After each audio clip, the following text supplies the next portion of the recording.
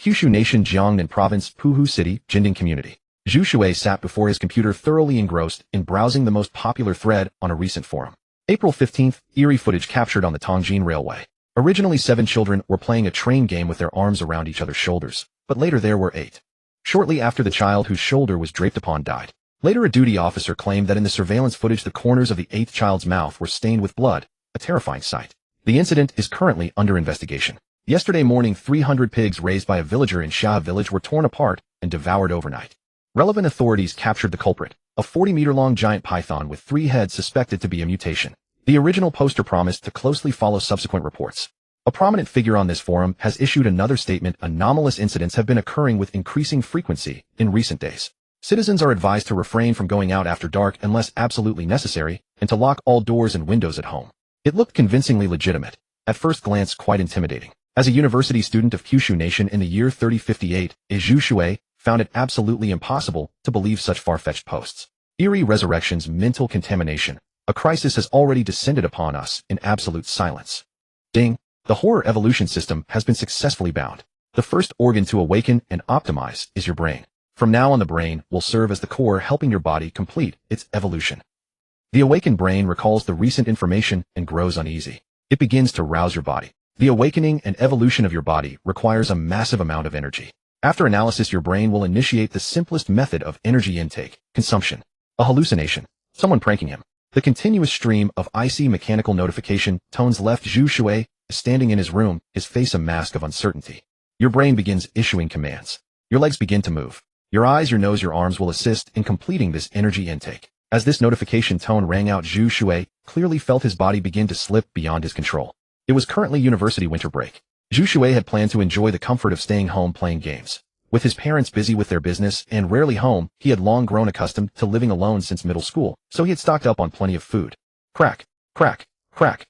Zhu Shui watched in helpless horror as his body skillfully cracked 28 eggs one after another, then tilted his head back, opened his mouth wide, and swallowed them whole. Those weren't pasteurized eggs. Pasteurized eggs have a mellow flavor with no fishy taste and contain fewer bacteria. Regular eggs carry a stronger fishy odor and significantly more bacteria. Consuming raw or regular eggs directly can easily transmit disease. They may contain bacteria, the most common being salmonella, which can cause severe diarrhea. Your brain has detected your concern.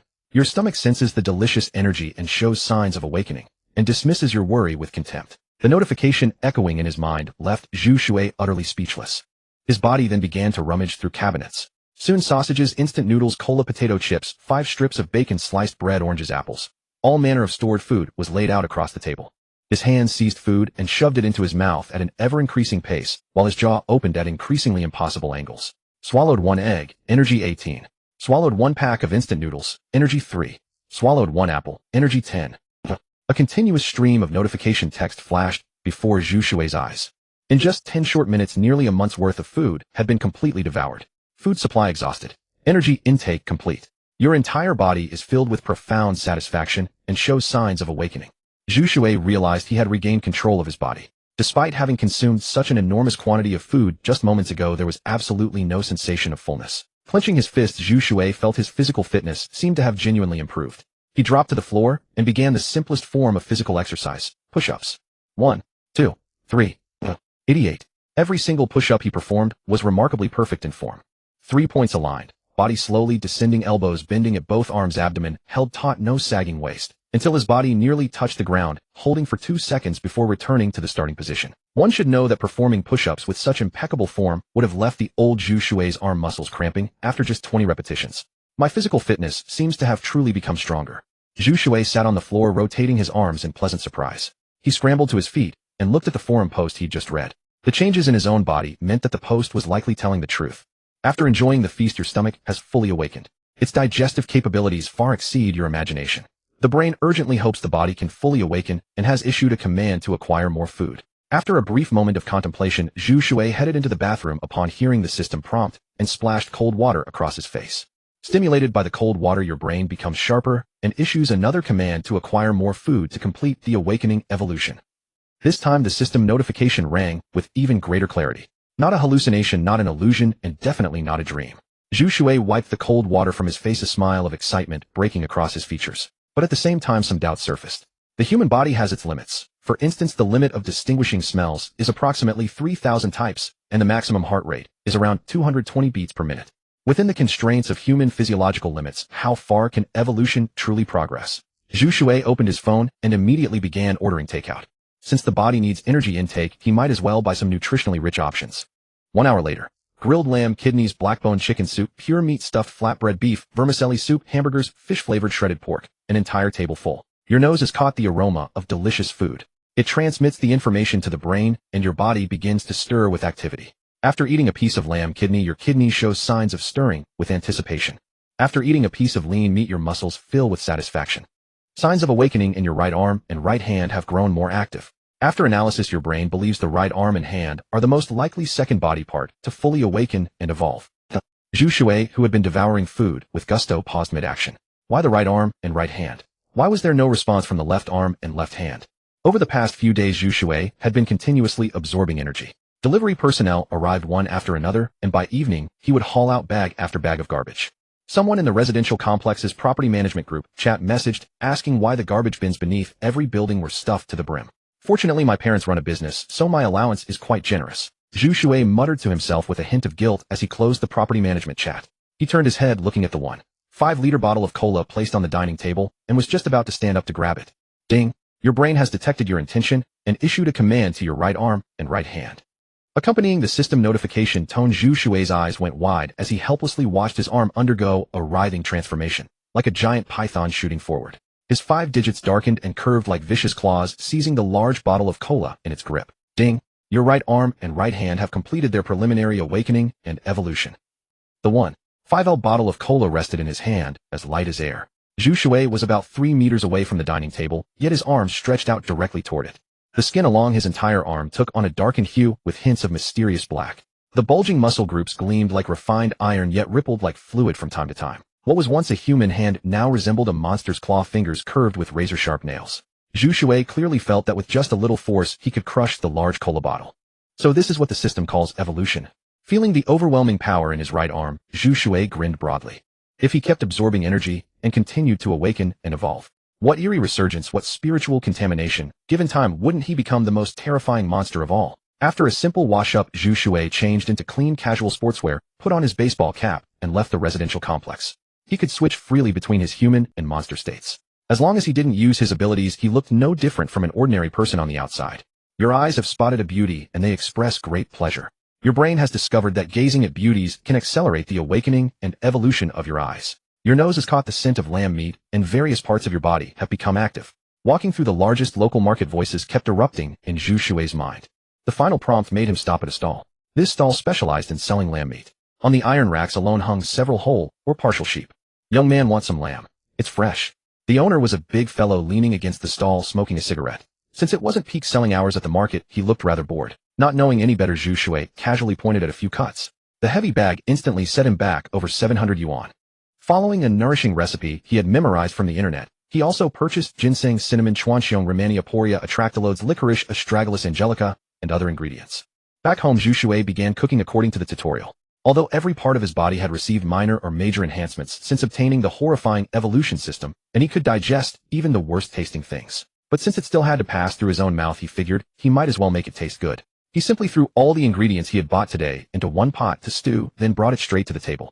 You drank a sip of lamb soup, energy 51. You took a big bite of lamb, energy 75. You ate ginseng, cinnamon, and licorice, energy 39. Zhu Shui hadn't imagined that his haphazardly stewed food could let his body absorb such tremendous energy. But then again, many powerful tonics combined with lamb and other foods could maximize nutritional value. Ding! Your kidneys have fully awakened. They believe that absorbing more energy for evolution can help you become immune to all poisons. As Zhu Shui let out a comfortable burp of satisfaction, the awakening notification finally sounded in his mind. The awakening of his kidneys brought a surging sense of power throughout his entire body. In the large bowl, there was still a lamb bone. Your eyes have spotted the remaining lamb bone. Your brain considers it a powerful tonic, so it has transmitted this information to your body. Crash! Along with this notification, Zhu Shui's arm uncontrollably expanded and writhed like liquid, seizing the lamb bone in its grip and forcefully shoving it toward his mouth. Trying to stuff me to bursting. It's too big. Yet the brain's will was simply too overwhelming. Zhu Shui could not resist, and could only choose to enjoy it. After all, the brain had transmitted information to him that this large lamb bone seemed capable of causing some part of his body to complete its awakening. but a lamb bone was still a bone. When stewing bone soup, ordinary knives and cleavers could easily chip their blades when chopping through lamb bones. The brain actually wanted him to eat it directly with his mouth. Crunch, crunch, crunch. The lamb bone was placed in his mouth, and crisp cracking sounds of the bone shattering rang out directly. What shattered was certainly not Zhu Shui, but that tough lamb bone. Coincidentally, a floor-length mirror stood in the entryway. Through its reflection, Zhu Shui saw that the corners of his own mouth had stretched open, resembling the exaggerated grin of a clown from the movies. As his mouth chewed, the teeth reflected in the mirror became densely packed and razor-sharp. When the upper and lower teeth clamped down, it was as effortless as steel needles piercing tofu. Ding! Your mouth and entire oral cavity have undergone a certain degree of evolution after awakening. After crunching and swallowing the last of the bone, Zhu Shui stood up and went to the mirror, then suddenly opened his mouth wide. The arc of his lips stretching open was astonishing. The 2 rows of cold, densely packed fangs were something only a monster would possess. After closing his mouth, Zhu Shui's emotions gradually calmed, and the teeth and mouth in the mirror returned to normal. I feel like even if I had an iron pipe, I could tear it apart with my teeth. A surge of confidence filled Zhu Shui's chest. After all, it was his own body, and he had a vague understanding of the extent of his current awakening and evolution. The only flaw seemed to be that once the brain set its mind on something, it easily caused the body to slip beyond his control. The brain has its own will, and I have my own will. Whose body is this really, mine or someone else's? Zhu Shui rubbed his brow, feeling as if he had split personality. Nearly 1,000 yuan worth of food had been eaten clean. Even his stomach after awakening found it temporarily difficult to fully digest all that energy, since the stomach had only undergone initial evolution. Taking advantage of this interval, Zhu Shui sat down at his computer and continued browsing recent information related to eerie resurgence and spiritual contamination. As the mouse scrolled from top to bottom, Zhu Shui sighed. It was all very ordinary information, nothing he wanted to see. Just as he was about to close it, his brain reacted. Your eyes have seen a video. The information has been transmitted to your brain, and through analysis your brain has discovered that the most primitive method of feeding is best for your body. Listening to this notification, Zhu Shui's head was full of question marks. The most primitive method of feeding. He clicked on that video, and the background audio immediately began to play. Crocodiles hold no concept of family bonds. When they are hungry, they will even treat their own young as food. For crocodile, survival is the only principle. Beyond that, there is nothing they cannot bear to part with. On screen, a crocodile was wildly tearing at the life in its jaws. Blood sprayed from the torn limbs, dyeing the water red. The blood is causing your body to become excited. Your stomach has finished digesting. Please begin energy intake through new methods as soon as possible.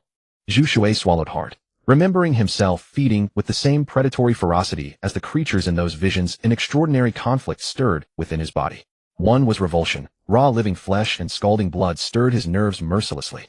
The other was an ever-swelling craving, as if this most savage and primitive form of feeding not only provided his body with sufficient energy for awakening and evolution, but also granted his soul a transcendent indulgence. I've truly gone mad, Zhu Shui muttered, scratching his head. The terrifying physical evolution was proof enough of the world's changes. His residential compound bustled with people. It was one of the more prosperous school district properties in Pu City.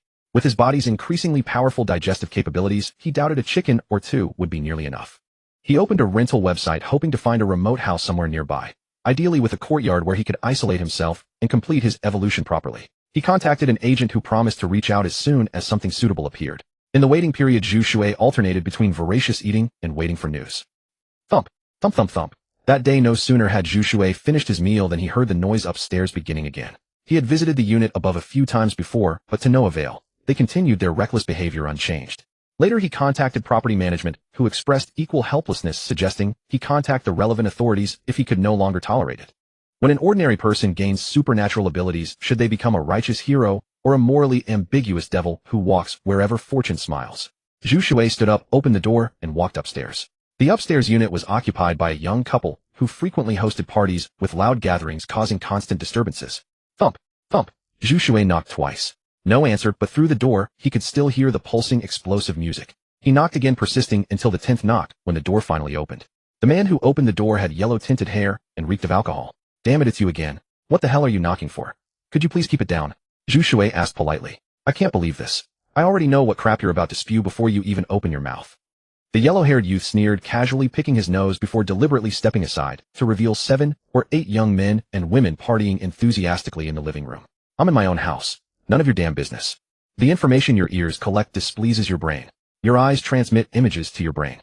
Your mouth twitches. Its impulse is to bite through someone's neck. Driven by your stomach, your entire body grows restless. Living humans seem to contain far greater energy. The cascade of prompts in his mind caused Zhu Shui's expression to shift. Consume living humans. This body was becoming more like a monster by the moment. What scared? You coward. Noticing the change in Zhu Shui's expression, the yellow-haired youth immediately grew more arrogant. Are you certain you want this? Zhu Shui's expression gradually turned icy. Want what? The yellow-haired youth sneered. Zhu Shui slowly opened his mouth. The yellow-haired man continued his cold smirk. But Zhu Shui's lips split wider and wider, the corners reaching nearly toward his earlobes. His human teeth were transforming, growing finer, sharper, denser. You are certain? Zhu Shui smiled grotesquely, his voice dropping to a guttural rasp, as though whispered from the depths of some infernal abyss. The yellow-haired man shuddered violently, all traces of intoxication vanishing instantly. He stared in disbelief at the creature before him. Then his entire body trembled like driven reeds, sweat erupting from every pore. Am I drunk or dreaming? The yellow-haired man stammered, his legs buckling as he collapsed onto the floor. The young men and women inside the apartment, already intoxicated and dizzy from the music, had not noticed the disturbance at the doorway. Could you keep it down now? Zhu Shui bent forward, revealing a placidly friendly smile. Why, yes, yes, yes. The yellow-haired man nodded frantically like a chicken pecking at rice. That would be best. Zhu Shui straightened up, his mouth returning to its normal state. In that fleeting instant, looking down upon the yellow-haired man, nearly drowning in terror, the pleasure Zhu Shui felt extended far beyond simple vindication. It was the intoxicating thrill of casually wielding another's life. When the yellow-haired man finally regained his senses from the shock, Zhu Shui had already vanished. Nobody knew when he had left. Monster. There was a monster at the door just now. It had a mouth so enormous it could chew my head to pieces. The yellow-haired man crawled and scrambled, wailing like a ghost in agony. Look at this yellow-haired guy, getting drunk after just a few cans. He's such a lightweight. Yeah, he's totally a lightweight. Oh really, you sound pretty brave yourself. Are you kidding? I'm super brave and I can drink like a pro. Can you really? Brave and strong. Nice build too, pretty solid. The yellow-haired man broke down sobbing. I'm not drunk. There really was a monster. Zhu Shui returned home and closed the door behind him. He wasn't sure if the intimidation had taken effect, but the upstairs had grown considerably quieter. It was only when he picked up his phone that Zhu Shui noticed 2 missed calls. He hadn't brought his phone upstairs. The caller ID showed the agent who had left a text message after the calls went unanswered. Following the address in the message, Zhu Shui met with the agent and then rode with them to the location. Along the way, the agent explained the details. It was an old house in a village called Logong on the outskirts of Pu City, complete with a very large courtyard. According to the agent, the previous owner used to raise pigs. Later, his son prospered in a big city, so the elderly couple moved there to live with him, leaving this house available for rent. Because pig farming once created strong odors, the property sat nearly a kilometer away from Lugang village, surrounded by dense verdant woodland. Not only had it failed to rent, but hardly anyone had even come to inquire. Who in their right mind would choose such a remote, eerie place to live? The monthly rent was only 800 yuan. After completing the transaction, the agent beamed with relief, finally rid of this liability, and drove away promptly. Zhu Shui rented the property for 2 months on a trial basis. Standing in the courtyard, he was thoroughly satisfied with the location. Your ears have detected the movements of animals. Your nose has caught the scent of warm blood. Your body begins to stir restlessly. Your brain calculates that hunting will yield energy far more efficiently. Zhu Shui's body moved involuntarily. His hand raised his legs, stepping forward 1 stride at a time. No. His expression contorted in alarm, but his body accelerated rapidly, eventually surging through the forest like a phantom of the wilds. Your vision is sharpening. Initial awakening is complete, and evolution has begun. Swish. Both arms lashed outward like petals scattered by a celestial maiden, transforming into tendrils of black viscous slime. Charged with swift, razor-sharp force, they pierced deep into the surrounding vegetation. Large quantities of vitamins beneficial to the eyes have been extracted. Your eyes have completed their initial evolution. Before those words had even faded, Zhu Shui astonishingly found a full 360-degree panorama unfolding within his mind. Fallen leaves spiraled through the air as they drifted downward, their descent slowed to an almost imperceptible crawl. A tendril from his arm shot out, piercing through the spiraling leaf mid-fall. Had the leaf's descent suddenly slowed?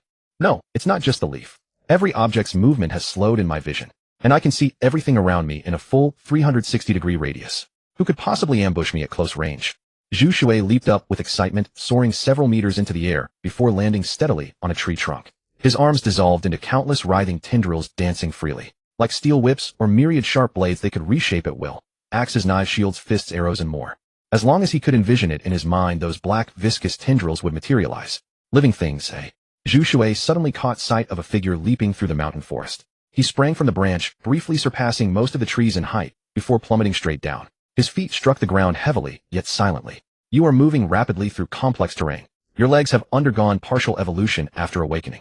Running while casting his gaze downward at his legs, he saw that his original pants and shoes had long been burst apart by his evolved limbs. Thick and dark in color, 5 slightly curled toes dug into the ground, their nails gleaming with a metallic luster. Should those claws grip prey, both the force and the shape of those toes could either tear flesh open or deliver a fatal blow. A wild rabbit. Sprinting forward, Zhu Shui quickly identified the animal ahead. Black tendrils from both hands burst outward, carving through the air and producing piercing sonic booms throughout the mountain forest. Sonic booms occur at supersonic speeds. That meant his arm tendrils had actually reached supersonic velocity. In the blink of an eye, a tendril pierced the just-jumped rabbit. Before its blood could spray, more tendrils wrapped around it and dragged it back. Zhu Shui instinctively tilted his head back, his mouth transforming into a cavernous maw as he swallowed the fat rabbit whole. Not even chewing, just swallowed directly. You have consumed a living creature for the first time. The fresh flesh and blood are activating every part of your body. Your blood shows faint traces of awakening. Consuming sufficient living prey will make your evolution far more efficient. To Zhu Shui's surprise, swallowing the rabbit whole did not bring the nausea he had imagined. After completing his first consumption of live prey, Zhu Shui restored his body to its normal state and returned to his rented courtyard. The sky was already dimming. Zhu Shui had brought a suitcase with him. After thoroughly cleaning the house inside and out, he made up a simple bed and planned to rest there that night. The next morning, Zhu Shui stepped out of the courtyard. A thin mist permeated the mountain forest, lending the place an aura of mystery. The sun had just risen when his body began signaling constant hunger. Locking the door behind him, Zhu Shui prepared to visit the nearby market for food. Have you heard? There are water monkeys in Shuangyue Lake. How do you know that? A child from the neighboring village fell in and was nearly dragged under. Zhu Shui, who was buying food, overheard the surrounding villagers discussing this, their faces etched with wariness and fear. Your steamed buns are ready. The owner handed over 2 large bags and said politely. Purchasing 100 steamed buns at once was considered a substantial order for a modest breakfast stall. He had intended to listen a while longer, but his purchase was ready, and those individuals showed no sign of continuing their conversation. On the way back, carrying his goods, Zhu Shui grew curious about the water monkeys the villagers had mentioned. Water monkeys were also known as water ghosts and folklore creatures steeped in mysterious lore. In the past, Zhu Shui certainly would not have paid them any mind. If he had heard of them, he would have simply dismissed them as amusing tales. But the present was different from the past. According to folk legend, water monkeys were creatures dwelling in water resembling apes in appearance. Whether they truly existed remained unproven. Rather interesting. Zhu Shui took a steamed bun from the bag and placed it in his mouth. You ate a steamed bun. Energy 17. As the sun set, darkness spread like spilled ink, turning the night sky into a vast inkstone. Night wind rustled the treetops, and upon that ink-black canvas the stars glittered like precious gems. Shuangyue Lake was not far from Zhu Shui's rented courtyard, approximately 500 or 600 meters away. Only when he stood by the lakeshore did Zhu Shui realize just how vast this lake truly was. During the day he had looked into it. Shuangyue Lake was originally formed naturally, but later a company attempted to transform the landscape into a tourist destination, expanding the lake and stocking it with fish. The project was never completed before the funds disappeared and the company fled. Nothing seems abnormal. Walking along the edge of Shuangyue Lake, Zhu Shui murmured to himself. The lake's surface was utterly still, shimmering with a pearlescent glow under the moonlight, giving it an almost breathtaking beauty. Your nose has detected numerous living creatures. The scent signals are relayed throughout your body, ultimately reaching your brain for analysis. This feeding may enable your entire body to complete its awakening. Your brain urges you to begin feeding. Several system prompts caused Zhu Shui to halt by the lakeside. Thank goodness I learned to swim back then.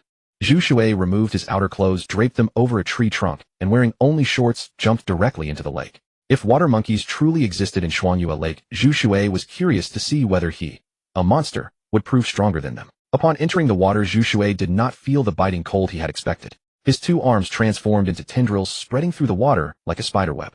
Detected rapid oxygen depletion in the current environment. Your respiratory system is under extreme duress. The tendrils moved with incredible speed, seemingly possessing sight, as they began searching the pitch-black lakebed for prey. Hunting must accelerate. Oxygen consumption inside his body was quite rapid. Though Zhu Shui's physical condition had improved many-fold, it was nowhere near sufficient to allow him to breathe freely underwater. You consumed a crucian carp. Energy 57. You consumed a lobster. Energy 33. You consumed aquatic vegetation. Energy 5. You consumed a gecko. Extracted regenerative hormone. Body has assimilated and acquired preliminary regenerative capability. Zhu Shui popped his head above the water, gasping for fresh air. He paused, then broke into a smile. When geckos encounter danger, they shed their tails to distract predators and buy time to escape. In the days that follow, a hormone within the gecko's body enables the lost tail to regenerate. If I can master this ability, won't I be fearless against any danger? Zhu Shui's smile grew wider and wider. Your brain has noticed your dangerous thoughts and deems it necessary to make something clear. Regenerative ability does not equate to immortality. Furthermore, your current regenerative ability is still in its nascent stages. Should the damage you sustain exceed its capacity, your body will still perish. Without waiting for Zhu Shui to indulge further in his fantasies, the brain issued its warning. After all, they were as one. Should Zhu Shui recklessly seek danger and invite destruction upon himself, the brain would share the same fate. Indeed, it is not as formidable as I had imagined, but considering where it stands now, it is quite satisfactory. As my body continues to evolve and grow stronger, perhaps this newly acquired regenerative ability will one day reach a state near invulnerability. After emerging from the water, Zhu Shui took shelter beneath a tree and gradually reverted to his normal human form, waiting until his body was sufficiently dry before donning his clothes and heading home. This feeding session lasted 3 hours 19 minutes and 11 seconds in total. The expanse of Double Moon Lake surpassed Zhu Shui's expectations even further, and the quantity of creatures within it was beyond count. Once digestion was complete, Zhu Shui would resume hunting and feeding. Over the following 2 days, he slept during the day and rested within Double Moon Lake each night. During digestion periods, his body underwent incremental evolutionary changes in the mountain forests, enhanced strength, heightened speed, and other physical improvements. In moments of leisure, Zhu Shui also researched combat techniques online. Given his current feeding pace, he could thoroughly explore this entire lake within a single night. Yet throughout these past few days, he had not encountered any of those legendary water monkeys, likely just exaggerated rumors that had spiraled further from the truth. While hunting along the lake bed, Zhu Shui discovered that his body would adapt and evolve when placed in adverse conditions. Take nighttime diving, for instance, where visibility dropped to nearly zero. Within just a few days, he had grown capable of barely discerning the lake floor beneath him. His brain also signaled that his eyes were slowly awakening and adjusting to the surrounding environment. What is that? As Zhu Shui swallowed a grass carp, something caught his eye amid the darkness below. He broke through to catch his breath before immediately descending again. On the lake bed rested several large chests reminiscent of treasure-filled antique trunks from fairy tales. Surely there must be something valuable inside. Using his tentacle-like arms, he easily untied the chains securing the chests. Inside were waterproof, transparent bags, and within those were neatly bundled stacks of crimson banknotes. So these truly are valuable. Zhu Shui's eyes lit up. A single chest full of cash was likely worth millions. Of course, provided they were authentic bills. He opened additional chests to reveal gold bars, jade pieces, agate and pearl necklaces. A dazzling collection of precious stones and valuables. Who could have done this? Such vast wealth buried beneath the water, secured with chains to prevent it from floating away, combined with the persistent rumors of water monkeys. Zhu Shui narrowed his eyes. Double Moon Lake harbored secrets indeed. What he had dismissed as mere legend was proving to be something far more complex. Such ill-gotten gains explained why no one wanted them exposed to daylight. Since this tainted fortune had found him, instead of remaining hidden, perhaps it was destined to fall into his hands all along. His tentacles swept up all the treasure chests, and he surfaced with his prize. This evolution truly is magnificent. Everything has become so much more convenient. As Zhu Shui walked back toward his rented home, tentacles streamed behind him like ribbons in the wind, effortlessly carrying bags of cash and precious jewelry without a hint of fatigue. Upon returning to the courtyard, he stashed the money and jewels in his bedroom and let his body revert to its original form. Once dawn broke, he would sell all the acquired gems. Over the preceding days, Zhu Shui had gradually moved various items from his home, including a full-length mirror. Now standing before it, he began to transform once more. Unlike the initial awakening of his body when his palms had appeared too robust to be human, resembling talons like an eagle's, his form had been unsettling and crude. Now each finger had grown slender, his skin had turned a deep violet black, and his nails gleamed long and glossy like those of a witch from a fantasy film. When he opened his eyes, his once white sclera had darkened completely, while his pupils burned a supernatural crimson red. Upon closer inspection, tiny hands seemed to circle within each iris. The sight evoked images of a crimson pool of blood where countless figures floated, their hands reaching weakly toward the surface, grasping only at empty air. His entire frame grew taller and more sinuous, jet black hair stirring as though caught in an unseen breeze. He stood there like some entity emerged from the 9 netherworlds into the mortal realm. Has my entire body completed its awakening? Zhu Shui had spent many days subsisting on primal feeding, wondering if his food was too inferior, causing his bodily changes to slow increasingly. The brain has registered your question. After thorough analysis, it can confirm that full awakening has occurred. However, based on current energy intake efficiency, approximately 10 years will be required for the preliminary evolution of the entire body. Upon hearing the brain's response, Zhu Shui was rendered speechless. 10 years. That was far too long. As he had suspected, once his body awakened, the energy contained in ordinary food could no longer sustain him. Could the energy disparity between an electric vehicle and a space rocket ever be comparable? There's no way I'm resorting to eating people, is there? Zhu Shui stood before the mirror and sighed heavily. After several days, he sold all the jewels he had retrieved from Double Moon Lake. To his surprise, they totaled over 80 million, and combined with the cash, his wealth approached a full 100 million. It was a windfall beyond his wildest dreams. As a young master in Pu Lake City with extensive connections, Zhu Shui had no trouble moving such valuable goods smoothly. He purchased live chickens, ducks, fish, geese, and goats to raise in his courtyard for future consumption. That evening, after satisfying his hunger, Zhu Shui stepped out of his courtyard, intending to take a stroll by Double Moon Lake. Most of the lake's living creatures had already been hunted by Zhu Shui, though he had deliberately left behind sufficient small fish and shrimp to breed and grow, unwilling to deplete the ecosystem entirely. At that same moment, beams of flashlight cut through the forest. A group of young people clad in sportswear and laden with backpacks approached, resembling an expedition team. Among them was a burly young man carrying a camera, a group of 3 women and 2 men. Do you think there really are water monsters in Double Moon Lake? The speaker was a girl whose gem-like eyes sparkled with youthful vivacity. The group huddled near the lake's edge, their expressions torn between fear and thrilling anticipation. Boom. That evening proved unusually bustling.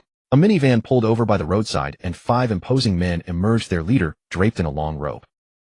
The leader exhaled deeply and lifted his hood. I have always preferred the night. Darkness is the best protection. Beneath the cold moonlight, gills lined the giant man's neck, flapping gently with each breath. Fine scales covered his face, giving him an utterly eerie and unnatural appearance. Let us move out and release our new cargo. The giant man strode forward, heading in the direction of Double Moon Lake. Brother, do we really need to be this cautious?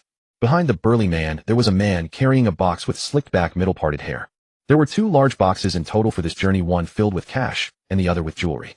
Better safe than sorry. Just because we've gained some wealth doesn't mean we should lose our heads. Capsizing in a gutter is no pleasant experience. Banks, domestic or foreign, I don't trust any of them. You're right, brother. The man with the middle part dared not smile anymore and quickly replied.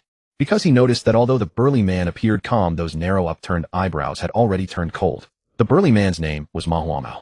He was originally an obscure figure who made his fortune from water treasures. What exactly are water treasures? They refer to those who spend their years navigating rivers and seas searching for sunken ship treasures. And he's also wanted by the authorities in Zhuzhou country. 6 months ago, Ma Huamao was on a seaside island and ate something he couldn't identify. That night, agony, like his body was splitting apart, consumed him, and when morning came, his physique had fundamentally transformed. Fish scales had begun erupting across his skin, fins sprouting along his limbs. After a moment of shock, Ma Huamao tested the water and discovered he could breathe freely at the ocean floor. The water felt even more natural to him than land. He could dive to any depth he chose. Ma Huamao immediately grasped the implications. He had become like the superheroes from movies, which meant boundless wealth awaited him. He knew that each water treasure venture required substantial human resources, equipment, and funding. But with the ability to move through the ocean as effortlessly as a fish, he had achieved something without any upfront investment. Infinite returns. So Ma Huamao seized the opportunity and eliminated his own boss. His powers weren't limited to underwater abilities. His overall strength had been enhanced beyond ordinary measure. With a single punch, he could shatter a 50-year-old locust tree as easily as breaking a twig, let alone a human being. The 4 remaining men were the sole survivors from that original team. Last time we were nearly discovered by nearby villagers when they almost found what we had hidden at the lake bottom.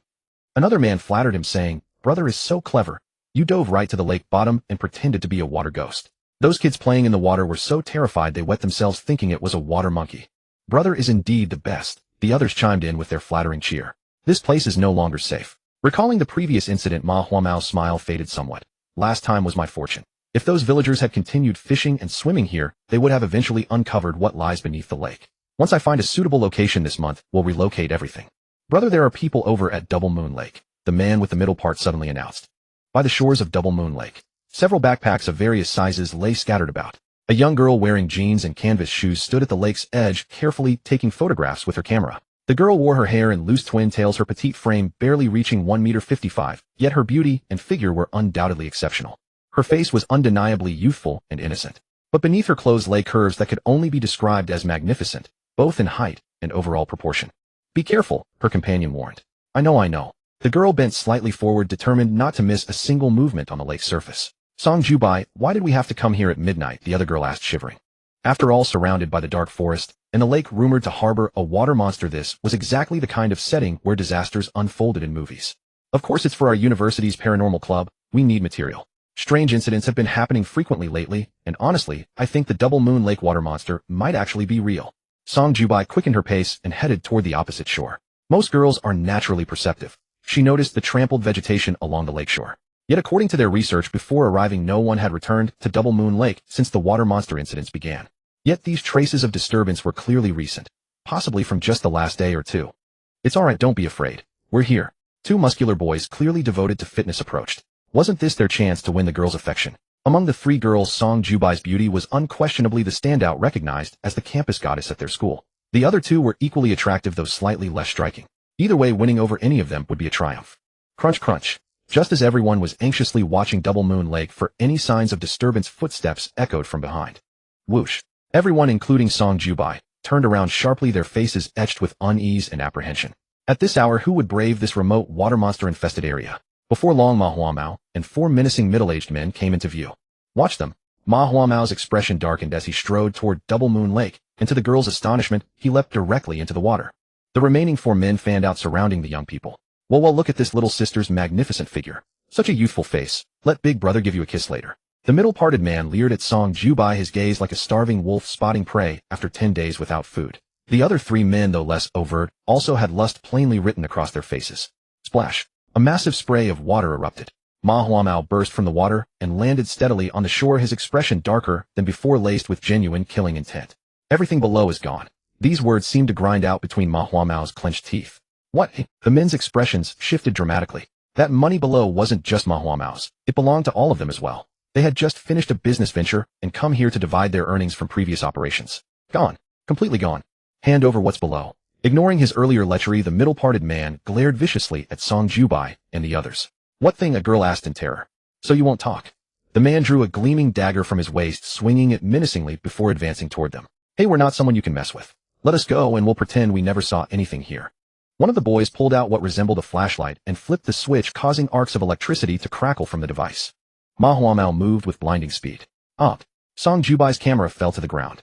If she had known, she would never have come to film paranormal events at this hour. So there are indeed other mutated humans in this world. Zhu Shui crouched on a branch of a towering tree, observing the situation by Double Moon Lake.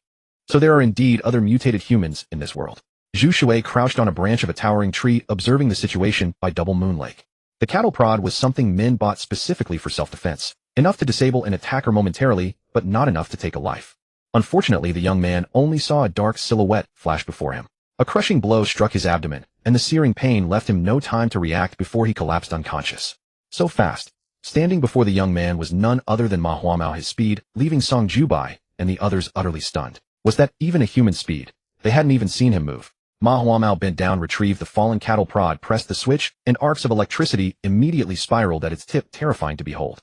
Crack! Ma Huamao crushed the entire cattle prod into powder with his bare hands and coldly approached the other young man. How dare you lay hands on my things with such an insignificant weapon? I really didn't know. The young man's legs went weak with terror, his face twisted in despair. Without another word, Ma Huamao rendered him unconscious and turned toward the 3 remaining girls. The cash and jewelry are hidden below. Tell me where you moved them. We really don't know. Wah, it has nothing to do with us. Song Jubai trembled all over, her terror deepening as she watched her 2 female companions brutally knocked unconscious. She was next. She had no idea whatsoever about the item that Fishguild man spoke of. They had come here tonight solely to investigate the Twin Moon Lake's water monkey, a creature whispered about among the villagers of Lugang. Who could have foreseen such an occurrence? Boss, just kill them, one of the men spoke up. Kill them, and what of those items? Ma Huamao asked, his expression darkening. If not for recovering those things, he would long have slaughtered these audacious youths and let their corpses sink to the bottom of Twin Moon Lake. Boss, I have a plan. The side-parted man stepped forward, leering at Song Jubai.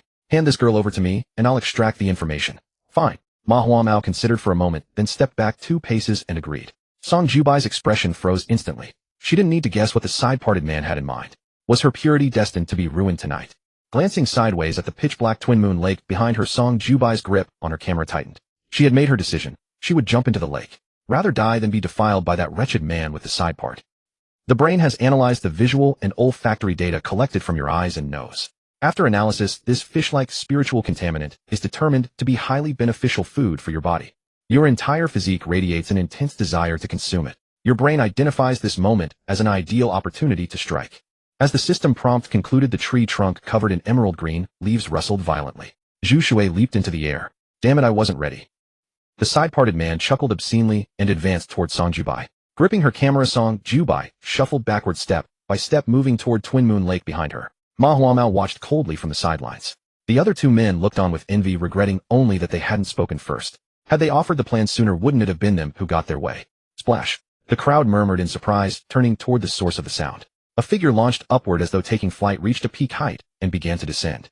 Positioned exactly between Ma Huamao's group and that direction, the descending figure temporarily blocked out the moon. Seeking death. A thought crossed Ma Huamao's mind. He suddenly felt that those college-aged youngsters might not have been lying. The true culprit was likely this mysteriously appearing figure. Moreover, from this silhouette, Ma Huamao detected the scent of one of his own kind. Schlorp! Zhu Shui's arms writhed and transformed into a shower of black viscous tendrils, slicing through the air toward Ma Huamao. You'll regret this. Ma Huamao's body began to mutate, his mouth splitting open to reveal comb-like fangs. Zhu Shui. Unfortunately, before Ma Huamao could fully transform, those countless black viscous tendrils pierced straight through his body. Grr. Zhu Shui's eyeballs rapidly darkened, his irises merging into a crimson hue like congealed blood, eerie enough to make one's flesh crawl.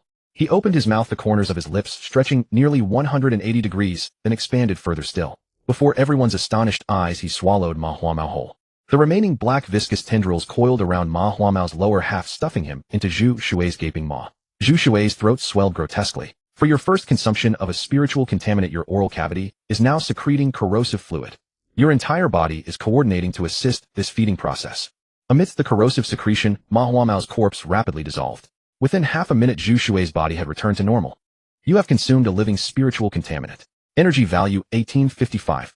Energy derived from spiritual contaminants aligns far more perfectly with your body's evolution. The new prompt stirred something within Zhu Shui. A spiritual contaminant that didn't appear particularly powerful had yielded nearly 2,000 energy points. Have you discovered a hidden aspect of this world unknown to ordinary people? A level panel has now been unlocked. Before Zhu Shui's eyes, a panel appeared that only he could see. Name: Zhu Shui, age 19, current level A, abilities: basic regeneration, water, attribute affinity. At the bottom of the panel was an option to click for more details. Water attribute affinity. Did I already possess this ability before? Zhu Shui asked in confusion. The brain detects your question and will provide an answer. Water attribute affinity is a new ability gained after consuming the fish-like spiritual contaminant. The brain wishes to add that the abilities listed on your personal information panel do not necessarily refer to innate physical capabilities. With that explanation, Zhu Shui understood. Basic regeneration was an ability obtained the last time he accidentally ate a gecko, while water attribute affinity must have come from the fish-like spiritual contaminant he had just consumed. Your body senses it can still consume living matter to replenish energy. That plump young lady ahead is quite alluring to you. Your eyes find great enjoyment in her presence, and your kidneys are already tingling with anticipation. An intimate part of your body that your brain deems too shameful to acknowledge has also begun to stir with ferocious impulse. The series of notifications compelled Zhu Shui to close his personal panel and turn his gaze toward the young woman standing by the lake shore. Headache. Zhu Shui massaged his temples. Your brain indicates that your head does not hurt. Zhu Shui. Click. Kid, we've killed people before. Don't push us too far. The side-parted man and the other two each drew their spring knives. Having just recovered from their indescribable shock, they pulled out the weapons they carried. Shui. The side-parted man suddenly swung his spring knife, stabbing both of his companions in the neck. Blood spurted like a glaring scarlet fountain. Two companions fell to the ground before they could even turn their heads. Their lives ebbed away with the blood that poured endlessly from their bodies. Spare my life, and I'll silence all these people for you.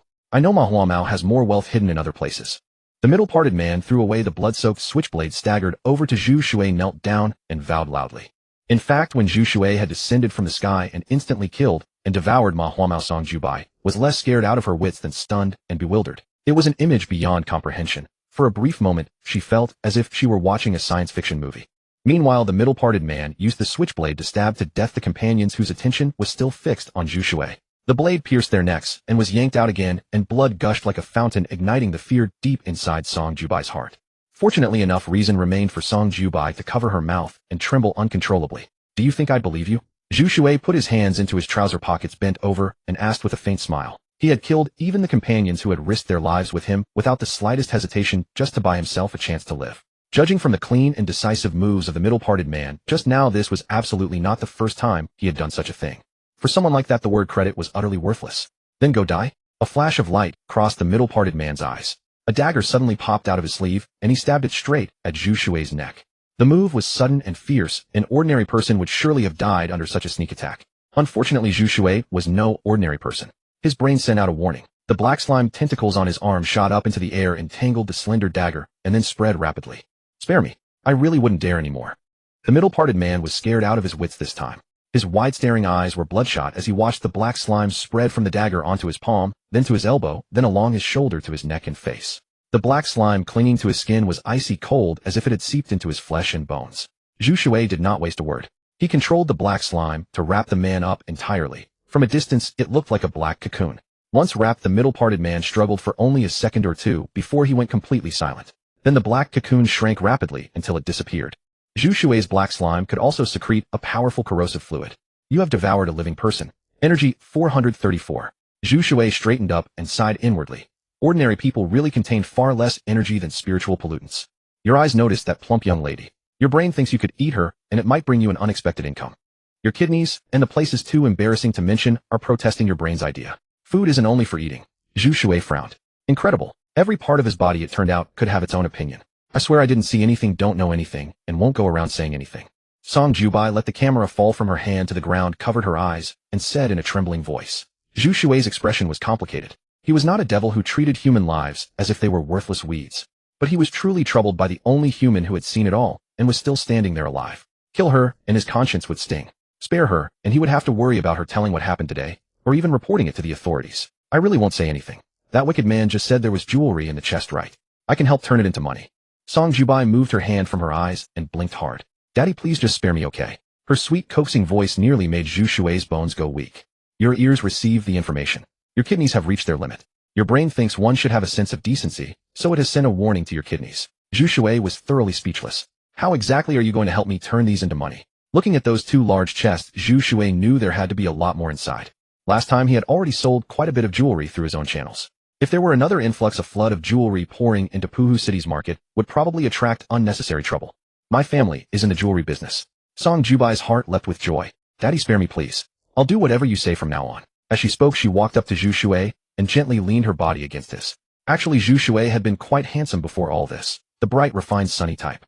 After his body began to mutate, the sunny aura around him vanished, completely replaced by a somewhat world-weary, morbid air. An inhuman, sinister aura seemed to radiate from his body. Song Jubai blinked and looked up at Zhu Shui from below, her heartbeat quickening. Let's talk properly. Zhu Shui, who prided himself on being a proper man, stepped back a few paces. Then I'll leave these to you.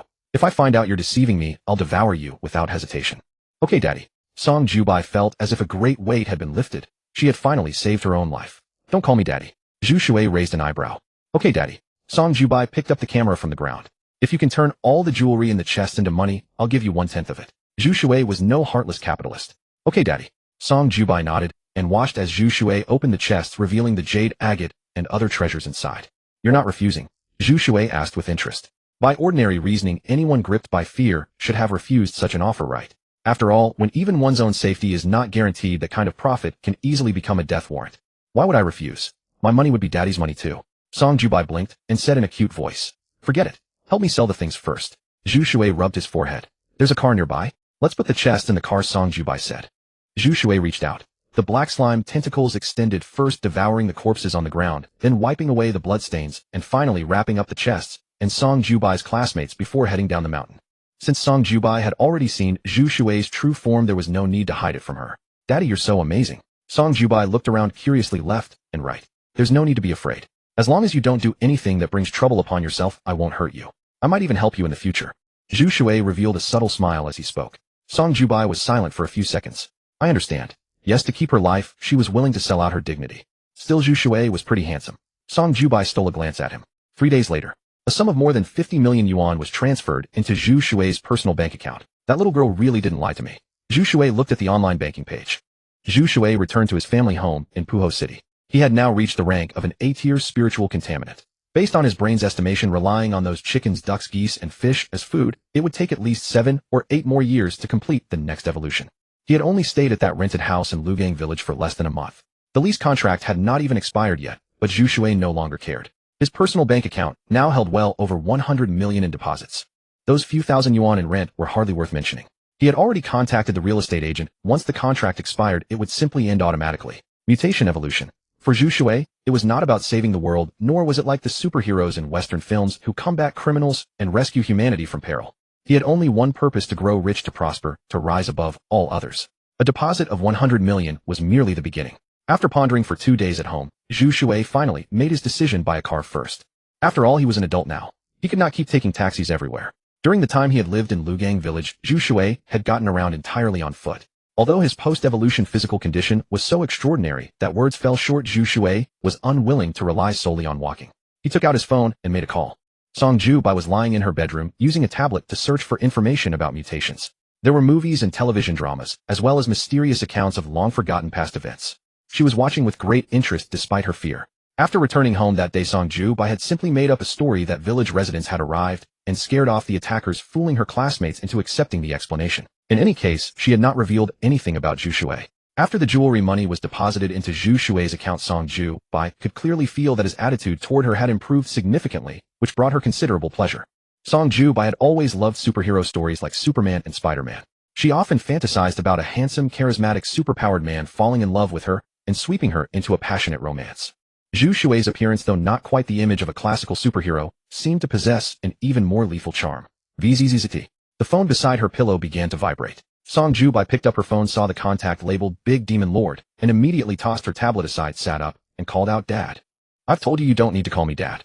We're essentially business partners now." Zhu Shui's voice came through the phone.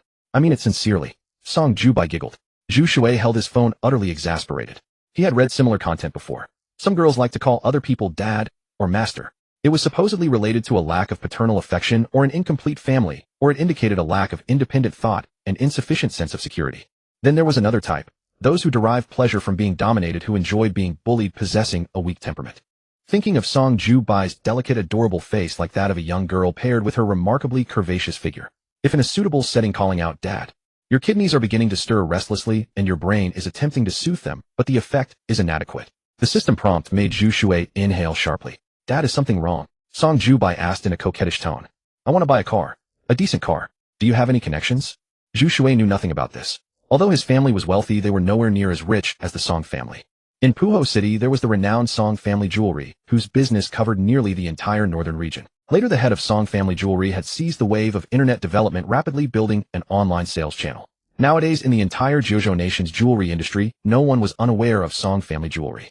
One could imagine just how wealthy the Song family jewelry was. When it came to luxury automobiles, Song Zhu Bai certainly knew far more than he did. "What price range of car are you looking for?" Song Zhu Bai asked. "Something good, but nothing too flashy." Zhu Shui considered and replied, "Ferrari, Porsche, that kind of thing would work." As expected of Dad, just Ferrari and Porsche. What a domineering statement. Song Zhu Bai said coyly, "Do you have a connection?" Zhu Shui restrained his restless urge, taking deep breaths to calm himself. "I happen to have a friend at our Puho City Porsche dealership." Song Zhu Bai glanced at her calendar and asked, "When do you want to go see cars?" "I'll go with you." "Today," Zhu Shui replied. "Huh. Can we postpone it by a few days? I have to attend a family gathering today. It's mandatory." Song Zhu Bai opened her calendar notes. "Send me your friend's contact information." "I'll go by myself," Zhu Shui said. If Song Zhu Bai came along, he feared his restless urge would drive his body to commit irreparable actions. If he lost control in a public place, it would not be a mere social death, like relocating to another planet. It would be genuine disappearance from this world. After all, if a monster appeared in the public eye, would the relevant authorities allow him to continue living? However, Zhu Shui knew that with his body's boundless evolutionary potential, he would someday become an unstoppable force on this planet. Until then, Zhu Shui merely wished to enjoy things quietly, while biding his time and developing his power. Soon Song Zhu Bai sent the address of the Porsche dealership and her friend's contact information via WeChat. In the afternoon at 1 o'clock, Zhu Shui stepped out of a taxi and stood at the entrance of the Porsche dealership. "Excuse me, are you a friend of Miss Song?" A young woman dressed in a professional suit and black stockings was standing at the entrance. Upon seeing Zhu Shui, she immediately walked over in her high heels. "Your eyes have beheld a breathtaking sight, and your kidneys are beginning to grow restless. Are these kidneys belonging to a teddy dog?" Zhu Shui heard the prompt as if echoed right beside his ear and silently retorted in his heart. "Your brain is equally speechless. It is currently working to soothe your kidneys' restlessness." Sensing Zhu Shui's emotional state, the brain considerately provided another prompt. "That's me," Zhu Shui said solemnly. "I didn't expect Mr. Zhu to be so young. Welcome." The professionally dressed woman brushed her hair back, revealing a charming smile, and extended a business card with both hands. "My name is Tang Anya. You can call me Xiaoya, Mr. Zhu." "Very well, Xiaoya." Zhu Shui nodded and accepted the card. The two chatted amiably as they entered the dealership. Xiaoya was quite pleased. She had assumed anyone buying a Porsche would be a portly, greasy, middle-aged man, not realizing she would meet such a young, impressive gentleman. "We have the Porsche 911 Mekong 718 Oi and Kian in stock. Mr. Zhu may take his time to look around before making a decision." Xiaoya led Zhu Shui through the Porsche dealership. The store was quite large, and the showroom displayed numerous vehicles readily available. "What is this car?" Zhu Shui stopped in front of a Porsche. The car's body lines were smooth and flowing with no sharp edges, exuding a powerful muscular presence. The side profile was clean and soft, elegant, yet dynamic. "This is a very famous Porsche model, the Panamera, whose Chinese name is Palomila." Xiaoya smiled and introduced a 4-door 5-seat sport coupe. A luxury sport coupe with rapid acceleration. The top trim goes from 0 to 100 km in 3.8 seconds, with a top speed near 310 km, while the full lineup's sprint times vary from 4.2 to 5.4 seconds, rivaling a supercar. The cabin's noise insulation and steering feedback are both top-tier. The interior is luxurious, and the entire range comes with a 7-speed dual-clutch transmission, giving seamless power delivery. Can I take it for a test drive? Zhu Shui waved his hand, cutting off Xiaoya's introduction. These descriptions were too high-sounding. How the car truly performed could only be known by getting behind the wheel himself. Huffed. A sudden laugh came from the side. Zhu Shui followed the sound and saw a middle-aged man in a loose casual suit. That middle-aged man, however, was not the greasy sort. His figure was well-maintained, clearly from regular workouts. Paired with silver-rimmed glasses, he was the very picture of a business elite. Young man, sorry. Noticing Zhu Shui and Xiaoya looking toward him, the middle-aged man immediately put away his smile. I don't mean to mock you. I only wanted to give you a friendly reminder that luxury car stores like Porsche don't allow test drives. You need to book at least one day in advance, and your driver's license must be submitted to Porsche headquarters for review. Oh, by the way, my name is Lu Cheng, the general manager of a company. Lu Cheng drew a business card from his pocket, not to hand to Zhu Shui, but to Xiaoya, the Porsche saleswoman. When passing over the card, Lu Cheng stole a few subtle glances at those beautiful legs wrapped in black stockings. Zhu Shui sneered coldly inside. He had actually been taken in by this man called Lu Cheng for a moment. The claim that test driving a Porsche required booking at least one day in advance and sending his driver's license to Porsche headquarters for review was simply ridiculous. Especially Lu Cheng's lewd yet furtive gaze instantly revealed the man's intentions to Zhu Shui. Out of professional courtesy, Xiaoya still accepted the card he offered. I'd like to ask if I buy now, when can I take delivery? Lu Cheng inquired. He looked exactly like someone who had taken a fancy to this Porsche Panamera and could pay and drive away today if the terms were right. Zhu Shui was in no hurry. He quietly watched the performance. As a luxury sedan under Porsche, the Panamera's main rivals in its class included the Mercedes-Benz S-Class, BMW 7 Series, Audi A8L, O, and many other premium models. Once it entered the market, it gained high fame both at home and abroad, adored by many young second- and third-generation heirs of wealthy families. Sorry, Mr. Lu, this car has already caught the eye of the handsome young man next to me. Right now, this is the only Panamera we have in stock in the store. Xiaoya glanced at Zhu Shui and said apologetically, you could take a look at our other models. The 911 and Cayenne are both very popular Porsche series. Of course, if you really do like this Porsche Panamera, we can register your order first and prepare a new car for you according to the standard procedure. Lu Cheng thought for a moment before saying, I do genuinely like this Porsche Panamera, but I didn't expect it to be this troublesome. What a shame. I've always been decisive. Once I fancy something, I buy it and hate waiting. How about this? Let's add each other on WeChat. In a few days, I'm going to the capital for the auto show. I'll look at Ferrari and Lamborghini there and then make my decision. Xiaoya's smile remained unchanged. As a salesperson, she had seen every kind of customer. She naturally saw through Lu Cheng's little trick. It was nothing more than wanting to add her on WeChat. Lu Cheng's seamless, well-practiced act was certainly not his first time. Following this pattern, the next step would likely be making all sorts of demands over WeChat. For example, I can buy the car, but you have to throw in a car model as a gift. No, wait. This Porsche dealership didn't have any car models, so it should be the saleswoman. Let's have a meal together. Let's watch a movie together. Let's take a walk under the night sky. Finally get a hotel room workout and get some exercise. As for the saleswoman, naturally, it was Xiaoya. Sir, if you're really interested in the Porsche Panamera, we have other colleagues over there who can serve you. Xiaoya changed the subject with a smile. Lu Cheng was a man who had weathered many storms. Unperturbed by Xiaoya's change of subject, he continued, I still need to learn about your ordering process. This is my WeChat. Scan it and add me, then send me the relevant information through WeChat. As he spoke, Lu Cheng took out his phone, the screen showing his WeChat QR code. By the way, the internet is very advanced now. You must be familiar with short videos, live streaming, and influencer marketing. I'm an executive at an entertainment company. My job mainly focuses on discovering and cultivating influencers, streamers, video content creators, and e-commerce hosts. I think your qualifications are quite impressive. Perhaps we'll have other opportunities to cooperate. At this point, Lu Cheng couldn't help glancing again at those legs. Damn, those legs are absolutely incredible. Lu Cheng considered himself a moderately accomplished playboy. Not of course the kind who creates videos, but the kind devoted to his own enjoyment. With his experience in this arena, even he had to admit those were extraordinarily beautiful legs. If he didn't win her over, it would probably become the greatest regret of Lu Cheng's life. Zhu Shui could no longer stand it. Lu Cheng had a business card, and everything else was pure acting and smooth talk. So he faked a couple of coughs to draw Lu Cheng and Xiaoya's attention and interrupt their exchange. Seeing that he had drawn their attention, Zhu Shui asked with a smile, Uncle, are you buying a car, or are you hitting on girls? He got straight to the point without the slightest tact. Xiaoya nearly laughed out loud, but she managed her expression superbly. A slight twitch at the corner of her mouth betrayed how hard she was holding back. Exposed mercilessly by Zhu Shui, Lu Cheng suddenly found him extremely irritating, but he still replied patiently, young man, I really do want to buy a car. After all, this car costs over $1 million. It does no harm to learn more about it. But let me be clear, I'm not worried about money. I just don't want to buy something that turns out to be a hollow delight. Zhu Shui shrugged. Weren't you just saying how much you like this Panamera? Could it be that you don't even know the specs of the car you like? That would be a bit unbelievable. Lu Cheng was rendered speechless, caught by his own words, and his expression darkened. Zhu Shui's point was so valid that he didn't know how to refute it. But this kid had ruined his plan, making Lu Cheng furious. With such a puny frame, whether he could even take a single punch from him was an open question. Sir, there is a touchscreen display over there where you may look up all specifications for every model in Porsche's lineup. Of course, I can also arrange for another colleague to assist you. After all, as a visitor, Xiaoya could not be as brazen as Zhu Shui, so she offered a courteous reminder from the sidelines. Lu Qing naturally had no intention of seeking out other sales staff in the store, nor did he wish to consult the networked smart touch screen himself. Because his true objective was Xiaoya not actually spending millions to purchase a Porsche Panamera. Young man, whether I buy or not seems irrelevant to you, doesn't it? Lu Qing regarded Zhu Shui with a cold expression.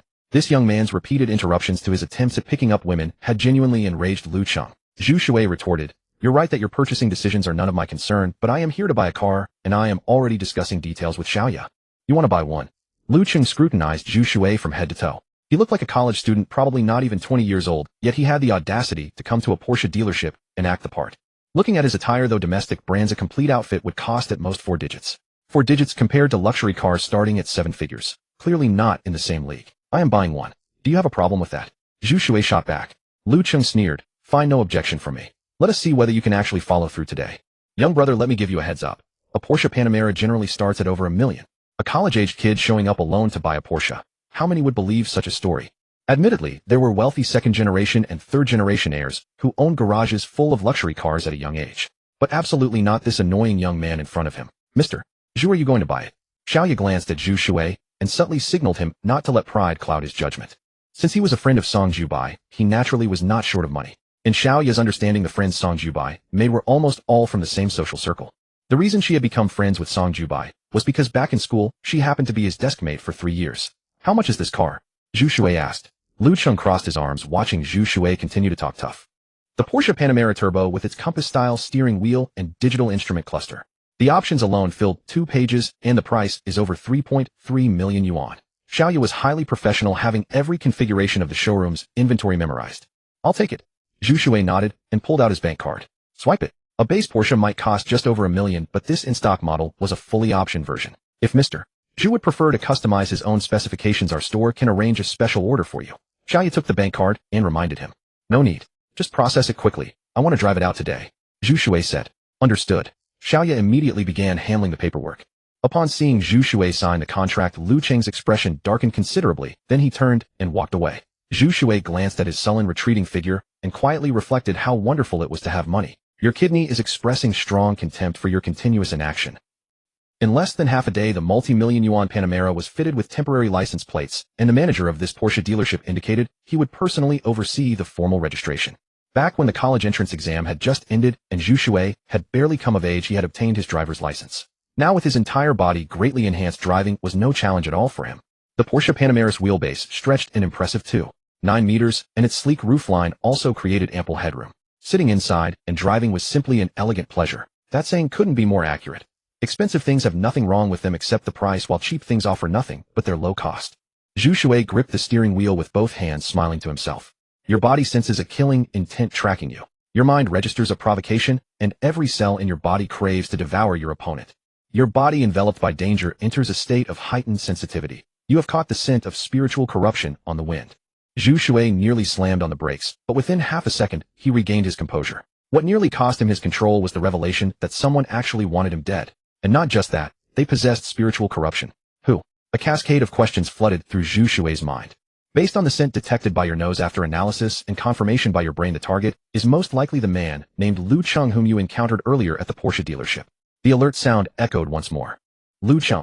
Zhu Shui cast a sidelong glance at his left rearview mirror, catching sight of an ordinary sedan following closely behind. Most likely this vehicle belonged to Lu Qing. This guy carried spiritual contamination on his person. No wonder he dared to seek revenge after the fact. However, you have picked the wrong target. Zhu Shui pressed the accelerator, steering onto a road leading away from the city.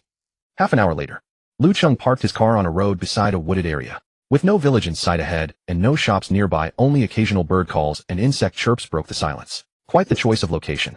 Closing the car door, Lu Qing stepped out, casually lit a cigarette, and slowly made his way toward the Panamera parked ahead. This car has not yet received its permanent plates. It is a brand new vehicle. I watched him pay for with his own eyes. Greed flashed in Lu Qing's eyes. Your car is excellent, and very soon it will be mine. Though he could not fathom why Zhu Shui would drive to such a remote location, it presented him with a heaven-sent opportunity. Thanks for following me all this way. Zhu Shui leaned against the car door. No trouble at all. Lu Qing was slightly taken aback, but it hardly mattered. If Zhu Shui had discovered him earlier, what difference would it have made? Keen observational skills. Counter-surveillance abilities. Ha. When faced with overwhelming power, all such tactics were utterly futile. I have trained in Sanzhou for several years. This will serve as a proper lesson for you. Zhu Shui delivered a spinning kick to the trunk of a nearby tree. Thud! A dull impact reverberated through the air. The entire tree shuddered violently, sending a shower of leaves cascading to the ground. Teach me a lesson. Lu Cheng grew even more astonished. That single kick had produced such an effect on the tree trunk. He really was formidable, a pity truly. Anyone else would have suffered badly, but it is me you are dealing with. Finishing his words, Lu Cheng kept the cigarette between his lips and extended his arm. To Zhu Shui's astonishment, his entire right arm surged outward, swelling rapidly as though inflated. The sight reminded Zhu Shui of the cartoon sailor he had watched as a child. Whoosh! With a casual flick of his wrist, Lu Cheng cleaved through the tree trunk beside him, which crashed down with a thunderous rumble. Don't be afraid. The pain will soon pass. Lu Cheng walked toward Zhu Shui, step by step, his face full of mockery. He regarded himself as a superhuman, just like the supermen in Western fantasy films, possessing tremendous power. But he had no intention of being a hero. He intended to enjoy himself. Money, women, and even doing whatever he pleased. Lu Cheng had no idea where his ability had come from. He could control any part of his body, making it as large or as small as he wanted. And so in certain matters, he was simply invincible. Swish! He walked up to Zhu Shui, and his now enormous hand clamped directly onto Zhu Shui's neck, slowly tightening. Lu Cheng did not intend to kill him directly. Losing the prey he had set his eyes on made Lu Cheng very unhappy. As for why this young man remained expressionless, Lu Cheng assumed he had been scared stiff.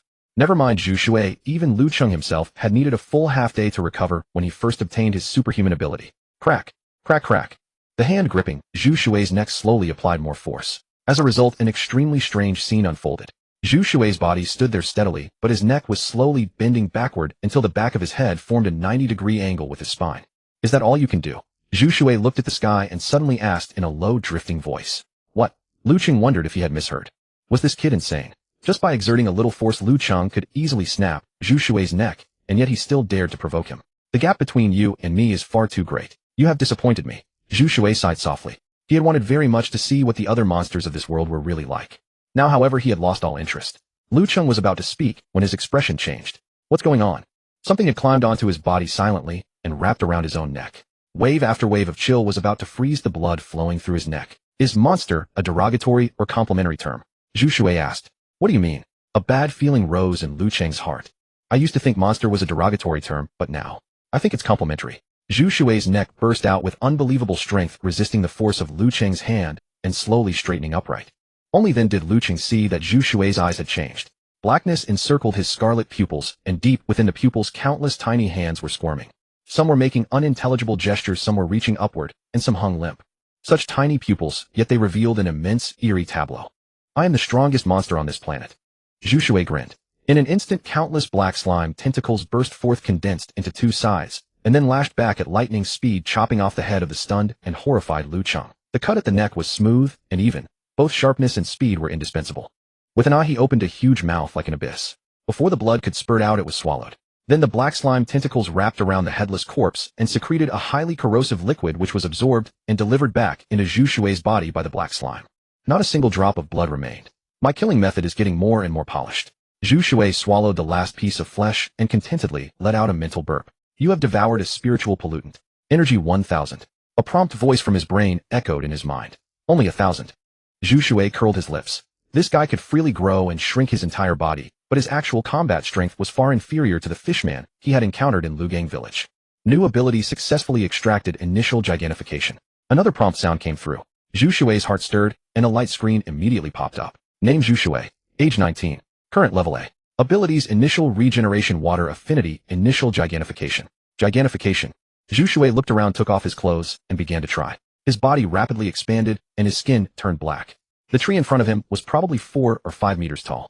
In the blink of an eye, Zhu Shui's gaze had risen from the trunk to the crown.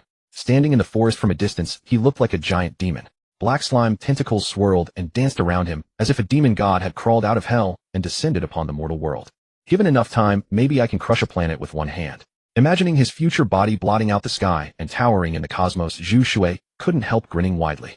Demonic aura surged, the terror was immense.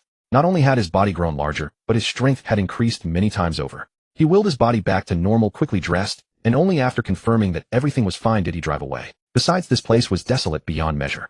He could guarantee that he had left not a trace behind. Whistling. Driving a Porsche Panamera with one hand the other arm resting on the door with the window rolled down, Zhu Shui's mood was just like the scenery outside the window. The car drove along a river.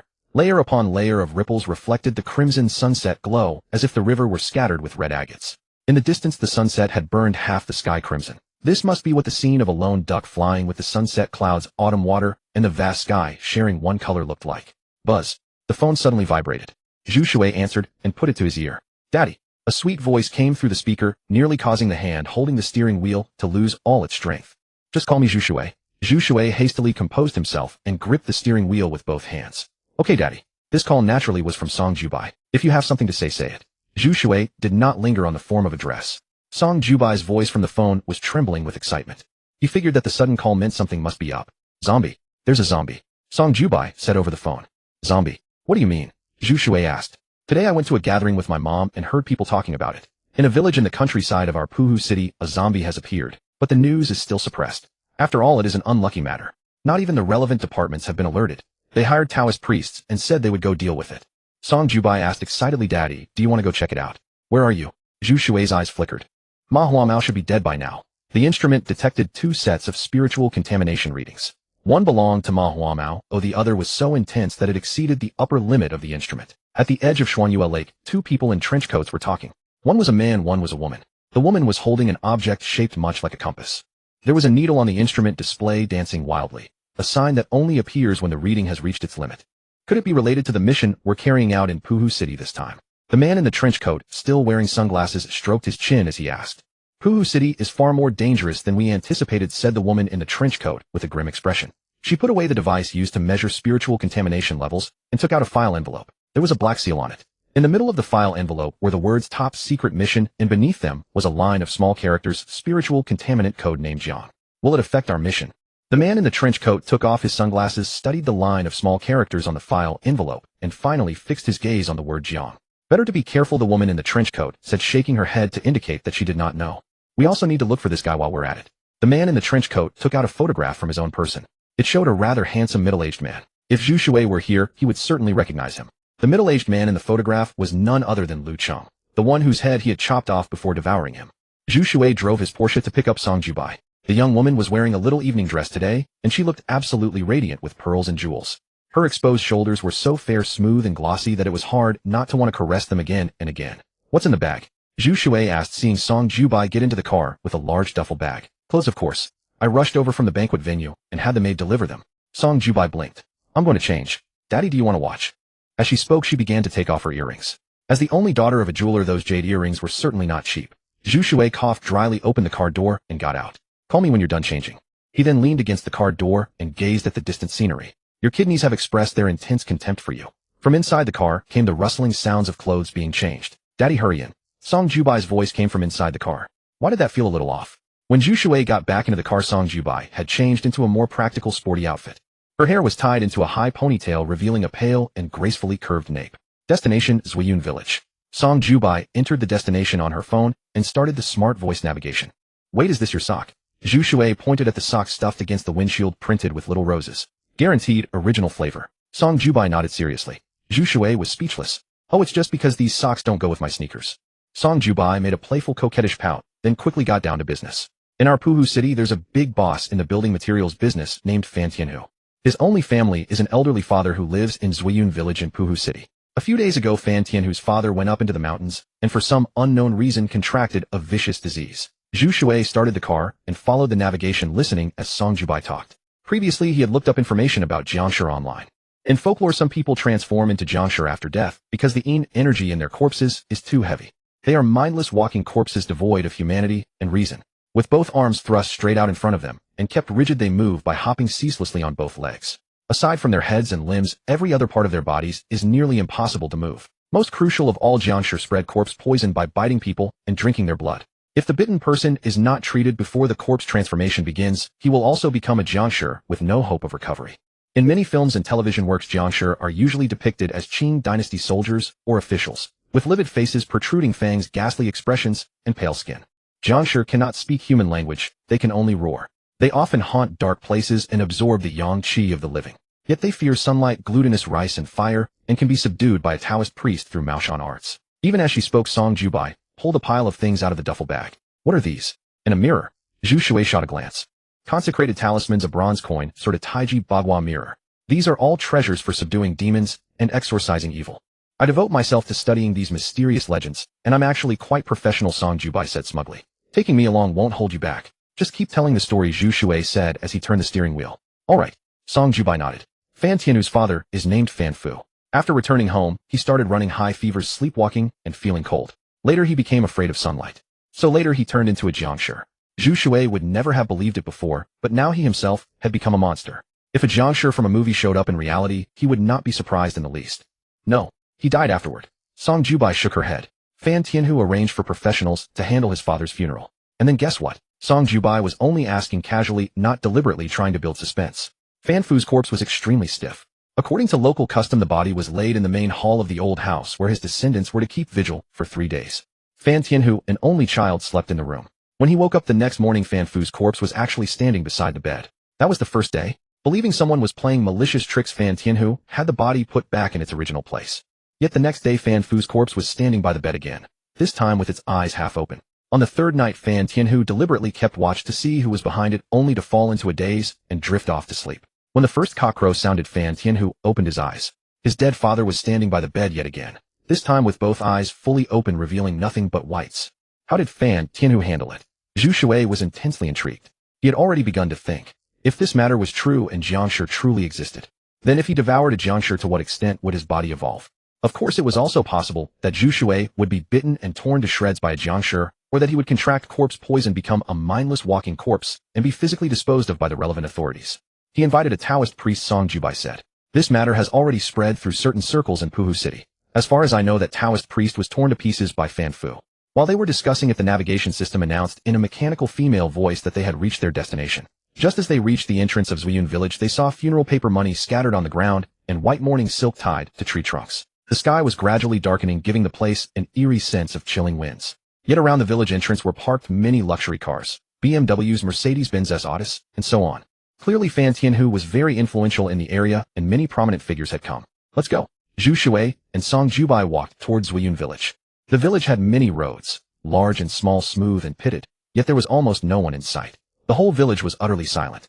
Quite a few people hurried past, apparently leaving after having paid their respects. Your nose detects the scent of spiritual contamination, and your brain locks onto the target based on the source of that scent. Almost as if his brain had taken control of him, Zhu Shui looked toward a tall, slender young woman.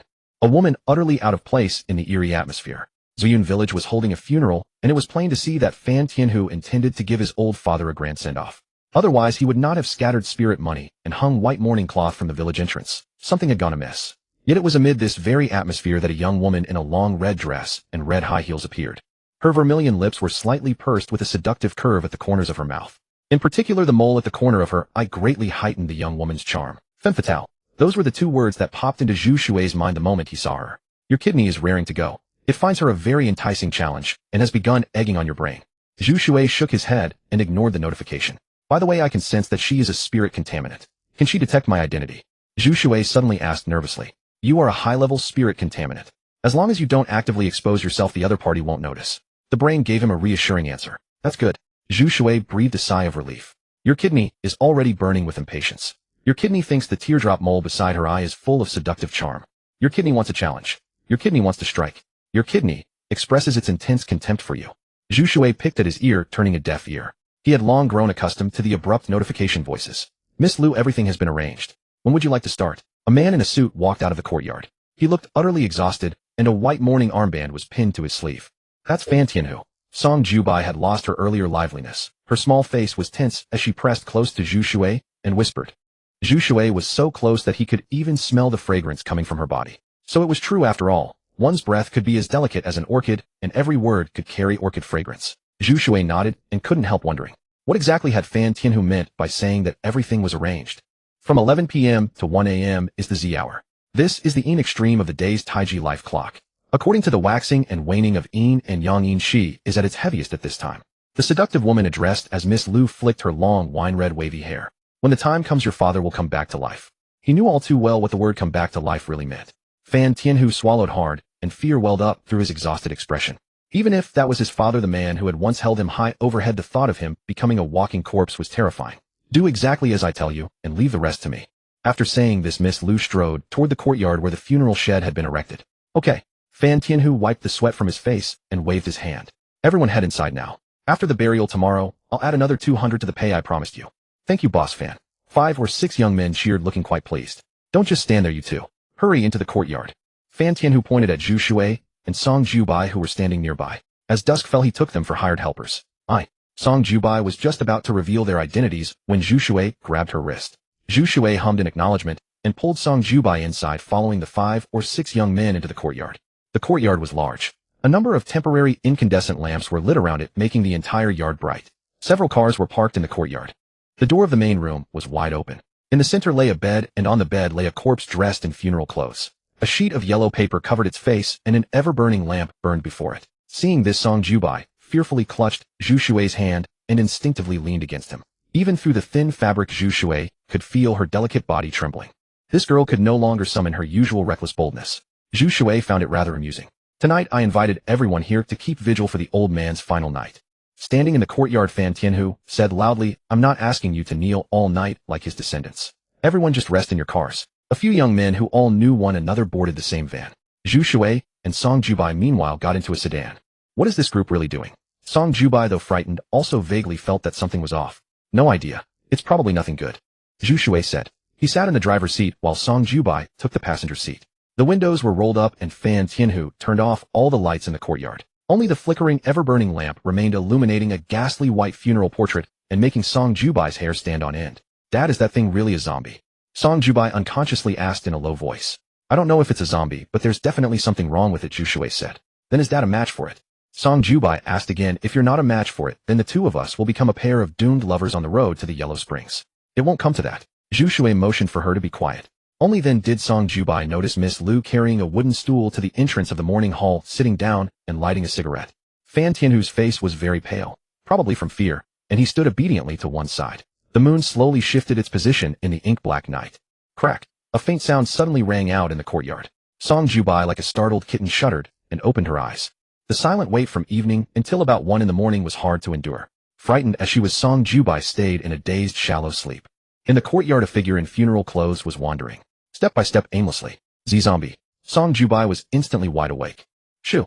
Zhu Shui patted the back of Song Jubai's hand. Actually, he too felt a chill down his spine. Though he was himself a monster, it was impossible to remain completely unaffected when seeing something that defied all textbook science. At least Zhu Shui couldn't do it now. The courtyard was so quiet that one could hear a pin drop.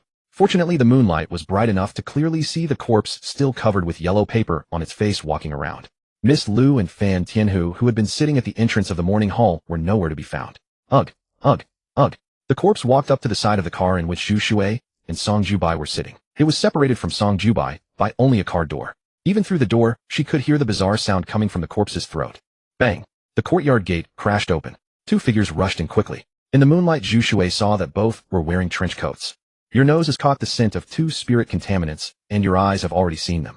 As soon as the 2 trench-coated figures charged, and they flanked the corpse, one on each side. So the Red Eye Society has taken to skulking in the dark. The trench-coated woman among them called out in a ringing voice. You Paranormal Investigation Unit people truly are as persistent as lingering ghosts. Then he saw a crimson figure step out from the darkness. Red Eye Society. Paranormal Investigation Unit. Both terms were unfamiliar to Zhu Shui. He had heard them for the first time today. Class A Psychic Contamination Fugitive Lu Zhu.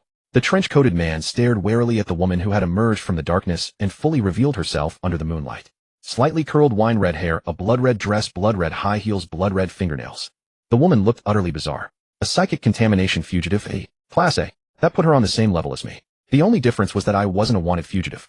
Zhu Shui and Song Jubai hid in the car. The walking corpse had also noticed the 3 people forcing their way into the courtyard, and from its mouth came a constant stream of strange guttural sounds, half warning, half wariness. Fan Fu was now nothing more than a corpse.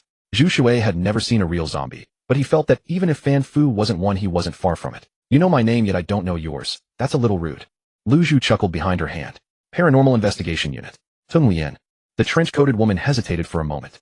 Paranormal Investigation Unit. Qian Gaoyuan. The trench-coated man answered directly with no intention of hiding anything. So you're a pair of nobodies, Lu Zhu asked with a sweet smile. What a sharp-tongued woman. Zhu Shui clicked his tongue. Sure enough, before Lu Zhu's words had faded, Tung Lian and Qian Gaoyuan's faces darkened. We originally came here to deal with this psychic contaminant, but your Red Eye Society just can't resist stirring up trouble. Fine, we'll deal with you too. It'll add a little extra merit, and the bonus won't be small. Qian Gaoyuan sneered and clenched his fist, eliciting a crackling sound of bones grinding together. Then the skin over his entire body began to take on a grayish cast, lifeless as rock. Petrification ability. Only now did Lu Zhu show a glimmer of interest. It seems your paranormal investigation unit really is expanding in earnest. Teng Lien flung open her trench coat, revealing a leather outfit underneath. At the waist of the leather outfit was a belt fitted with a blade. Shing. With lightning speed, Teng Lien drew the blade and held it horizontally before her. Moonlight spilled across the blade, and its cold, somber gleam was utterly chilling. Take out Lu Zhu first, then we'll deal with the zombies slowly. Qian Gaoyuan sank slightly into a stance prepared for battle. Teng Lien leaped up and spun at high speed like a small whirlwind. Zhu Shui and Song Jubai, sitting in the car, could hear the whistling of the blade. Since evolving into a monster, Zhu Shui was watching one of his own kind fight for the first time, so he watched with immense relish. Song Jubai was equally excited, as if watching a blockbuster fantasy epic. The impact of a real scene was something no virtual special effect could ever recreate. Your brain thinks this is the perfect chance to be the Oriole behind the mantis and the cicada. The psychic contaminant, the zombie, is full of volatile psychic contamination energy. Devouring it should bring tremendous benefits. The psychic contaminant Lu Zhu is steeped in gloomy psychic contamination energy. Swallowing her should bring tremendous benefits. The zombie. Lu Zhu. Zhu Shui looked at Teng Lien and Qian Gaoyuan. As if it could read his mind, his brain responded again. Your brain has analyzed Teng Lien and Qian Gaoyuan, revealing a hint of contempt. Contempt. This was the first time Zhu Shui had ever heard of his brain experiencing such an emotion. But didn't that mean the only ones his brain deemed worthy were the zombie and Lu Zhu? It also meant that Teng Lien and Qian Gaoyuan were no match for Lu Zhu. Swish. Teng Lien landed. Her splendid slash had cut nothing but air. Her blade was fast, but Lu Zhu was faster. Then behind Lu Zhu 4 more arms extended. To be precise, they were claws. Lu Zhu's original arms and legs were also undergoing changes, and her red high heels fell to the ground. Is this woman some kind of spider? Song Jubai felt a little afraid. Centipedes, snakes, spiders. She hated and feared things like those. Zhu Shui said nothing, thinking, was this the ability Lu Zhu had gained after her psychic contamination? Teng Lien's ability was clearly her blade. Her leaping power, speed, and strength were all extraordinary. Qian Gaoyuan was probably defense. Just now, while Teng Lien's attack occupied Lu Zhu, he had already drawn close. Yet he was sent flying by the arms and legs Lu Zhu suddenly extended. He smashed through the funeral shed, but stood back up as if nothing had happened. A force that could hurl a grown man at least 5 meters was already beyond human endurance. The zombie should have intelligence too. Zhu Shui stroked his chin, staring with a trace of greed. It had intelligence, but not of a high order. Of the 2 devourable targets his brain had listed according to Zhu Shui's own analysis, the zombie would be the easier one. Whoosh. Just as Zhu Shui was thinking, a wide sheet of white spiderweb sprayed out and wrapped directly around Qian Gaoyuan. Hiss. As the white web enveloped and bound him, large billows of white vapor rose from Qian Gaoyuan's skin. At the same time came the scorching, scalp-crawling sound of burning. Lotus. Teng Lien gripped her blade with both hands, and in a strange stance, traced a sword flower that bloomed into a brilliant silver lotus. Exuding terrifying danger, it bore straight down on Lu Zhu. Trying to encircle me to save your comrade. All 8 of Lu Zhu's limbs had turned into slender, elongated claws, now a dark brownish black. Clang, clang, clang. The blade hacked against Lu Zhu's 8 claws, sending out sparks. Rustle, rustle. A strange sound rose from the courtyard. Teng Lien jolted in alarm. From beneath Lu Zhu's skirt crawled a dense mass of tiny spiders, all heading for Qian Gaoyuan, who was still bound by the web. In the blink of an eye, Qian Gaoyuan was covered from head to toe in writhing little spiders. The agonized shriek came from the small mound of spiders and vanished after a few seconds. These little spiders are extremely venomous. Zhu Shui's nose caught a fragrant scent. After his liver analyzed it, it was poison, and the deadliest kind. Bang! Seizing that moment, the zombie actually turned and fled. That thing's intelligence isn't low at all. Was it playing dumb just now, eh? Zhu Shui was stunned. Lu Zhu also noticed the zombie's move and had just begun to shift on her 8 claws, ready to leave. But Teng Lien's blade arrived again, as if on cue. The cold gleam, fierce danger converging from all directions. You've already lost 1 useless piece of trash from your paranormal investigation unit. If you lost a treasure like yourself too, wouldn't it be heartbreaking? Lu Zhu asked impatiently. Your brain has determined that now is a good opportunity to give chase. Your stomach is prepared for a grand feast. Your skin is stirring restlessly, sensing a delicacy that pleases it immensely. Your kidney has expressed fierce contempt for you. Zhu Shui simply disregarded the kidney's contempt and focused instead on the notification that came through his skin. What was it on the zombie that could make his skin react? With a wet squelch, his arm writhed and transformed into black slime tentacles that shot outward, pierced through the car door, curved around, and darted straight toward Fan Fu, who had become a zombie.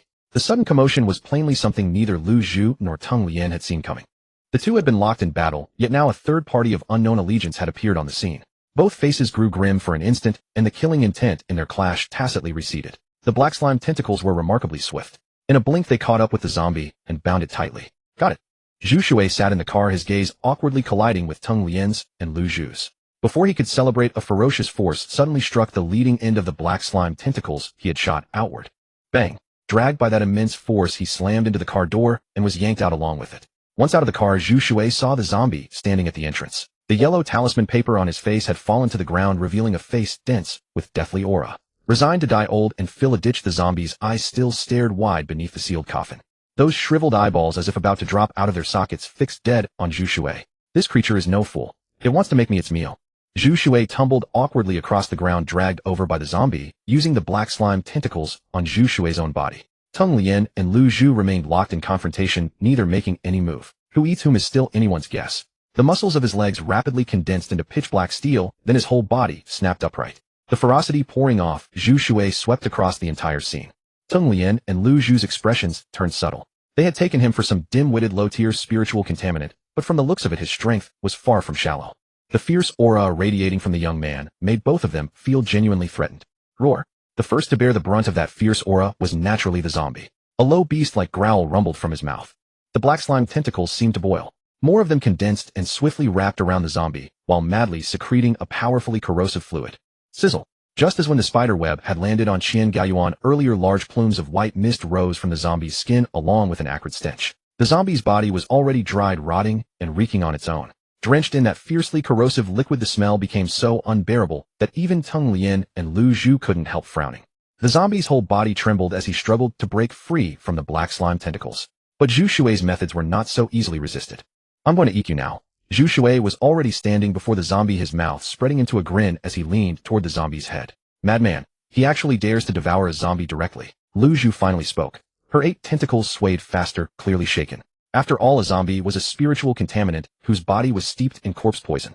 The defining trait of corpse poison was that it assimilated any human or animal it touched. Those assimilated would become mindless walking corpses, much like the zombie.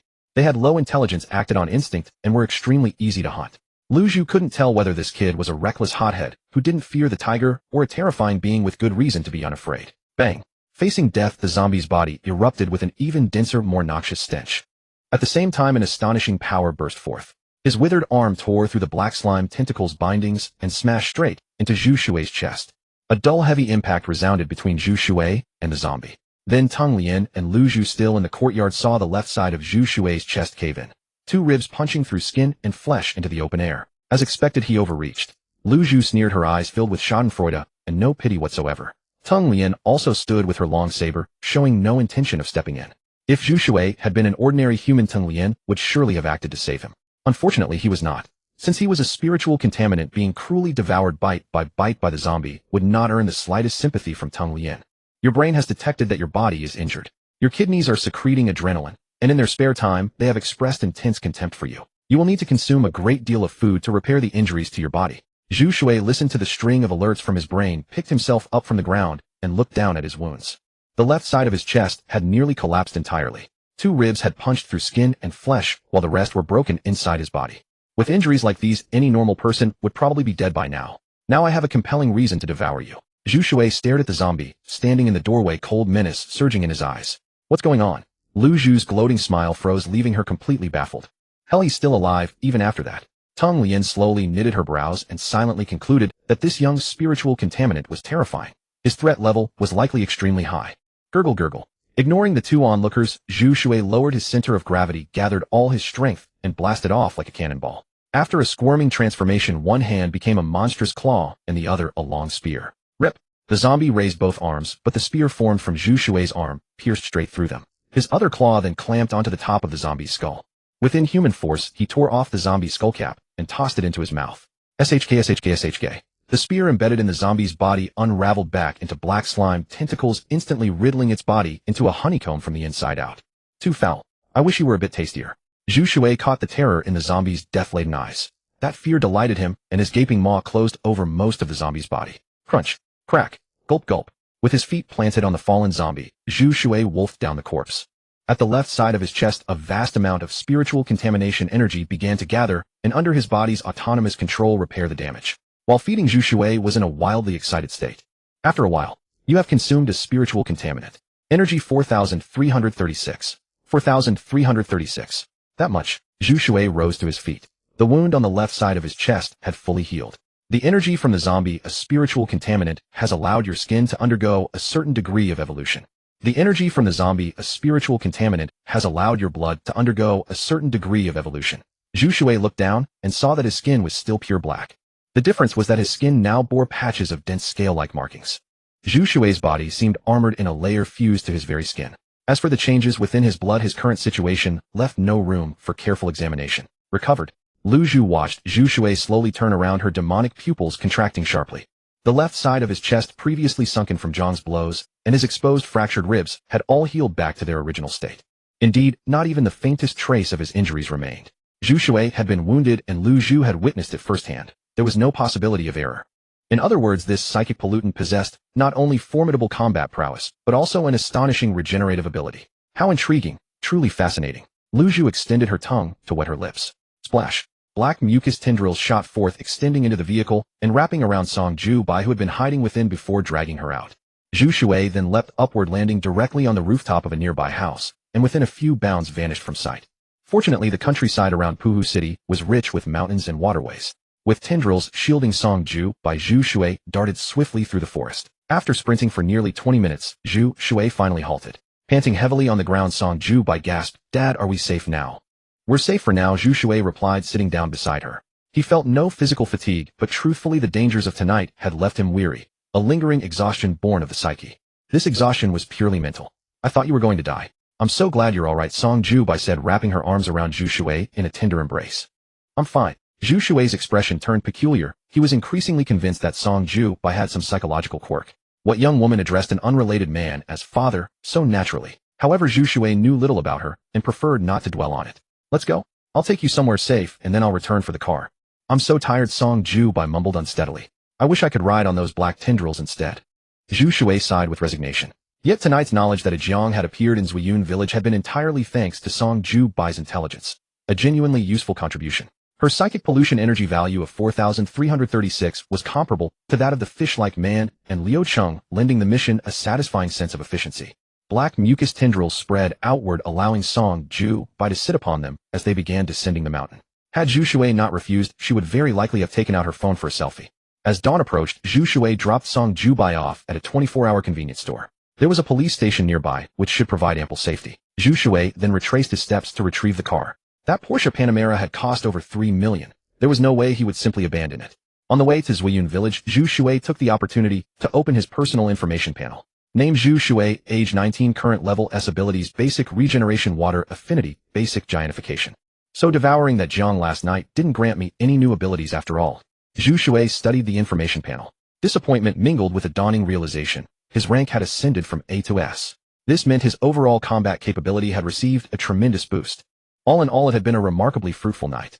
The crowing of roosters echoed through Zuyun village as though dispelling the eerie gloom of the previous evening. Zhu Shui breathed a sigh of relief upon discovering his Porsche still intact, where he had left it. Retrieving his keys, he unlocked the door, started the engine, and drove toward the convenience store. His clothes were torn from last night's battle. With few people about at this hour, he decided it was best to drive straight home quickly. The Panamera's sporty performance shone through. The massive 5-spoke rims and bright yellow brake calipers delivered an exceptional driving experience, even on the countryside's substandard roads. The brakes screeched as Zhu Shui slammed on them. A crimson figure hung upside down from a height-measuring bar ahead of his vehicle. Wine-red hair cascaded downward as those spider-like eyes peered through the windshield with a half-smile, locking onto Zhu Shui. "Lu Zhu, the woman from the Red Eye Association last night. I've been waiting for you, handsome," Lu Zhu purred. White spider silk extended from her form, slowly lowering her body to the ground. "What do you want?" Zhu Shui opened his door and stepped out. Fortune or misfortune, some encounters cannot be avoided. Zhu Shui harbored little fear of Lu Zhu herself, but he respected the Red Eye Association behind her. An organization by definition was not composed of a single individual. Lu Zhu appeared to be in her mid-20s, a distinctive beauty mark beneath her eye drawing immediate attention. Swiftly she flicked her finger, and a thick card flew toward him. Zhu Shui caught it deftly. Both sides of the card were black save for a crimson eye printed on the front, a design that evoked the chilling sensation of being watched from the shadows. In the lower right corner, 3 crooked crimson characters spelled out, "Invitation." Holding the card, Zhu Shui asked, "What is the meaning of this?" No other information appeared upon its surface. "I trust you've already surmised that the Red Eye Association is an organization composed of psychic pollutants," Lu Zhu explained, patiently approaching him. "However, I take issue with that term. It reduces us to animals ravaged by disease, like pigs stricken with swine fever or chickens consumed by poultry plague. But that matters not. Join the Red Eye Association, and you shall no longer walk this path alone. So the Strange Incident Investigation Unit is also an organization like the Red Eye Association? Zhu Shui asked, still astonished. He had assumed psychic pollutants were merely a recent phenomenon. To discover that mature organizational structures had already emerged quietly without his knowledge was unsettling. It seemed his blindness had stemmed solely from his former ordinariness. He had simply been unable to perceive the complex and bizarre dimensions of this world. Partially yes and no, Lu Zhu replied, nodding then shaking her head. The Strange Incident Investigation Unit is an official organization. Their mission is to locate psychic pollutants, assess their risk levels, and determine whether to eliminate, expel, monitor, or recruit them. The Red Eye Association, by contrast, consists of individuals with entirely different goals united to form a truly formidable force. Then how many unofficial organizations like the Red Eye Association exist? Zhu Shui asked. Likely many, Lu Zhu mused, then answered with evident pride, but none can rival the Red Eye Association. Why invite me to join? Zhu Shui asked. My dear, you ask far too many questions, Lu Zhu replied playfully. But since you quite appeal to my tastes, I'll indulge you. She placed both hands on Zhu Shui's shoulders and said, the Red Eye Association does not admit just any psychic pollutant. The meaning of these words was obvious. Those capable of entering the Red Eye Association were the cream of the crop among spiritual contaminants. You guessed correctly. In your fight against that zombie, your personal abilities fully met our association's threshold. Lu Zhu said with a smile, how about working with Big Sister? Work with you. Zhu Shui vaguely felt that Lu Zhu's words carried an additional meaning. As the world gradually grew more complex through long-term development, wherever people existed there were factional struggles, and the Red Eye Association was no exception. Lu Zhu reached out and stroked Zhu Shui's face. For you right now, you don't need to think about so much. Follow Big Sister, and you can gain far more benefits than you imagine. For example, Zhu Shui was also all smiles. He was not a naive middle school or high school student. The vague promises of grand rewards would hardly work on a college student already starting to engage with society. You're someone who really enjoys life, aren't you? Lu Zhu's gaze moved past Zhu Shui and landed on the Porsche Panamera. Do you know the Golden Rose Bar in Puhu City? Of course I do.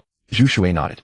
The Golden Rose Bar was located in the most prosperous area of Puhu City. It had been established half a year earlier and was said to have cost 3 billion. The stir it caused upon opening was not limited to Puhu City. It was said that rich young heirs appearing at the bar was entirely commonplace, and frequent visitors could even spot first-tier and second-tier celebrities. The Golden Rose Bar consisted of 3 floors, extravagantly luxurious and resplendent. The 3rd floor was a place where only members could enter. It was said that a grand door stood on the passage to the 3rd floor with a rose cluster carved from pure gold. Many people longed to see the Golden Rose Door, but most of them were not qualified. Zhu Shui had only heard of it, he had never been there. There was one thing, though, that Zhu Shui knew. That Golden Rose Bar earned a fortune daily and was packed to capacity. As long as you join, I'll give you that Golden Rose Bar. Whenever you join, the transfer contract will be handed over to you. Lu Zhu leaned close to Zhu Shui's face, and as she spoke, her warm breath mixed with an enticing fragrance sprayed onto his face. You're the owner behind the Golden Rose Bar. Zhu Shui was stunned. When the Golden Rose Bar had generated its initial hype, many people had wondered who the owner behind the scenes really was. An investment of 3 billion, the most prosperous area in Puhu City, and a Golden Rose Door crafted from pure gold. All of this sufficed to prove that the hands of the owner behind the scenes stretched to the heavens. He had never imagined that the legendary all-powerful owner would be a woman, and not even a normal one at that. Becoming a spiritual contaminant is a fortunate thing, but also a dangerous one. The good fortune lies in having power beyond ordinary mortals, enabling you to do many things that common people cannot. The danger comes from the fact that one spiritual contaminant can devour another spiritual contaminant to grow stronger. Lu Zhu stared at Zhu Shui and said, I'm sure you know this too. Don't worry, I'm not curious about how many spiritual contaminants you've devoured, but you've now displayed extraordinary ability. Think about it. Once you're exposed, more spiritual contaminants will learn of your existence. The Anomaly Investigation Unit, for example, or organizations like the Red Eye Association. 1 or 2 might not intimidate you, but what if there are many? Zhu Shui hesitated, and in his clear black and white eyes surging excitement was hidden. Many. Perhaps that would be a rather wonderful thing, wouldn't it? But Zhu Shui would not show that excitement to Lu Zhu. Instead he nodded. I agree. How benevolent. Lu Zhu released her hand side with feigned sentiment, and then said, Big Sister really likes you. I like Big Sister too. Zhu Shui blinked, looking cute. You're really good. Lu Zhu smiled, and said, I'll send the contract to you as soon as possible. I have one last question, Zhu Shui said. After the two exchanged contact details, Zhu Shui drove away. Only after the red figure had completely disappeared from the rearview mirror did he lightly exhale a mouthful of stale air. That woman's strength should not be merely a rank. The Anomaly Investigation Unit's intelligence must have been mistaken. Zhu Shui was willing to join the Red Eye Association because he sensed that the association had deep background.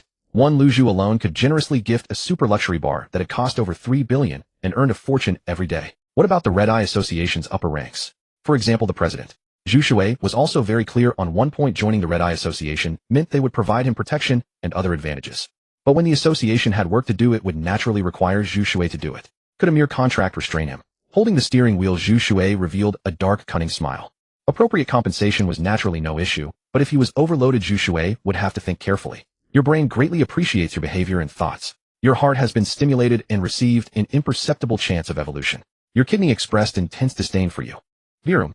As the Porsche's engine roared along that countryside path, there was an off-road vehicle parked at the roadside, and beside it stood a woman in leather. Zhu Shui sighed and pulled the car over to the side of the road. Compared with the Red Eye Association, the Anomaly Investigation Unit was what he feared more. That's right. The woman in leather standing by the road was Teng Lian, whom he had met at Fan Tianhu's house. Lu Zhu has come looking for you. Seeing Zhu Shui get out of the car, Teng Lian said, without preamble. This woman was about the same age as Lu Zhu, yet her personality was completely opposite. Yes, Zhu Shui didn't hide it. How about being a double agent? Teng Lian asked. Fine. Zhu Shui rubbed his hands together. Any benefits? Teng Lian was silent for a moment, then said, what the Red Eye Association gives you we probably can't match, but our authority is very great. Deal. Zhu Shui nodded. Thus Teng Lian and Zhu Shui also exchanged contact information.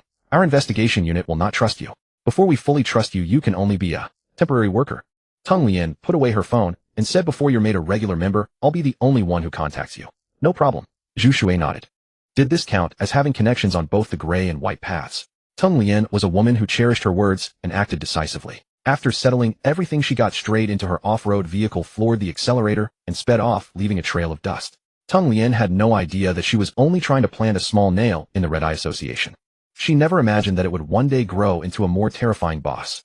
After seeing Song Jubai off, Zhu Shui returned home and pushed open the door. The aroma of hot, steaming dishes unexpectedly filled the house. Before Zhu Shui could wonder, a clear, melodious voice drifted over. You're back. A graceful white figure appeared beside the dining table. Sister Yi Jing. Zhu Shui was surprised. Standing by the dining table was a young woman. She wore a pure white long dress with soft flowing hair, cascading over her shoulders and down her back. Every expression, every smile radiated the tranquil and ethereal beauty of a gentle girl next door. If one word could capture the initial impression she left upon first sight, it would be gentleness. Your appetite has grown quite a lot, and you've gotten stronger too, said Yi Jing with a sweet, faint smile as she placed a plate of sweet and sour fish on the table. Have you made new friends? I suppose so. Zhu Shui rubbed his nose and sat down at the dining table, feeling guilty. From childhood through middle school, he had lived in a happy and complete family. But during high school, his parents became so busy that they were rarely seen. Only when Zhu Shui encountered troubles he could not handle would either his father or mother appear. Once the matter was resolved, they would vanish without a trace. Fortunately, Zhu Shui was sensible, and his ability to take care of himself in all aspects of life and study was quite good. Over time, Zhu Shui came to long for, but grow accustomed to, many things. Whenever night fell, and he sat at the dining table eating, while gazing out the window at the myriad lights shining from neighboring apartment buildings, he felt a mixture of envy and helplessness. Until one day, Sister Yi Jing appeared at his home. His parents had arranged for her to come and take care of him. She cooked, did laundry, taught him how to conduct himself, and sometimes even checked his exam scores, reprimanding him when he made mistakes. To Zhu Shui, Yi Jing was both like a gentle older sister and a strict mother. Deep in his heart, he had already come to regard Yi Jing as his own older sister. Sister Yi Jing, where have you been these past few days? As Zhu Shui sat down at the dining table and gazed at the delicious-looking meal before him, he couldn't help but swallow hard. Although he was a monster who had consumed human flesh, Zhu Shui still had a fondness for human cuisine. It was a taste, bud delight that even the spiritual pollution energy which continued to strengthen his body could never replace. You must wash your hands before eating, said Yi Jing, taking a seat across from Zhu Shui with a warm smile. All right.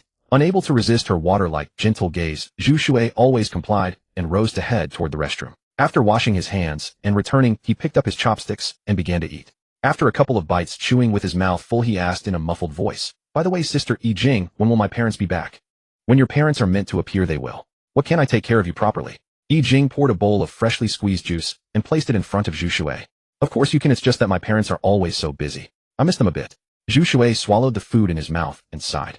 I've already lost count of how long it's been since I last saw them, or even made a phone call. Yi Jing fell silent, quietly watching Zhu Shui eat. That gentle water-like gaze carried an additional touch of tenderness and heartache. An off-road vehicle traveled along the smooth highway. Are we really letting that kid join the Strange Affairs investigation team? Inside the car, the person sitting in the backseat asking this question was Qian Geyuan, whom Zhu Shui had met before. He emitted a peculiar fragrance all over his body, both sweet like honey and fresh like flower stamens. If one followed the scent toward the back seat, they would see a scene vastly inconsistent with that pleasant aroma. Qian Guiyuan's entire body was covered with large and small rotting scars, his lips a poisoned dark purple, his whole figure slumped in the seat. Yet he still appeared remarkably energetic. I didn't trust him, otherwise I would have reported him to register his identity. Teng Lian, who was driving, knew what he was thinking, and said, based on his performance that day, his level should qualify for Class A. He is already a spiritual pollutant with risk potential. We'll arrange for someone to investigate all his information next to see if he meets the most basic recruitment standards. But he belongs to the Red Eye Association now, said Qian Guiyuan. Not surprising, Teng Lian said, keeping her eyes on the road. One thing I see in him is his youth. Youth means he is malleable. BZZT. The in-car tablet suddenly received an email notification. Teng Lian held the steering wheel with one hand and used the other to tap and check the email, beginning to read aloud. Zhu Shui, 19 years old this year, no siblings. His parents died together in an accident when he was in high school. Since then, no other person has appeared in Zhu Shui's home, and his living situation has been evaluated as lonely. Teng Lian paused here before continuing. Cause of infection, unknown, infection status, unknown, infection, abnormal behavior, overeating. Due to the rushed timeline, only Zhu Shui's family background investigation was relatively detailed. After finishing, Teng Lian handed the tablet to Qian Guiyuan, who was seated in the back. He claims to have an older sister named Yi Jing who takes care of him, but according to our investigation, there is no such girl among Zhu Shui's acquaintances or his parents' social circle. Qian Guiyuan asked, could this kid be suffering from schizophrenia? A spiritually infected individual. The Strange Affairs investigation team was formed specifically because spiritual pollutants kept appearing. Based on thorough and in-depth investigation, the Strange Affairs investigation team had temporarily classified spiritual pollutants. First came human spiritual pollutants and non-human spiritual pollutants. Next came physical type pollution and spiritual type pollution. Physical type referred to cases like Qian Guiyuan's, whose skin could become extremely defensive at will. Spiritual type pollution, however, was exceedingly rare. There had once been a spiritual type pollutant who could hypnotize any living being, endlessly doing as he pleased until he was ultimately killed and erased by the Strange Affairs investigation team. Once such beings appeared, they were extremely dangerous entities. At the residence of the spiritual pollutant codenamed Jiang, Zhu Shui used a physical type ability. Has there ever been a simultaneous physical and spiritual mutation? If so, that would be truly terrifying. Even Teng Lian, who usually kept an icy expression, showed a slight reaction upon hearing Qian Guiyuan's words. That makes sense. If a pollutant with both physical and spiritual mutation really existed, it would cause a global sensation. Qian Guiyuan laughed, speaking off the cuff. Mutations of spiritual pollutant sources came in only two types, physical and spiritual. Among spiritual pollutants, physical mutations accounted for over 90%, while spiritual mutations made up only 10%. As for dual physical-spiritual mutations, the global count remained at 0. It's probably just some psychological trauma after his parents' death, Teng Lian said sympathetically. He constructed the image of an older sister in his mind. We can note that in his file. The fact that he misses his family shows his conscience is not entirely lost, which would lower his risk coefficient. Early the next morning, birds chirped incessantly outside the window. Zhu Shui, half awake, received a call from Lu Zhu asking him to visit the Golden Rose Bar when he had time. After hanging up, Zhu Shui's mind instantly cleared. After a quick wash and getting dressed, Zhu Shui looked at the ruined jacket on the floor. It suddenly occurred to him that Sister Yi Jing hadn't been surprised at all yesterday. He didn't dwell on it, found a bag, put the ruined jacket in it, and planned to throw it out when he went downstairs later. Never mind Sister Yi Jing. Anyone who did not know about spiritual pollutants would never have imagined that a college-age young man had fought a fierce battle with a zombie the night before his chest pounded until it caved in. And that same young man had returned home completely unharmed and even shared a meal with his sister. When he walked out of the bedroom, Zhu Shui noticed that the secondary bedroom's door was open. The bed in the secondary bedroom was neat and spotless. It was as if no one had stayed there at all last night. Zhu Shui's home had one master bedroom and two secondary bedrooms. The master bedroom naturally belonged to his parents. Of the two secondary bedrooms, one was Zhu Shui's and the other was Sister Yi Jing's. Sometimes Zhu Shui wondered whether Sister Yi Jing had OCD or a cleaning compulsion. Whenever Sister Yi Jing cooked, slept, or did anything else in the house, Zhu Shui would find it clean and tidy the next morning. So clean that it defied common sense. Aside from a cleaning compulsion or OCD, Zhu Shui couldn't think of another explanation. When he reached the living room, Sister Yi Jing had already prepared breakfast. Sis, how long are you staying home this time? Zhu Shui sat down, picked up 2 slices of bread, used chopsticks to place a golden fried egg between them, and spread ketchup on top. How long do you want me to stay? Yi Jing sat opposite Zhu Shui as usual and poured him a glass of soy milk. The longer the better. Zhu Shui said with a grin. Silly, Yi Jing said dotingly. Whenever you need me, I'll appear. After the meal, although Zhu Shui really wanted to stay home and keep Sister Yi Jing company, he still had to hurry off to do what he needed to do. Once he possessed great power, his parents and Sister Yi Jing would always be able to stay at home. After going downstairs, Zhu Shui got into his Porsche Panamera and made a beeline for the Golden Rose Bar. It had just turned 7 when he left, but by the time he reached the Golden Rose Bar, it was past 8. More than half of the time had been wasted on congested roads. A long queue had already formed outside the Golden Rose Bar. Zhu Shui noticed that the waiting area had 2 lanes, one for ordinary people and 1 VIP lane. The ordinary lane was packed with people, while the VIP lane was completely empty. Zhu Shui stepped toward the VIP lane. Since he was about to become the owner of the Golden Rose Bar, it shouldn't be a problem for him to use the VIP lane, should it? Zhu Shui. No sooner had he taken a step than a familiar voice called him to a stop. Taofun. Zhu Shui looked in the direction of the voice and exclaimed in surprise. It really is you. Damn, you're no friend at all. You come home for the break and don't even tell me. Sneaking off to have fun on your own. The young man came over and jabbed Zhu Shui's shoulder with exaggerated displeasure, though not hard. I've been pretty busy lately, Zhu Shui said with a wry smile. Seeing that familiar face, Zhu Shui suddenly remembered that he was just a student, a 19-year-old young man. When the summer break ended, he would have to return to the comfortable embrace of campus life. For an instant, Zhu Shui felt as if an entire lifetime had passed. The summer break hadn't even reached its halfway point, but he felt as if he had been away from school for 10 or 20 years. You haven't forgotten the brother you grew up with, have you? Taofun pulled Zhu Shui back into the line and pointed at the young men and women. This is my brother. His name is Zhu Shui. Zhu Shui, these are my friends. 3 girls and 5 boys stood around Taofun, quite a large group. However, those 8 were mostly indifferent to Zhu Shui. Only a gentle-looking girl smiled and nodded at him. Including Taofun, they all had the look of modern young people chasing fashions, cutting-edge Air Jordans, full designer gear, hot streetwear brands. Beside them, Zhu Shui was like a country bumpkin. He wore ordinary sportswear and an ordinary black cap. Apart from his face and aura, he was utterly unremarkable. Taofun also noticed how his friends were behaving. He gave Zhu Shui an apologetic wry smile, then put an arm around his shoulder. Are you here to hang out too? I saw you heading toward the Golden Rose Bar just now. Yeah, Zhu Shui said frankly. In his heart, Zhu Shui did treat Taofun as a true brother, just as he had said the two of them had grown up together. But Taofun wasn't good at school. He dropped out before finishing high school and threw himself into the working world. Even when he worked, he was a man of fits and starts. Fortunately, Taofun's family ran a factory and was fairly well off. Otherwise, no ordinary family could tolerate all the trouble he stirred up outside. Zhu Shui had met his parents a few times. They were the doting type, always holding on to the belief that once their child grew up he would learn to be sensible, so they just let him do as he pleased. Back when his own parents were busy, Zhu Shui had often gone to Taofun's house to mooch meals. Whether it was Taofun or his parents, they were all beyond kind to Zhu Shui. The way you were heading is the VIP lane. We have to wait here, Taofun said, pointing to the signs for the ordinary lane and the VIP lane.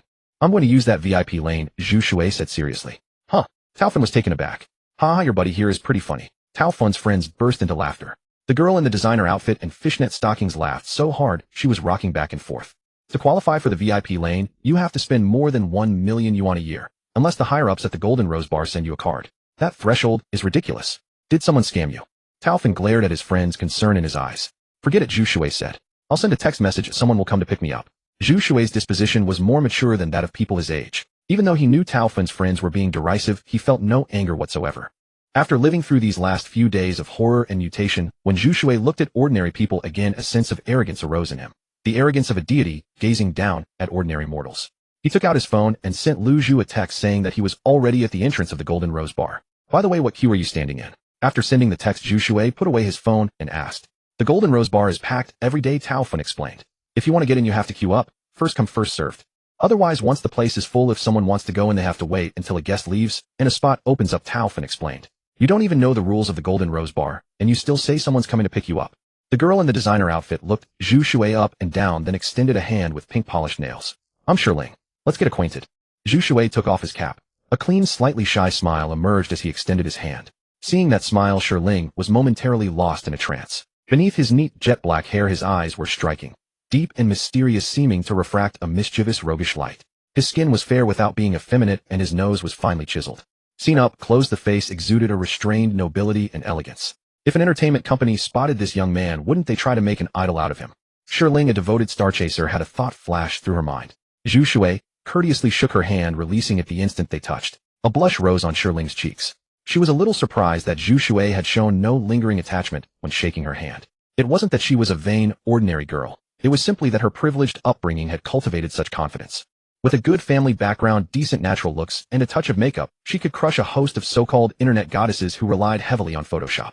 As such, Shirling had received love letters in the double digits since she was young. A young man wearing an earring snorted coldly. My friend just texted me. He's already got spots for us. Really? The other young people immediately cheered and jumped about. As expected of brother, you've really got connections, one of them flattered. Of course. Basking in the flattery and seeing his companion's reactions, the earring young man took Shirling's hand. Baby, let's go inside and have some fun. Oh, okay, Shirling replied, instinctively glancing at Zhu Shui with a hint of unease. For some reason, although she and the earring young man were a couple, she didn't want to reveal that in front of Zhu Shui. The perceptive earring young man's face turned rather unpleasant. The look he cast at Zhu Shui was full of hostility and wariness. Come hang out with us. Oblivious Taofan patted Zhu Shui on the shoulder and asked. You guys go on, Zhu Shui said, having sensed the earring young man's subtle animosity toward him. If he kept forcing himself into the picture, the two would likely end up in a tense standoff, putting Taofan in an awkward spot. That earring guy is Qiao Jingyi, a rich second-generation type with a rather arrogant streak. Don't take it to heart. Taofan took a pack of cigarettes from his pocket and shook it as a gesture. Go ahead and have fun, Zhu Shui said. He noticed that Taofan had grown more mature than before. There was a bit more worldly smoothness in his speech, but that was fine. Once you enter society, if you can't change the large environment, you have to change yourself. Alright, contact me if anything comes up. Let's hang out again next time. I'll treat you to a meal. Taofan put away his cigarette pack, waved, and ran off toward his companions. He watched Taofan and his friends enter the Golden Rose Bar. Just as Zhu Shui was about to take out his phone to contact Lu Zhu again, a voice rang out from behind him. Boss Zhu. Turning around, he saw a man in his early 30s, his face covered with a fawning, ingratiating smile. You are? Zhu Shui asked. I'm the general manager of Golden Rose Bar. I handle the trivial day-to-day affairs. If anything falls beyond my capacity, I report it to Miss Lu. The man bowed obsequiously. I'm also a member of the Red Eyes Association, but only an affiliate member. Codename Paratrooper 1. My worldly name is Lu Buwei. Your codename isn't bad, and your worldly name is even more. Not bad. Zhu Shui couldn't think of a suitable adjective for a moment. By the way, does the Red Eyes Association have affiliate members? Yes. Lu Buwei gestured for him to follow. Under his lead, they walked toward the other side of the Golden Rose Bar building. This passage has attached parking spaces. It's the exclusive access for our internal staff. After finishing this trivial introduction, Lu Buwei continued. The Red Eyes Association has a very high threshold. There are only two ways to join. One is to have a reputation that spreads far and wide, earning an official invitation from the association. The other is to be vouched for and recommended by a full member of the Red Eyes Association. As for someone like him, though being a spiritual pollutant, his strength was insufficient, so he could only be an affiliate member. In short, a temporary worker. Zhu Shui understood. He must have been recommended by Lu Zhu, which made him Lu Zhu's man. After all, other Red Eyes Association members would think the same. It would be odd for someone Lu Zhu brought in to be at odds with her. Zhu Shui didn't care about this matter. Where's Lu Zhu? Lu Buwei was startled. How dare he call Miss Lu by her full name? It seemed this Red Eyes Association member had an extraordinary status. Miss Lu instructed me to handle the contract for Golden Rose Bar. Today Miss Lu seems to have important matters elsewhere. Lu Buwei took Zhu Shui up in the staff elevator to the top floor. As he stepped out, Zhu Shui noticed that the elevator had 6 buttons in total: B1, 1, 2, 3, 4, and 5. Outside, don't they say Golden Rose Bar has 3 floors? Why is it 5 here? Zhu Shui knew that B1 was the underground parking garage of Golden Rose Bar. The 4th floor consists of overnight rooms prepared for VIP guests on the 3rd floor, all decorated to 5-star standards. The 5th floor was originally reserved exclusively for Miss Lu at Golden Rose Bar, with a lounge, cafe, dining rooms, bedroom, and so on. But now it all belongs to Boss Zhu. As he spoke, Lu Buwei kept observing Zhu Shui's expression. One dynasty, one set of ministers. This was his greatest worry. So he tried his best to perform well so that Boss Zhu wouldn't entertain such thoughts. They reached the 5th floor and entered the spacious office. Lu Buwei handed the prepared contract to Zhu Shui.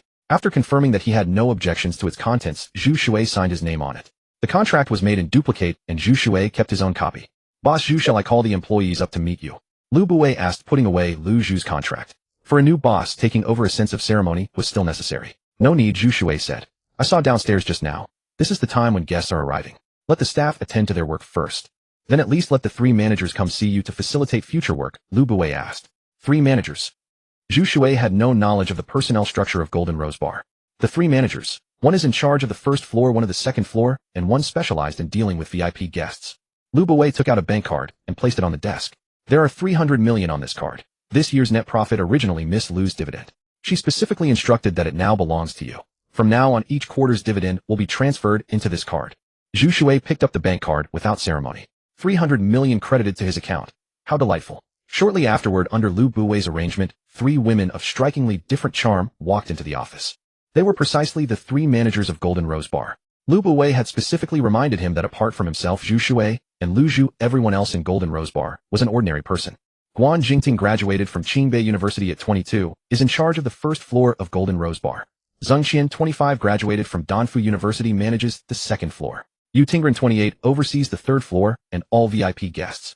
All 3 managers were remarkably young, and upon entering they smoothly launched into their self-introductions. Though all 3 were women, those seemingly youthful faces brimmed with shrewdness. Zhu Shui was secretly amazed, wondering where Lu Zhu had recruited such talents from. Beauty, talent, and competence, all concentrated in one person. Any single one of these qualities might be easy to find, but having all three gathered together, Zhu Shui considered himself fortunate to have found even one such individual. Good day, boss. Guan Jingting, Zheng Qian, and Yu Tingran gazed at Zhu Shui seated behind the office desk, bowing in unison as they greeted him. All right, go ahead and leave. Zhu Shui gave a slight nod. Work hard, and I won't let you down. Lacking experience as a boss, Zhu Shui's words of encouragement came out sounding somewhat hollow. Yes, boss. The three bowed once more and walked out together.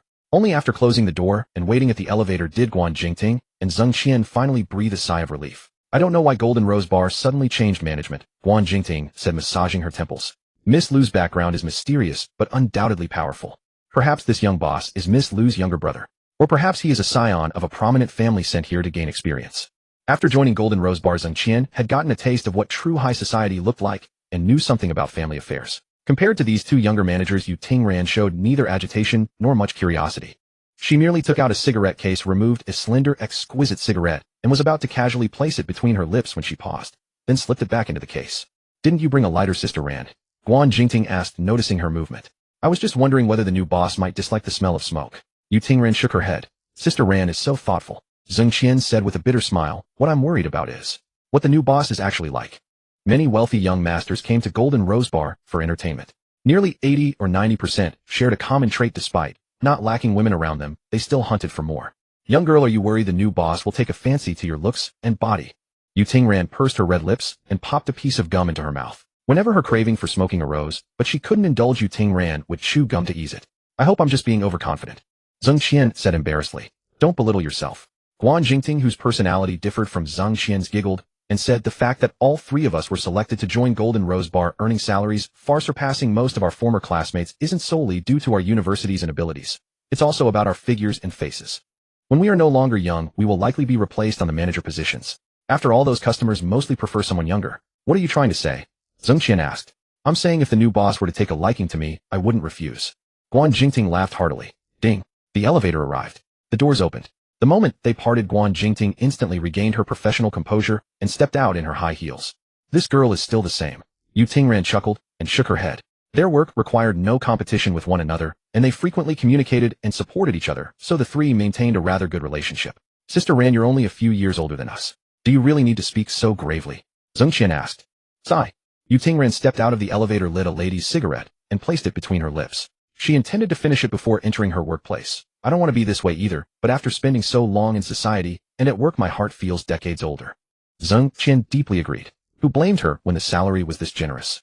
Even if this was merely a youth-driven career, as long as she didn't spoil it herself, she could earn enough to live in luxury for the rest of her life when she eventually left this position. Under Lu Buwei's arrangements, Zhu Shui had added WeChat and phone numbers for all three managers. Boss, shall I show you around the bar? Lu Buwei asked eagerly. Isn't the bar busiest at night? Zhu Shui was quite curious to see what Golden Rose Bar looked like at its liveliest hour. No. Lu Buwei smiled and said, for most ordinary-sized bars, that's indeed true.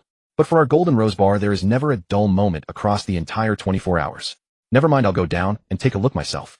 Zhu Shui stood up and said. Tao Fun and his friends were still downstairs. Lu Buwei had hinted earlier that due to his position as general manager of Golden Rose Bar, many customers already knew him. If Lu Buwei followed him, Zhu Shui feared he might become infamous in certain circles within a single day.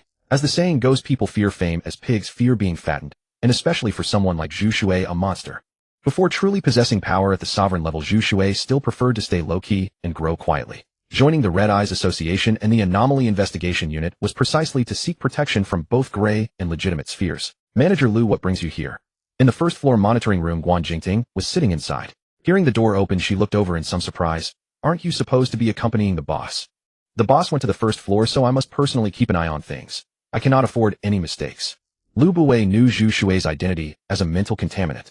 Every mental contaminant was a walking high-risk danger. Especially since he couldn't discern the new boss's temperament, Lu Buwei was being extremely cautious. After heading downstairs alone, just as Lu Buwei had said, Golden Rose Bar was already bustling with noise in broad daylight. A slow-tempo DJ played at the center of the dance floor, where many young men and women crowded together, swaying their youthful bodies to the rhythm. Atmosphere coordinators kept the mood in check, and the emotions of the young crowd were subtly controlled by professionals. Brilliant light beams swept back and forth, casting the first floor into relative dimness.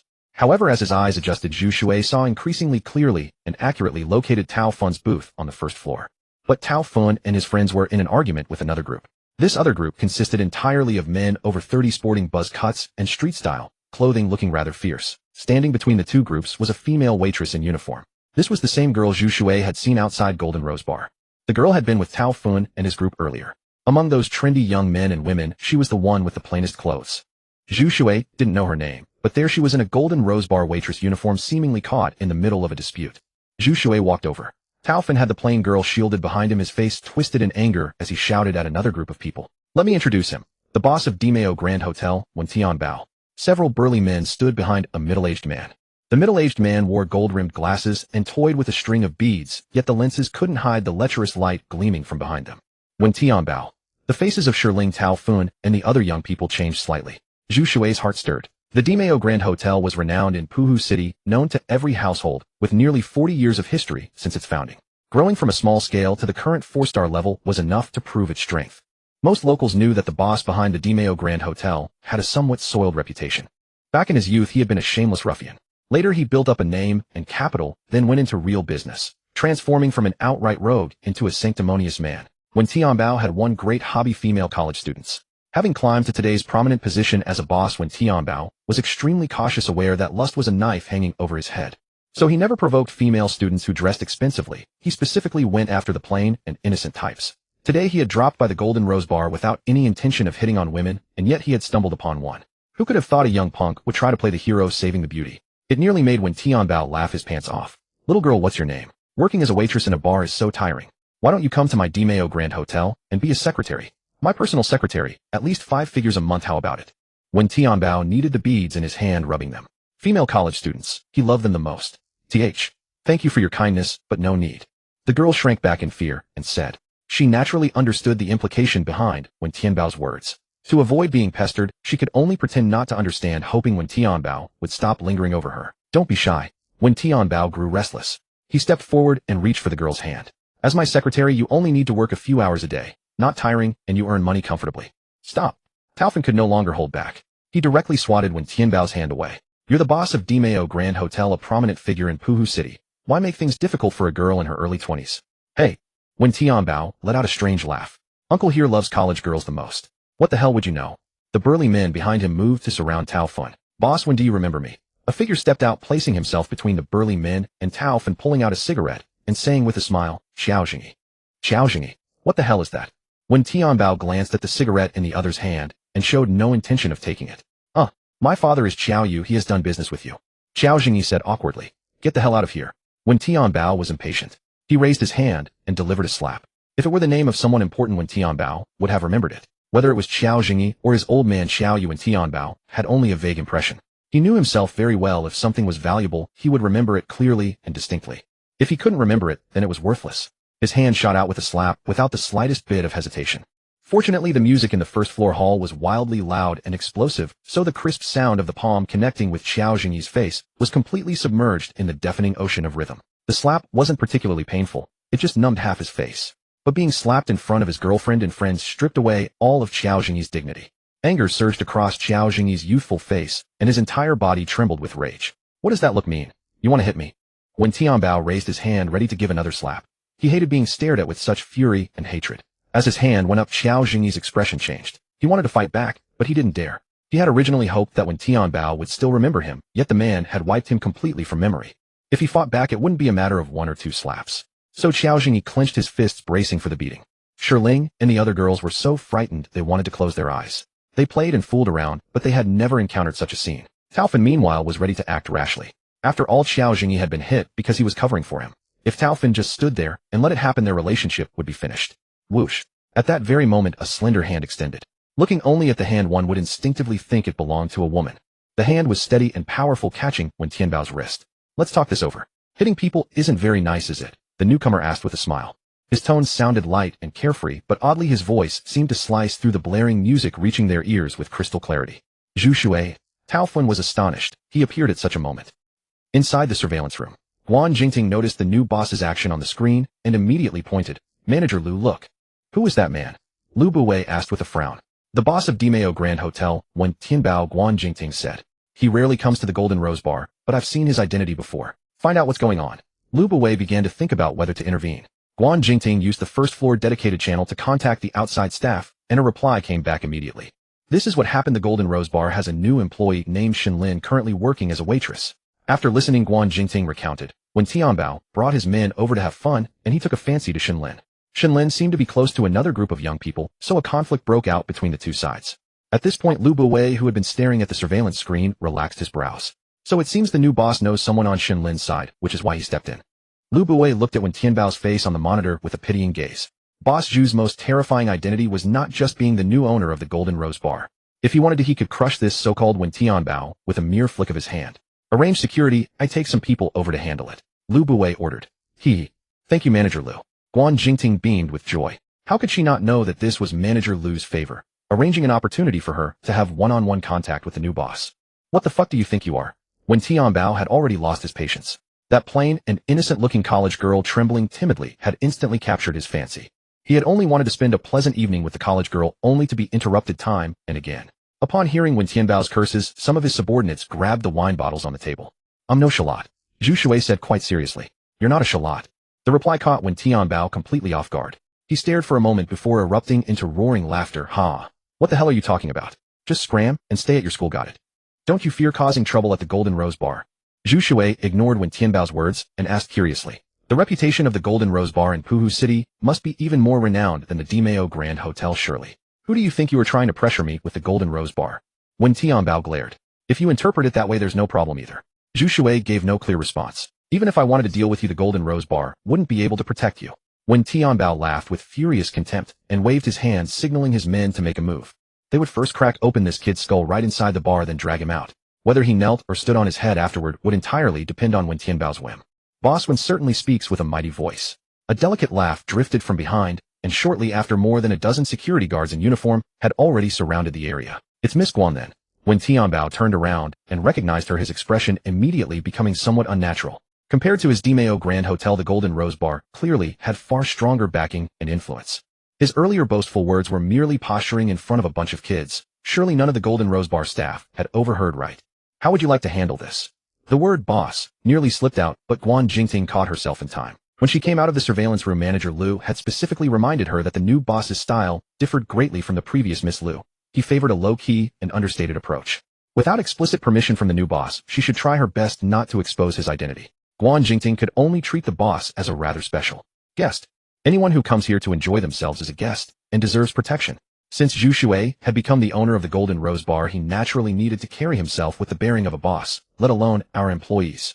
I understand, Guan Jingting said. Move it. She had initially assumed the new boss, being relatively young, might handle things more gently. But from the implications in the boss's words, Guan Jingting had already understood perfectly. The uniformly dressed security guards, well-trained and disciplined, struck immediately upon Guan Jingting's command. Within mere breaths, they had knocked Wen Tianbao and his entire crew to the ground and dragged them out like dead dogs. All real fighters. Zhu Shui stood close enough to observe clearly. With his own martial arts foundation and the element of surprise in their attack, how could the latter possibly resist? This table is on the house. It's our bar's negligence that disrupted your evening. After giving the orders, Guan Jingting smiled at Shinlin. You can take the day off today, and your salary will still be paid in full. Additionally, we'll give you an extra 1,000 yuan as compensation for the bar's failure to protect you properly. Afterward, Guan Jingting offered a slight bow in Zhu Shui's direction and led her remaining staff away swiftly. Shortly after, two more waitresses quickly approached and placed several bottles of wine along with fruit platters and snacks on the table. Director Guan says these are for all our guests to help ease their nerves. Please don't hesitate to call us if you need anything. The two waitresses departed very politely after delivering the items. Tao Fan, Shiling, Xiaojingyi, and Shinlin exchanged bewildered glances. The situation had changed so rapidly that their minds were still struggling to process what had just occurred. Inside the Golden Rose Bar, Guan Jingting, Zhengqian, and Yu Tingran were all referred to internally as group leaders. Zhu Shui, do you know that Director Guan? The one named Guan Jingting. As Zhu Shui took his seat at their table, everyone was secretly observing him. Unable to contain himself, Tao Fan finally asked. Anyone could see that Director Guan's attitude when she appeared with her team and addressed Zhu Shui went far beyond the respect shown to an ordinary guest. Xiaojingyi kept his head down, deeply dejected. Especially in front of his girlfriend and other friends, he usually liked to brag openly and subtly about himself. Yet the very first time he needed to step up, he had been slapped across the face. When Tao Fan asked, Xiaojingyi also lifted his head and gazed at Zhu Shui. I suppose so. Zhu Shui pondered for a moment before replying. He preferred not to reveal his identity as the owner of the Golden Rose Bar in front of Tao Fan. It wasn't that he worried Tao Fan would come begging for favors if he knew his prestigious status. Taking over the Golden Rose Bar was simply due to his identity as a spiritual pollutant. If Tao Fan grew too close to him, it might become troublesome. Buzz. Before Tao Fan could ask anything further, Zhu Shui's phone vibrated in his pocket, interrupting their conversation. Zhu Shui glanced at the screen. The contact was labeled Lu Zhu. A thought crossed his mind, and he pressed the hang-up button, sending a text message saying he would call back later. Do you have feelings for that girl? Zhu Shui put away his phone and asked with a smile. Who? Oh, Shenlin. Tao Fan barely kept up with Zhu Shui's train of thought and quickly shook his head. You've got the wrong idea. Shenlin is a girl from my relative's family. She transferred from the countryside to our Puhu city and is now a freshman at Puhu University. Her family isn't well off, so she's working part-time. I thought she was the girl you were pursuing. Zhu Shui laughed heartily and patted Tao Fan on the shoulder. I've got something to attend to. Let's get together properly next time. After Zhu Shui left, Sherling spoke up. Tao Fan, could that friend of yours be the son of the Golden Rose Bar's owner? I was wondering the same thing. Director Guan's attitude toward him was certainly not ordinary. She even bowed to Zhu Shui before leaving. Another guy chimed in. No idea. Tao Fan scratched his head. Zhu Shui's family had been quite well off in the past, but after that incident, he had been living all alone and struggling. Could he have other wealthy relatives somewhere? That must be it. After leaving the bar, Zhu Shui walked to the parking lot and sat in his Porsche Panamera before calling Lu Zhu back. Are you satisfied with the bar? Lu Zhu's charming voice came through the phone. Of course I am. Thank you, Sister Lu. Zhu Shui said with a smile. Glad to hear it. Lu Zhu changed the subject. Handsome guy, are you quite interested in the spiritual pollutant Jiang? Isn't it dead, eh? Zhu Shui asked curiously. Would a dead one even qualify as Jiang? Lu Zhu chuckled softly. What do you mean by that? Zhu Shui thought of something, but asked uncertainly. 20 minutes later, the Porsche Panamera came to a stop at the edge of an old city district. There were few passers-by here, and most of the area was ruins under construction. Some buildings, though not yet demolished and still structurally intact, had long been without electricity and running water. It was fine during the day, but at night it was pitch dark, like a place devoid of any human life. By the roadside, a black Mercedes-Benz G-Class was parked. Lu Zhu leaned against the car, a cigarette held between her fingers, idly blowing out rings of smoke. What couldn't be said over the phone that you had to call me here? Zhu Shui got out of the car, closed the door, and asked. What? You don't want to see your sister? Every time I go to the Golden Rose Bar, I get stared at by plenty of men. Lu Zhu swayed her hips as she walked over and blew a smoke ring at Zhu Shui. I'm a gentleman of integrity, Zhu Shui said with a serious expression. Oh, sister likes gentlemen of integrity the most. Lu Zhu smiled sweetly, flicked her cigarette away, and dropped the teasing tone. In Puhu City itself, there's only a liaison office for the Anomaly Investigation Group, but no official members stationed there. So do you know why those two from the Anomaly Investigation Group came all this way? Because of that spiritual contaminant, the Jiang. Zhu Shui asked uncertainly. Yes. Lu Zhu said, over the past few months murders have occurred one after another in Puhu City. A series of murder cases shared one common feature: the victims' bodies had been drained completely of blood, leaving their corpses desiccated and shriveled. You can imagine what a person looks like after being exposed to the desert sun for over half a year. Did the Jiang do it? Zhu Shui asked again. First, the timeline doesn't match. Fan Tianhu's father Fan Fu only recently manifested the Jiang state. Besides, you've witnessed Fan Fu's Jiang state yourself. If he had done it, do you think the authorities would be completely unaware and let Fan Tianhu hold a funeral for his father? Lu Zhu kept glancing into the distance, as if waiting for something to appear. She was patiently explaining all this to Zhu Shui merely to pass the time out of boredom. What Lu Zhu said was true. Fan Fu's state was an existence that ordinary people and even some spiritual contaminants could hardly match. But it had a fatal weakness: its intelligence was not high. Whether attacking or taking any other action, it was like a common jackal, the most savage and primitive. If a spiritual contaminant of this level were committing crimes, it would be easily hunted down. Forget it, let me just tell you directly. Fan Tianhu's father Fan Fu was still in good health. Over 80 years old, he could still go up the mountain to chop firewood, and he usually enjoyed fishing. Thanks to Fan Tianhu's successful business, Fan Fu lived a leisurely life. The sudden accident happened because he went into the mountains near Zuyun village. That day Fan Fu had a whim to go hunting and ended up encountering the real Jiang. According to our analysis and research, the real Jiang possesses considerable intelligence and a cunning nature. The reason it committed successive murders likely relates to its need for blood to grow stronger. At the same time, the cunning Jiang knew that repeated crimes would attract attention, so it used its own spiritual contamination energy to contaminate Fan Fu, who had gone up the mountain. Fan Fu was merely an ordinary person. How could he withstand the invasion of spiritual contamination energy? Thus he appeared to die. Rather than death, it was more like suspended animation. It was like a python that has swallowed an antelope. Unable to digest it for a while, it lies there, as if dead. In fact, that was a digestive process in a state of suspended animation. During the process of the spiritual contamination energy invading him, Fan Fu retained a sliver of rationality and wanted to warn his son. But he tried for many days without being able to utter a word.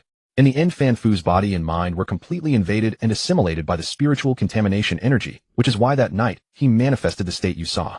As Lu Zhu finished speaking, a vehicle appeared in the distance. It was a black off-road vehicle, and it looked very familiar to Zhu Shui. This is... This is Teng Lian's car from the Anomaly Investigation Group. Zhu Shui's heart jolted. Could it be that the Red Eye Association had discovered he was a double agent who betrayed them and wanted to dispose of him in front of Teng Lian? You know her? Lu Zhu looked at Zhu Shui curiously, then chuckled. Now I remember. You're the first person who dared to offend both the Red Eye Association and the Anomaly Investigation Group directly. Why would she come here? Zhu Shui asked. Originally, the Anomaly Investigation Group came to investigate the Jiang, while our Red Eye Association wanted to recruit it. However, the real Jiang hiding behind the scenes refused to show our Red Eye Association any respect. After a meeting at the Anomaly Investigation Group's headquarters, and given the Jiang's numerous killings, they decided to eliminate this spiritual contaminant.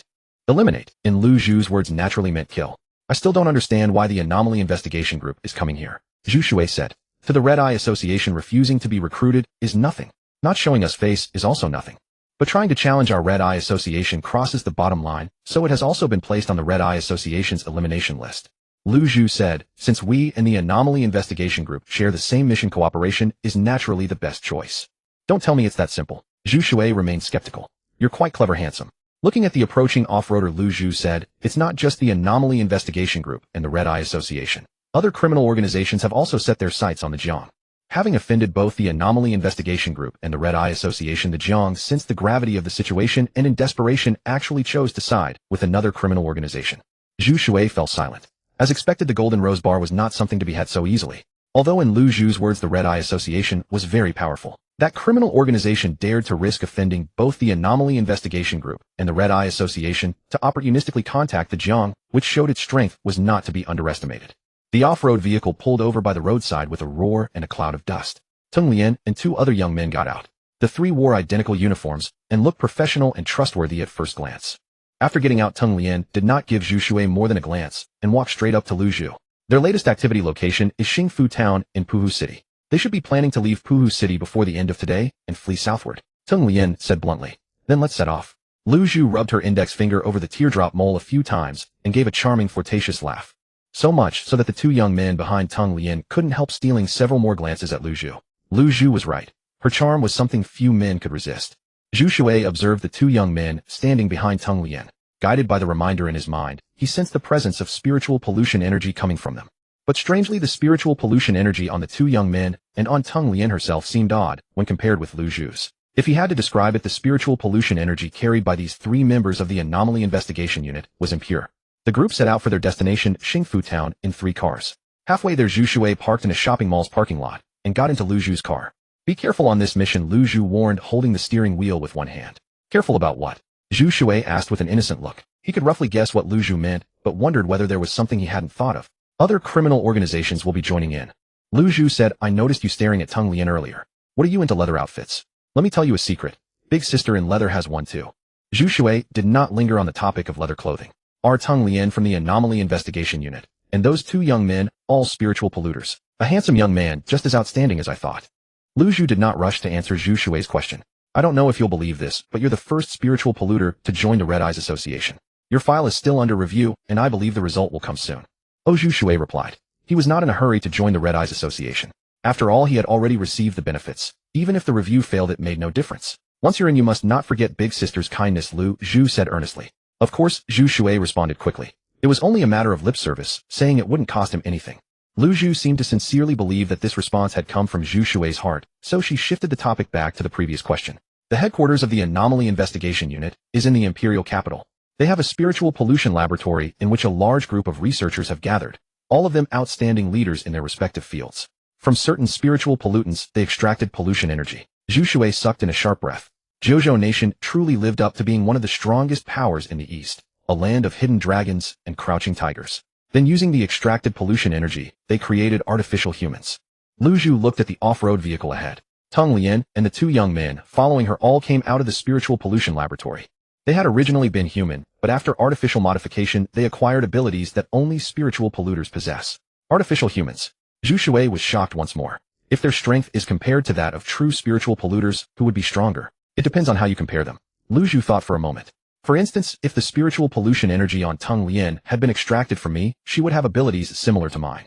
If the two of them fought, she would definitely be no match for me. But if she used the spiritual pollution energy extracted from me to fight another of her kind, she would basically be assured of victory. Zhu Shui nodded to show that he understood. Once the technology to extract and transfer spiritual pollution energy was mastered, artificial humans could be produced endlessly. With the might of artificial humans, wouldn't that be equivalent to possessing an extremely terrifying combat army? When I first learned of this, my thoughts were exactly the same as yours. Lu Zhu continued, but spiritual pollution energy is not so easy to replicate. To ordinary humans, spiritual pollution energy is a poison, the lethal kind. Touching it is almost certainly fatal. Thus, the production of artificial humans is constrained by this factor and cannot be widely implemented. Fortunately, there are limiting factors, otherwise it would be truly terrifying, Zhu Shui said with emotion. Spiritual pollutants come in two types: spiritual mutation and physical mutation. The Anomaly Investigation Unit's spiritual pollution laboratory can only extract and produce the physical mutation type. Lu Zhu smiled contemptuously. It may sound alarming, but in reality they are not as strong as they appear. Zhu Shui agreed wholeheartedly. Compared with true spiritual polluters, artificial humans were ultimately somewhat inferior.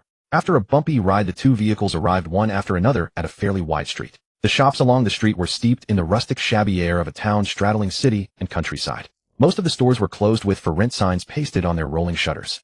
The vehicles stopped by the roadside. Zhu Shui, Lu Zhu, and the others stood there waiting for the next order. Captain, no spiritual pollution energy level has been detected. One of the young men holding an instrument had wandered around for a while before returning to report. Ping'an Town used to be a large village with a population of several thousand. Later it merged with several other villages and became a town.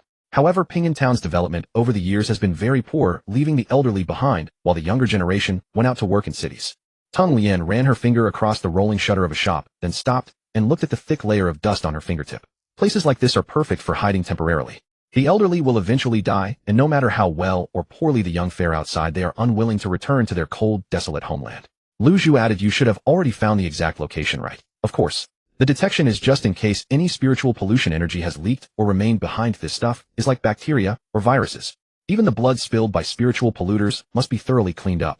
Otherwise, it can easily contaminate others. The other young man said, before we came, we had already contacted the relevant local departments to assist in the investigation, and we've locked onto their location. What should I call the two of you? Lu Zhu asked. Wu Deng. Tong Xiao. The two answered in turn. The young man who had been measuring the spiritual pollution energy was named Wu Deng. The other young man with both hands in the pockets of his trench coat was Tong Xiao. Ahead is a large stretch of old houses. The elderly have passed away and the young are away, so they have long been covered in dust and cobwebs. On more than one occasion, people have spotted unfamiliar faces appearing in that area. The language they speak is also fundamentally different from the local dialect. Teng Lian was already walking ahead as she said these words. Zhu Shui gazed at the desolate streets of Ping'an Town and went on high alert. Someone's coming. In a courtyard, a man leaning against the wall suddenly opened his eyes. Who goes there? The man on the other side asked the question. I don't know, the man by the wall said, shaking his head. It could be the Anomaly Investigation Unit, or it could be the Red Eyes Association. It's also possible they've all come. The sunlight was blindingly bright, hanging high above everyone's heads. Sunflowers could be seen everywhere in Ping'an Town, on the broad thoroughfares and in the narrow alleys alike. The leaves were a glossy green, radiant with vibrant vitality. In the golden yellow discs, sunflower seeds were packed tightly together. The flower language of the sunflower is loyal, steadfast, silently guarding love, and it signifies a passion for life. The sunflower is a flower of bright beauty and unyielding resolve. It can represent love, and it also symbolizes people's pursuit of a better life.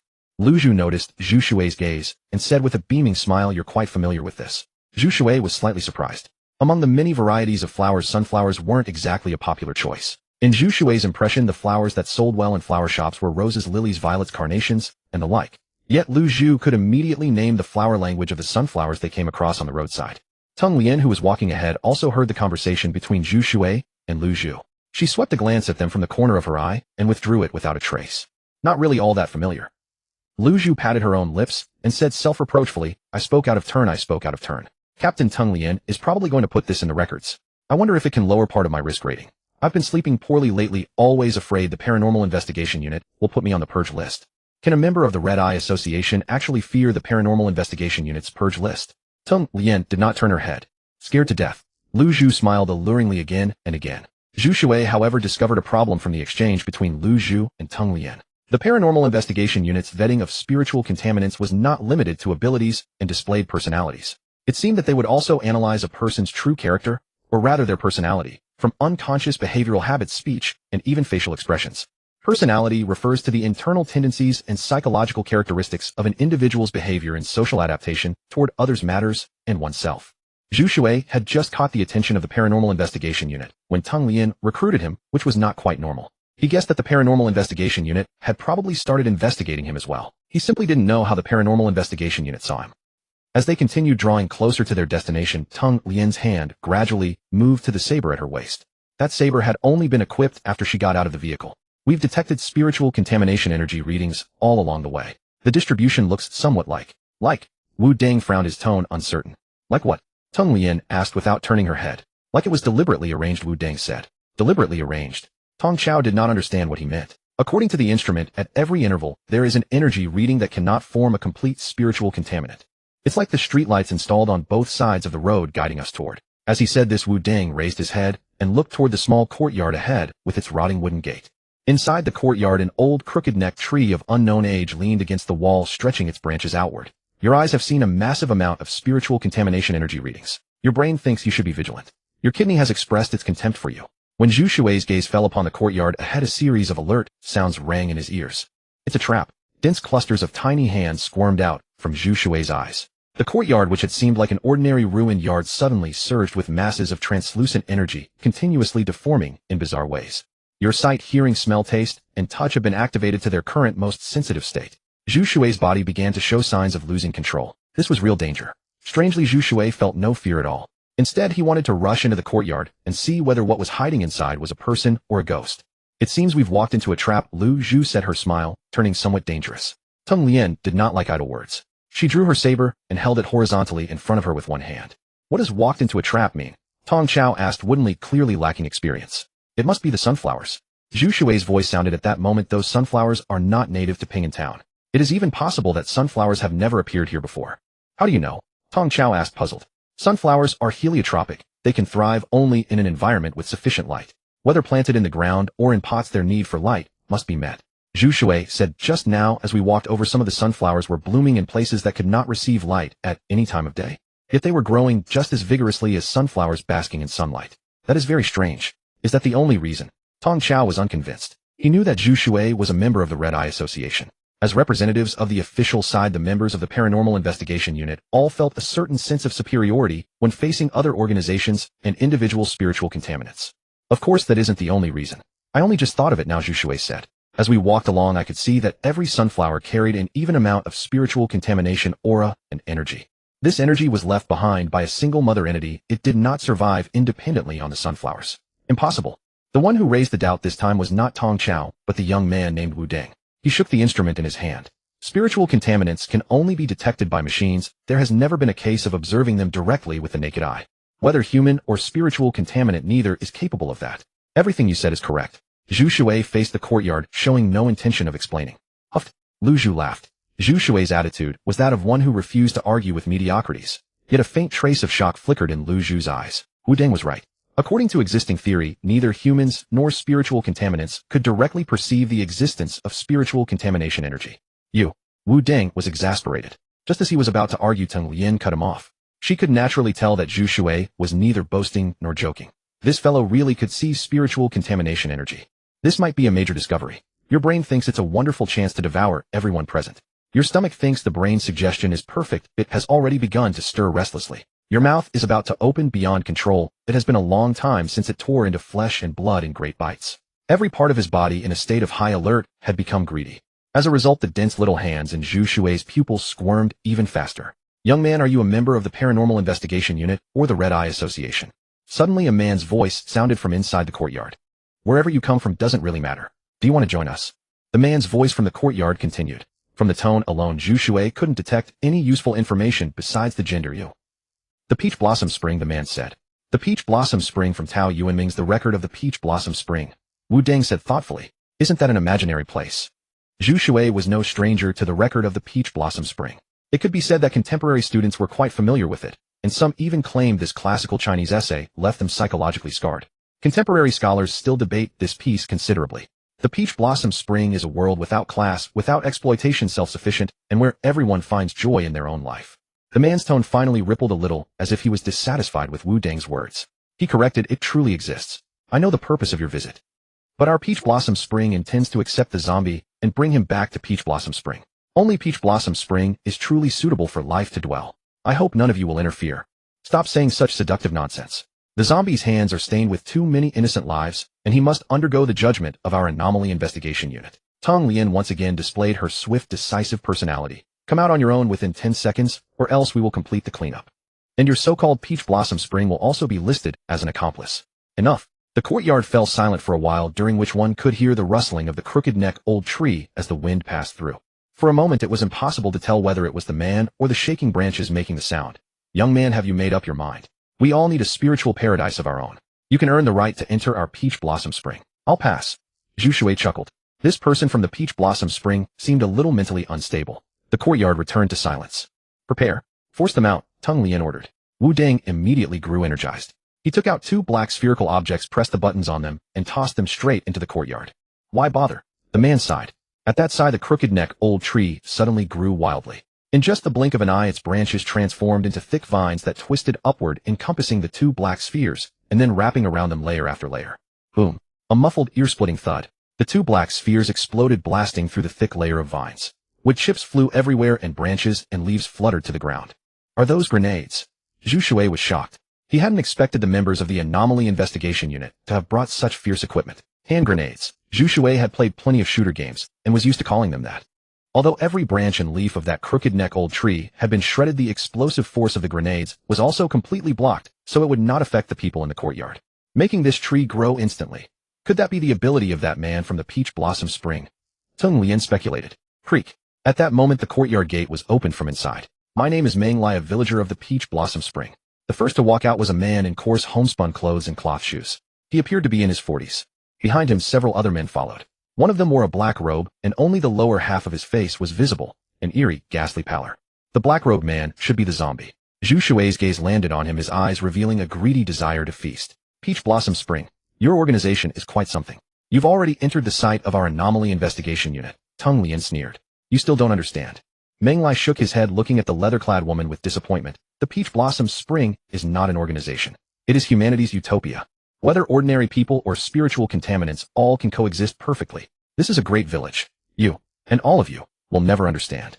Those who understand and those who don't, what exists is justified. Since you enjoy living in a Vichy hell, we will not extend to you the salvation of our utopia.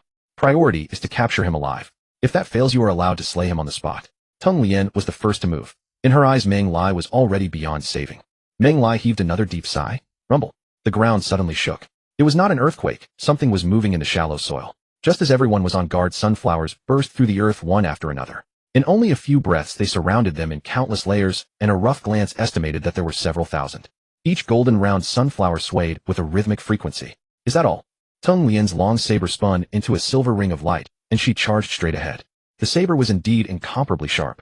Wherever it passed, sunflowers fell to the ground one by one. Yet from the broken stems of these sunflowers, scarlet blood was actually flowing. Then those sunflower heads that had fallen to the ground let out cries like a child's bitter wailing.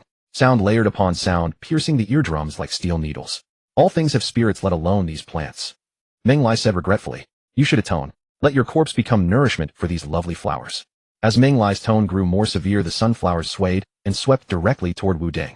Caught off guard, the man had his skin cut open by a sunflower. What was eerie was that after the sunflower saw blood, its enormous disc rapidly turned blood red, and Wu Deng's face was covered in pallor. My face is so itchy. Why is it so itchy? I can't stand it. Wu Deng was completely oblivious to the pain on his skin, and instead reached out with both hands to claw straight at his face. Zhu Shui looked over in confusion. On Wu Deng's body, spiritual contamination energy, with the same aura as Meng Lai's, was writhing to the surface. Then he saw something wriggling out of every pore on Wu Deng's face like worms trying to burrow out. On closer look, they were not worms, they were sunflower seeds. Zhu Shui's scalp turned numb. Every pore on a person's face was pried open by a sunflower seed. It was like a lotus seed pod shaped like a human face. If someone had trypophobia, they would probably go mad on the spot. Our target is the zombie. Don't worry about the people from the Anomaly Investigation Unit. Lu Zhu smiled a sinister smile. Several spider legs extended from beneath her skirt, and she moved swiftly toward the zombie. Watching Lu Zhu's back, Zhu Shui guessed that her ability was like that of a mutated spider. Spider-Woman. He muttered inwardly, and followed close behind. Last time after swallowing that fake zombie, he had only gained some energy points. He didn't know whether eating the real zombie this time would bring Zhu Shui a pleasant surprising gain. But the zombie hunt was not so easy. The men behind Meng Lai also moved, intercepting Lu Zhu. Their movements and postures were extremely strange. They ran at tremendous speed, far surpassing ordinary people. But their speed could not hide the abnormality. While sprinting, their arms stayed stiff at their sides, and their knees never bent. They simply shot straight forward. Strange as it was, they were still that fast. If they ran the 100-meter dash, even 10 world champions combined would be no match for them. The smile on Lu Zhu's face grew even more dangerous. Beneath her skirt, a dense swarm of tiny spiders crawled out. Where were these little spiders coming from? Zhu Shui thought to himself, his expression odd. Perhaps what lay beneath her skirt was different from ordinary people too. The tiny spiders surged like a black tide, spreading relentlessly toward those few figures. Zhu Shui knew very well that these little spiders were highly venomous. The man who had followed Teng Lian in the anomaly investigation group had once been corroded by their poison until great clouds of white mist poured from his body. Since he had not come along this time, Zhu Shui rather sheepishly wondered whether the man might be dead. Far off in the imperial capital, a certain member of the anomaly investigation group, recovering from his injuries, suddenly sneezed. While Zhu Shui was thinking, the wave of spiders had already covered those people from head to toe, leaving not a single patch of skin exposed to the air. They must be dead or crippled by now. Even the psychically corrupted would find it hard to resist. Zhu Shui thought quietly. But then in the very next moment something happened that stunned even Lu Zhu. In the gaps between the tiny spiders, slender green vines extended outward, reaching all the way to a stretch of open ground where no spiders stood, and there they reassembled into new human bodies. Both Zhu Shui and Lu Zhu understood it instantly. These were not people at all. They were humans constructed from plants by that Meng Lai. You really are troublesome. The reconstructed ones all turned their green eyes toward Lu Zhu, then charged at her one after another. The tide of tiny spiders immediately turned back to defend. At the same time, Lu Zhu opened her mouth wide and sprayed out a mass of white spider silk, which linked together into a huge web before her. That stiff is left to you, no problem. Lu Zhu stared at the ones stuck in the spider web. They were already dividing into green vines, once more preparing to reassemble yet again. In that case, Lu Zhu would be tied down by those people. Perhaps because she had pulled all their hatred onto herself, the group showed no intention of attacking Zhu Shui. Your brain thinks that right now is an excellent chance to hunt down and devour the stiff. Your stomach is already waiting impatiently, starting to secrete digestive juices ahead of time. Your mouth signals that the hunting operation may begin. Your teeth, oral cavity, and tongue will all help you carry out the devouring plan. Your kidney has expressed its contempt for you. Zhu Shui was speechless. This kidney actually bore grudges. It was a pure, full-blooded old pervert. His right hand transformed into black slime tentacles. Then his whole body darted after the direction the stiff had taken, leaving behind a sentence. Those small fry are your problem. No problem. If you're no match, just fall back. Lu Zhu smiled. The long saber in Teng Lian's hand was already spinning into dense light and shadow, as quick as a phantom. Under Meng Lai's control, the plants had become extremely dangerous. The sunflowers seemed to have been granted sentience, pursuing Teng Lian and cutting off her escape at every turn. Their uncanny nature forced Teng Lian to keep a cautious distance from the sunflowers. Tong Chao had already brought Wu Deng back into the off-road vehicle. The off-road vehicle was bulletproof. It had static defenses, thick steel plates, and bulletproof glass, as well as dynamic safety measures. Even under attack, it could keep driving in order to break away from the enemy. Armored vehicles are divided into several grades, I-2, 3, IA-4, and so on.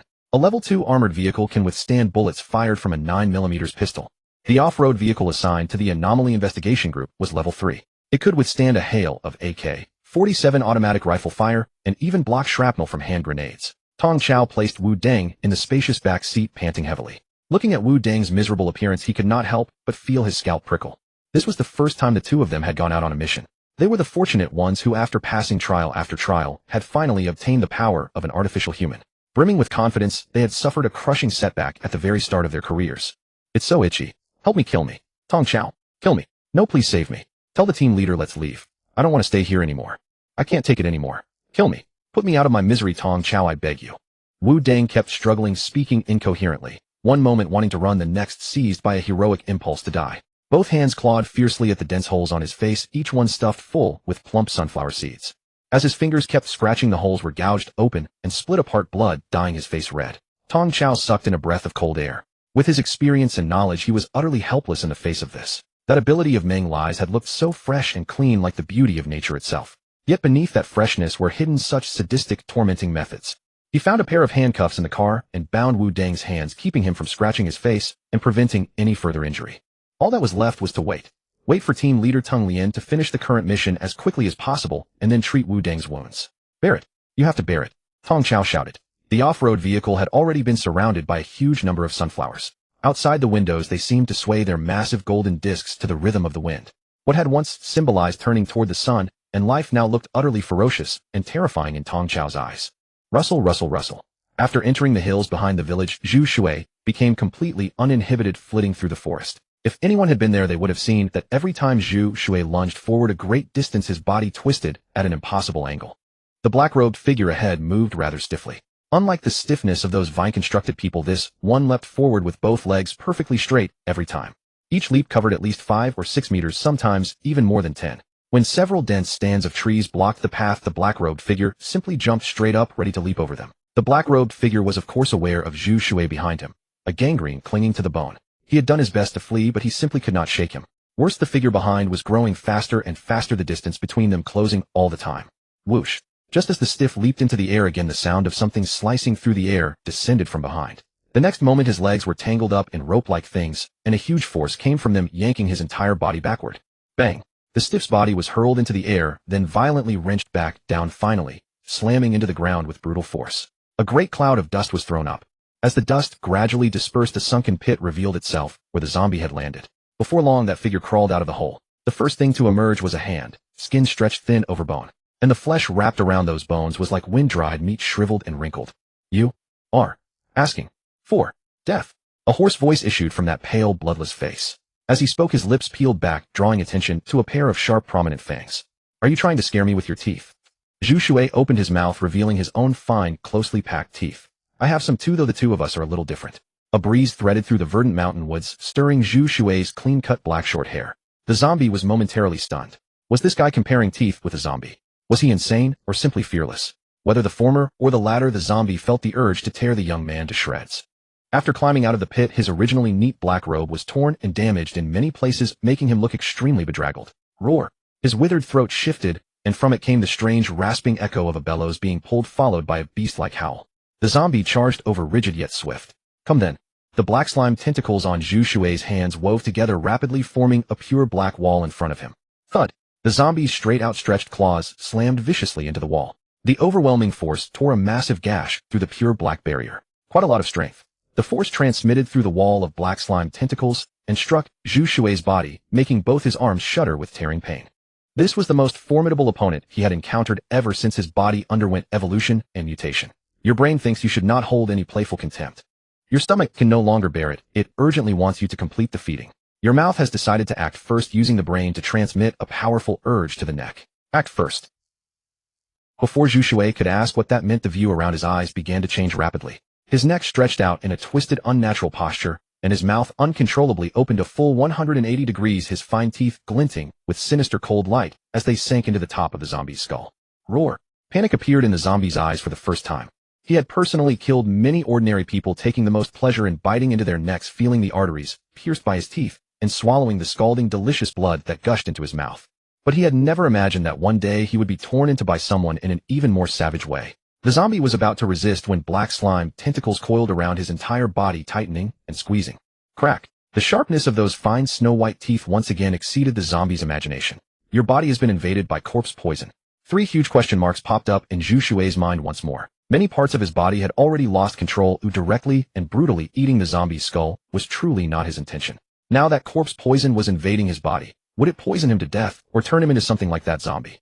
Your brain has sensed your worry. It wants you to trust your body. "Let's hope so," Zhu Shui muttered in his heart. With the zombie subdued, Zhu Shui began to feed. Save me." Half of the zombie's face had been gnawed away, and he finally couldn't help but roar at the top of his lungs. Is there someone else?" Zhu Shui grew wary. Alas! Just as the zombie's voice rang out, a distant sigh drifted over from afar. Menglai. No, this was not Menglai's voice. As that sigh reached him, Zhu Shui's head suddenly spun with dizziness. The dizziness lasted only a blink of an eye, but that was more than enough for the zombie to wrench free from the black slime tentacles. He leaped back, staggering several steps before he could steady himself. His head now remained only in a broken half. Inside it was not a brain, but dry, indistinguishable matter with maggots even writhing within. It made Zhu Shui feel a kind of mental revulsion. But there was nothing he could do. His body after mutation was like a ravenous glutton. As long as something contained spiritual contamination energy, no matter how nauseating it was, his body would greedily crave devouring it. Alas! Another slow, deep sigh sounded through the forest. Zhu Shui's face went pale, and his body wobbled unsteady on his feet. Could a mere sigh really cause harm? Kill him? No, I want to drain his blood. And so an extremely bizarre scene took shape in the mountain woods. Zhu Shui stood there, his calm expression tinged with curiosity, but no fear. The zombie, with barely half a head left, pointed at Zhu Shui and cursed in furious rage. Beep beep beep. Meanwhile, Teng Lian and Lu Zhu were each locked in combat with their respective opponents. Inside the off-road vehicle surrounded by eerie sunflowers, the spiritual contamination energy detector flashed red and let out a piercing alarm. Something with spiritual contamination energy beyond the limit has appeared in the forest. What the hell is that? Tong Chao picked up the device, his face turning pale with shock. During his training at the Anomaly Investigation Unit, he remembered his instructor's warning. Members of each rank were assigned detectors with different upper limits for spiritual contamination energy. In short, if a D rank member received an instrument, it could only detect spiritual contaminants of D rank or below.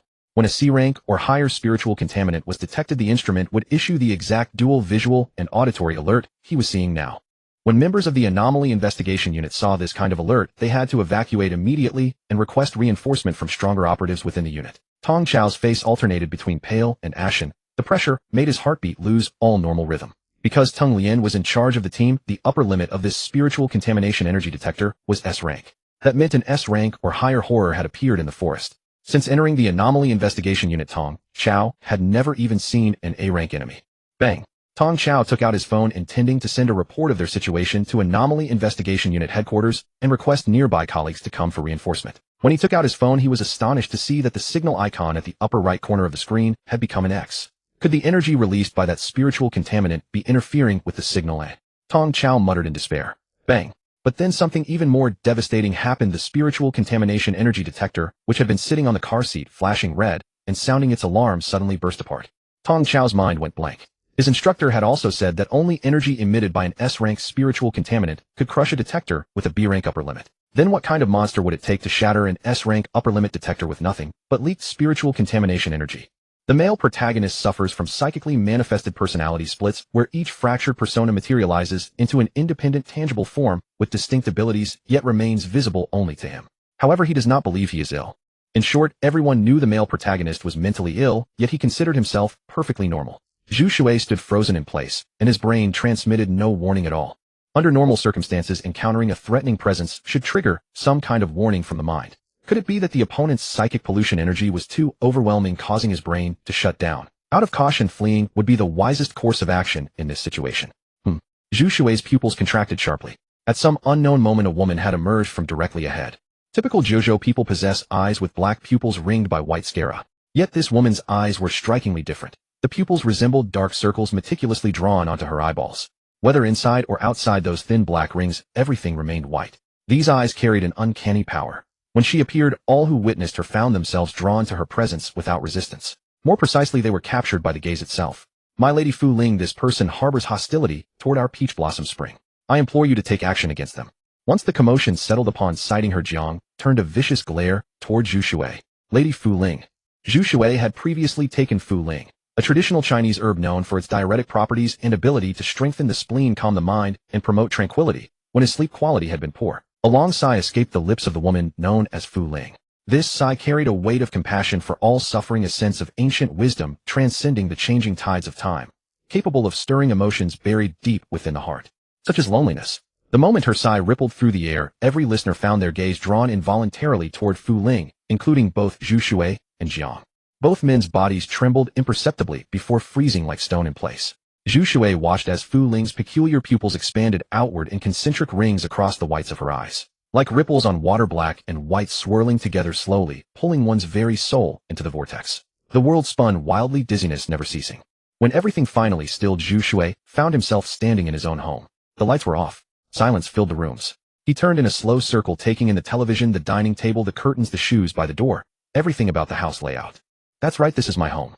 But didn't I go with the Anomaly Investigation Team and the Red Eye Association to capture Jiang? We encountered an organization called Peach Blossom Spring, a man named Meng Lai who could manipulate plants, and a woman called Fu Ling whose pupils were black rings. Every detail of the room fell within Zhu Shui's sight.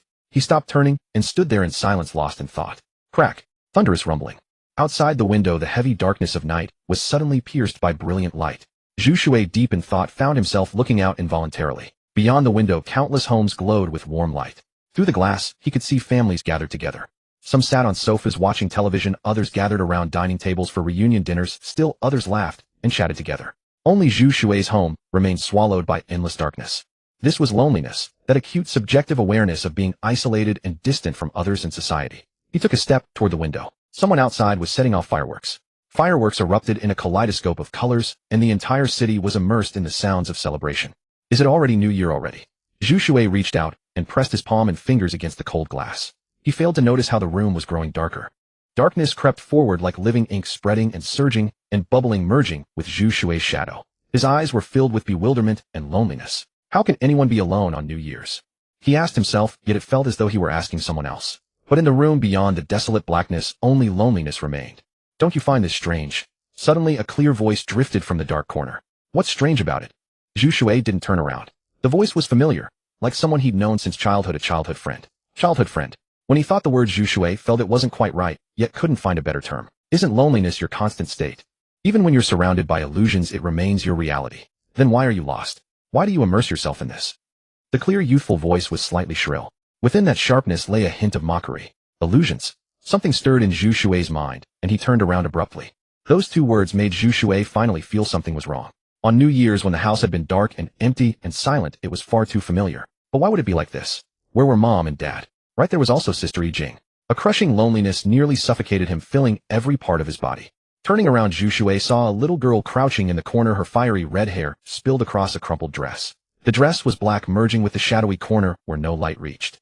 If she hadn't spoken first, no one would have noticed her. Who are you? Zhu Shui caught his breath and asked. Who am I? The little girl emitted a Yandra-like cackle. As she laughed, the corners of her mouth spread wider and wider, eventually reaching her ears. What do you mean by illusions? Zhu Shui stared at the absurd scene, a strange calm settling over him. You can't even grasp this. You deserve to be a pathetic wretch. The girl's pale legs bent, her small body leapt upward, and she inverted herself on the ceiling before dropping back down with unnatural ease. She landed on Zhu Shui's shoulder, her hands pressing against his head. Her fingers dug in, slowly penetrating into his skull. Loneliness is real, the world is an illusion. Why does pity constantly torment you? Aren't you angry? Why should they have all the happiness while you have nothing? The girl's voice grew increasingly shrill, her resentment so thick it verged on becoming tangible. Why? Zhu Shui's emotions were shaped by her words. As her fingers worked against his skull, he turned his head bit by bit, gazing outward. Outside the window, countless homes glowed with warmth and harmony. Do you hate them? Then curse with me. Curse this world. The girl laughed maniacally. Curses are what protect you from being bullied. If you can't have happiness, neither can anyone else. In the forest, a fierce wind howled. The surrounding tree trunks swayed violently, leaves torn away by invisible forces and swept upward into the sky. What's happening? Lu Zhutung, Lian Menglai, and Tong Chao all turned toward where Jiang had fled, their faces etched with horror. That vast malevolent power was pouring uncontrollably across the area. Even the sunflowers and the plant-constructed beings halted their movements. This is a surge of spiritual energy. Menglai furrowed his brow. There's Fu Ling in the rear mountain. She's a rare spiritual variant. But this energy feels completely unfamiliar. It's definitely not her. What exactly was occurring in that direction? Whoosh. Jiang jolted awake. Had his body not been shrouded in a heavy, deathly aura, he would probably have burst out in a torrent of sweat. In truth, he had never intended to join Taoyuan. It was only because his desires had spiraled out of control that he had provoked both the Anomaly Investigation Unit and the Red Eye Society. Only by placing himself under Taoyuan's protection could he escape the combined pursuit of those two organizations, one righteous, one sinister. While living among the Taoyuan people, Jiang learned about Fu Ling's ability through his interactions with Meng Lai and Fu Ling. Spiritual contaminants were divided into two types, the common physical type mutation and the rare spiritual type mutation. Fu Ling, however, was the second type, a spiritual type mutant. Her ability was released through sighs. Each sigh carried with it a wave of spiritual radiation. Through this spiritual radiation, Fu Ling could invade the listener's mind. She would delve from the surface to the depths, locate the target's most painful memories, then rearrange them so that the listener sank into them, the cycle intensifying without end. Eventually their minds would collapse, either driving them insane or leaving them to die in despair. After several sighs, Fu Ling successfully invaded the young man's mind and found the memory that frightened him, loneliness. So Fu Ling used her spiritual radiation to activate that memory of loneliness. One could call it reliving the past. Everything was proceeding smoothly until Fu Ling suddenly sensed a powerful resentment bursting forth from the depths of the target's memories. When resentment reaches a certain density, it mutates. Human nature contains many dark facets. Inside this man's mind, Fu Ling perceived one of them, a curse born from resentment that had condensed to the point of mutation. Why do you deserve happiness? All of you die. Why do you always pick on me? All of you die. Why does it always have to be me who's lonely? Why do you get to have families? Why? So, I hope you all die in excruciating agony. These voices, sometimes shrill, sometimes low, sometimes bizarre, suddenly rang out inside the target's mind. In an instant they rebounded against Fu Ling's spiritual radiation. The black rings in Fu Ling's pupils began spreading with ever-increasing frequency. Tear her apart. She's the one who started all this. Curse her to die young and never be reborn. The seductive voices rang ceaselessly by Zhu Shui's ear. Wave after wave of ferocious aura rose from around his body. Swoosh! Black slime tentacles shot out violently. Fu Ling's face turned pale with fright. When her spiritual radiation lost its effect, all that remained was a passive defense. The black slime tentacles moved too quickly. In the blink of an eye they had coiled around her entire body. You truly deserve to die. Zhu Shui gasped for breath. That's it. You really deserve to die. A little girl in a black dress sat on Zhu Shui's shoulder, clutching his head with both hands, laughing with delight. Click, click, click. Just as Zhu Shui was about to deliver the killing blow, the slow, rhythmic sound of high heels echoed through the air. Merely listening to the sound of those heels striking the ground was enough to conjure the image of a woman so elegant that even her footsteps moved in graceful rhythm. How annoying. Really annoying. At the sound of those high heels, the little girl's expression changed, her features twisted in fury. You little scamp, you slipped out again. An elegant figure in plain attire appeared beside Zhu Shui. She reached out a slender jade-white hand and gently pinched the little girl's ear. The little girl, completely devoid of her earlier malicious grimace, wriggled free from the figure's jade-like hand, then dove straight into Zhu Shui's head. The instant the little girl's figure vanished, most of the ferocity in Zhu Shui's eyes dissipated. Sister Yijing, why are you here? Zhu Shui, still dazed, blinked at the person beside him and asked in slight surprise. Ahead, the black slime tentacles had already seized the woman named Fu Ling. As he looked at Fu Ling, wariness filled Zhu Shui's brows and eyes. With Sister Yijing's arrival, his chaotic thoughts miraculously settled into calm. Gradually, Zhu Shui recalled what had happened before his moment of trance. The lingering fear of that loneliness still remained in his heart. When had I ever been so lonely? Yet that scene, 10,000 glowing lights with no place for me, felt as though it had truly happened to me. But I don't remember any of it. Zhu Shui's brows furrowed deeper and deeper. Silly boy, how could you ever be lonely? Yijing reached out and gently drew Zhu Shui's head into her embrace.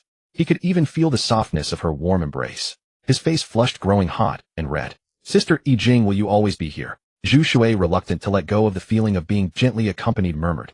If you wish it, then I will be. Sister Yijing's tone was still as gentle as ever. It was like the afternoon sun casting a warm glow over one's body and evoking an involuntary laziness. Zhu Shui was savoring the bliss of having someone by his side. On Fu Ling's skin, meanwhile, goosebumps had formed. From her perspective, the young man was talking to himself. He tilted his head to one side, eyes closed in a smile full of bliss. Who was he talking to? Beneath that young man's surface lay a vicious curse that resented everything, a radiant and vigorous youthfulness, a gentle water-like doting affection, and even more things that had yet to be revealed. What on earth was going on? Fu Ling could be certain that the state the target displayed was absolutely not the result of her spiritual radiation. Go home early, all right. Sister will prepare your favorite dishes and wait for you. Yijing gently stroked Zhu Shui's forehead and said softly, Okay, sister. I'll definitely be back as soon as I can. Zhu Shui smiled. Afterward, he felt the warm sensation of being embraced fade away. When Zhu Shui opened his eyes again, Sister Yijing was gone. Did Sister Yijing see me in this state? Zhu Shui stood dumbfounded for a moment, then his gaze landed on Jiang. Forget it. The urgent thing now was to deal with the matter at hand. Meng Lai's figure appeared swiftly. Upon seeing the scene, he was appalled, but then he charged at Zhu Shui without a second thought. Teng Lian and Lu Zhu haven't been taken care of, have they? Just as he was about to kill Fu Ling, he spotted the villager from Taoyuan. Zhu Shui was rather surprised.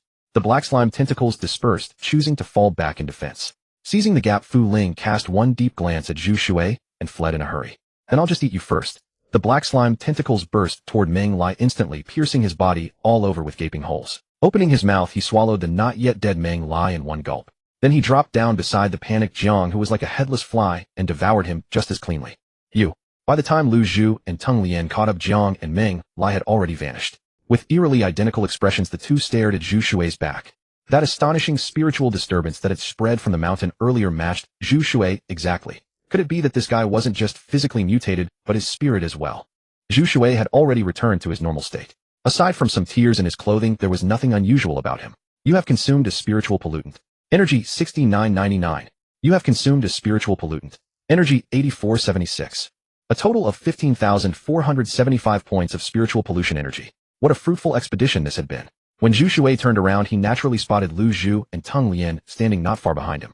In truth, when he fell into that strange surge of resentment, a radius of nearly a kilometer around him unfolded with crystalline clarity. Every blade of grass, every tree, even the whisper of wind across the land, all presented themselves vividly within his mind. This included the battlefield where Lu Zhu and Teng Lian were engaged. When Fu Ling found herself in dire peril, Meng Lai seemed to sense it instinctively, and immediately commanded his controlled sunflowers to detonate themselves in a desperate countermeasure.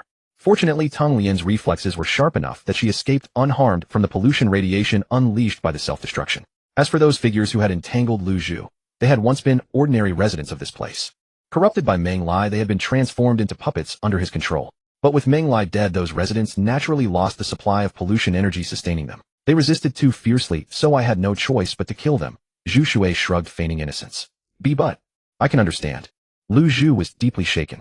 Could it be that the world's first mutant capable of dual spiritual and physical transformation had come into existence? This defied all existing research and understanding of spiritual pollutants. The cleanup naturally fell to the bizarre incident investigation group.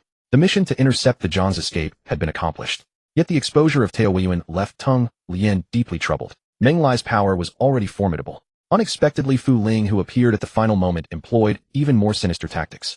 Based on the detonation of the spiritual pollution energy detection device, Tang Lian surmised that Fu Ling, a mental-type contaminator, must have reached S rank. While awaiting the arrival of the investigation group's reinforcements, Tang Lian watched Lu Zhu's vehicle depart.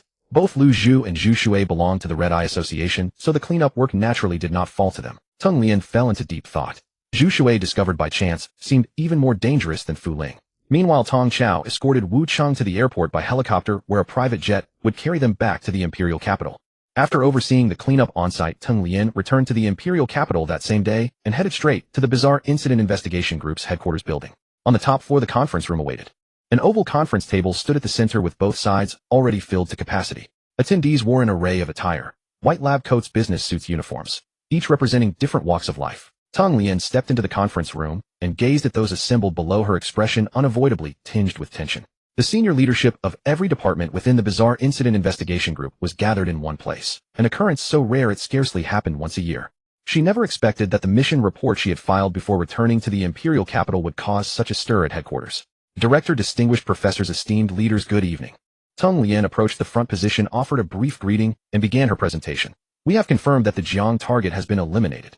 Hardly had she started reporting when a middle-aged man in a white coat and glasses raised his hand. The man adjusted his receding hairline and said, "We have already reviewed your mission report. We are all busy people, so let us cut straight to the point." Understood, Professor Wang. Tang Lian nodded and continued. The two core themes of this meeting are first, the mysterious organization Tao Weiyuan, and second, the special class spiritual contaminator Zhu Shui. The moment her words fell, restlessness rippled through the entire conference room. Everyone present had read the mission report and was by no means unfamiliar with Tao Weiyuan and Zhu Shui. Tao Weiyuan can now be classified as a criminal organization. Since early this year, we have been piecing together fragments of their activities from reports originating in the southern provincial capital. However, the signs were not apparent at the time. We never anticipated they would amass such considerable strength by the time they surfaced, said a man in uniform, his expression grave. According to the analysis conducted by colleagues who visited the site, that man named Meng Lai possesses the ability of contamination. As soon as Professor Wang spoke, all eyes in the conference room immediately converged upon him. A profound respect surfaced on Tang Lian's countenance. In the report, Captain Tang's analysis suggested that Meng Lai could control plants. That is not entirely accurate. His true ability lies in pollution invasion, transforming living organisms, whether human or plant, into puppets under his command. However, based on the description in the mission report, Meng Lai's ability has certain limitations. Controlling humans places far greater strain on him than controlling plants.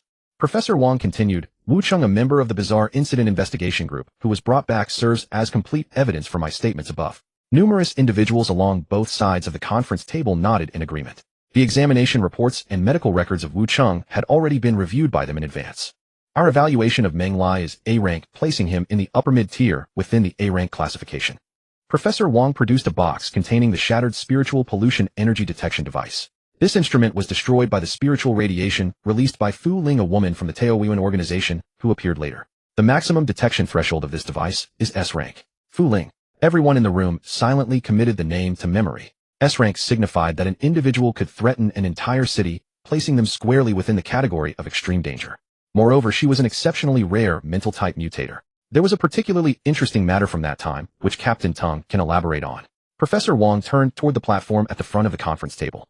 Tang Lian nodded to Professor Wang and activated the large screen display. After a few moments of operation, a photograph appeared on the screen. The person in the photograph wore a school uniform, their features clean-cut and fresh, with a faint smile playing at the corners of their mouth. Just from the photograph alone, they appeared to be an attractive, youthful university student. Zhu Shui is 19 years old this year, currently a university student, and has always lived alone with no relatives ever appearing by his side. Even friends are few and far between. When I returned from Puhu City, colleagues from the investigation group had already begun 24-hour surveillance rotations. His first appearance in our bizarre incident investigation group's awareness came when I was handling the Jiang case. He suddenly emerged and consumed that false Jiang. Therefore, I initially recorded in his file that he possessed the ability to devour other spiritual pollutants. His second appearance occurred when he teamed up with members of the Red Eye Association in Puhu City to execute the mission of intercepting the true Jiang.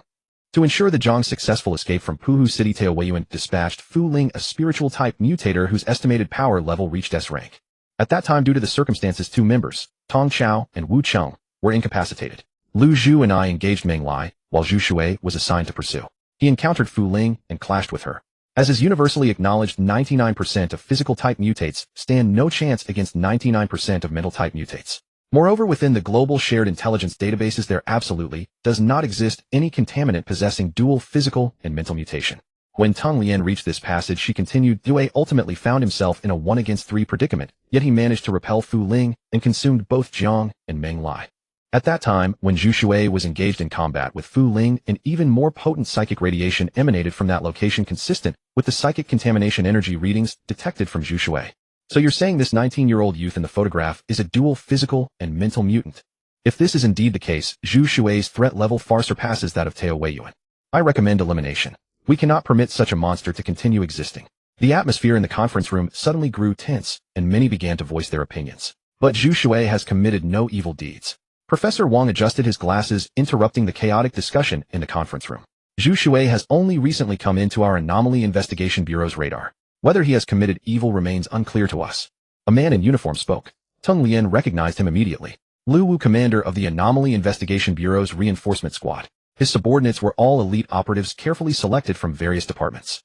When the Bureau's ability users carried out missions, the reinforcement squad was responsible for thermal weapon support, cleanup operations, and other related work. For those psychic contaminant individuals who joined the Anomaly Investigation Bureau, they were referred to not by the former derogatory term, but instead as ability users, to show respect for them. Lu Wu had always harbored hostility toward the existence of psychic contaminant individuals. Those present in the conference room all knew Lu Wu's temperament well. Do you doubt the capabilities of our intelligence department? A woman asked with a smile. She was Tao Hongzhu, head of the Anomaly Investigation Bureau's Reconnaissance Intelligence Collection and Analysis Division. You should understand what I mean. Lu Wu snorted coldly. I certainly understand Minister Lu's meaning, but the emergence of psychic contaminants has already been known to all countries worldwide. Some psychic contaminants possess abilities no less threatening than high-end thermal weapons. Currently, numerous nations are beginning to cultivate psychic contaminants either openly or covertly as one of their future elite combat forces. Tao Hongzhu replied with a tepid smile. Minister Lu must be aware of this matter. Our country has now produced the world's first individual with dual physical and mental mutation contamination. Furthermore, given that this person has not committed any heinous crimes, attempting to eliminate him without offering guidance seems rather hasty, does it not? Do not forget he is a member of the Red Eye Society. Lu Wu tapped his finger on the conference table and said, You certainly know what the Red Eye Society is. How many forces within Jiuzhou are currently composed purely of psychic contaminants or led by them? Can you count them all openly or secretly? The very existence of the Red Eye Society is already extraordinary among such forces. Tao Hongzhu's words grew increasingly sharp. I believe that Minister Lu's inherent hostile attitude towards psychic contaminants will lead to bias in our work. Enough. The man seated at the head of the conference table tapped the table in exasperation, interrupting the argument between Tao Hongzhu and Lu Wu, then turned to the other side. Professor Wang, what is your opinion? Tang Lian was sweating bullets watching this meeting. This was her first time attending a meeting with such high-level officials gathered together, and she never expected it to unfold in such a manner. Fortunately, Xia Mingquan, the supreme leader of the Anomaly Investigation Bureau, stepped in promptly, otherwise the relentless bickering might have dragged on indefinitely. Director, my opinion aligns with Minister Tao. Professor Wang smiled slightly. Our research department is extremely interested in this young man Zhu Shui. You see, in all previous intelligence records, no psychic contaminant had ever achieved dual mutation. And the potential power of such dual mutation remains unknown to us at present. Based on current intelligence, if we make idealistic contact with Zhu Shui, we might just enable Jiuzhou to possess a trump card. Many present perked up instantly. Xia Mingquan was also somewhat moved. As more and more psychic contaminants appeared, the world's landscape was quietly undergoing transformation. Some believed it was a global catastrophe, a divine punishment descending from above. Perhaps the Noah's Ark scenario would occur, with the world resetting to its original starting point. Others believed it was global evolution, a historic qualitative leap for humanity. All nations were tacitly keeping the information under wraps, because the current psychic contaminant phenomenon had not yet come under control. Some small nations have already been destroyed and vanished by psychic contaminants. Tao Hongzhu stated, the current situation is like an arrow already knocked on the string. There is no choice but to release it. This time Lu Wu said nothing further, maintaining his silence. Then let us initially adopt the conciliatory policy. Is Zhu Shui not already an undercover agent of our Anomaly Investigation Bureau? Xia Mingquan made his decision and said, the Anomaly Investigation Bureau will conduct secret surveillance on him and assess his risk level. Tang Lian, you will be responsible for this matter. Additionally, upgrade Zhu Shui's intelligence classification to the highest level No leaks allowed. Yes. Tung Lien responded with slight nervousness. So that guy Zhu Shui really is a monster after all. This evaluation of monster was certainly not meant in a derogatory sense. Zhu Shui returned home to find Sister Yi Jing had already prepared the meal. Why is she here too? When closing the door, Zhu Shui discovered someone new had appeared in his home. It was the little girl who had suddenly appeared when facing Fu Ling. Why don't you welcome me? I've known you longer than she has. The little girl stood up, her smile rather bizarre. Enough family members should speak politely. Yi Jing reprimanded the little girl, then gently said to Zhu Shui, hurry and wash your hands, then sit down and eat together. Oh, all right. Zhu Shui was actually quite puzzled. Why had Sister Yi Jing suddenly appeared there today? What was this little girl's background, and why would she claim to have known him longer than Sister Yi Jing? After washing his hands, Zhu Shui sat at the dining table deciding to eat first and put his doubts aside. Enjoying dinner together as a family was an incredibly happy thing. Even if the sky were to fall, nothing would outweigh the happiness of a family together. Though this statement seemed contradictory, it perfectly reflected how much Zhu Shui valued home. See Captain, why does he keep muttering to himself after returning home? Who exactly is he talking to? On the opposite building, several people in black uniforms were crouched, with one younger man holding binoculars and observing Zhu Shui's every move, asking somewhat creepily. According to the intelligence from the Investigation Bureau, we suspect the target suffers from schizophrenia contamination. Another slightly older man was the captain of this surveillance team.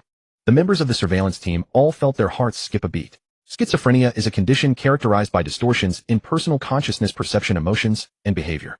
Patients often struggle to distinguish between fantasy and reality. In medical classification systems, it is defined not as a disease, but as a disorder. Schizophrenia is a clinical syndrome composed of a cluster of symptoms, a chronic condition with multiple contributing factors. Should an ordinary person contract it, they would simply have common schizophrenia. However, schizophrenia contamination is far more dangerous than ordinary schizophrenia. This condition manifests exclusively in mentally mutated individuals and is prone to loss of control, sometimes even against the sufferers, while causing severe harm. A out-of-control spiritual contaminant is like a misfired missile. When carrying out the covert surveillance mission on Zhu Shui, the team had already reviewed relevant materials. Some of these documents were accessible only to the team captain, and the personnel had signed confidentiality agreements. Zhu Shui had devoured 2 large bowls of rice and was in excellent spirits. The little girl had not touched a single grain of rice, poking at her bowl with chopsticks and spilling rice and vegetables all over the table. Yi Jing's face still wore its gentle, serene expression. Yi Jing patiently waited until the little girl tossed her chopsticks onto the table before beginning to clear the dishes. Zhu Shui also wanted to rise and help, but Yi Jing stopped him with a glance. She was always like this, caring for Zhu Shui's daily life with meticulous devotion. Sister Yi Jing, why did you appear there that day? Zhu Shui fell silent for a moment, gazing at her back as she walked into the kitchen to wash the dishes, but could not resist asking. I just happened to pass by. Though her back was turned to Zhu Shui, her movements remained perfectly natural and fluid. But how could you have merely passed by a place like that? Zhu Shui asked. Ping'an Town had been deeply strange during that period due to the invasion by the Peach Blossom Spring organization. At this thought, Zhu Shui turned his gaze toward the little girl crouching in the corner, her face twisted in a cold sneer. She was definitely suspicious. That day when the little girl had appeared in Zhu Shui's illusion, she had stirred the dark side of his heart, making him extremely sinister and venomous. During that brief span, Zhu Shui's entire mental state and body had been manipulated by countless puppet strings. The one controlling him was that little girl crouching in the corner, a wicked grin spreading across her face. Do you think I would harm you? As Zhu Shui was lost in thought, Yi Jing turned back. Her hands still damp with clean water droplets and carrying the lemon scent of dishwashing liquid gently wiped against her apron. No, Zhu Shui shook his head. He trusted Sister Yi Jing completely. If even she were to betray or harm him, Zhu Shui did not know who else he could trust in this world. Whatever I am, would you be afraid or ask me to leave? Yi Jing walked over, asking with a smile. Of course not. Zhu Shui shook his head again. Someone waiting at home for dinner, lights on. When he returned at night, he no longer had to watch other families reunite while he stood alone. This feeling was wonderful. He did not wish to lose it. Then do you still have doubts in your heart? Yi Jing walked closer and asked. Zhu Shui was now very close to her, close enough to seemingly hear each other's breathing. No more. Clarity instantly returned to Zhu Shui's eyes. No matter what Sister Yi Jing was, she would forever remain Sister Yi Jing. That Sister Yi Jing, who resembled an older sister yet possessed a mother's affection, was more than enough. This little rascal will also become a member of our family in the future. Is that all right? The smile on Yi Jing's face brightened considerably. Beyond her usual gentleness, there now emerged a touch of genuine relaxation and joy. What is her name? Zhu Shui remained somewhat wary of the little girl who had suddenly appeared. The emotion-stirring ability that could provoke the dark side of one's mind gave him a sense of losing control. She does not seem to have a name yet. If you are willing to accept her, what name would you like to give her? Yi Jing asked with a gentle smile. Haha. The little girl understood the conversation between Yi Jing and Zhu Shui and bared her teeth, letting out a strange croaking sound. Be obedient, Yi Jing said, walking over and patting the girl's head. The little girl looked up, her exaggerated expression softening somewhat, though she still seemed discontent, refraining from making further strange noises. She seemed quite afraid of Sister Yi Jing. Zhu Shui revealed a subtle smile. Last time when the little girl had appeared and attempted to manipulate his emotions, it was Sister Yi Jing's arrival that had quickly dispersed the vicious negative emotions. In that case, Zhu Shui need not worry too much about the little girl losing control. How about I call you little sister? Zhu Shui walked over and bent down to ask. Having a little monster around to cause some commotion would add some liveliness to the home. I'm your younger sister, and she's your older sister. When they appear, will you call them older brother or younger brother? The little girl asked provocatively. They oi. Zhu Shui paused, a moment of confusion flickering across his face. Nonsense. Yi Jing's hand tapped the little girl's head again, this time with a bit more force. I was just kidding. Bye-bye. The little girl's body wriggled, and she directly squeezed behind the curtains. Never mind her. She just likes to talk nonsense, Yi Jing said, straightening up and removing her apron. Zhu Shui did not take it seriously. After all, this little girl was abnormal. After washing up, he returned to his room to rest. Zhu Shui lay on his bed, gazing at the ceiling. Sister Yi Jing was somewhat different from his previous impression of her, but their conversation earlier had helped Zhu Shui understand something. No matter what secret Sister Yi Jing was hiding, she was family. Just as even if he himself became a spiritual contaminant, he would still retain the goodness of human nature. With such thoughts, Zhu Shui drifted off to sleep in a cheerful mood. When he awakened again, it was already the next day. While brushing his teeth, he received a phone call. After rinsing his mouth, Zhu Shui pressed the answer button. Zhu Shui. Tao Fan's hesitant voice came through the speaker. What's wrong? Zhu Shui asked curiously. The voice of Tao Fan coming through the phone sounded slightly off. Do you happen to know the team leader named Guan Jingting at the Golden Rose Bar? Tao Fan asked. I suppose we could say we know each other, Zhu Shui replied, wiping water from his face with a towel.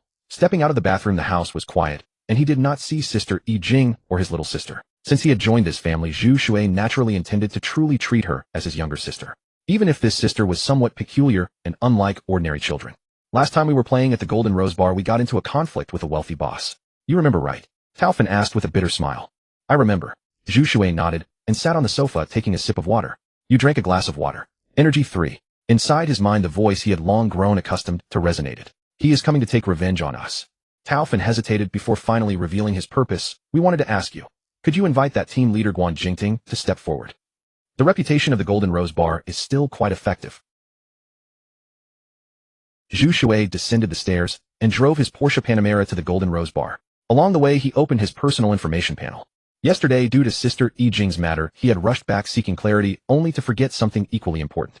Name Zhu Shui. Age 19. Current level S. Abilities: preliminary regeneration, water attribute affinity, preliminary gigantification, preliminary pollution infiltration. Gazing at the 6 extra characters that had appeared in his ability list, Zhu Shui's eyes lit up. Tapping this brand new ability brought up more detailed information. The very first line read, derived from Meng Lai. He had always assumed Meng Lai's ability was plant manipulation, but it seemed otherwise.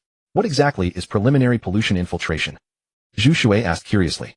Some psychopolluters possess the ability to radiate their unique powers outward, affecting all living beings within the contaminated range and bringing them under their control. The brain responded. Like Meng Lai. Zhu Shui thought excitedly, yet a new doubt immediately arose. I devoured that Jiang creature too. Could its abilities simply be too weak? That can't be right. Why didn't I gain any power from it?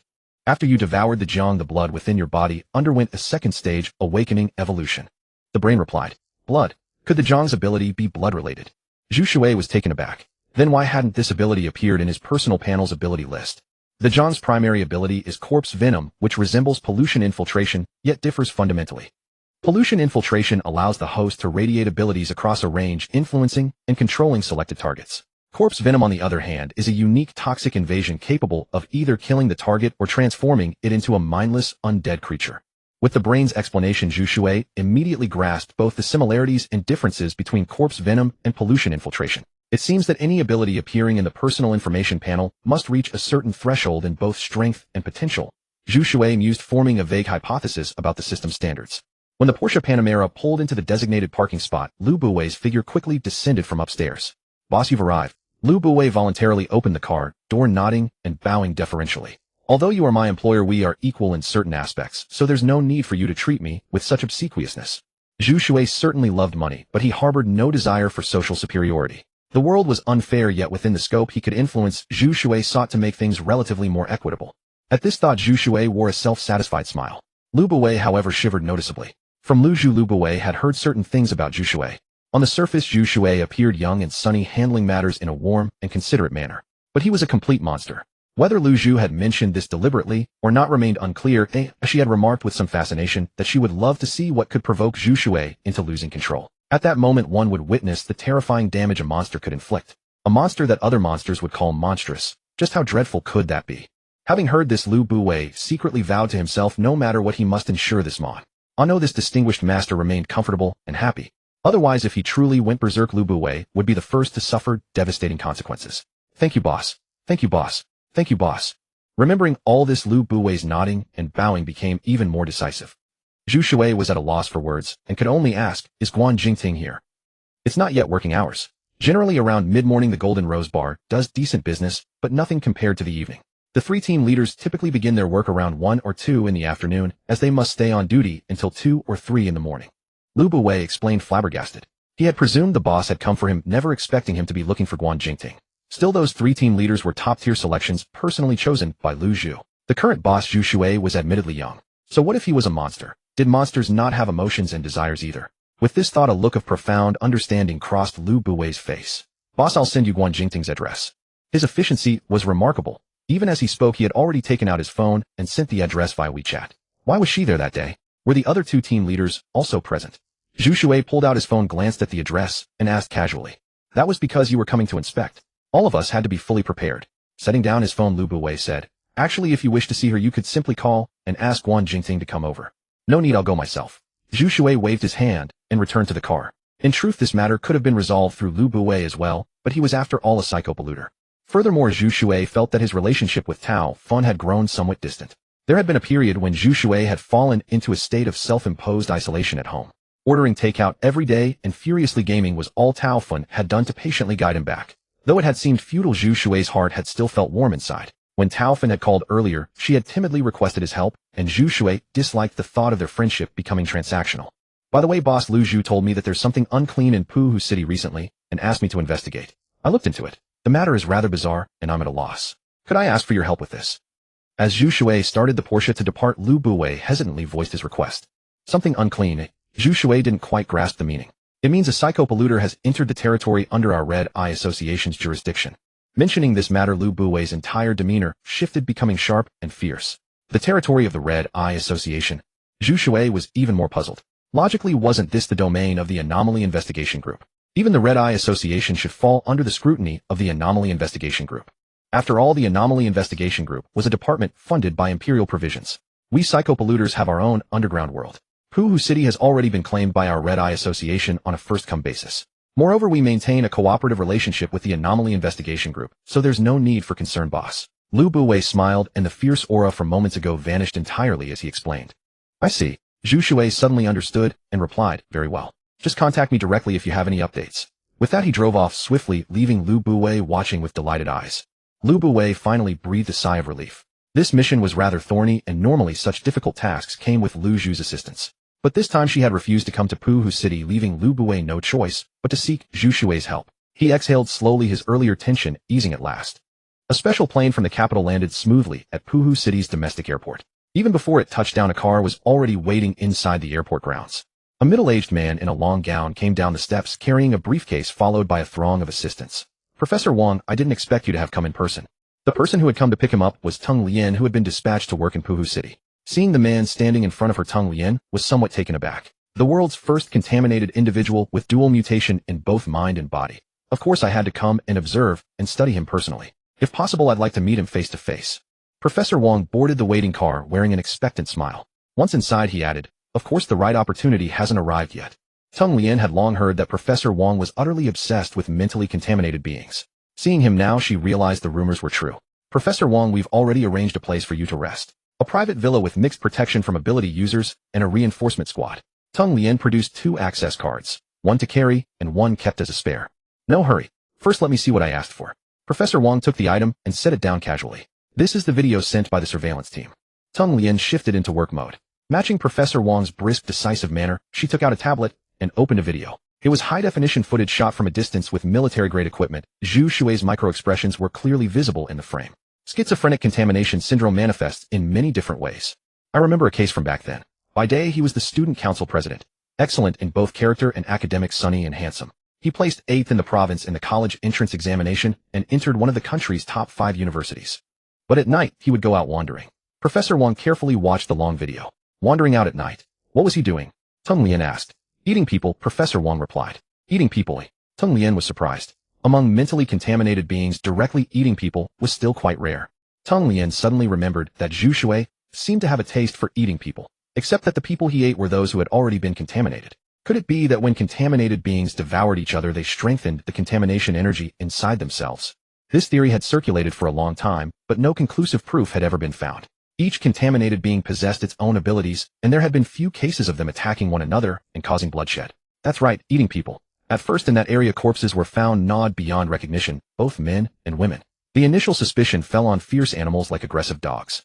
Later further autopsies revealed that the bite marks came from human teeth. A large-scale surveillance check was launched, and eventually they found traces. Professor Wang put down the tablet and said that young man had schizophrenic contamination syndrome. One was the original him, sunny, cheerful, and outstanding in both character and academics. The other was a twisted dark side hidden deep inside his heart. Follow-up investigation showed that the young man loved horror films and had witnessed a horrific car accident as a child which distorted his psychology until some triggers set off the contamination. After being arrested, the young man absolutely refused to believe he was capable of eating people. So then at night, it was another personality split off by the schizophrenia that controlled him. Tung Lien vaguely began to understand why Zhu Shui talked to himself. There's another form after schizophrenic contamination. Multiple personalities are materialized into reality. For example, A splits into B and C. Because the magnitude of spiritual contamination is so high that it reaches a qualitative change, B and C can act independently. A studies B cooks and C kills.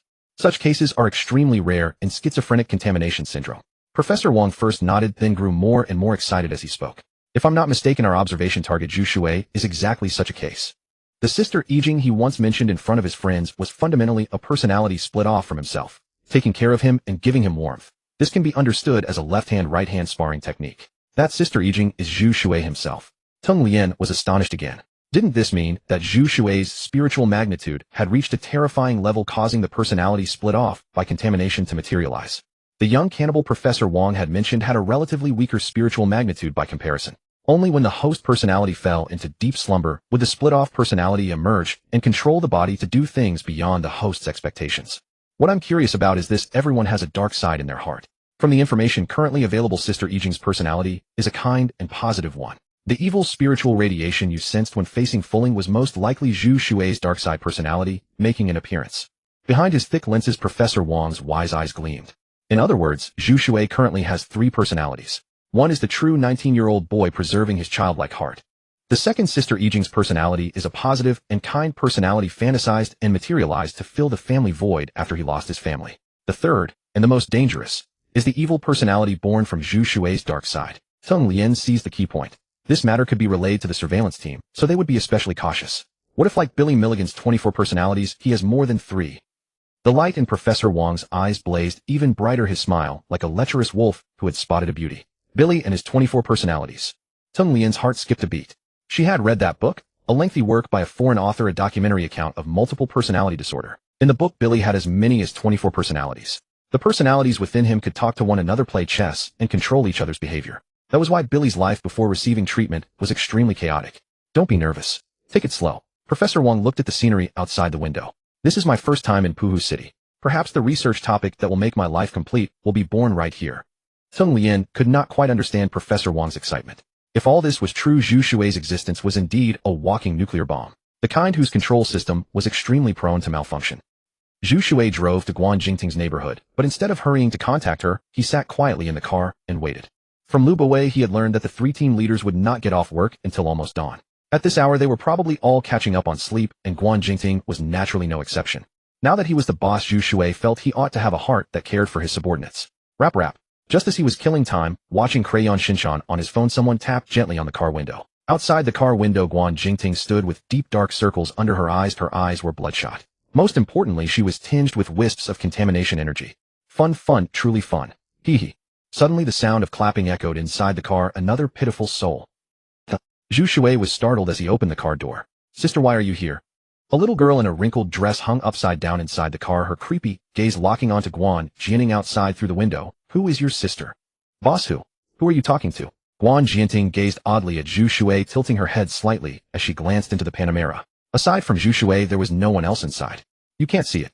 Zhu Shui scratched his head. See what? Guan Jianting's expression grew pallid. Boss, you don't have some twisted fondness for telling ghost stories, do you? Nothing.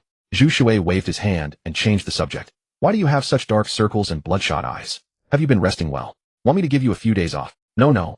Guan Jianting shook her head. I've just had poor sleep quality these past few days. I'll go see a traditional Chinese medicine doctor later. Probably qi deficiency or something. The Golden Rose Bar could keep turning without anyone, but those who left might never find their way back to where they were. Huh. I didn't contact you, did I? How did you know I was here? Zhu Shui suddenly remembered something and asked. I came out to buy breakfast. I just couldn't sleep, so I thought I'd grab something to eat and head to work. Guan Jianting sighed and yawned. When you went to the Golden Rose Bar, before I noticed the Porsche Panamera and this license plate. When I saw it just now, I didn't dare recognize it at first, but after coming closer, it really was you. In her hands, she carried a plastic bag containing a single egg, 2 small shumai dumplings, and a cup of hot soy milk. Zhu Shui was lost in thought. Wisps of polluting energy clung to Guan Jianting, very much like the scene of stepping outside after washing one's hair with hot water on a winter day with delicate steam rising. It was evident that the polluting energy on her body was entangled from the outside, not produced by herself. In other words, Guan Jianting had encountered something related to spiritual pollution. Such things were not healthy entities. Once they latched onto someone, it would be nothing short of a miracle if Guan Jianting could still sleep soundly. I happen to have something to discuss with you. I originally thought you were resting, but unexpectedly you're suffering from insomnia. Zhu Shui smiled faintly. Then let's go upstairs and talk. Guan Jianting nodded and invited him. Zhu Shui readily agreed. He wanted to see exactly what was haunting her. Guan Jianting's residential compound was an ordinary apartment building. While walking through it, she told Zhu Shui that the annual rent was 38,000 yuan and the location was decent, so she had decided to rent it. Have you encountered anything strange lately? Zhu Shui put his hands in his pockets and asked casually. His sister lay on top of his head, looking as though she wanted to devour Guan Jianting. Fortunately, a warning glance from him kept his sister from acting rashly. Strange things. Guan Jianting yawned again, exhaustion plastered across her face. I guess I've been somewhat paranoid mentally, which is why my sleep quality has been poor. Paranoid? Zhu Shui chuckled. I know a thing or two about this sort of thing. Tell me about it. Boss, you're so amazing. A faint smile appeared on Guan Jianting's face. Recently, I've been feeling like someone is stalking me. At work, someone kept watching me from among the patrons at the bar. After work, someone followed me. When I got home, that person seemed to stick to me like a shadow, watching me do everything. As she spoke, her smile was marred by dread. I even thought about calling the police, but I worried I might just be overthinking it. Guan Jianting said helplessly.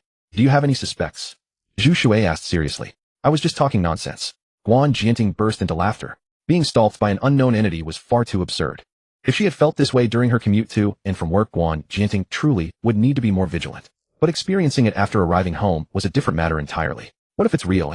Zhu Shui stopped in his tracks, his expression remaining serious. Based on his speculation, a spiritual contaminator must have set their sights on Guan Jianting. Then what was their motive? Wealth. If a spiritual contaminator possessed such abilities, they should be targeting big bosses like himself. With the Golden Rose Bar as a money-generating powerhouse, Zhu Shui considered himself one of the most prominent businessmen in Pu Lake City. Beauty. Zhu Shui scrutinized Guan Jianting from head to toe. Her youthful body lacked any trace of heaviness. Her skin was radiant. Despite her obvious exhaustion that day, the bloodshot eyes and dark circles could not obscure Guan Jianting's unique charm. It had to be said Lu Zhu had excellent judgment when selecting employees. B-boss. Feeling Zhu Shui's gaze, Guan Jianting blushed and fidgeted awkwardly. She should be a few years older than Zhu Shui, though not by much. Zhu Shui was naturally handsome, and there was an indescribable aura about him. Up close, he had the intoxicating yet deadly allure of an opium poppy. Guan Jianting's heart raced. Had the boss come over today because he was interested in her, and she had invited him upstairs. She had always lived alone, a man and a woman sharing a room. If something happened. Biting her slightly pale red lips, Guan Jianting stared straight at Zhu Shui. What was wrong with her expression? Zhu Shui was taken aback. Had his expertise in this area astonished her? But then again, it was understandable. The emergence of spiritual pollutants had caused some tremors in society. Yet not many people had delved deeply into considering abnormal contamination phenomena. Ordinary people would naturally feel fear upon first contact. Zhu Shui couldn't help but feel a touch of pride. He had handled several spiritual contaminator cases. He was quite skilled, wasn't he? If Guan Jianting knew of Zhu Shui's straightforward thoughts, what expression would she make? Xiao Guan, why are you up so early today? As Zhu Shui and Guan Jianting stood face to face, a man's voice came from the direction of the apartment building entrance. Zhu Shui turned to look. The man was young, around 28 or 29 years old, wearing a turtleneck sweater. He carried the refined air of a professor with unmistakable concern for Guan Jianting on his face. Startled out of her previous thoughts by the man's voice, Guan Jianting touched her warming cheeks. I just went out to buy breakfast and ran into a friend of mine. I invited him over to sit for a bit. Might he be your boyfriend? The man asked casually, his hands tucked into his pockets. A smile curled at the corner of Zhu Shui's mouth. Fun, truly fun. Should I kill him? He's hostile toward you. His aura could surely fill you up, right? The little girl stood on Zhu Shui's shoulders, letting out her eerie cackle. Guan Jingting couldn't see the girl, nor could the spiritual pollution entity standing across from them. Could it be that only he was able to see her? Zhu Shui observed the man's gaze. It roamed over him and Guan Jingting from beginning to end. The girl stood right upon his shoulder, yet the man's eyes never moved upward by even half a degree. How bizarre, how bizarre. Even among spiritual pollution entities, this girl must be a remarkably special breed. Zhu Shui drew his focus away from the girl and looked at the refined man standing before him. Allow me to introduce myself, I'm Sujahan. The man extended his hand, his smile seemingly calibrated with meticulous precision.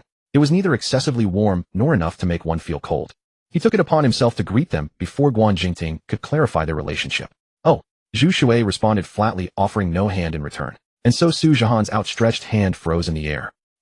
Brother Su, I'll take my friend upstairs first.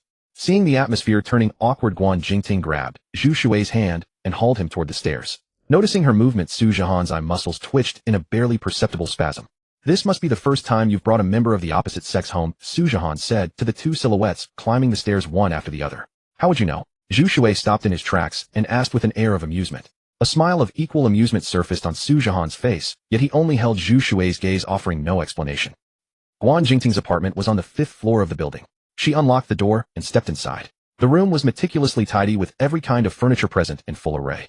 Bedding and a pillow were laid out on the sofa. Guan Jingting must have rested there the night before. The television was on its screen, frozen on a rather heartwarming anime. Actually, Brother Su is a really decent person. Having closed the door, Guan Jingting set down the breakfast in her hands. Really decent? Zhu Shui asked, puzzled. You know him quite well. Guan Jingting smiled sheepishly. Not really. It's just that he's my neighbor, so we run into each other all the time. I simply find him rather courteous. I have a good impression of him. It's just the sort of impression where you think someone is nice. Don't overthink it. In truth, she didn't know what she was defending either, as she simply didn't want her boss's mind to wander toward anything improper. Is that so? Zhu Shui hesitated over how to reveal to Guan Jingting the true nature of things. He mulled it over and over until a saying rose to mind. Hearing 100 times is not as good as seeing once.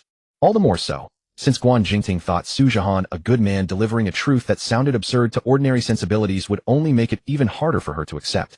Boss, are you leaving? Watching Zhu Shui turn the door handle, looking as though he might leave, Guan Jingting was at a loss, her face dimming with dismay. Could it be that saying she had a favorable impression of Sujahan had displeased her boss? Come with me. Oblivious to the intricate heart of a young woman, Zhu Shui walked directly to Sujahan's door and stood still. Huh? Guan Jingting was utterly bewildered. What on earth was her boss doing?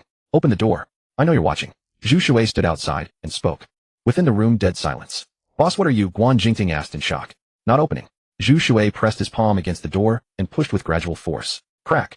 Crack, crack, crack. The door panel began to emit a teeth-grating noise as it neared its breaking point. If this spirals out of hand, it won't be a good thing for you. Zhu Shui fixed his gaze directly upon the peephole of Sujahan's door. Boss, Brother Su, just now. Sujahan went downstairs. It's not really appropriate for us to do this. Guan Jingting stepped forward, tugging at Zhu Shui in an attempt to dissuade him. She had no idea that a figure was standing silently behind the door. His face as somber as still water, it was Sujahan himself. From outside, no interior could be glimpsed through the peephole, yet those eyes boring into the lens seemed to have already seen him. Creak. The door was opened from within. Brother Su, didn't you just go downstairs? Seeing Sujahan's hand on the doorknob, Guan Jingting asked in puzzlement. Something came up, so I came back. When Sujahan's gaze landed on Guan Jingting, it would soften a little. Her home still carries the residual spiritual pollution energy you left behind. Zhu Shui came straight to the point. Whatever attitude Sujahan held toward Guan Jingting, he was treading a crooked path.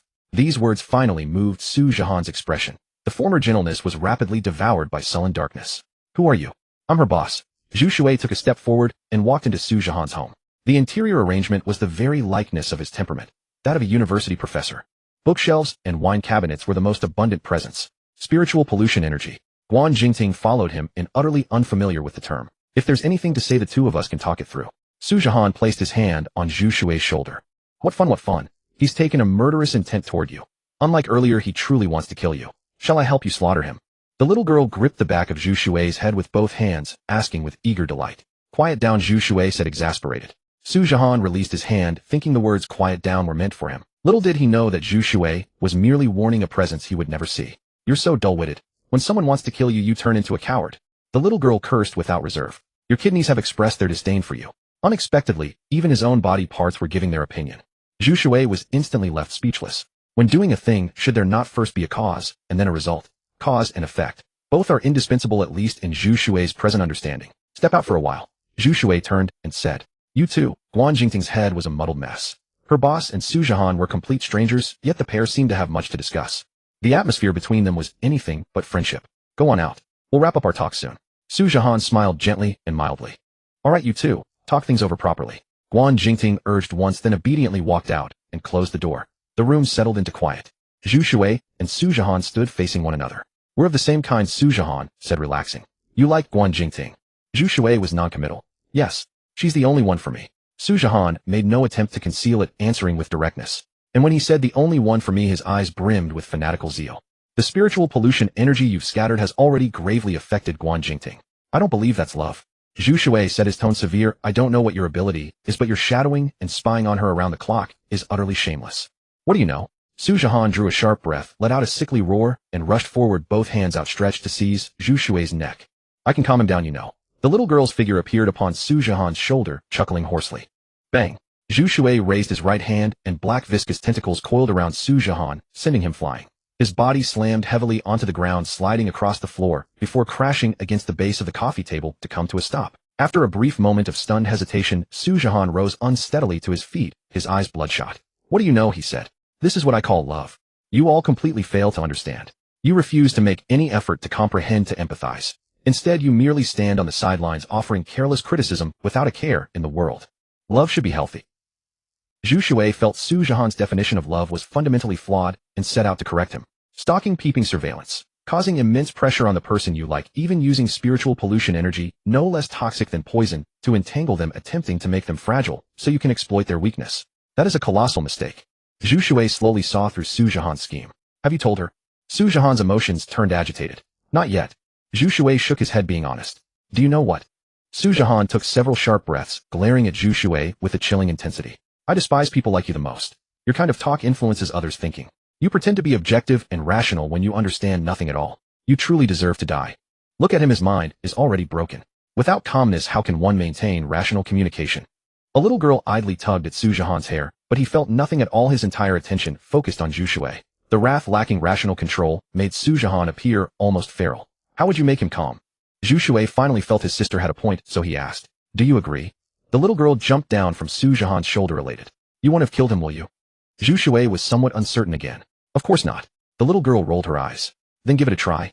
Zhu Shui stroked his chin, half believing. Who are you talking to? Su Zhihan exclaimed in shock.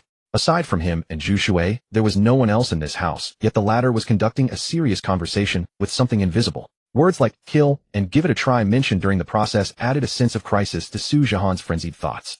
The little girl skipped and bounced over to Su Zhihan, but he showed no awareness of her, maintaining a defensive posture and staring at Zhu Shui. She pulled out a small hammer and a nail from somewhere, gestured them near Su Zhihan, then pointed the sharp end of the nail at his lower abdomen. Zhu Shui watched with curiosity. The small hammer and nail were wrapped in black pollution energy, with strands emerging and flowing like tadpoles, radiating an evil aura. Only Zhu Shui could perceive the evil aura. So the hammer and nail in his sister's hands were likely a manifestation of her spiritual pollution energy. What exactly are you looking at? Su Zhihan grew increasingly frantic, unsettled by the gaze wandering near his lower abdomen. Shua? The little girl pressed the nail against Su Zhihan's lower abdomen, and the small hammer came down. Su Zhihan's frenzied emotions suddenly halted, then were overwritten by pain. His face contorted as he crouched down, hands clutching his stomach. It hurts so much. Sweat seeped from his pores, quickly soaking his clothes. The pain of being pierced through the belly by some sharp weapon was truly unbearable. One more nail. Eyes sparkling, the little girl held 4 nails between her 5 tiny fingers, aiming at Su Zhihan's eyes, heart, and forehead. The more pain he endured, the more inexplicably excited she became. Enough. Zhu Shui stepped forward and grabbed his sister's hand, stopping her from spiraling further out of control. His sister was young, but her values were quite askew. How could she take pleasure in tormenting others? Idiot. Coward. Impatient, the little girl swiftly gathered her torturing tools and hopped onto Zhu Shui's shoulder, pouting. Did you do this? Su Zhihan's features twisted slightly, his entire body trembling. No, Zhu Shui said, shaking his head sincerely. Su Zhihan sneered repeatedly, wearing an expression that said, you take me for a fool. He stepped forward, black viscous tentacles restraining him, and with another hand lifted his clothes to reveal his lower abdomen. There were no marks of nail punctures anywhere. This is the power of a curse. How could it leave traces? The little girl crossed her arms, looking at Zhu Shui as if he were a country bumpkin. The power of a curse. The first time he met his sister, she was already babbling about curses. Could it be that curses were her spiritual pollution ability? You're quite interesting. Su Zhihan smiled coldly. It was unclear whether his words were sarcasm or genuine interest. Zhu Shui thought it over carefully and leaned toward mockery. The net of justice is wide. I should hand you over to the Strange Events Investigation Group. Strange Events Investigation Group. Su Zhihan's sneer vanished instantly, his entire body trembling imperceptibly. No. We're both monsters. We know better than anyone the significance of the Strange Events Investigation Group's existence. Handing me over to them would drag you into. As he spoke, realization dawned, and he stared straight at him. You're a member of the Strange Events Investigation Group, aren't you? That was it. Only a member of theirs would speak of them without fear. Those 5 words, Strange Events Investigation Group, struck Su Zhihan's nerves like a spark to gunpowder. Compared to before, Su Zhihan's anger was excessive and overwhelming. It was Guan Jingting. When my love for her was discovered, she considered me a monster, a madman, and came to your Strange Events Investigation Group. Blinded by rage, Su Zhihan's once refined face flushed red and twisted into a monstrous expression. I want to peel her face off and fuse it with mine. As he spoke, he grabbed his clothes with both hands, and the strength of his grip tore his upper body, completely exposed to Zhu Shui's line of sight. The clothes fell to the ground in tatters. Zhu Shui was momentarily dumbfounded. Of course, he had no interest in men. He wasn't stunned by Su Zhihan's muscular upper body, but by the 3 faces on either side of his chest. 3 human faces. The edges of the facial contours merged seamlessly with Su Zhihan's body, resembling scars that had long healed. All 3 faces were female. One appeared to be in her 60s, eyes closed, mouth opening and closing as she spoke. My daughter is beautiful and delicate. 500,000 in savings and a fully paid 100-square-meter apartment in Xinjiang downtown. Those are not unreasonable demands. She was pampered since childhood by us parents. She's never suffered hardship. Although her monthly salary is only 2,000, that's more than enough for a girl. You're a man, yet you only earn 3,000 a month. Failing to reach 50,000 a month is absolutely unacceptable. What if my daughter wants a bag or jewelry worth tens of thousands? Can you afford it? Not to mention you'll also need to support us elderly parents. So I will never allow you two to be together. Her tone was haughty, shrill, and cruel. This face, when it spoke, sounded just like some mother-in-law, and it was also the oldest looking among the 3 faces. Slightly below, it was a woman of about 25 or 26. With her eyes likewise closed, lifelike, as if still alive, she mumbled, I'm your best friend, so you have to listen to what I say. There are plenty of good men out there. What does he have? Every day, all he does is bury his head in books and spout empty talk about working hard, making money, and taking you to the big city for a better life. What use is that? Break up. I'll introduce you to someone better. There are rich second-generation heirs. Isn't that far better than some loser like him? The last face was imprinted right over Su Zhihan's heart. When his gaze fell upon that face, Zhu Shui vaguely guessed why Su Zhihan loved Guan Jingting. According to his speculation, this face must have a profound connection with Su Zhihan. Otherwise, this face alone wouldn't be positioned right over his heart. The face twisted slightly, and even with closed eyes it screamed hysterically in anger, break up. I want to break up with you. Can't you understand? Fine, it was my mistake for pursuing you and loving you in the first place, alright. I've fallen for someone else now. Call it cheating if you want, I don't care. Everything that could happen between him and me already happened. We've even slept together. He's richer than you and comes from a better family. Can love fill your stomach? And don't you dare recite that trite saying to me. I could have endured the darkness if I had never seen the light. It makes me sick. The 3 faces' eyes shut turned extremely ferocious. Their overlapping voices were invisibly tugging at Zhu Shui's emotions. Damn it. If it were me, I would grind their bones to ashes. As the 3 faces kept speaking, that dark thought began to breed in Zhu Shui's mind. Poor Zhu Shui toyed within the palm of his hand. The little girl clung to the ceiling, swinging her fair tender legs, and let out a hoarse chuckle. But as the little girl sneered, Zhu Shui's brain suddenly felt as though a basin of cold water had been poured over it. The chill stabbed at his nerves, yet he quickly calmed down. So this must be the reason. Zhu Shui raised his hand, and black slime tentacles slowly extended outward, binding Su Zhihan's body. Another 3 tentacles split off, paused before the 3 faces on Su Zhihan's chest, and then stabbed straight into them after a few seconds. Oh, Su Zhihan let out a miserable scream. You can't cry out so loudly, the neighbors will be disturbed, Zhu Shui said reproachfully. The black slime tentacles split again, and the new tentacles directly covered Su Zhihan's mouth. Are these 3 faces your ability? Zhu Shui asked curiously. Su Zhihan whimpered dully. Rip. He hooked the 3 sharp, vicious faces and yanked hard. The sound of the faces tearing away from Su Zhihan's flesh reminded Zhu Shui of his childhood at his grandparents' house, where the flypaper was extremely sticky. Once while playing with friends, a child stuck flypaper onto another child's back. The naive child simply pulled it off with both hands, and there was that very sound, rip. But this was no flypaper now. It was a real, genuine human face. As the face was gradually pulled up, Zhu Shui noticed fine red threads beneath it. It was as if those red threads had cruelly sewn the 3 faces onto his chest. Su Zhihan's struggles grew more and more intense, but they were far outmatched by the resilience of the black slime tentacles. Snap. When the first red thread snapped, a chain reaction began. Snap, snap, snap. The black slime tentacles suddenly strained with force, and all 3 faces were brutally torn away. Not a single drop of blood remained. The red threads hanging from Su Zhihan's body squirmed slowly and began to retreat back into him. Zhu Shui had once read in a popular science book that normal human subcutaneous tissue consists of loose connective tissue and fatty tissue connecting skin and muscle, and is often called the superficial fascia. But beneath Su Zhihan's skin, there were only dense fine red threads squirming. Zhu Shui even wondered whether if he were dissected there would be no kidneys, liver, lungs, or heart. Only these red threads. I'm not that twisted to dissect him, and besides I wouldn't know how. Zhu Shui's black slime tentacles held the three faces and examined them carefully. Once separated from the red threads, the three faces rapidly became faint and feeble. The red threads connected to Su Zhihan's body must have served to supply nutrients to the faces. The black slime tentacles relaxed, and Su Zhihan begged, I will never appear in Puhu City again. As long as you give Guan Jingting to me, I can give you over 50 million more. That's all my savings. Why are you so obsessed with Guan Jingting that you won't give up? Zhu Shui couldn't understand. Even at such a point, he still foolishly dreamed of taking her away. I love my wife. No, my girlfriend. She betrayed me, and even so I could never stop thinking about her. But she is no longer herself. That is the most helpless regret of all.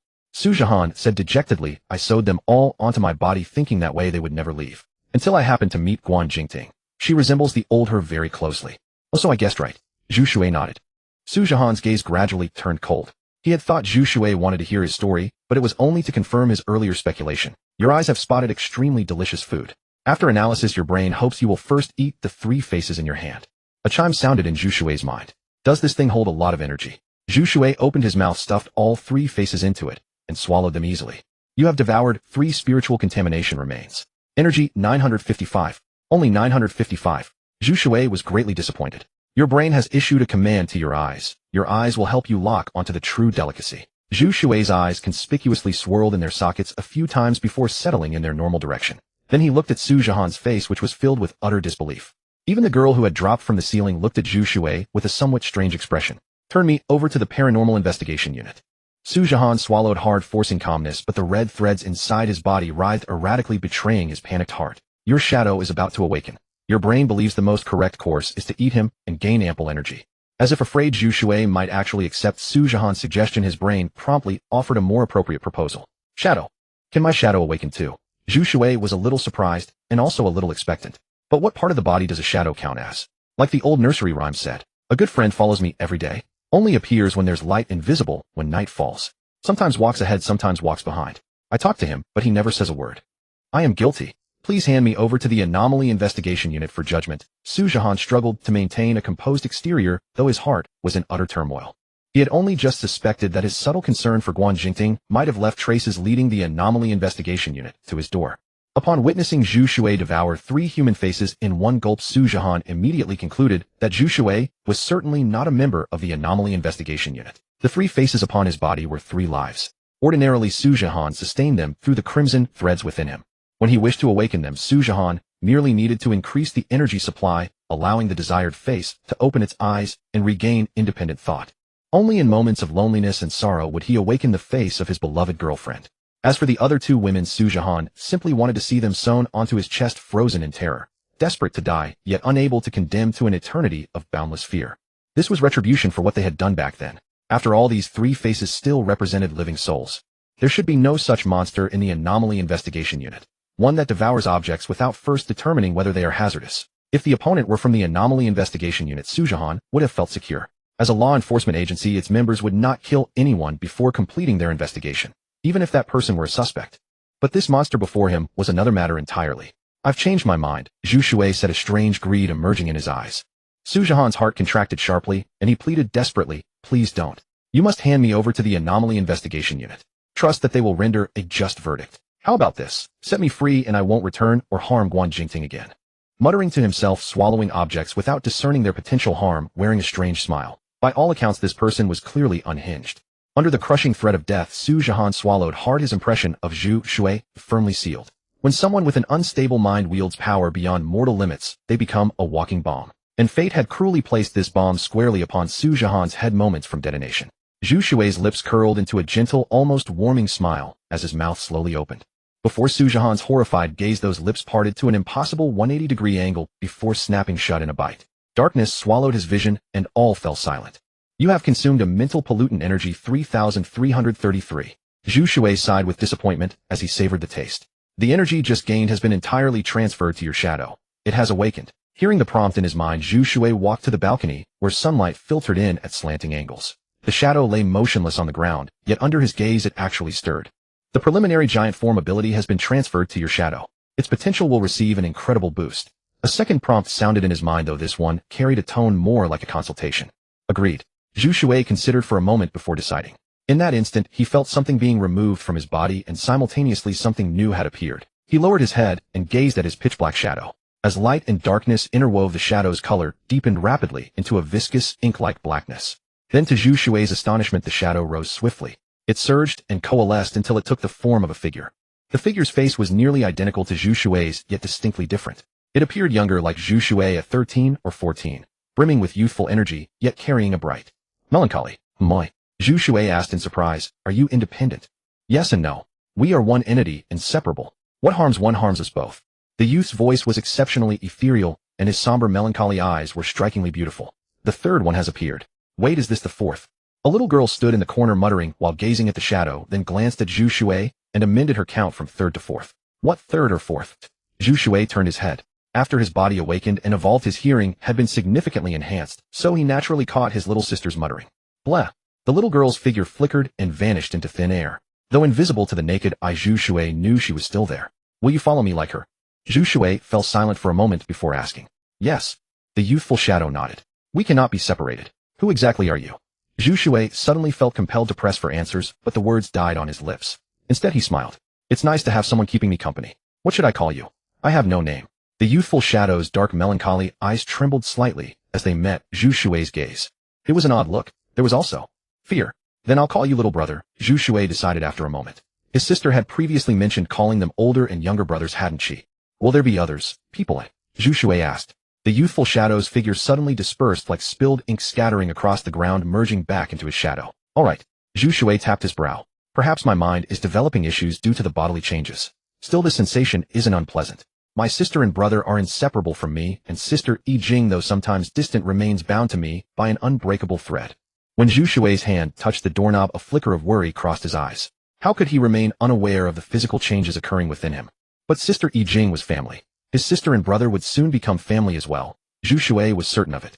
Opening the door, he found Guan Jingting sitting on the steps. Are you both all right?" Guan Jingting rose quickly at the sound of the door opening, having just been debating whether to call the police. "We're fine." Zhu Shui closed the door. The feeling of being watched these past days, that was Su Zhihan. He now recognizes his wrongdoing and vows never to come near you again. "What?" Guan Jingting was momentarily stunned. Downstairs outside the residential complex, a van appeared unremarkable, but inside sat Teng Lian alongside several team members. "We're detecting a new mental contamination signal, one that closely resembles Zhu Shui's signature, yet carries distinct differences. It shouldn't be Yi Jing's personality or her dark negative persona," Professor Wang analyzed, studying the complex readouts on his equipment. "We can currently confirm that Zhu Shui possesses a fourth personality." Professor Wang picked up his pen and began recording in his notebook. "The personality currently in control. I'll record it as the host personality. Sister Yi Jing's personality is the second one. The evil negative personality is the third. The one just detected is the fourth." After finishing the record, Professor Wang set down his pen with an excited smile. With 4 personalities now appearing, this research topic was becoming increasingly intriguing. The spiritual contamination energy from Su Zhihan upstairs has already dissipated. According to Zhu Shui's recorded habits, it was likely consumed. Teng Lian spoke with a grave expression. "No matter." Professor Wang picked up a file and said, "This spiritual contaminant, Su Zhihan, has already been filed by the anomaly investigation team. He was originally a regular college graduate who went to a big city and met his ex-girlfriend there. A simple and honest man, he was demanded 88,000 yuan in bride price, a car worth at least 500,000, and a property valued at 1 million. Su Zhihan came from a poor family and simply couldn't afford any of it. Thus he suffered the greatest humiliation of his life. His psyche twisted and his own spiritual contamination began. After he committed his crimes, the anomaly investigation team took notice. But his ability was to strip others' faces and wear them as his own. It wasn't until he fled that city that the investigation team found the third corpse, the ex-girlfriend's best friend's. His means of escape had been to wear the face of the ex-girlfriend's best friend. Whatever suffering he endured, it hardly justified killing someone or cruelly making them feel maximum pain just to flay their face alive. He's been devoured by Zhu Shui, so let it go. It must not affect the second phase of the plan. Arrange a reinforcement team to clean up the aftermath." After finishing his words, Professor Wang set down the Su Zhihan file. Second phase. Teng Lian was taken aback by the 4 characters Professor Wang had just mentioned. The matter of arranging a reinforcement team was handled by other staff. Second phase was something she had never heard the professor mention before. A beauty trap. Professor Wang winked mysteriously. "Someone is watching you." When Zhu Shui and Guan Jingting descended from upstairs, her younger brother's voice rang in her ears. How did you know? Zhu Shui asked curiously. No what? Guan Jingting was still reeling from the shock that Su Zhihan was a peeping Tom. Nothing. Zhu Shui waved his hand casually. Her younger brother was silent for a few seconds, then said, I can connect to nearby shadows. The larger my body's area, the larger the shadows I can connect to. Everything covered within those shadows will be perceived by me. Zhu Shui said nothing further and followed the direction his shadow indicated. Guan Jingting was studying Zhu Shui with confusion, but failed to notice his shadow pointing in a direction. The shadow and the person did not mirror each other's movements. I see. Zhu Shui said, a strange smile forming on his face. He concealed the true scene inside with an ordinary minivan. Though he didn't know who was watching him or why, if the other party chose direct confrontation, Zhu Shui wouldn't hesitate to devour them. Trying to bully me with the golden rose bar. Inside the private room, when Tianbao swirled a wine glass filled with golden liquid. On both sides stood 8 burly henchmen. Black short-sleeved shirts, tight pants, driving shoes, gold chains, and all sorts of bizarre tattoos on their arms. Quite imposing at first glance. Boss, when we mean no disrespect regarding the golden rose bar, Tao Fan said with a forced smile. As the saying goes, harmony brings prosperity. Prosperity your mother's ass. When Tianbao's lecherous gaze swept over Shi Ling and Shen Lin as he cursed them out. If not for the female college students, he wouldn't have wasted patience on these people. The humiliation he suffered at the Golden Rose Bar previously had spread throughout many circles in Puhu City, filling him with both shame and rage. Yet he had no way to retaliate against the bar. When Tianbao didn't believe Guan Jingting from the Golden Rose Bar was standing up for them last time, he only thought she had caused a disturbance that disrupted the guests. Thinking of Guan Jingting made his throat go dry. That woman was truly exceptional, young, beautiful, and with a superb figure. Xiao Jingyi was furious, yet dared not speak. The slap when Tianbao had given him last time was still fresh in his memory. He had no desire to taste it again, especially since his family absolutely could not afford to offend. When Tianbao creak, the private room door suddenly opened. 3 people walked in. The one in front, once clearly seen, seemed to wear a look of relief. This is my first time at TV. It was really hard to find, but luckily the first door I pushed was the right one. Zhu Shui. Tao Fan's face lit up with surprise upon seeing the newcomer. Yes, it's me. Zhu Shui waved and sat down directly on the sofa. Following behind were Guan Jingting and Lu Buwei, the general manager of the Golden Rose Bar. Lu manager. Leader Guan. When Tianbao grabbed the henchman about to fly into a rage and shouted in astonishment. So you're the one bullying these youngsters, Lu Buwei said as he stepped inside. Originally, Zhu Shui had only intended to bring Guan Jingting to understand the situation. But after learning the details, Guan Jingting asked why he hadn't invited Lu Buwei. In Puhu City, Lu Buwei's influence was far beyond anything she could match.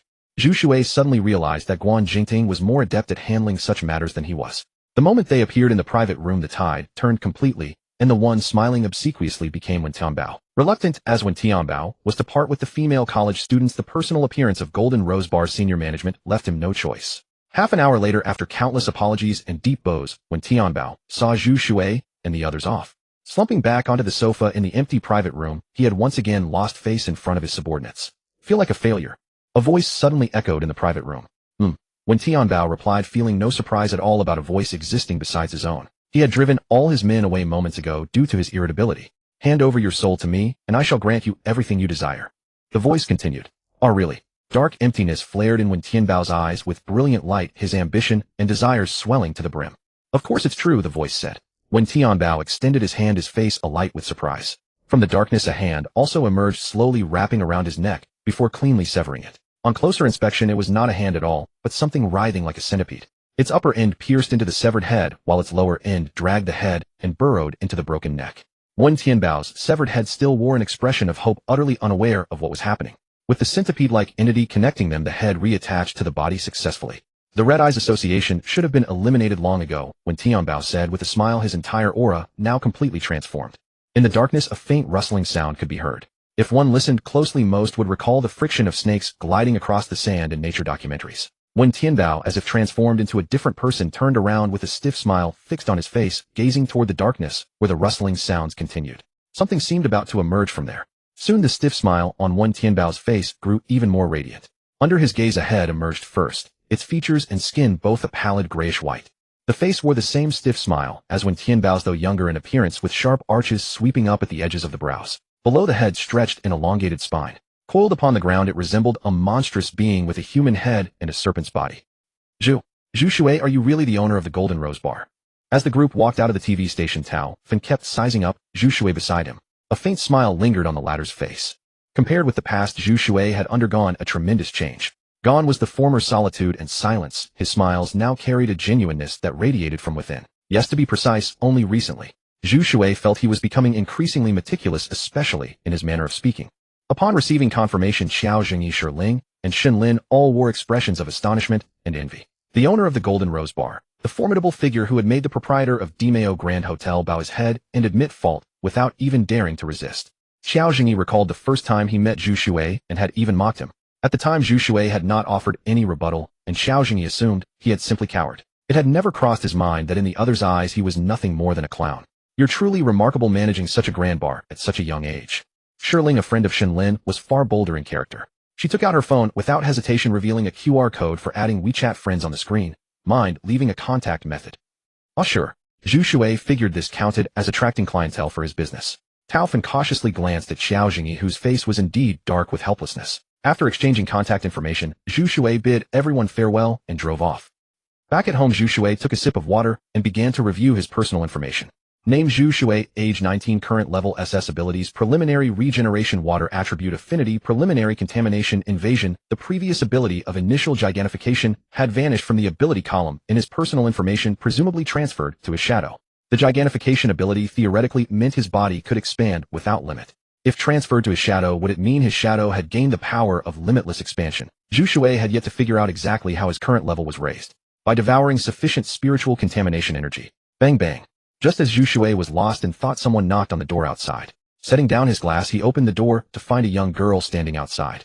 You are? Zhu Shui asked in confusion. Hello, Mr. Zhu Shui, my name is Sun Hongdo. I'm a secret assistant dispatched by the Paranormal Investigation Unit. The girl had a sweet, charming face and extended a delicate, pale hand, gazing at Zhu Shui expectantly. More importantly, this girl, named Sun Hongdo, carried a gentle, soft, and tender temperament. Sun Hongdo, quite a distinctive name. Zhu Shui politely reached out and shook her hand. Mr. Zhu Shui, you can just call me Hongdo, the girl said with a blink, her gentleness revealing a uniquely youthful charm. A minivan was parked on the roadside outside the gate of Jinding residential community. Is this plan feasible? Sitting in the car, Teng Lian gazed at the transmitted surveillance footage and asked with concern. In her view, Zhu Shui was a high-risk spiritual contaminant. More importantly, he had schizophrenic contamination syndrome, meaning Zhu Shui possessed multiple personalities. Among those personalities were dark, evil, morbid, and even twisted ones. If the evil were to drown out the kindness of his primary personality, the first to suffer would be Sun Hongdo, a girl even younger than her. Not sure, in my view it's highly feasible. Experiments are like that. No one can claim with absolute certainty that there will be no problems until the very end. Sun Hongdo is 20 years old, and the talent our Paranormal Investigation Unit has specifically cultivated to deal with spiritual contaminants. In the graduation exam for new recruits, Sun Hongdo ranked first among her peers. Professor Wang leaned back in his chair, speaking with an air of serene confidence. As the most important subject of the current research institute, Sun Hongdo likewise carries our expectations. Most importantly, we chose her not merely for ranking first among her cohort. After all, she lacks experience. It is her gentle, soft, and tender nature. In Teng Lian's hands lay Sun Hongdo's personal file. On the record, Sun Hongdo's achievements were extraordinarily dazzling. With no weakness in either the liberal arts or the sciences, she was singled out at a top domestic institution and transferred to the Paranormal Investigation Unit for training. She had mastered a certain degree of self-defense techniques and was instilled with extensive knowledge regarding spiritual contaminants. Yet the file mentioned one point: Sun Hongdo mastered professional knowledge almost flawlessly, but her disposition was simply too gentle. Her graduation advisor had recommended that she not be dispatched to the front lines, believing she was better suited to working behind the scenes in data analysis. Originally, according to the plan, this girl was indeed to be assigned to the Research Institute or an Information Analysis Department, but fortunately timing and circumstances aligned. Sun Hongdo's stubborn, unyielding personality has made her want to challenge herself. Professor Wang cast an appreciative glance at Teng Lian and explained Sister Yi Jing was the first personality to appear by Zhu Shui's side. By analyzing Zhu Shui's deep affection for and dependence on this personality, we can expose the target's psychological desires. So what exactly is Sun Hongdo's mission? Teng Lian couldn't help but ask, then hastily added, if it involves classified matters, I won't press further. Ha ha ha. Professor Wang laughed heartily. Perhaps because of Sun Hongdo's appearance he was in an excellent mood. It's not that serious. Sun Hongdo's mission is simply to make her way into Zhu Shui's heart, preferably helping us achieve a certain degree of control. For instance, through matters of human sentiment. When we need Zhu Shui, he will offer us his help out of regard for Sun Hongdo. Then doesn't Sun Hongdo have to give up something as well? Teng Lian gradually grasped the meaning of the honey trap. Yes. Professor Wang fell silent for a moment, then said gravely, some have proposed that a new era is about to arrive and the emergence of spiritual contaminants is a revolution for this world, also called the gateway to the new world. If we do not push open this gate, the entire Kyushu nation will be eliminated. In the transition between the old and the new, sacrifice is inevitable. Tung Lien looked with a pang of heartache at Sun Hongdo's youthful, vibrant image on the screen. Sacrifice meant paying without limits. For instance, satisfying certain dark demands of Zhu Shui. Indoors, Zhu Shui and Sun Hongdo sat across from each other. A cup of hot tea rested before Sun Hongdo, thin wisps of white vapor curling upward. Several documents lay spread in front of Zhu Shui. My identity. Must be rather awkward, isn't it? Zhu Shui fidgeted nervously. Did the Paranormal Investigation Unit truly not know that he was a double agent? On the surface, he was a member of the Red Eyes Association. In the shadows, he was a man of the Paranormal Investigation Unit. The purpose of this arrangement from the start was to leave himself a way out. Zhu Shui did not think that at his current level he could afford to ignore both the legitimate and the underworld paths. But the Paranormal Investigation Unit had simply sent an assistant to his door, and a young, beautiful, gentle one at that. Still, Zhu Shui was very pleased with this assistant. Of course I know. Sun Hongdo's eyes curved like a bright crescent moon when she smiled, and she said, that's why I told you I'm a secret assistant. Mr. Zhu Shui, you are under the highest confidentiality in the Paranormal Investigation Unit. Except for Captain Tung Lien and a handful of important figures, no one even knows you still exist. Thanks to you, I also enjoy top-level confidentiality. I see. Zhu Shui breathed a sigh of relief. It seemed the Paranormal Investigation Unit had thought things through far more thoroughly than he had. My cover identity is being your friend, Mr. Zhu Shui. Well, the rather close kind. After all, this is the first time I've been alone in a room with a member of the opposite sex. Sun Hongdo smiled and said, but what surprises me is how immaculate your home is, Mr. Zhu Shui. That's because of Sister Yi Jing. Oh right, you don't know her. She's a sister figure to me, and she takes care of my meals and daily life. That's why things are clean and tidy. I myself am actually slovenly and lazy. Zhu Shui glanced around. Sister Yi Jing doesn't seem to be here. I'll introduce you to her sometime. Sure, Mr. Zhu Shui. Sun Hongdo lowered her head to sort through the materials on the table. At this angle, Zhu Shui, sitting across from her, could not see the strange expression that slipped out despite her best efforts. Before coming, the department had made it explicitly clear to her that this mission was a top-secret frontline operation. She either had to refuse it or accept it and never give it up. She was given several days to consider. In the end, Sun Hongdo chose to accept the mission. Its specifics were become Zhu Shui's good friend and gather as much detailed information about him as possible, including, but not limited to, his usual state hobbies and interests. Once she accepted, she was shown all the current intelligence on Zhu Shui. Schizophrenic contamination syndrome was flagged in bold red letters as a glaring warning. This signified extreme danger. Sister Yi Jing was one of the personalities that had split off from Zhu Shui. Even though she had built up ample mental preparation in advance, hearing Zhu Shui earnestly promise to introduce Sister Yi Jing to her still made a hint of unnaturalness slip through. Fortunately, Sun Hongdo adjusted very quickly. She picked up one of the documents, and when she raised her head to hand it over, her face had already regained its gentle blossom-like smile. The outbreak of spiritual contamination events is now reshaping the world order, for it transcends the level of change that can be achieved by human power. In some parts of the world, spiritual contamination incidents have even begun to show signs of slipping out of control. Zhu Shui took the document and started reading. According to the file, the outbreaks of spiritual contamination seem to have begun simultaneously across the entire world with no trace of a specific origin. The three Yinghai nations bordering Zheozhou Nation had already established departments dedicated to spiritual pollutants. Yingdong Nation, Yingli Nation, and Chaoying Nation. These were the three Yinghai nations.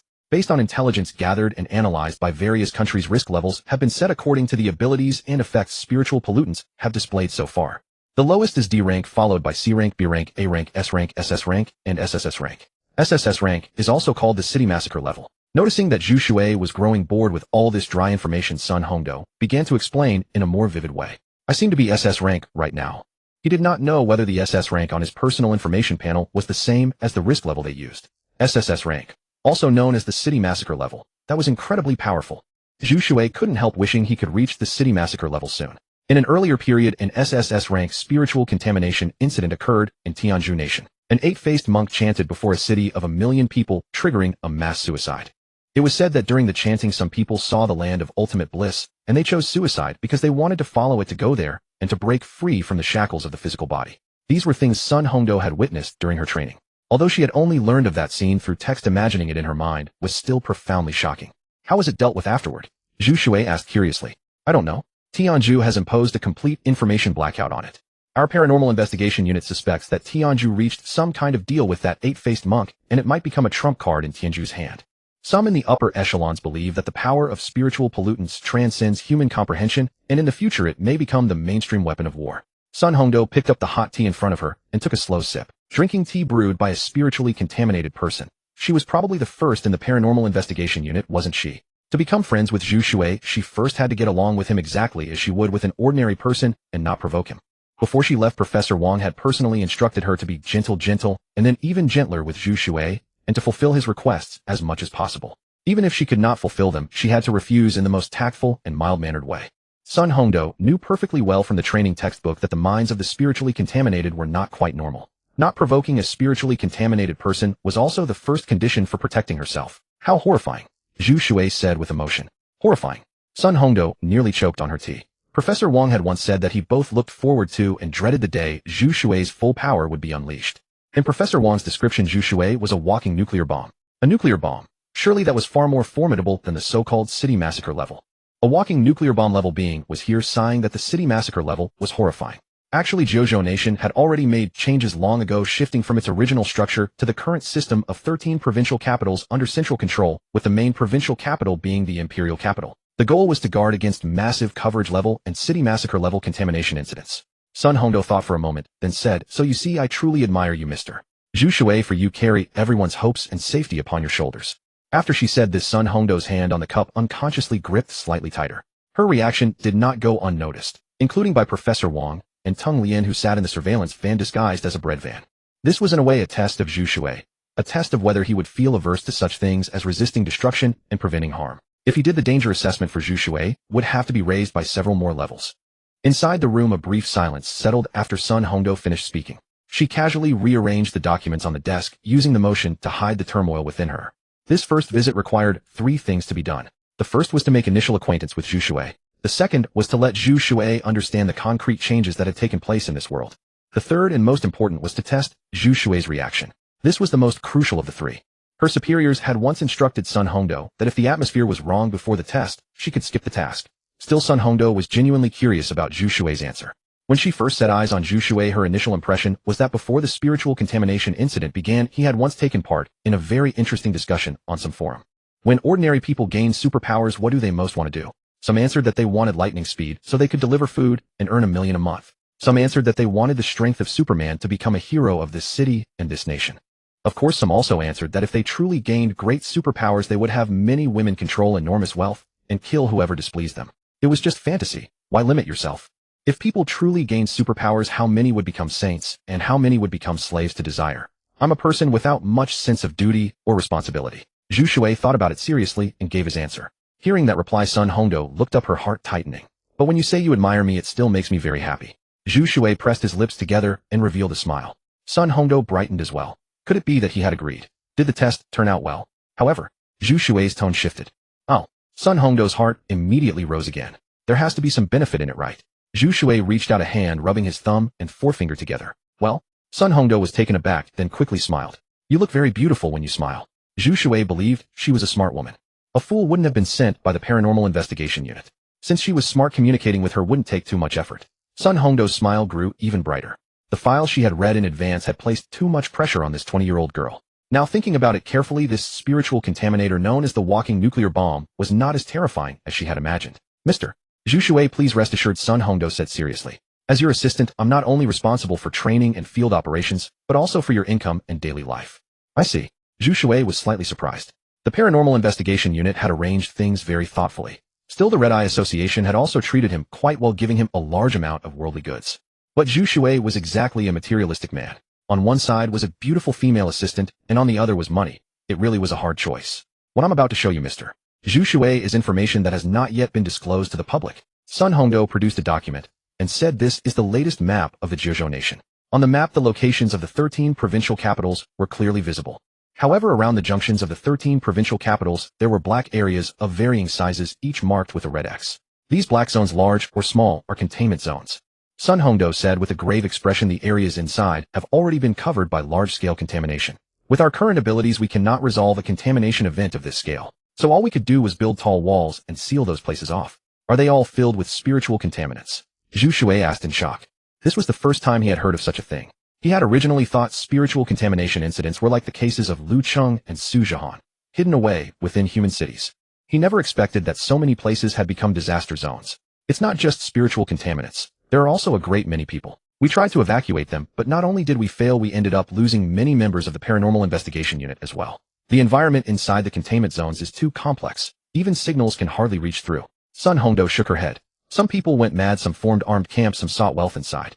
In short, this situation has occurred all over the world. As for the investigation unit's progress in infiltrating the containment zones, I don't know much at the moment. Understood. Zhu Shui stroked his chin. He suddenly understood why organizations like Peach Blossom Spring and the Red Eye Association, which used spiritual contaminants to commit crimes, could still remain at large. Why, even after they had come into the investigation unit site, did the unit still hesitate to act?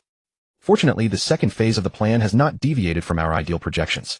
Professor Wang's heart, in fact, had not been calm just now. Tung Lian knew some of what was happening behind the scenes. When he proposed the nickname Walking Nuclear Bomb for Zhu Shui, the Research Institute of the Paranormal Investigation Unit erupted into an uproar. Most of the uproar was skepticism toward the walking nuclear bomb. Judging from the current situation, Zhu Shui's performance fell far short of the so-called walking nuclear bomb reputation. If Professor Wang hadn't misjudged, wouldn't Zhu Shui be even more dangerous? If an SSS-level city-destroying threat could endanger a city with at least 1 million people, then wouldn't Zhu Shui be able to affect an entire nation? Some suggested arresting Zhu Shui outright and sending him to the Research Institute for experiments to find out why he had undergone a dual mutation in both spirit and body. Some proposed killing Zhu Shui directly lest he later become a monster that would bring disaster to the nation and its people. Some stated that he could first be placed under surveillance. The walking nuclear bomb was too exaggerated and merely a scare tactic. If he posed a threat, they agreed with the suggestion of execution, or he could also be exiled into a containment zone. Fortunately, Professor Wang's standing in the Research Institute was preeminent, and he overruled all objections, choosing to approach and guide Zhu Shui in the gentlest way possible. Tung Lian dared not imagine the enormous pressure Professor Wang would face if his plan went wrong. What should we do next? Tung Lian asked. I believe the second phase should be able to wrap up without a problem. That will be when the third phase begins. Professor Wang said while writing something in a notebook. There's also a third phase. Tung Lian had only just learned about it. Exactly. Professor Wang nodded. The third phase is dangerous for both Zhu Shui and Sun Hongdou. Mr. Zhu Shui, this is my first time in Puhu City, so I'll be relying on you to take care of me from now on. Half a day passed very quickly. Sun Hongdou stood up ready to leave. I still need to sort out my lodgings. There are many things I haven't bought yet. Do you need any help? Zhu Shui asked politely. Of course, that would be great. It had merely been a polite gesture, but who would have thought Sun Hongdou wouldn't refuse? Mr. Zhu Shui can take me to buy some daily necessities. I've just started working, so I need things that are good but affordable. 10 minutes later, Zhu Shui and Sun Hongdou were seated inside a Porsche Panamera as it drove away from the Jinding residential complex.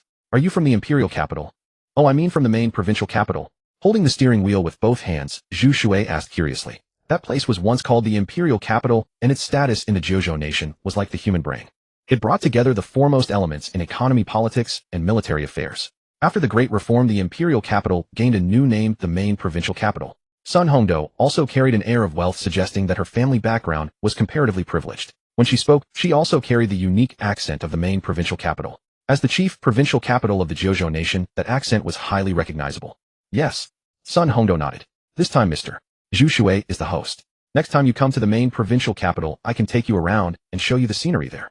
For everyone in the Jiuzhou nation, entering the main provincial capital was a dream. Then let's go to the shopping plaza. After expressing his anticipation, Zhu Shui said. Shopping is one of the components of daily life. Often details are what expose more. Lonely was the largest shopping plaza in Puhu City. Behind the plaza, there was also a long snack street. So fragrant. Sun Hongdou got out of the car, inhaling the unique aroma of the snack street floating in the air, and swallowed a mouthful of saliva. Let's come here to eat after we finish shopping. Zhu Shui revealed a smile. It seemed this secret assistant still had quite a girlish charm. Because of her natural gentle temperament, every time Zhu Shui saw her, he would think of Sister Yijing, and so he naturally felt a favorable impression towards Sun Hongdou. Are you treating? Sun Hongdou blinked. Of course. Zhu Shui said generously. The two talked and laughed as they walked into the shopping plaza. Lonely Shopping Plaza carried luxury brands as well as affordable and good quality mass market brands. Zhu Shui was very generous. After all, she was his assistant. Sun Hongdou also silently noted this down in her little notebook. Observation target Zhu Shui, characteristics very wealthy, the sort who is extravagantly free spending. After secretly recording it, Sun Hongdou sank into thought. Is the money Mr. Zhu Shui spent on me considered a bribe? I already refused, but Mr. Zhu Shui is just too extravagantly free spending. When resistance is impossible, choosing to go along with it should not be a problem, right? After all, she could not afford to cause Mr. Zhu Shui's emotions to fluctuate too wildly. After putting the large pile of purchased things into the car, Sun Hongdou followed Zhu Shui to the snack street. The street was bustling with people, and every face was glowing with smiles. Jianbing guozi, sauce glazed jumbo squid, grilled gluten skewers, stinky tofu, pudding spring rolls, fermented rice balls, soup, lotus root starch balls, sesame milk candy. The mingled aromas created that unique, down-to-earth flair of the streets. Just as Sun Hongdou was eating with joyful delight, her phone rang. She wiped her sauce-stained fingers on a napkin, pressed the answer button, and held the phone to her ear. Suddenly the expression on Sun Hongdo's face froze. Then she mumbled some vague replies to the person on the other end. Is something the matter? Zhu Shui was chewing the delicious grilled squid when he saw Sun Hongdo put down her phone and asked with curiosity. With his current SS-grade body, the energy gained from ordinary food was negligible. It was purely for indulging in the delicious sensation on his taste buds. There is. After putting down the phone, Sun Hongdo's expression looked rather grave, and she placed the half-eaten grilled mushroom in her hand onto the plate. Zhu Shui took a sip of the iced lemonade, sour and refreshing, and patiently waited for the details. At present, all 13 provincial capitals have Paranormal Investigation Unit branch offices stationed there. As the times changed, the Paranormal Investigation Unit was quietly becoming the foremost department. But within this department, all kinds of people were mixed together. The more people there are, the more struggles follow. Later it split into 4 factions: east, west, south, and north. Jiangnan province naturally belongs to the southern faction. Since Sun Hongdo wanted to explain this matter clearly, she first needed to let Mr. Zhu Shui understand the background. There are also struggles within the factions. Can you skip to the important part? The more Zhu Shui listened, the more confused he became. In short, Mr. Zhu Shui will have to attend an assessment. Sun Hongdo expressed her apology to him, and then said, what you belong to is the southern faction of the Paranormal Investigation Unit, mainly because of the nickname Professor Wang gave you. Nickname? And who is Professor Wang? Zhu Shui could roughly guess the meaning of the assessment. Professor Wang is a member of the Research Institute of the Paranormal Investigation Unit, and the Research Institute's responsibility is the field of mental pollution. In his research report, he proposed a code name for mental polluters: walking nuclear bomb. Sun Hongdo said, nuclear bombs are weapons of immense destructiveness, representing overpowering strength and deterrent depth. Zhu Shui knew a little about this. Could it be that the code name is too powerful, and because I represent the southern faction of the Paranormal Investigation Unit, some people have taken a dislike to me? Zhu Shui guessed uncertainly. Yes. Seeing that Mr. Zhu Shui understood, Sun Hongdo took a sip of taro ball milk tea and continued, every quarter carefully chosen mental polluters are sent to designated locations to take level tests. Once the evaluation is made, benefits and future assignments will be arranged according to the level. Benefits. A faint light flickered in Zhu Shui's pupils. Different levels come with different benefits. That depends on Mr. Zhu Shui's performance. Sun Hongdo was briefly startled. She suddenly remembered that Mr. Zhu Shui drove a Porsche Panamera, had just taken her straight to the luxury boutiques in the shopping plaza, and now cared so much about benefits. Could it be that Mr. Zhu Shui had a great desire for worldly material things? This point can be noted in the little notebook. All right, Zhu Shui nodded. After eating and drinking to their fill, Zhu Shui took Sun Hongdo home according to the address she had given. It was already 8 or 9 in the evening when he got home. Did you make a new friend? Sister Yijing had already prepared a full table of dishes and asked with a smile. Yes. Zhu Shui changed into his slippers and went to wash his hands. It's a bit of a stretch to call them friends. The two of us are just colleagues who met for the first day. It's really nice to make more friends. Sister Yijing served Zhu Shui a bowl of winter melon and dried shrimp soup. I think so too. Zhu Shui nodded. But she told me that in about a week or so, I'll need to make a trip to the main provincial capital. Compared with this matter, what he valued more was the issue of mental pollutant intrusion into Puhu City that Lu Buwei had mentioned. With his current SS-grade body, devouring mental pollutants was the best way to evolve further. Buzz. Buzz. Just as Zhu Shui was considering this matter, the screen of the phone on the dining table lit up. The contact name displayed on it was none other than Lu Buwei. After answering the call and holding it to his ear, Lu Buwei's anxious voice came through. Boss, Miss Lu Zhu is returning to Puhu City tonight, but she was ambushed on the way. Surveillance team reporting the latest update. The target, the walking nuclear bomb, just drove away from home. According to the call content, we intercepted it. Involves Lu Zhu, codenamed Black Widow of the Red Eye Association. The call content has been sent over.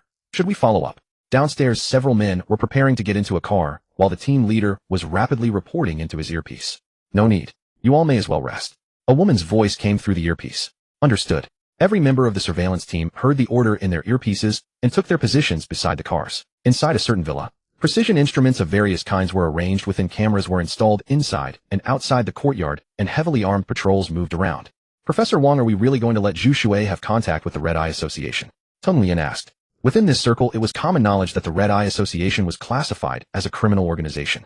Originally, Teng Lian had planted an undercover agent merely as an experiment, but whether it would succeed was still uncertain, and she had not held much hope. Ever since she learned from Professor Wang that Zhu Shui's potential was equivalent to a nuclear bomb, Teng Lian had hoped he would genuinely become a member of the Anomaly Investigation Unit.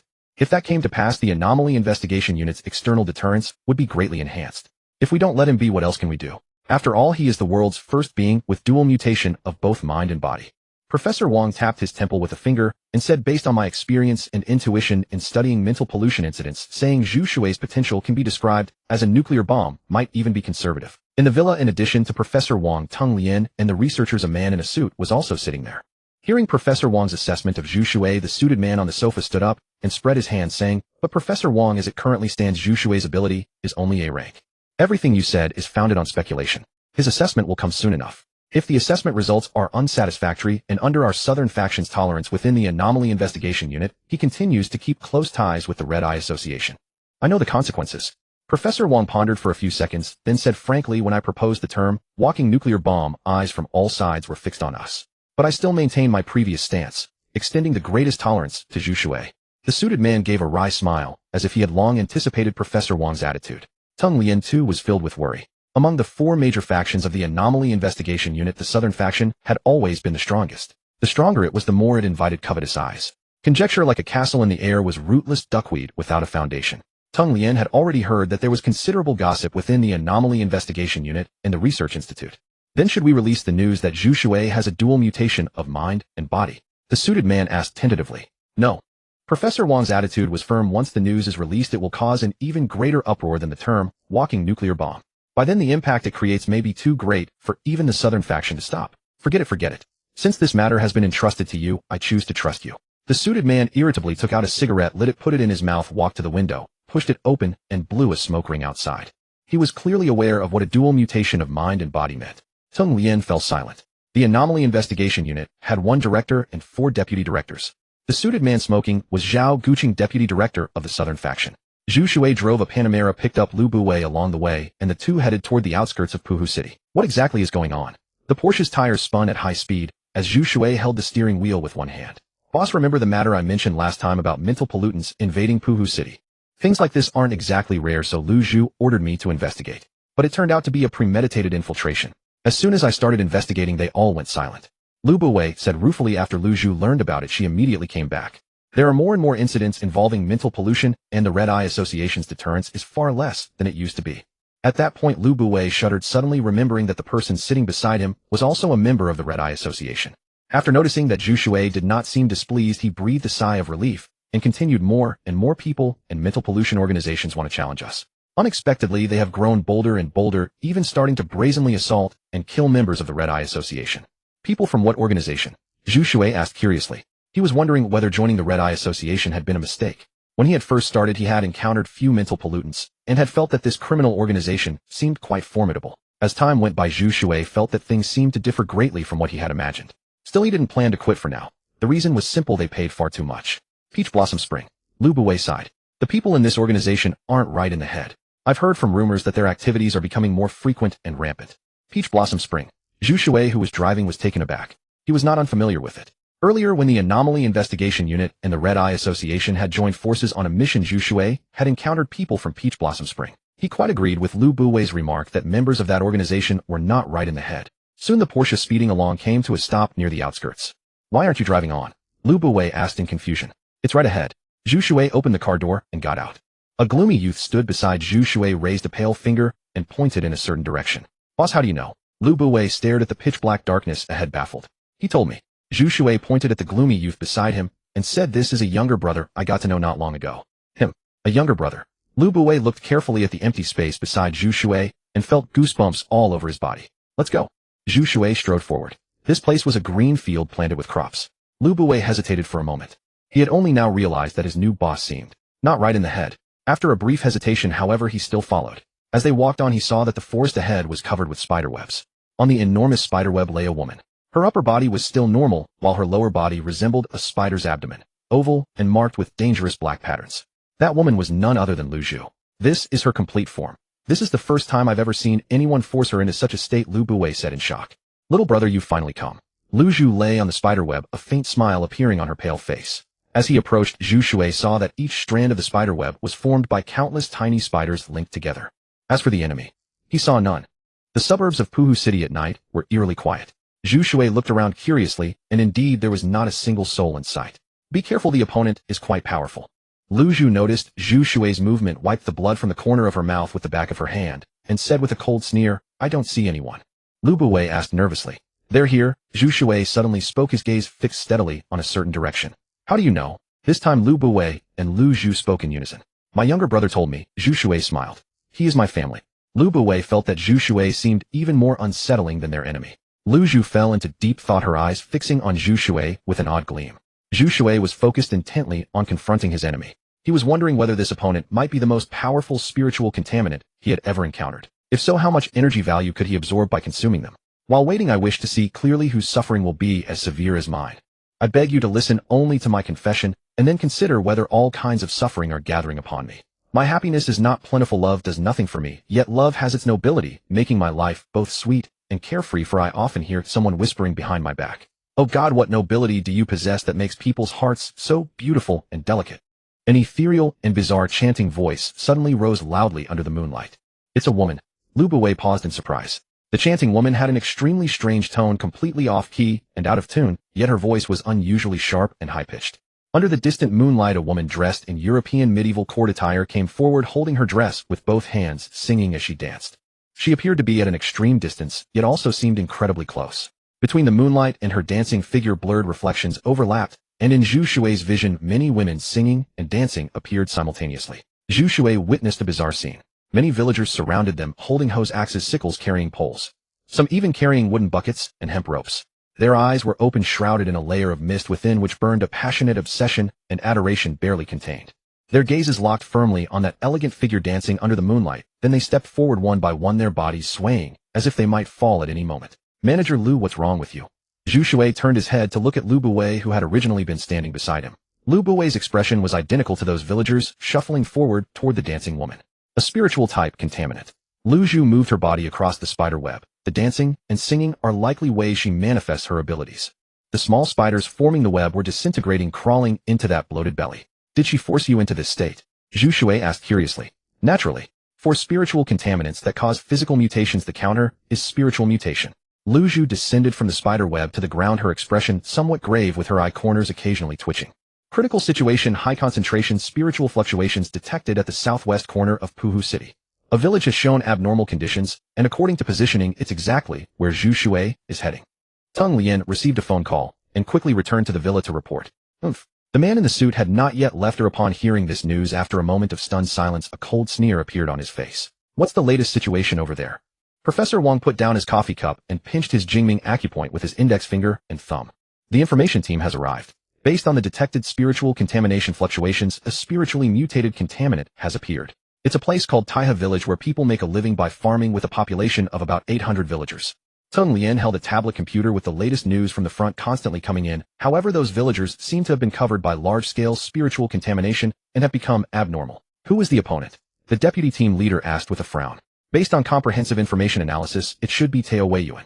Teng Lian tapped the screen several times. "Tao Weiyuan, this organization is much more troublesome than the Red Eyes Association." The deputy team leader sneered. "The news of spiritual contamination will probably be hard to contain."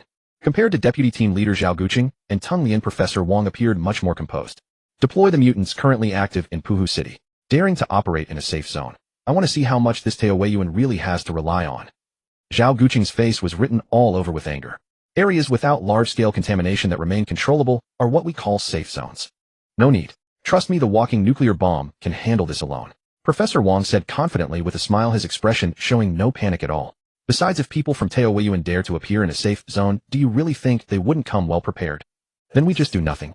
Zhao Guqing's eyebrows knitted together into a Chuan character. "Block the news, watch the nuclear bomb's performance. This can also serve as a tonic for you," Professor Wang said calmly. Zhao Guqing fell silent, saying nothing more. "Professor Wang, may I ask presumptuously, why do you have such great confidence in Zhu Shui?" Teng Lian asked. "The era of spiritual contamination is inherently madness." Professor Wang spoke in the calmest tone, the most gambler-like words, just like the arrival of a new era, every experiment, until the very last moment, who knows the outcome. Teng Lian was speechless. "Madman." Zhao Guqing gave the most direct evaluation. "The door to the new era has already opened, and in this era, no one escapes. Either become mad or become mad." Professor Wang said cheerfully. "The meanings of the two mad are different." "Very well, I'll gamble with you."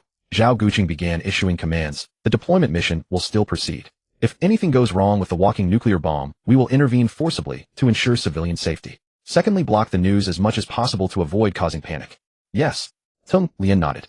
Lu Buwei under the moonlight joined that crazy and unbelievable grand ball. Everyone was imitating that woman in European medieval court attire, either clumsily or vividly swaying their bodies. "Huh." Lu Zhu's breathing became increasingly violent. Only then did Zhu Shui remember she was still there and looked in her direction following the sound. Blood was already flowing from Lu Zhu's eye corners, mouth corners, ear holes. This was spiritual radiation exceeding what Lu Zhu's body could bear. Confusion quietly surfaced in her eyes, and her body showed imperceptible trembling.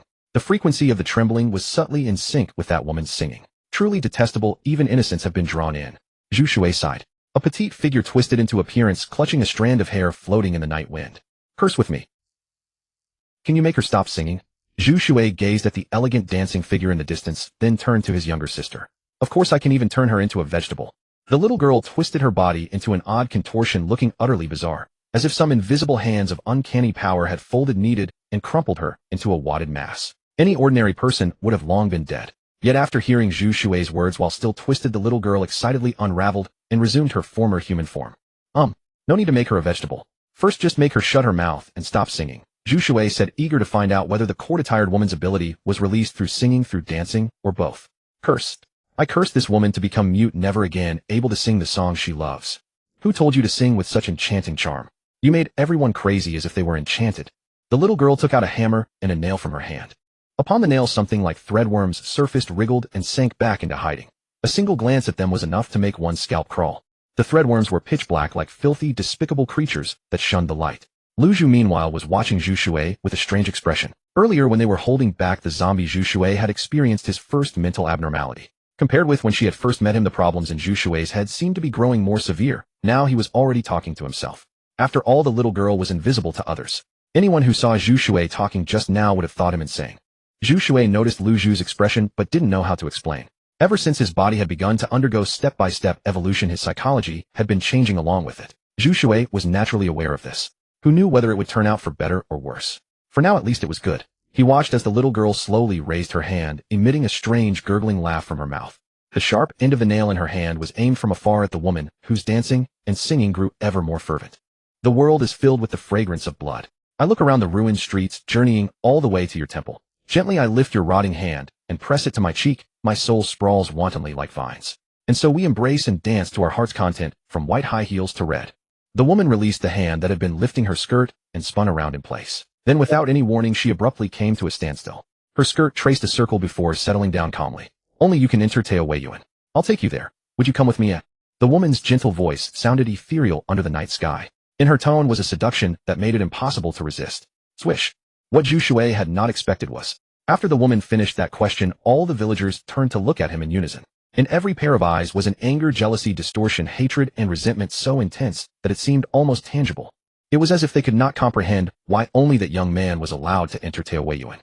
A land flowing with honey, with blooming mountains and bright flowers, an ideal haven of absolute fairness. Why could they not enter? Pat. A villager gripping a sickle moved, striding on mud-stained trouser legs, towards Zhu Shui. Pat, pat.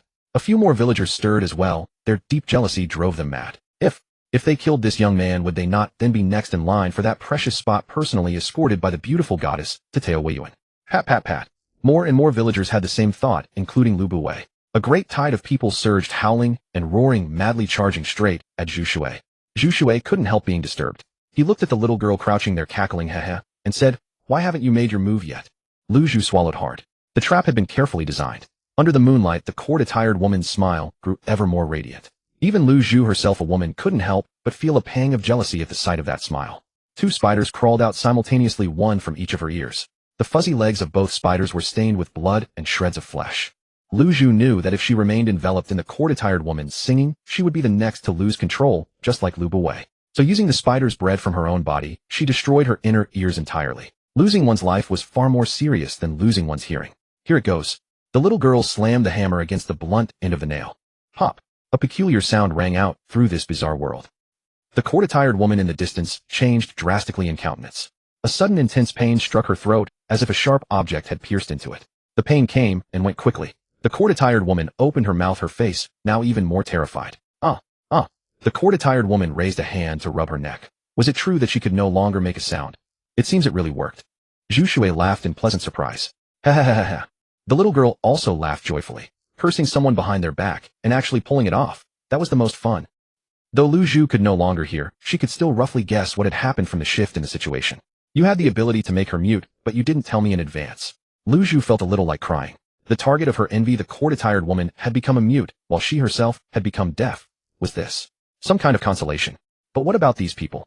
That woman has gone mute, and these villagers are still under contamination. Lu Zhu came over to ask. Kill them all. Zhu Shui stroked his chin, pondering how to deal with the villagers.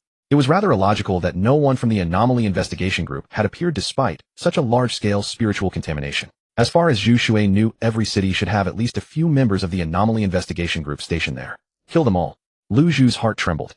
The reason it had been called a carefully designed trap just now was precisely because of the villagers. If the court-attired woman who had been sent out couldn't deal with Lu Zhu, then the maddened villagers would be the ones to make their move. To those polluted in spirit, ordinary villagers could never pose a threat. But what the other side wanted was for Lu Zhu to harm the villagers. When that happened, the anomaly investigation group would naturally deal with them one by one. Lu Zhu couldn't understand if even the Red Eye Association was unwilling to openly oppose the anomaly investigation group, or did Taoyuan get the audacity? Just kidding. Zhu Shui smiled. Is this something to joke about?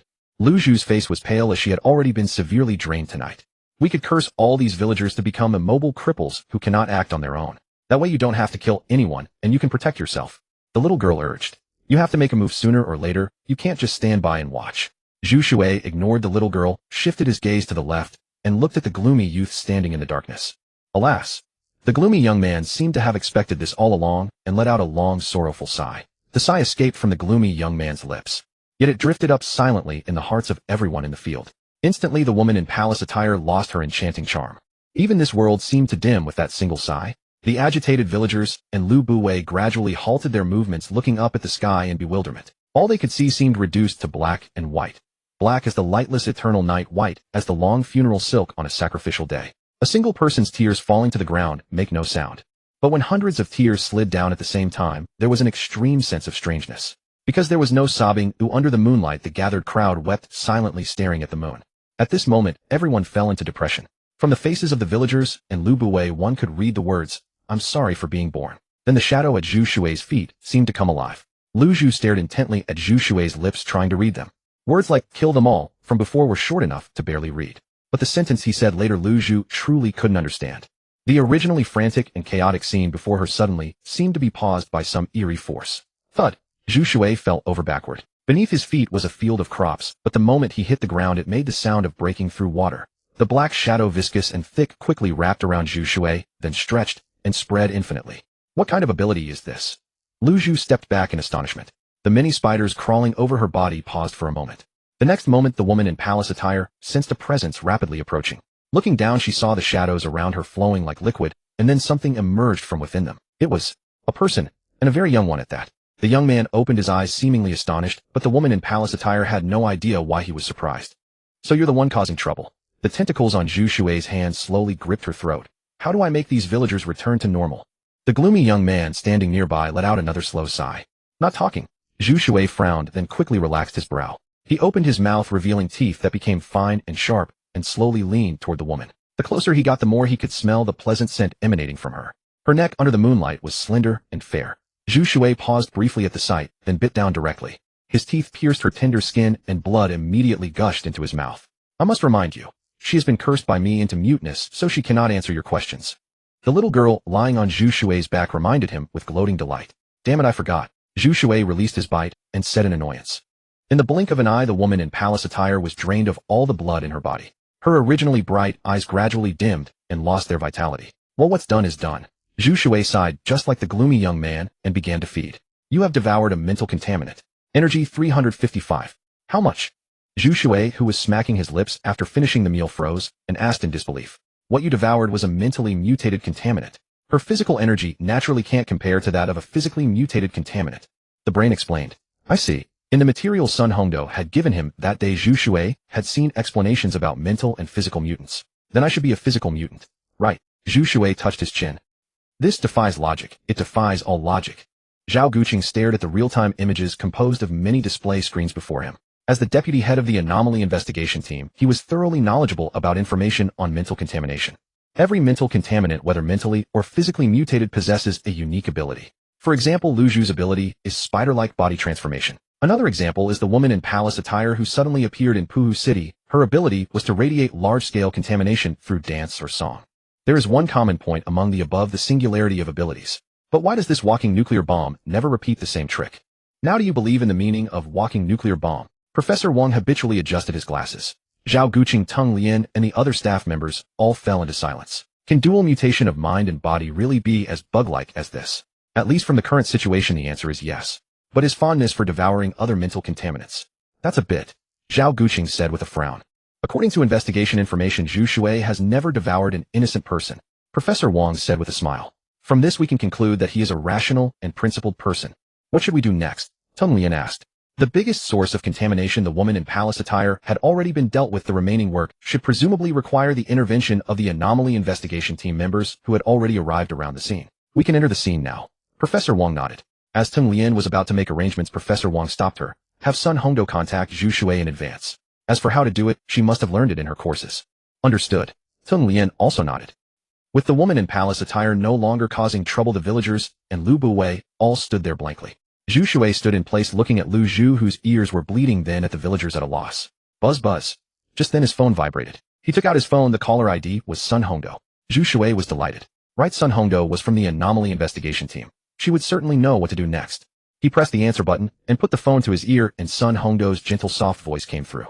Hello, Mr. Zhu Shui. Hello, I'm in a bit of a situation. Zhu Shui responded hastily. I already know all about it. Beneath Sun Hongdou's gentle voice was an undeniable tension. I'm sorry to interrupt you. After the large-scale contamination event just happened, our anomaly investigation team dispatched all nearby members to the scene. Fortunately, Mr. Zhu Shui was there in time, which prevented the crisis from escalating. Not at all. This is what I should do. Being praised by a gentle and beautiful girl made Zhu Shui quite delighted. Mr. Zhu Shui can now go back and rest. The follow-up will be handled by our reinforcement team entering the scene, Sun Hongdou said with a smile. The latest news just came in. Large-scale contamination events have occurred in every provincial capital. Teng Lian said with a grave and puzzled expression. It's confirmed that this is the work of Tao Weiyuan. What exactly are they trying to do? Zhao Guqing asked angrily. To let everyone know that the emergence of mental contaminants can no longer be hidden. Professor Wang's expression remained completely calm, as if talking about something unrelated to himself. Why would they do this? Zhao Guqing was even more puzzled.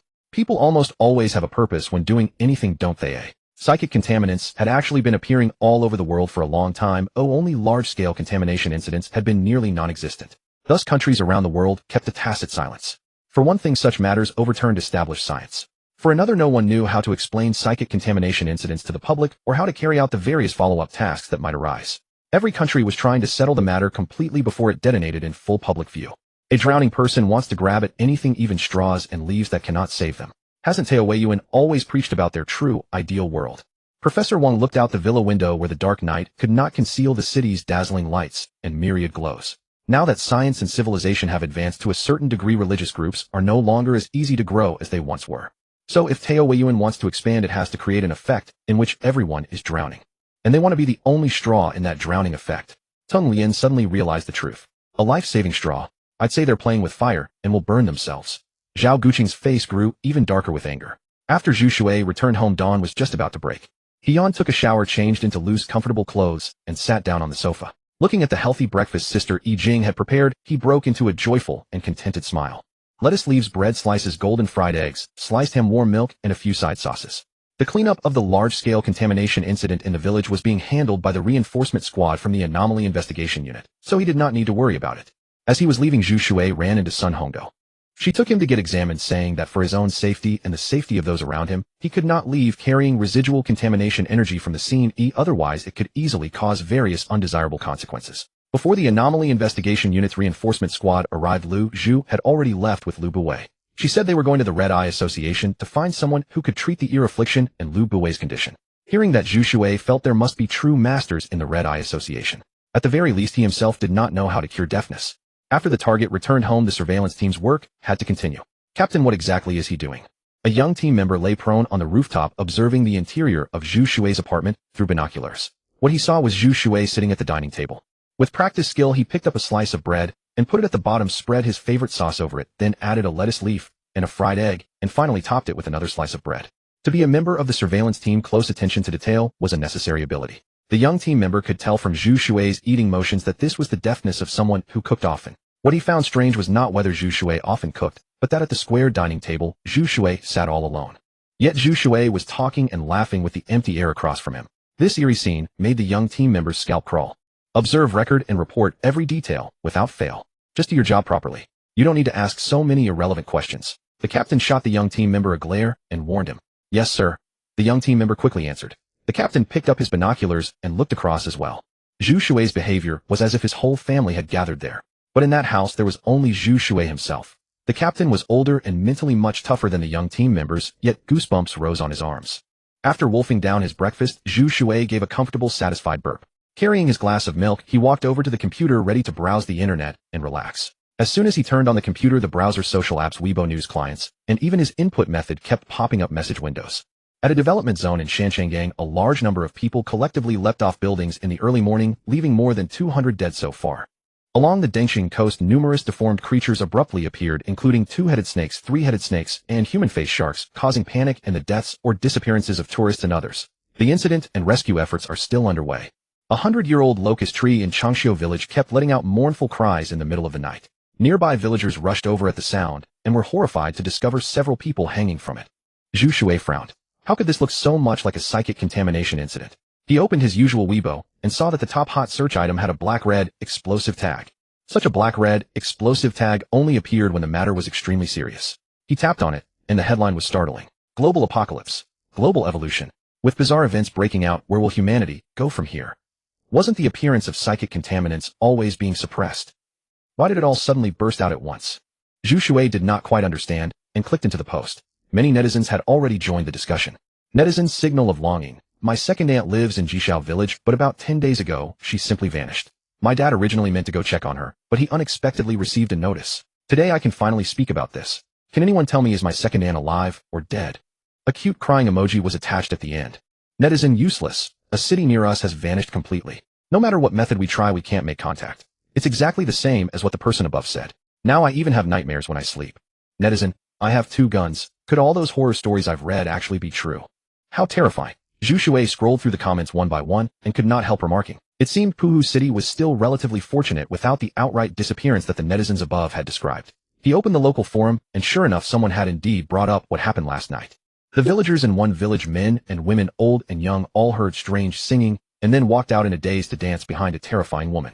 This incident was causing a stir on the local forum, with all sorts of versions circulating. Zhu Shui found it somewhat amusing, as some people even said with complete seriousness that the village had committed sins and the terrifying woman was its creditor. At that moment, official accounts on all the major platforms simultaneously stepped in and released a statement: the world is facing an extraordinary situation and high walls will be built around every existing city. The statement was followed by detailed explanations to reassure the public, basically matching what Zhu Shui had learned. Zhu Shui rested at home for several days. Throughout this period, he remained lost in deep contemplation. Ever since his body began undergoing strange evolutionary mutations, Zhu Shui's mind seemed to grow both confused and remarkably clear simultaneously. There isn't a single contact of my parents on my phone, not even their workplaces or addresses. Zhu Shui massaged his temples and muttered to himself. Could my memories have been corrupted by spiritual contamination? But Sun Hongdo conducted a thorough examination that day, and I wasn't affected by that dancing woman at all. Don't dwell on things you can't figure out. Behind him, a pair of pristine white hands gently rested on Zhu Shui's shoulders. Without needing to look, Zhu Shui knew those hands belonged to Sister Yi Jing. Where are my parents? Zhu Shui asked, pain evident in his voice. With the emergence of spiritual contaminants, many people around the world have lost contact. But being separated doesn't necessarily mean fatal accidents. Sister Yi Jing spoke gently. Your sister will always accompany you as you grow, so you must stay strong and persevering. Only then can we uncover everything we wish to know, including your parents. You're right, Sister Yi Jing. The anguish on Zhu Shui's face gradually dissipated, replaced by resolute determination. He picked up his phone and dialed a number. Hello there, Mr. Zhu Shui. Sun Hongdo's melodic voice came through the other end of the line. Hello. Zhu Shui instinctively rose from his chair. His personal strength was far too feeble. If he could enlist the help of the Strange Occurrence Investigation Division, perhaps the matter would become clear much sooner. Mr. Zhu Shui, it seems you have something on your mind. Sun Hongdo, seemingly perceptive, detected the hesitancy subtly revealed in Zhu Shui's tone and proactively asked. That's correct. Zhu Shui took a deep breath and said, my parents have gone missing. All information about them, contact details, addresses, workplaces, has vanished from both my mind and my phone. I only discovered this over the past few days. Could my situation be the result of external spiritual contamination? Could you help me investigate whether my parents are safe? On the other end of the call, a brief silence fell. For a fleeting moment, Zhu Shui sensed that many people were present on Sun Hongdo's end. This feeling passed instantly. However, compared to finding his parents, such sensations were utterly trivial. Of course, it's no problem at all. You are a member of our Strange Occurrence Investigation Division, and we will surely do our utmost to help you find Mr. Zhu Shui. Sun Hongdo offered comfort. There's no need for you to worry excessively, Mr. Zhu Shui. I will contact you immediately once there is any news. And you need not suspect yourself. Our division's detection equipment is quite effective. Your body shows no signs of any foreign spiritual contamination. That's wonderful news, Zhu Shui quickly replied. At the same time, he wondered whether the Red Eye Association might also offer assistance. After expressing his heartfelt gratitude over the phone, he ended the call. After hanging up, Sun Hongdo set down her phone and turned to look at the row of staff members behind her.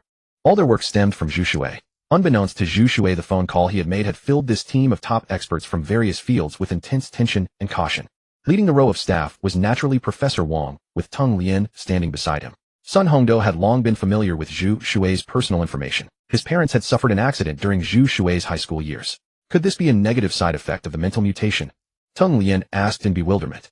Based on the conversation just now, Zhu Shui had always believed his parents were alive, only recently discovering discrepancies between events and his earlier memories. We don't know yet, Professor Wang pondered. At least from this call we can determine that his schizophrenia personalities do not include the roles of father and mother. Perhaps, if there were father and mother personas, it would be a good thing for both Mr. Zhu Shui and the environment. Sun Hongdo said. You're correct. Professor Wang glanced at Sun Hongdo appreciatively. From what we know, that walking nuclear bomb could make its shadow assume a liquid state and immerse its body within it. The shadow possesses the ability to expand and extend. In any area covered by the shadow, Zhu Shui, immersed within it, could instantly teleport to any position within that coverage. Could this be Zhu Shui's new personality? Teng Lien realized something. Indeed. Judging from this ability and its manifestation, it is also a negative personality, completely opposite to Sister Yi Jing's.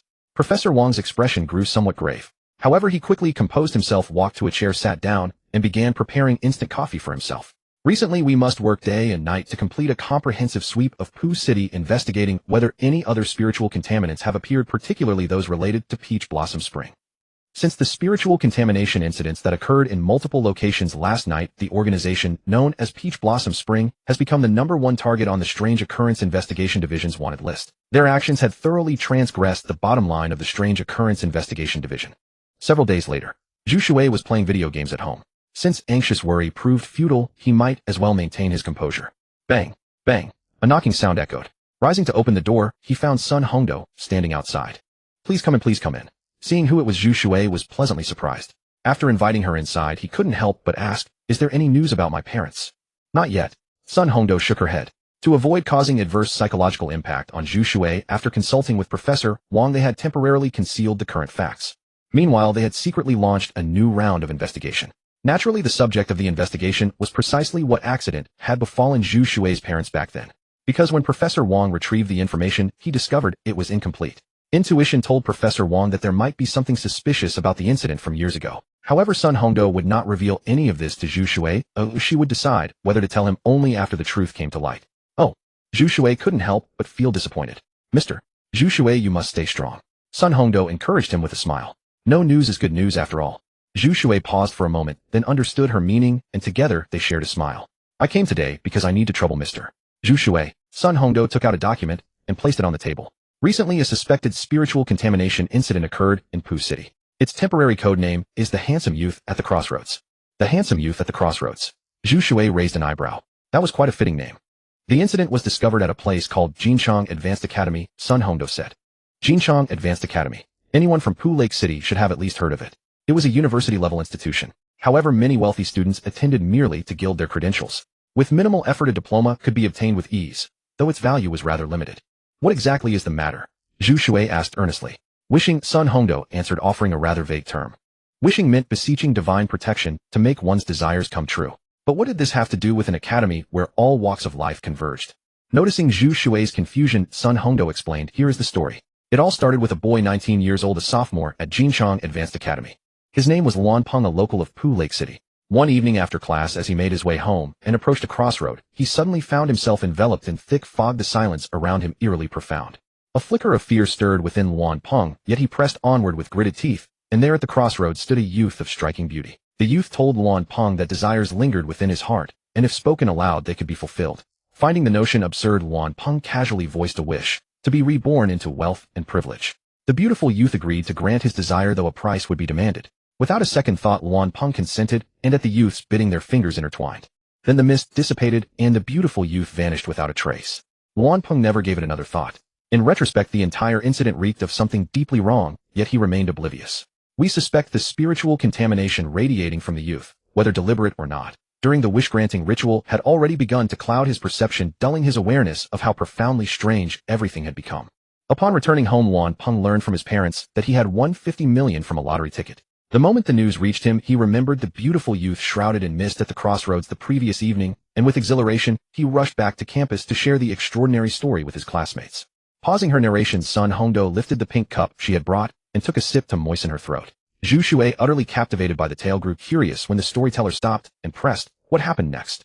His classmates dismissed the account as mere fantasy, but later that evening a girl passing through the same crossroads encountered the same beautiful youth.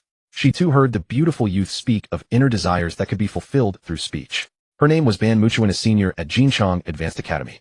Her deepest longing was the unrequited love she had harbored for 4 years at the academy. A boy who already belonged to another, their bond inseparable. Ban Muchuan prayed for him to love her with an obsessive devotion that would never waver. Sun Hongdo continued, the beautiful youth promised to grant this wish, but at a price she would have to pay. Desperate to be with him, Ban Muchuan accepted without hesitation. That very night the boy called her, and seemingly by fate they became a couple. As Ban Muchuan fell deeply in love, the boy's girlfriend vanished without a trace. Their relationship had been public knowledge, but before she started dating Ban Muchuan, the boy had already mentioned the strange encounter to his friends. Thus the tale spread rapidly throughout Jinchang Advanced Academy.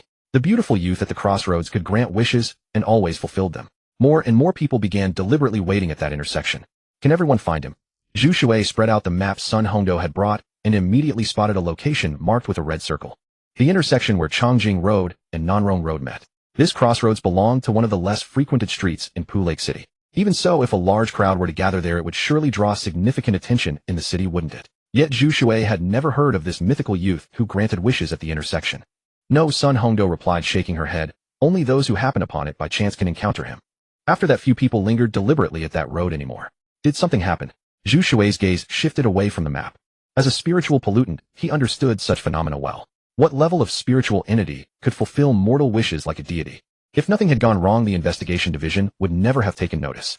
The first boy, Luan Peng, his parents vanished. Surveillance footage reviewed by the relevant authorities showed them arriving at the crossroads and disappearing in a blind spot beyond camera range. Investigators who searched the area found no evidence whatsoever. Luan Peng had completely broken down and was now in our custody. The second girl, Ban Muchuan, had assumed the boy's former girlfriend had simply left town after their breakup. But later the boy casually revealed that he had killed her, dissolving her remains with chemicals until nothing was left behind. At first Ban Muchuan thought it was some gruesome joke, but the boy spoke with such solemn conviction that she knew he was telling the truth. He had suddenly realized his true feelings for Ban Muchuan, and when he attempted to end things with his girlfriend, she refused to let go, claiming years of shared history could not be discarded so easily. The boy said he was overcome with urgency, needing to confess his love to Ban Muchuan immediately, and in his haste, he killed his girlfriend.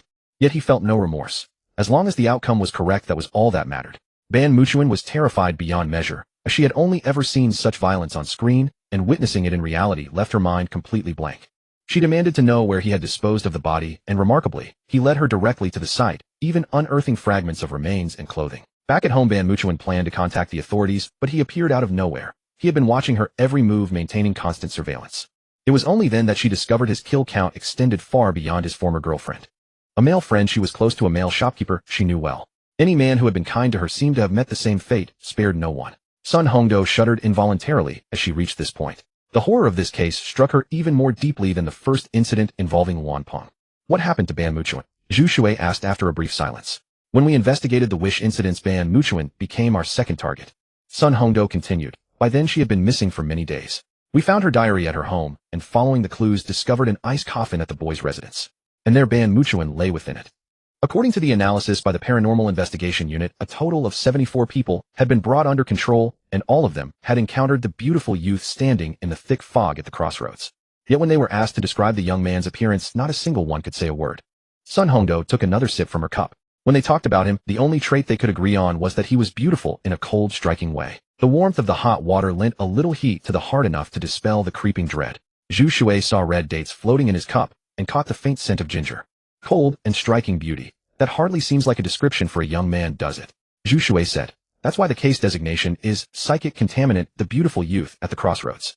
Sun Hongdo had not expected Zhu Shui's attention to land there. Of course it can't be ruled out that a human is responsible, but the possibility is rather slim. The lives of Luan Peng's parents, of Ban Manchun, and a close friend, and of the innocent ex-girlfriend. All were the payment the beautiful youth demanded, the price paid after they made their wishes. Zhu Shui said thoughtfully. That should be the case, Sun Hongdo said with a nod. Then when do we set out? Zhu Shui asked. Anytime. Sun Hongdo was taken aback for a moment, then said with a smile, Mr. Zhu, you are truly a person of swift and decisive action. It is a blessing for our paranormal investigation unit to have such a capable and stalwart officer as you. You flatter me. Zhu Shui became rather embarrassed. After all, I still have to ask you all to help me investigate the matter concerning my parents. That is precisely what we should do. I will personally keep an eye on it for you, Mr. Zhu. Sun Hongdo said with a smile. Losing no time, Zhu Shui stood up and got ready to put on his shoes and set off immediately. If he was lucky, perhaps he could step into that thick fog today and meet the so-called beautiful youth at the crossroads. But if he really could meet him, Zhu Shui was curious, could he make a wish and have his parents appear before him? And if the beautiful youth at the crossroads could manage that, what price would he have to pay? With excitement and eager anticipation, Zhu Shui could hardly wait to rush to that crossroads. Don't be in such a hurry, Mr. Zhu. This is your first time formally taking charge of a psychic contamination case, so we have assigned a teammate to you. Sun Hongdo held him back and explained that teammate has a fine personality and is already rich in experience. He has helped our paranormal investigation unit deal with quite a number of cases, but he should still be on his way. When the paranormal investigation unit carries out a mission, it assigns members of different ranks and numbers to fight side by side according to the difficulty of the case. Then what rank is the beautiful youth at the crossroads mission? Zhu Shui had initially wanted to refuse having someone accompany him because he himself also wanted to see that beautiful youth at the crossroads and make a wish while he was at it. But if someone else was with him, wouldn't his thoughts be exposed? Yet hearing Sun Hongdo say that the teammate was already on his way, Zhu Shui knew that an unyielding refusal would instead arouse the suspicion of Sun Hongdo, and the paranormal investigation unit wouldn't it. It is provisionally rated A rank, so it must be completed by 2 members of A rank or above working together. Sun Hongdo said seriously, you are all ability users under psychic contamination, but to us you are no different from ordinary people of flesh, blood, and emotion. No matter the mission, the first thing we consider is your personal safety. Okay, thank you. All of you. Zhu Shui was moved more than a little. It's nothing. This is what we should do, Sun Hongdo said softly and gently. Zhu Shui's nature was rather introverted. His social circle was small, his friends few, and as for the opposite sex, well, to put it in terms that saved him a little face, they were countable on one hand. With the mission briefing complete, the rest of the time was spent waiting for the A-rank teammate to arrive before they could complete the case codenamed Psychic Contaminant, the beautiful youth at the crossroads. Zhu Shui sat across from Sun Hongdo, watching her drink her red date and ginger tea one sip at a time. She had initially tried to find a few topics, but as they chatted it eventually became 2 people staring at each other in silence.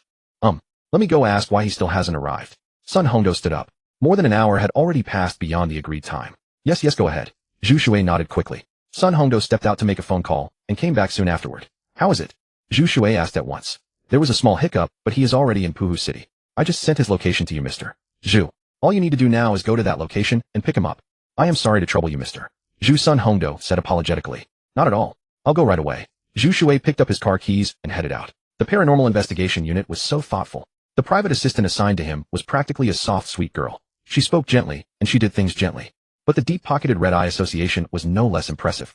Walking downstairs while pondering this matter, Zhu Shui suddenly felt that before a wad of banknotes the charm of that soft girl weakened by just a tiny little bit. 20 minutes later, Zhu Shui's Porsche Panamera came to a stop at the entrance of an old, sparsely populated residential community. As soon as he arrived, he spotted that eye-catching colleague. What made him eye-catching was a young man in sunglasses sitting in a Pagani sports car. Vroom, vroom, vroom. Amid the distinctive roar of the engine, the Pagani pulled up alongside Zhu Shui's Porsche. Compared with the Pagani, Zhu Shui's Panamera looked much more modest. Hello, Captain. Your team member Cockroach reporting for duty. The young man took off his sunglasses and smiled.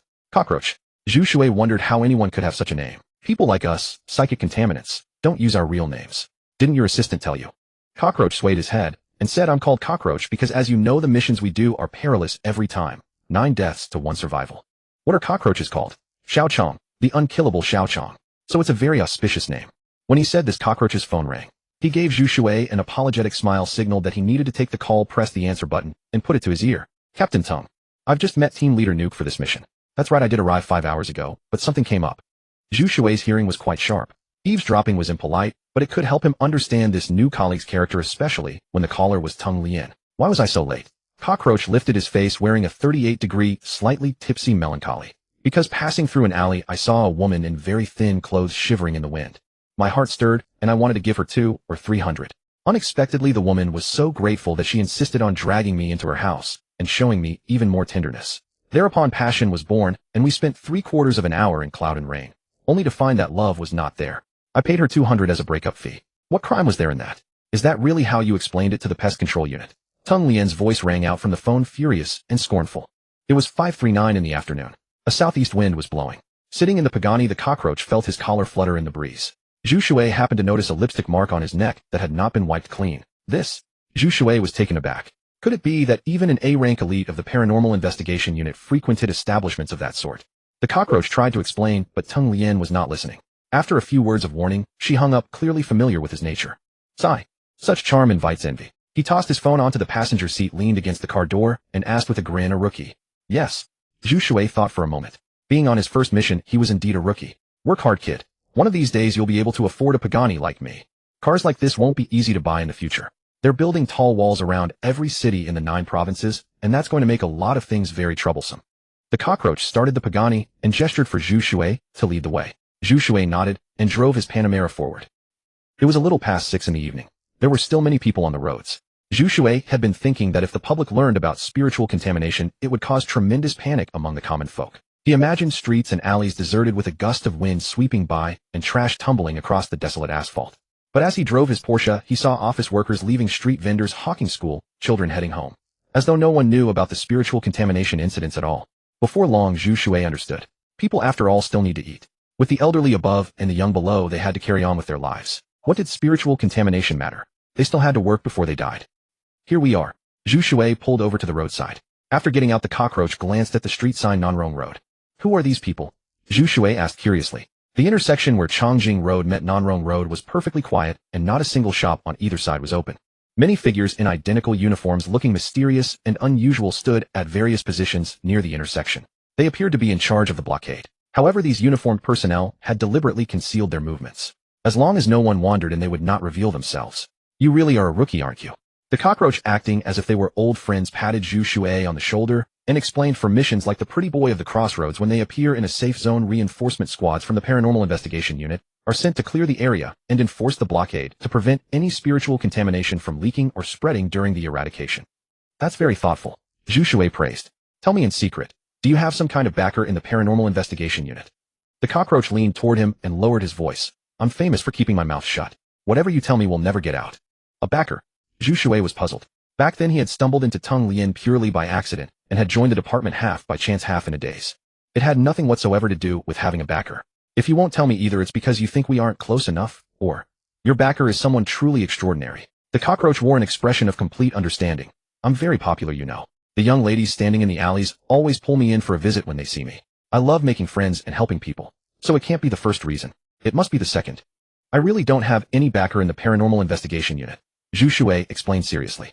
Then why would they let a rookie lead the team on his first mission while I, a battle-hardened veteran, a backbone of the unit, serve as an ordinary member? Are you here to gild your resume? Seeing that Zhu Shui didn't seem to be lying, the cockroach asked in confusion.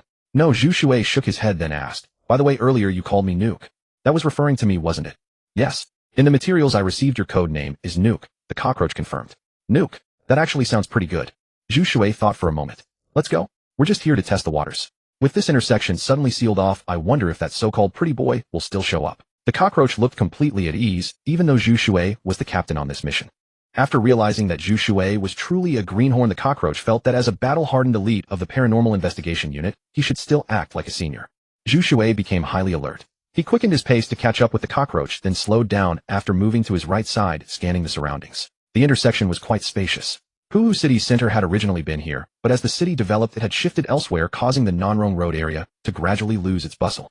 The two of them made a full circuit of the area without finding anything unusual. Board the cockroach stood by the roadside, pulled out his phone, and called Teng Lien to report the situation. Soon Zhu Shui saw the reinforcement squads hidden in the shadows begin to withdraw swiftly and efficiently. Next, let's check out that Jinchong Senior Academy. After putting down his phone, the cockroach explained, according to the intelligence gathered, over 80% of the people who had contact with the Pretty Boy of the Crossroads were students of that academy. Coincidentally, I went through a battle before meeting you. We can investigate over there and grab a bite to recharge. Zhu Shui's face immediately twisted into a look of disdain. Your kidneys express intense contempt for your inaction.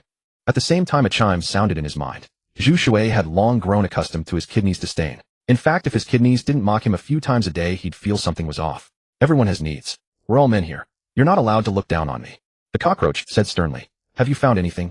Zhu Shui smiled politely at the cockroach, then turned to look at the gloomy young man and the little girl beside him. If you haven't found anything, how would I? The little girl shrugged. If the target were at this intersection, I would sense it. The gloomy young man said in a low voice. I sensed nothing, which means he's not here. All right, Zhu Shui said, somewhat disappointed. After all, his search for the pretty boy wasn't just official business, it was also somewhat personal. Wait a second, Captain Nuke. Who are you talking to? The cockroach asked with a look of shock and creeping dread. My younger brother and younger sister. Zhu Shui pondered for a moment, deciding to make an introduction. My brother is standing on the left and my sister is on the right. Oh no. My sister has climbed up the utility pole. She's jumped off again. Under the cockroach's horrified gaze, Zhu Shui reached out his hand, as though he had actually caught something. Cockroach's mood was far from pleasant. Perhaps the fierce battle earlier that day had left him physically depleted, taking a toll on his mental state as well. In any case, a cocktail of emotions swirled within Cockroach's heart. When accepting the mission assignment, his dedicated assistant had specifically briefed him on the superior leadership's directives. He had been selected for the task involving the handsome youth at the crossroads precisely because of his rich experience and similar age to his new partner. But upon arrival, Cockroach was stunned to discover that his new colleague, codenamed Nuclear Bomb, had serious mental issues. Cockroach carefully observed his surroundings, but there was absolutely no sign of any younger brother or sister. He suddenly recalled that the files on his new colleague Nuclear Bomb contained remarkably little descriptive information. The assistant had explained that Cockroach's clearance level was insufficient to view information on Nuclear Bomb, a designated team member under codename. Given all this, Cockroach began to suspect that Zhu Shui might have connections within the strange phenomenon investigation group, using his experienced elite status to bring him along on missions merely to pad his own performance record. Those affected by spiritual contamination inevitably have some degree of mental instability. But not to this extreme, surely. Could he truly be a pure psychiatric patient? Cockroach gripped the steering wheel with both hands, muttering to himself. He had no idea at all. Standing directly on the driver's seat was a little girl. The little girl grinned mischievously, holding a nail with black tadpole-like shadows wriggling inside. It aimed squarely at the crown of Cockroach's head, poised to hammer it in. But before taking action, the little girl tilted her head and glanced at the Porsche trailing behind. Through the car window, Zhu Shui shook his head at her, his eyes carrying a clear warning. Idiot. The little girl, irritated, put away her nail and hammer, then leapt directly from the vehicle onto the road, bounced back up, and crawled into the Porsche. Seeing this, Zhu Shui finally breathed a slight sigh of relief. Just moments before, his sister had been raising that nail ready to hammer it into Cockroach's skull. That was his sister's unique cursed ability. If she had truly driven it in, who knew what terrible consequences might have befallen this rather cheerful colleague? We cannot harm others without reason, understand? Zhu Shui lectured as he drove. He said, you're a mental patient. The little girl retorted, rolling her eyes at Zhu Shui. A mental patient? Zhu Shui was taken aback. But he quickly understood. The ordinary people could not see the little girl and the gloomy youth. Zhu Shui felt they must surely feel lonely and distressed inside, yet fortunately they had both met him. Though he did not know the true origin of the little girl and the gloomy youth, nor why others could not see them, Zhu Shui could be certain of one thing: they definitely existed in reality. They were absolutely not the psychiatric patients others imagined, nor figments of his imagination. As long as I know I am normal, that is all that matters. Zhu Shui revealed a knowing smile, feeling a touch of refined pride in being the one sober mind among drunk fools. Jinchang Senior Academy. When the Pagani and Panamera appeared at the school entrance, they immediately attracted the attention of many male and female students. After all, we are here to conduct an investigation. Wouldn't this be too conspicuous? Zhu Shui made up his mind. He was still too young.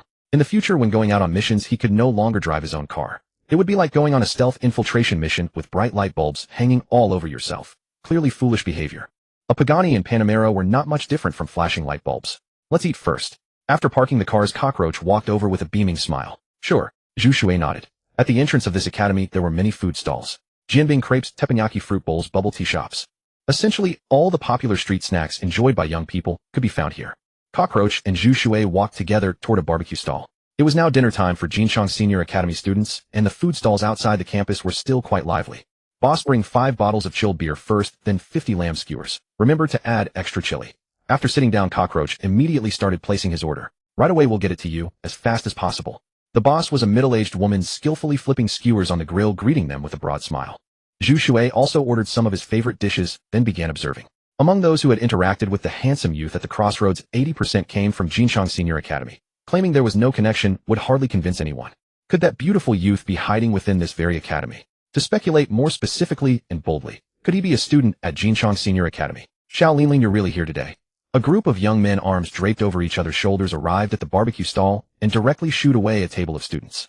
The students at that table dared not show any dissatisfaction. They hurriedly settled the bill and ran off. Zhu Shui's attention was drawn to those young men. Judging by their appearance, they seemed to be students at Jinchang Senior Academy, the kind who commanded considerable respect within the student population. Tisk, really impressive. Cockroach became warm toward Zhu Shui once again. After all, within the strange phenomenon investigation group, they had seen all manner of bizarre situations. What were mere psychiatric patients after all? Moreover, Cockroach had genuinely reflected on this matter. One should not treat people with mental health issues with any abnormal attitude. Otherwise, would that not be secondary harm? Zhu Shui was quite surprised by Cockroach's rapid change in attitude and asked, "What do you mean by really impressive?" "That female college student over there working hard," Cockroach said with a wink. Zhu Shui followed Cockroach's gaze and then froze. Was it her? Behind the barbecue stall, a young woman was helping the middle-aged vendor with her tasks. That young woman was Xin Lin, who worked part-time at the Golden Rose Bar. Zhu Shui still had quite a deep impression of this self-reliant and independent girl. "Xiao Linlin, come pour your older brother a drink." The boy sitting in the center looking rather arrogant called out directly, without caring that her mother was present. "Do you know her?" Cockroach asked. "Yes." Zhu Shui answered truthfully. "What's your relationship with her?" Cockroach's expression actually became tense. "We're not close at all, so we're not even." "Friends really?" Zhu Shui waved his hand. "That's good then. You're not interested in her, are you?" Cockroach asked again. "How could I be? I barely know her, so how could I have feelings?" Zhu Shui said. "Excellent. Now it's time for my heroic rescue." Cockroach was overjoyed. He stood up directly and strode over with long steps, slamming his hand heavily on the table. "You kids haven't even grown your adult hair yet, and you come here harassing women. I'll teach you today what among 3 people walking one must become my corpse means." "What do you mean?" The arrogant boy, unsure whether he was intimidated by the aura, asked subconsciously. "It means when 3 people walk together, one of them will definitely end up as my corpse. And that's a famous quote from the sage Confucius." Cockroach clenched his fist and swung it directly at the arrogant boy's face. "Stop it." What neither Zhu Shui nor Cockroach had expected was that Xin Lin actually came running over in a hurry. Zhang Lang took in the situation, glanced first at Zhu Shui, then at Xin Lin as she rushed over and finally released his grip. "He's my friend. He was just joking with me," Xin Lin said softly. "Well?" Zhang Lang was embarrassed. He had thought it was a chance to be a hero saving a damsel in distress, but it ended with his warm face pressed against a cold shoulder. "Well, my friend here is quite influential. You don't need to worry about them taking revenge afterward." Zhu Shui considered things from Xin Lin's point of view and said. At this moment, Zhu Shui remembered that he himself was still a student, and during summer vacation at that. But the thought made him feel as if he had left school decades ago. Like a lifetime ago was the most fitting phrase that came to his mind. Having been a student once, he could well understand conflicts on campus. "Right, I'm quite influential too." Zhang Lang immediately regained his earlier ease, adjusting his sleeves in a deliberate display of gentlemanliness. "Who are you?" The arrogant young man stood up and demanded sourly, "Boss, don't be angry. They just got out of those 2 cars." A follower grabbed the arrogant young man's arm and whispered, "I don't care what cars they got out of." When the arrogant young man saw the Pagani and the Porsche, his voice grew weaker and weaker. Finally, he took a folded note from his pocket and pressed it into Xin Lin's hand. "Here, you decide for yourself." After saying that, the arrogant young man shot another glare at Zhang Lang and Zhu Shui, then turned and left with his men. But this time his glare no longer had the same confidence. "Boss, you sorry for the trouble." Xin Lin put the note away, bowed to Zhang Lang and Zhu Shui, then went back to helping the woman with her work. "Girl, why are you so cold to your friends?" The woman came over with a small tray of freshly grilled lamb skewers and said with a placating smile, "Since you're the girl's friends, consider this meal a treat from Annie." "That won't do. We'll settle the bill. Besides, my friend here isn't short on money for a meal," Zhu Shui said seriously. "Huh." Zhang Lang didn't recall offering to pay, but before the mother of a young female college student, he didn't mind being generous. That's right. We'll pay after we eat. Fine, you 2 eat and drink well. If you need anything, just call Xin Lin." The woman went back to her work. Adjacent to Jinchang Senior Academy, and since it was dinner time, business was thriving. She walked over to the barbecue stall, shooed Xin Lin, who was helping grill skewers, to one side, and kept looking at the 2 cars parked by the roadside. "What cars do those 2 drive?" Earlier, when the arrogant young man and his followers were talking, the woman had been all ears. "That one is a Pagani, probably over 10 million. That one is a Porsche Panamera, the cheapest one costs several million." Xin Lin was silent for a moment, then spoke. Working at the Jinmigi bar, she had learned to observe details like license plates, clothing brands, watch brands, and even the cigarettes people smoked, and to master relevant information. It was not difficult for Xin Lin to recognize luxury car lines like Pagani and Porsche. Over 10 million. Several million. The woman felt a wave of dizziness wash over her. She genuinely couldn't understand why those rich people felt they had to spend so much money on cars. Couldn't a car worth tens of thousands, or even 100,000+ carry people just as well? But soon a delighted look spread across the woman's face. Flipping the skewers in her hand, she asked, "Why did you call that young man Boss Zhu?" "Because he's the owner of the Jinmigi bar," Xin Lin answered truthfully. "The owner of the Jinmigi bar." The woman set up her stall on all sorts of streets every day, and over time her sources of information had grown reliable. "Then doesn't that mean he's very rich? He looks about your age. There's no way he could have opened a bar with that much investment on his own. He must be the son of some super wealthy tycoon." She knew all of it like the back of her hand. Which TV shop had been the scene of a brawl? Which hotel had been caught hiding a mistress? Which unlicensed internet cafe had been shut down? Which big boss had opened some new business? She also knew the Jinmigi bar very well, naturally. Of course he's rich. "Mom, what are you thinking now?" Xin Lin's hand paused. Seeing her mother's eyes darting restlessly, she immediately guessed what was on her mind. This mother of hers spent every day hoping she would marry a rich second-generation heir. That shows how young you are. The woman said meaningfully. Haven't you seen the big news? The world has changed. Your mother running this stall doesn't even know how many more days she can keep going. When you marry, you either go for looks, a good temper, and caring nature, or money. Look at this boss, Zhu. He was thoughtful just now and worried about you being retaliated against afterward. That proves he knows how to take care of a person. He has money and good looks. 3 out of 3. If you don't make a move now, are you going to spend the rest of your life regretting it? Mom, can you stop? Shenlin was both angry and annoyed. Was this woman really her own mother? Why was she always thinking about selling her daughter off to a rich man? Fine, I won't say any more. Then just pin your hopes on that wish business. The woman said, exasperated. She had no idea where her daughter had heard of such an abstruse, miraculous wish, and had even gone to the trouble of asking around, saying it was extremely efficacious. The woman did not believe it at all. Shenlin offered no explanation. She merely slid her hand into her pocket and only relaxed once she felt the note was still there. We found information about that beautiful youth at the wishing crossroads. The shadow on the ground squirmed, and a gloomy youth emerged from within it, standing beside the makeshift table. How do you know? Zhu Shui put a cleanly licked skewer down on the table, wiped his mouth, and asked. It was that girl. The gloomy youth raised a pale finger, the tip pointing straight at Shenlin. He repeated the conversation Shenlin had just had with her mother word for word. I see. Zhu Shui nodded. Zhanglong's hand, which was holding a skewer, trembled slightly. Forcing a natural expression onto his face, he looked at Zhu Shui. What's wrong? To be frank, although he had witnessed many bizarre and unthinkable spectacles, watching Zhu Shui communicate with things he could not see, things that did not even exist, still made an unavoidable chill rise in Zhanglong's heart. Zhu Shui then told Zhanglang about the note. Right about then, Shenlin, with her hands in her pockets, was already walking toward the other end of the street. Then hurry up and follow. Zhanglang hastily wiped his mouth with a tissue, pulled out a few 100 yuan bills, and laid them on the table, then followed with Zhu Shui. You two must come again often. The woman called out enthusiastically as she collected the money. Shenlin walked the entire way, a full 1 to 2 hours. The sun set and night descended. Zhu Shui and Zhanglang followed unhurriedly behind her. In the end, Shenlin really did come to a stop at the crossroads. The fog is coming. Zhanglong's expression suddenly turned tense. White mist had drifted in from all 4 directions of the crossroads at some unknown moment. The dense white fog arrived without warning. Even Zhu Shui and the cockroach failed to notice it before it had already coiled around the road, slowly rising and gradually veiling their sight. The beautiful youth of the crossroads is about to appear.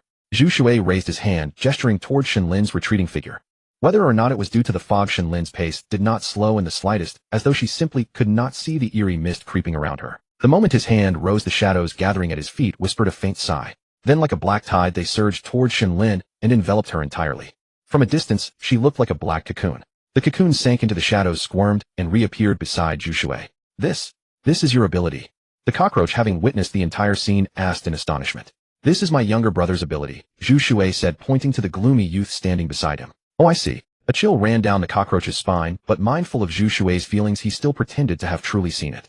Zhu Shui could read the cockroach's thoughts at a glance. He had tested this before many people, and no one but himself could ever see it. The liquid shadows dispersed, and Shenlin collapsed limply to the ground. The cockroach immediately contacted a few members of the paranormal investigation unit who had been observing from the shadows. Taking advantage of the moment, Zhu Shui found the slip of paper on her. After unfolding it, he felt somewhat disappointed and handed it to the cockroach, then watched as Shenlin was taken away by the reinforcement squad. This paper originally only records the specific address of this crossroads.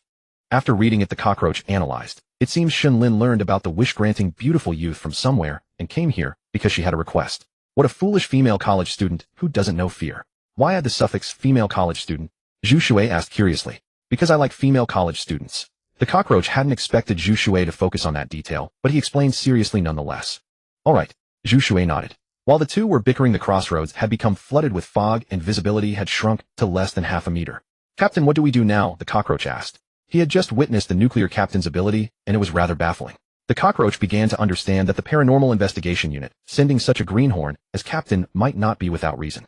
At the paranormal investigation unit headquarters, the cockroach had once witnessed a mental polluter suffering from paranoid personality disorder. During a mission, he had been subjected to psychological harm by someone. And that person was not a mental polluter, but an ordinary human. By piercing the mental polluter's delusions, his behavior and mind had spiraled out of control, affecting hundreds of innocent victims. Fortunately, other members of the paranormal investigation unit arrived in time and managed to contain the situation. For this reason, the cockroach had specifically looked through the relevant materials. Paranoid personality disorder, also known as delusional disorder, is a group of mental disorders with systematic delusions as the main symptom and unknown causes. If hallucinations occur, they are brief and not prominent. Apart from the delusions, there are no obvious other psychological abnormalities. The nuclear captain sometimes spoke of a younger brother, sometimes a younger sister. The cockroach suspected that they didn't exist at all, and that it was likely schizophrenia. In Zhu Shui's mind, he had fantasized about a younger brother and a younger sister. If Zhu Shui exhibited any abnormality and stimulated the nuclear weapon's delusions, wouldn't he lose control? After thinking it through seriously, the cockroach decided he should genuinely treat the nuclear weapon as his captain. You stay here and wait, I'll go in for a look, Zhu Shui said. Huh? The cockroach asked uncertainly. You're going in alone? Yes, Zhu Shui said with a smile. If something happens to me inside, you can call for reinforcements to save me. That doesn't seem like a good idea. Normally missions of this level require all squad members to act together. The cockroach said with some hesitation. If the nuclear captain really met with an accident during the mission and the paranormal investigation unit found out, the cockroach would likely face severe investigation. Trust me, a captain should act like a captain, Zhu Shui said firmly. For a moment the cockroach was moved. He had carried out no fewer than 20 missions. Pure mental polluters like them had all kinds of personalities. Once the cockroach had even been sold out by a teammate during a mission. Although that teammate had been strictly investigated and punished afterward, the cockroach still had lingering fears. But someone like Zhu Shui the cockroach had truly never encountered before. All right, the cockroach agreed. Zhu Shui smiled, then strode into the heavy fog. The white mist churned and gradually swallowed his slender figure. 1 hour. No, half an hour. 20 minutes. I'll give you 20 minutes. If you're not out in 20 minutes, I'll immediately call the reinforcement squad. The cockroach stepped into an alley, concealing himself in the interlaced shadows of light and dark. Suddenly, rustling sounds. He saw a long shadow stretching across the ground before him. He whipped his head around and saw a head connected to a centipede-like body. The grotesque sight made his skin crawl. Inside the thick fog, silence reigned in an unusual way. Zhu Shui walked slowly with great patience. Before long, he spotted a tall, slender figure standing under a street lamp ahead. Are you the beautiful youth who accepts others' wishes and grants them? Zhu Shui stopped and asked. Strangely, the other's face seemed veiled by a layer of mist. His whole body could be clearly seen except for his face, which remained shrouded in dense fog. In that case, how had all those people at the crossroads seen him clearly enough to make wishes? Is there a desire in your heart? The beautiful youth's voice was pleasant, a voice that perfectly matched the concept of a beautiful youth. Yes, I want to find my parents. Zhu Shui's heart surged with emotion. That's possible, but you must pay a price, the beautiful youth said. If you're willing, then interlace your fingers with mine. I'm willing. Zhu Shui didn't know what price he would have to pay, but he could agree first and think about it later. As long as it didn't violate the law or morality, it probably wouldn't be a big deal. Even if it did violate them, what would it matter if Zhu Shui broke his word? The two slowly raised their hands and interlaced their fingers. In the instant their palms touched, Zhu Shui felt a brief dizziness in his mind, as if some strange force had invaded his brain in that very moment. He's reading your memories. A little girl hung upside down from the street lamp, swinging back and forth. Reading my memories. The scene before Zhu Shui's eyes changed rapidly. He seemed to have become a small child led by the hand of that beautiful youth walking along a pitch-dark corridor. Where am I? A huge question mark surfaced in Zhu Shui's mind. On both sides of the pitch-black corridor, countless faintly glowing fragments drifted through the air. There were so many luminous fragments that as they fluttered together they gave rise to a hallucinatory, absurd beauty. For every fragment, great or small, played images upon its surface like a screen. Zhu Shui recognized them. These were scenes from his memories. On one fragment, he was in high school carrying his luggage alone, gazing enviously at others being picked up by their fathers and mothers and taken home. On another fragment, Zhu Shui was staying up late playing computer games. That night a violent storm had brought howling wind, torrential rain, and crashing thunder. He was afraid, so he put on his earphones, cranked the volume to the maximum, and tried to escape the dread of reality. On another fragment, during his freshman year's military training, Zhu Shui stood beneath the blazing sun and caught sight of a beautiful senior girl. Image after image, scene after scene. Yet the beautiful youth's pace only quickened with no intention of stopping. Zhu Shui watched the figure ahead and felt as if he were strolling through a shopping district. On both sides were shops full of gaudy cheap goods, while the beautiful youth was after only the most expensive, most luxurious items. Walking along this strange corridor, one could easily lose all sense of direction and time. After who knew how long, the beautiful youth said so soon. We're already here. After saying this, the beautiful youth turned his head and glanced at Zhu Shui. The memories of ordinary adults were always lengthy and trivial. After all, they carried at least 18 years of memories. Even what had been forgotten, the beautiful youth was able to find. Yet, Zhu Shui's memories were nothing but shattered fragments, as though they had been crumpled in bare hands and cast scattered upon the ground. The fragments were not only disordered, but also full of blank gaps. Even worse, the images of himself that appeared in Zhu Shui's memories included a grown man, a small child, a young woman, a gloomy youth. Could he be suffering from a mental illness? A strange feeling emerged in the beautiful youth's heart, but he still pushed open the door ahead. In a person's memory corridor, whether complete or damaged, orderly or chaotic, the most essential being would always be hidden in the deepest part of that corridor, and that being carried the most crucial secret. A gleam of anticipation flickered in the beautiful youth's eyes as the door slowly opened to both sides. Dark, utterly dark, a pure black untainted by the slightest impurity. Vast, utterly vast, an impossible expanse with no end in sight. Even so, the beautiful youth could see a seat standing atop a high platform within the doorway. A figure melted into the blackness, leaving only a hazy human silhouette. One hand supporting his chin, the figure seemed to be asleep. When the door was pushed open, he moved. The motion was almost imperceptible, yet still possible to notice. Then slowly the person opened his eyes. A soul-seizing radiance at once flooded outward, and the seat was no longer ordinary. It had become a throne. "You are peering into me." The man's voice was perfectly calm. Yet that voice, as though rising from the very bottom of his soul, jarred the beautiful youth into losing his composure in an instant. The darkness beyond the door began to seethe. Wail after wail, howl after howl converged from every direction in swirling, surging waves. Hell! Was this hell? The beautiful youth stood paralyzed with fear and bewilderment. "What's going on?" The little girl suddenly fell from the lamp, sat on the ground in a daze, and stared in terror at Zhu Shui, whose eyes were tightly shut. That fool actually managed to dig into the deepest part of his memories, it seems. It seems he woke him. The gloomy youth's entire body was trembling as he shrank into the shadows. What if he truly wakes up? The little girl had completely lost her former wild audacity. Nothing remained but undisguisable fear and despair. Then none of us will remain, including him. The gloomy youth sank entirely into the shadow, and only his voice could be heard issuing from within. Even so, there was not enough safety to stop the gloomy youth from trembling. "Are you leaving?" Zhu Shui grabbed the beautiful youth and asked in astonishment. His wish had not yet been fulfilled, but the beautiful youth was already showing signs of wanting to flee. Yet the instant he seized the beautiful youth, Zhu Shui saw countless masses of white mist within the latter's body. From every misty mass came human murmurs. "I was only a maternal grandson." In his memory, he favored the paternal grandson. Because when he introduced us to others, he always said, "I was the maternal grandson, and that one was the paternal grandson. I was in a higher grade, and the paternal grandson was in a lower grade." Back then, Grandpa picked up both of us. But I got out of school later, so Grandpa was told to take the paternal grandson home first. Once when I came out early, I saw Grandpa buying food for that paternal grandson. When he was taking us both home together, Grandpa never bought anything. In elementary school, I fought with that paternal grandson. I won, and the paternal grandson lost. So Grandpa took the paternal grandson to the supermarket and bought him delicious treats while I was left alone at the spot where the fight had happened. I knew it was because I had hit the paternal grandson, and Grandpa was displeased. There seemed to be many things like this. But the last time, Grandpa passed away. As I watched him lying in the ice-cold funeral hall, I suddenly remembered Grandpa riding his old worn-out bicycle to carry me even after I'd grown up. Villagers who saw it laughed and said I was already so big that I still needed an elderly man to tote me around. My grandpa only smiled with fond indulgence. By then his hair was already gray. I recalled one dinner when pork rib soup was cooked. Grandpa picked the meat from his own bowl and put it in mine, saying that children needed to eat more meat. But I had already become an adult by that time, and his health had already deteriorated badly. Later, Grandpa was hospitalized and his mental state was extremely poor. I went to see him. He called my name, beamed with joy, and asked if I had eaten yet. There seemed to be many things like this. Why must I only come to understand certain truths after losing him? My wish is to bring Grandpa back to life. Zhu Shui then turned his gaze to another white misty mass. I am terribly afraid of nightfall, because when night fell, Dad and Mom would argue, and Dad would hit Mom. Dad bought me toys, Dad took me to the amusement park, Dad took me to play arcade games.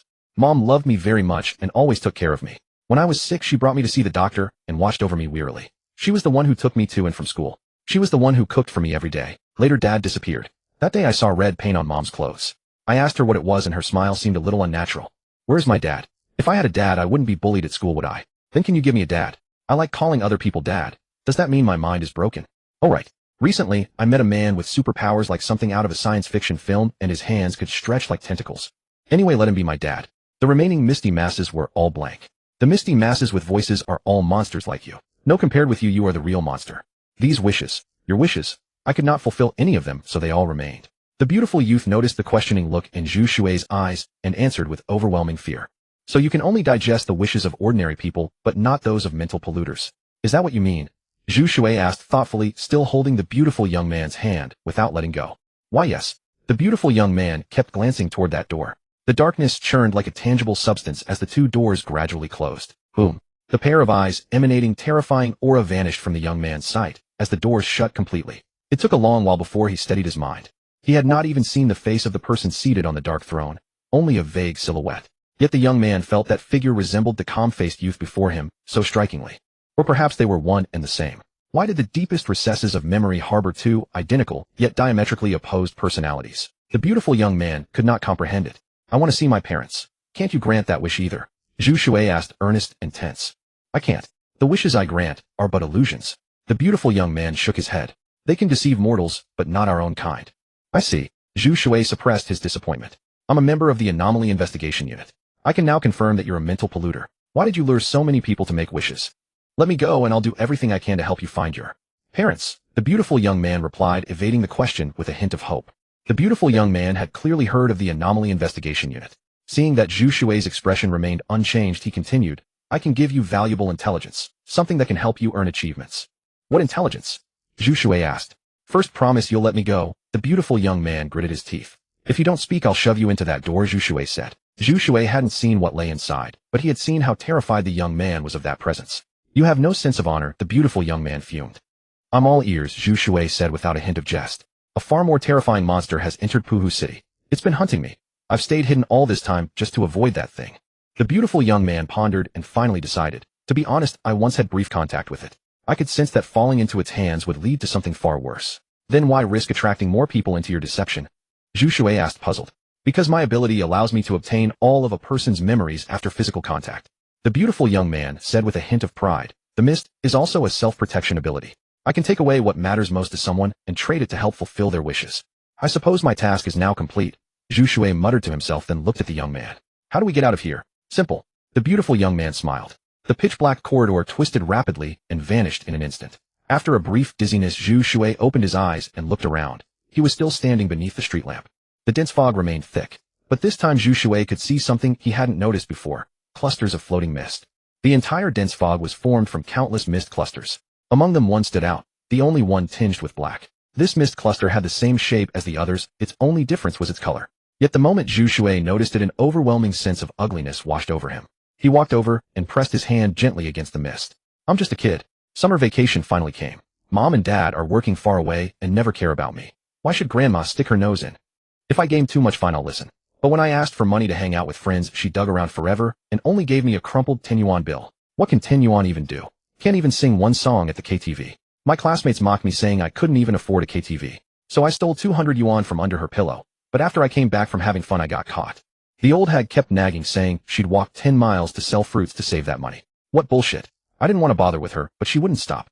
Told me I shouldn't get used to stealing or I'd commit a big crime someday. So I strangled her to death. It was all her fault. How can you blame me? I'd only stolen a few times. Was that a crime? Thank God. Thank God I finally met you. I want to make a wish. I want no one to ever know about this. I don't want to go to prison. That old hag deserved it. After listening to the whispers within the mist, Zhu Shui fell into a deeply complex emotion. I've witnessed the vileness of many people. I enjoy peering into the secrets buried in their hearts, the beautiful young man said, walking over with an unreadable smile. So I looked into this person's memories. As he spoke, he placed his hand on Zhu Shui's shoulder. The mist roiled and slowly unfolded a painting, one that moved. In an old courtyard, a boy with a face twisted like a demon gripped an old woman's neck with both hands. She was kind and hunched, struggling helplessly. How could she overpower this 6-foot-tall boy? Soon she stopped moving. Panicked, the boy fled the courtyard in a rush. The old woman lay dead on the ground, 2 lines of cold tears streaming down the corners of her eyes. In the yard, her freshly washed school uniform still hung on the clothesline. The sunlight was bright, but it could never warm her body again. Did you grant his wish? After a moment of silence, Zhu Shui asked. Of course. The beautiful young man nodded. Why would I not grant the wish of someone who came to me? What did you take as payment? Zhu Shui asked again. He will spend the rest of his life endlessly reliving the moment he killed his grandmother, the beautiful young man said. Zhu Shui understood. Even if a beast's heart beats inside a human body, it will still fear the bizarre and the uncanny. So even a villain like you has things you cannot bear, Zhu Shui said, turning back. I admit it. I am a villain, the beautiful young man said with a bitter smile. Come with me, Zhu Shui said. The mist veiling the young man's face gradually dispersed, revealing a broken hole in his skull. Inside, his brain pulsated occasionally, spurting out cerebrospinal fluid that trickled down his face through the hole in his bone. You're not beautiful at all, Zhu Shui said bluntly. The beautiful young man was stunned, unsure whether to be angry or helpless. The mist squirmed and quickly crawled back into the broken hole. Soon the intersection regained its clear view. Cockroach is in trouble. A gloomy young man emerged from the shadows, eyeing Zhu Shui warily as he spoke slowly. The little girl crouched atop the wall of an alley. Compared with her former capricious and unruly self, Zhu Shui felt she had become rather well-behaved. When the little girl saw Zhu Shui glancing over, she thought he was asking where Cockroach had gotten into trouble, so she raised her hand and pointed deeper into the alley. Zhu Shui walked over. The beautiful youth followed, showing no intention of sneaking away while unobserved. The gloomy youth and the little girl exchanged a glance, the latter's eyes asking a question. The gloomy youth nodded, then shook his head. The little girl seemed to understand only partially, her expression still carrying remnants of fear. In the alley, the street lamp flickered on and off. A large pool of blood lay on the ground, and a man's body was sprawled in the gore. Zhu Shui blinked unnaturally, his pupils contracting before dilating. This man's body was none other than Cockroach. the elite member of the anomaly investigation group, who had been chatting warmly with him just before they met the beautiful youth. What was more, the body had no head. At the neck was a festering wound caused by a powerful but blunt force. Following the blood trail with his gaze deeper into the alley, he saw a head lying quietly there. It was Cockroach's. The beautiful youth squatted by the corner of the wall, scraping his fingers across its surface. "What are you doing?" Zhu Shui asked. "Mucus." The beautiful youth raised his fingers to his nose and sniffed. "It carries an insect-like stench. That's the strange thing I told you about that came looking for me." "Are you sure it's not fluid leaking from your head?" Zhu Shui asked. "Cerebrospinal fluid contains glucose proteins and other substances. Its viscosity wouldn't be this high." The beautiful youth shook his head. "What exactly did that creature look like?" Zhu Shui asked, having known Cockroach for less than a day. Still, Zhu Shui thought Cockroach was a decent person. At least he was an unsung hero, quietly guarding the safety of the city's people. This vendetta must be settled. A head with a long spine attached below it. How to put it? It was as if someone had cut off a person's head, then inserted an iron-like spine into it to link them together. The beautiful youth thought hard, racking his brains for the right words. "Ah, yes, right." The head on the ground suddenly opened its eyes and chimed in. "What?" The beautiful youth. "What?" The little girl. "What?" The gloomy youth. A head lying in a pool of blood abruptly opened its eyes and said, "Ah, yes, right." Who wouldn't be baffled? "You're not dead, oi?" Zhu Shui walked over and asked in astonishment. The area beneath Cockroach's head had been crushed beyond recognition, yet he was still opening his eyes and speaking. "This is also one of my abilities. Although I can't die, you must get the investigation team here right away. They'll know what to do. If I don't receive effective treatment within an hour, even Hua Tua can't save me." Cockroach spoke with significantly less energy than he had earlier in the day. "Your ability is quite peculiar, but also rather terrifying." Zhu Shui took out his phone, dialed Sun Hongdo's number, and told her what had happened. Soon a reinforcement team entered the scene. Some were responsible for putting handcuffs on the beautiful youth, some for cleaning up traces at the scene, while others gathered up the bloodstains in the alley and the separated head and body of Cockroach. They moved in an orderly manner with no one frightened by the scene, as if it were commonplace. "I hope we meet again." The beautiful youth sighed. He could fulfill others' wishes, but he could not fulfill his own. Zhu Shui nodded. "Mr. Zhu Shui, your mission ends here. It has been successfully completed." Sun Hongdo continued on the phone. "Your assessment has been arranged. I'll accompany you when the time comes." "So soon?" Zhu Shui asked in surprise. "Yes. The specific time is the day after tomorrow. A private jet will take you to the main provincial capital." Sun Hongdo said, "In the remaining time, Mr. Zhu Shui, you can make your preparations." "Okay." Zhu Shui hung up and turned to walk home. Cockroach's head had fallen off, so obviously he couldn't go back to drive his Pagani. Leaving it abandoned on the road shouldn't be a problem. Zhu Shui had grown up in Puhu City and was quite reassured by its public security. In the time that remained, Zhu Shui did two things. One was writing the mission report about the beautiful youth at the crossroads. The other was packing the clothes and other necessities he needed to bring. The main provincial capital, known as the imperial capital of Jiuzhou, was a place Zhu Shui had never been. For this assessment to take place in the main provincial capital, he felt both anticipation and anxiety. In the mission report, he naturally mentioned the monster that had attacked Cockroach. This matter had already drawn the high attention of the Anomaly Investigation Group, and they were arranging high-level elite members to come and investigate. Cockroach was A rank. If not for his special ability, he really would have been killed. As he finished writing and submitting the report, Zhu Shui couldn't help sighing in admiration. Truly, he was a man worthy of the name Cockroach. During the brief period of spare time, Zhu Shui called Song Jubai, but no one answered. Later, using an address he had obtained before he went to Song Jubai's home, but she wasn't there either. When in contact with the beautiful youth, Zhu Shui felt that the murmuring whisper in one of the misty masses sounded very much like Song Jubai. He had never noticed it before. If that misty mass was her, did it mean Song Jubai was a psychic mutant? Otherwise his body would have reacted. After asking around at Song Jubai's neighbors' homes, he learned that she had been taken away by someone. The neighbors didn't know who exactly had taken her. It was just that those people seemed very formidable. Soon the appointed time arrived. A private car came to pick up Zhu Shui with Sun Hongdo sitting inside. "Mr. Zhu Shui, don't be nervous. You're not the only one taking this assessment. There are many new members of the Anomaly Investigation Group as well. Like Mr. Cockroach, he also went through it when he first joined the Anomaly Investigation Group." Noticing Zhu Shui constantly looking out the car window, Sun Hongdo thought he was nervous. "I see." Zhu Shui suddenly understood. He roughly guessed the nature of this assessment. The Anomaly Investigation Group's duty was to protect Jiuzhou Nation after the mutations descended. If someone with sinister intentions were to join, wouldn't that plunge Jiuzhou Nation and the other members of the Anomaly Investigation Group into crisis? As long as his conscience was clear, the assessment should be no problem. Many roads are now sealed off, so the only feasible way to travel at present is by plane. Sun Hongdo was paying close attention to Zhu Shui's mood. For a patient with schizophrenia contamination disorder, a tense mood could bring about unimaginable consequences. That was exactly why Sun Hongdo had been assigned to accompany him throughout the journey. "By the way, what happened to that beautiful youth?" Zhu Shui asked. "According to regulations, because the handsome youth is under investigation, no information about him can be disclosed. However, I can quietly tell you a few things. His name is Lung Taisan." Sun Hongdo and Zhu Shui boarded the private jet, stowed their luggage, and sat down as she said, Lung Taisan doesn't remember exactly when his body began to mutate. He belongs to the psychic mutation category. By collecting other people's desires, he could strengthen his own psychic power. Those who step into the mist he creates will lose themselves within it. As she said this, Sun Hongdo opened a box of strawberries for Zhu Shui. After the matter of psychic pollution was made public, prices for things like fruit have doubled. Zhu Shui picked one up and chewed it. The handsome youth. After Lung Taisan was caught, what will happen to him? He has hurt many people, even taken lives. After a moment of silence, Sun Hongdo said gravely, under the laws from before psychic pollution appeared, Lung Taisan's death sentence would be a certainty. But as you are well aware, Mr. Zhu, after interrogation, he will be sent to the containment facility. Containment facility. The term was yet another novelty to Zhu Shui. The containment facility is a special institution under the Anomaly Investigation Group. All the inmates there are psychic polluters who have committed capital crimes. There's a saying, fight poison with poison, or use magic to defeat magic. To fight against psychic pollution's invasion of the human world, you need psychic polluters to fight it. After all, psychic polluters are still human. Sun Hongdo explained, the difference between containment facility members and Anomaly Investigation Group members is, Mr. Zhu Shui, you are free to choose your missions. You can accept or decline them. Furthermore, Mr.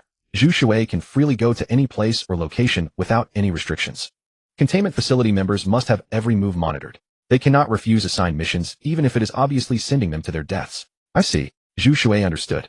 However, Lung Taisan probably won't be given overly dangerous tasks. His ability is better suited to interrogation. Sun Hongdo smiled. Seeing how interested Zhu Shui was in Lung Taisan, she assumed the two had a good relationship. Oh. Zhu Shui nodded again. But one thing is strange, the number of psychic mutants is extremely rare. Puhu City, a city that borders second tier and third tier, has unexpectedly produced several at once. Sun Hongdo almost let it slip that Zhu Shui himself was also a psychic mutant. There is also a young girl who has already been taken to the main provincial capital by other colleagues of the investigation group for assessment. Mr. Zhu Shui might even get to meet her in the main provincial capital. Are there any reasons why Puhu City has so many psychic mutants? That was where Zhu Shui's interest truly lay. The materials Sun Hongdo had given him earlier clearly stated that psychic mutants were extremely rare. But in the past few days, if he counted on his fingers, he had come into contact with quite a few psychic mutants. It even made him doubt whether psychic mutants really were as rare as phoenix feathers and Qilin horns. But compared to physical-type mutants, psychic mutants are indeed more formidable. Like that woman named Fulling, like the palace-dressed woman he had killed, and like the handsome youth Lung Taisan. We don't know yet. It might just be coincidence. Sun Hongdo said, people overseas have proposed the concept of a mother. That is, if a large-scale cluster of psychic polluters appears in one area, it is very likely that an infection source or mother exists. However, there is no evidence yet to support this mother concept. Zhu Shui remembered an FPS game he used to play, a shooting game. In that game, there was a biohazard mode, where one could transform into a mother and infect other humans. Infected humans would become biozombies, just not as strong as the mother. If the mother concept was correct, who would be the mother in Puhu City? The idea was intriguing, and Zhu Shui couldn't help letting his imagination run wild. The private jet was fast. In less than 2 hours they arrived at the main provincial capital. After disembarking, Sun Hongdo and Zhu Shui took a private car to the assessment site. Lodging had already been arranged there. Outside the car window was a forest of steel and concrete. Compared to Puhu City, the main provincial capital was filled with a solemn atmosphere. The main provincial capital is of utmost importance to the Jiuzhou nation, and it is also where the headquarters of the Anomaly Investigation Group is located. As if she had noticed Zhu Shui's confusion, Sun Hongdo said, here 3 full coverage rounds of inspections have been completed within a week to screen for the presence of psychic pollution. That's why there are very few people on the streets. This situation won't last long.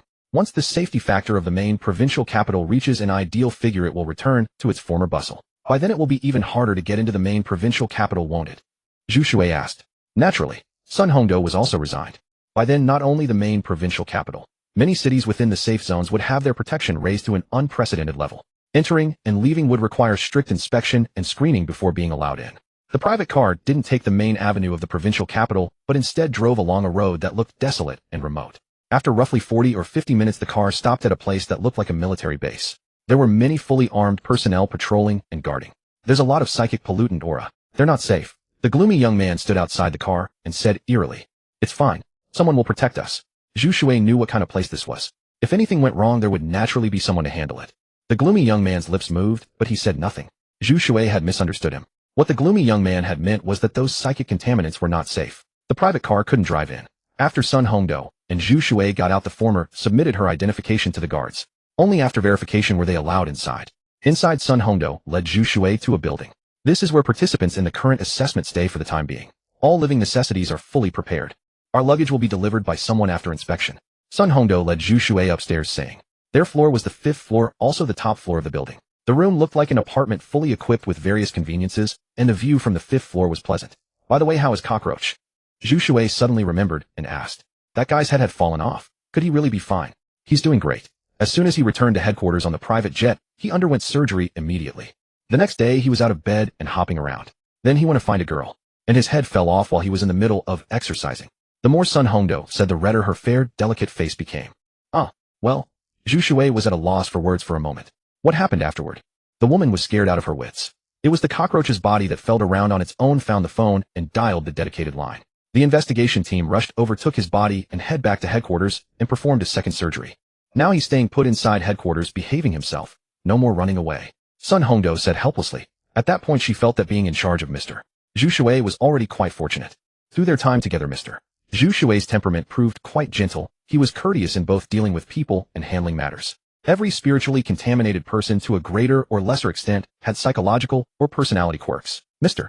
Zhu Shui merely talked to himself. A split personality. Compared to a morally corrupt wretch like the cockroach, he was better by more than 10,000 times. And then some. Wasn't that woman frightened out of her wits? Zhu Shui asked with a strange expression. Of course. I heard she nearly went insane. Sun Hongdo found it both funny and exasperating. The headquarters sent a member with psychic mutation over to give that woman a contamination, twisting her memories so that she could return to normal. Can spiritual contamination be used in such a way? Zhu Shui found it quite novel. The establishment of the Anomaly Investigation Bureau was indeed very useful. The two chatted for a while longer, and then Sun Hongdo left. She had originally been dispatched by the Anomaly Investigation Bureau headquarters, so she had her own quarters here. After his luggage was delivered, Zhu Shui took a shower and went to bed. Tomorrow he would undergo the assessment test, and he felt he should take it seriously. At the staff residential area of the Anomaly Investigation Bureau headquarters. Oh, isn't this our genius top student Sun Hongdo? Just as Sun Hongdo was sighing at how quickly she had returned to this familiar place, a voice sounded from behind her. Without even turning around, Sun Hongdo with a frown could guess who it was. The speaker was a woman in a professional skirt suit with makeup applied just right. Is there something you need? Sun Hongdo turned around and asked in a cold, indifferent tone. I heard you're in charge of a spiritually contaminated person, someone from the Southern faction. So that means you've joined the Southern faction after all. The woman said with slight sarcasm. I thought you were a genius who never touched worldly fame or fortune, but you still stepped into the mire after all. Sun Hongdo said nothing. This woman was a few years older than her, but she was from the same graduating class, and her name was Nana. In every exam, including graduation, Sun Hongdo had consistently held first place. Unfortunately for Nana, she was always firmly suppressed into second place by Sun Hongdo. How could the fiercely competitive Nana ever tolerate that? Since she had been no match for Sun Hongdo during their student days, Nana could only pin her hopes on their professional careers. As the saying goes, the one who knows you best is often your enemy. For Sun Hongdo, that was exactly the case. Nana understood her even better than she understood herself. After graduating from the Anomaly Investigation Bureau's training program, students were dispatched to various departments. Some went to the front lines to face the battlefield, some took up research, and some served in command. Regardless of which department they entered, the assignment was based on a comprehensive evaluation of their academic performance and other aspects. The greatest development potential lay in becoming the exclusive assistant to a powerful, spiritually contaminated individual. To put it a bit dramatically, it was no different from marrying the right man in an ancient imperial palace. If the man you married was to ascend the imperial throne, wouldn't you rise with him to immortality in broad daylight? Nana was brimming with confidence because she knew that Sun Hongdo had a timid personality. A person like that was absolutely incapable of handling this highly promising position. Graduates had two ways to secure employment. One was to wait to be selected by one of the four great factions. The other was to submit their own resumes to the faction they desired. Those who were not selected were in fact considered inferior. Among the four great factions, the Southern faction was ranked first. Yet the confident Nana was rejected. Even though Sun Hongdo had flaws in her personality, the Southern faction still chose her alone and publicly declared that it was willing to wait. From envy to jealousy and now to outright hatred. Nana truly wished that a person like Sun Hongdo had never existed in this world. I don't have time for meaningless verbal sparring with you. Sun Hongdo took a step and prepared to head upstairs. You're here for the assessment test for the new members of the Anomaly Investigation Bureau, aren't you? Nana raised her voice.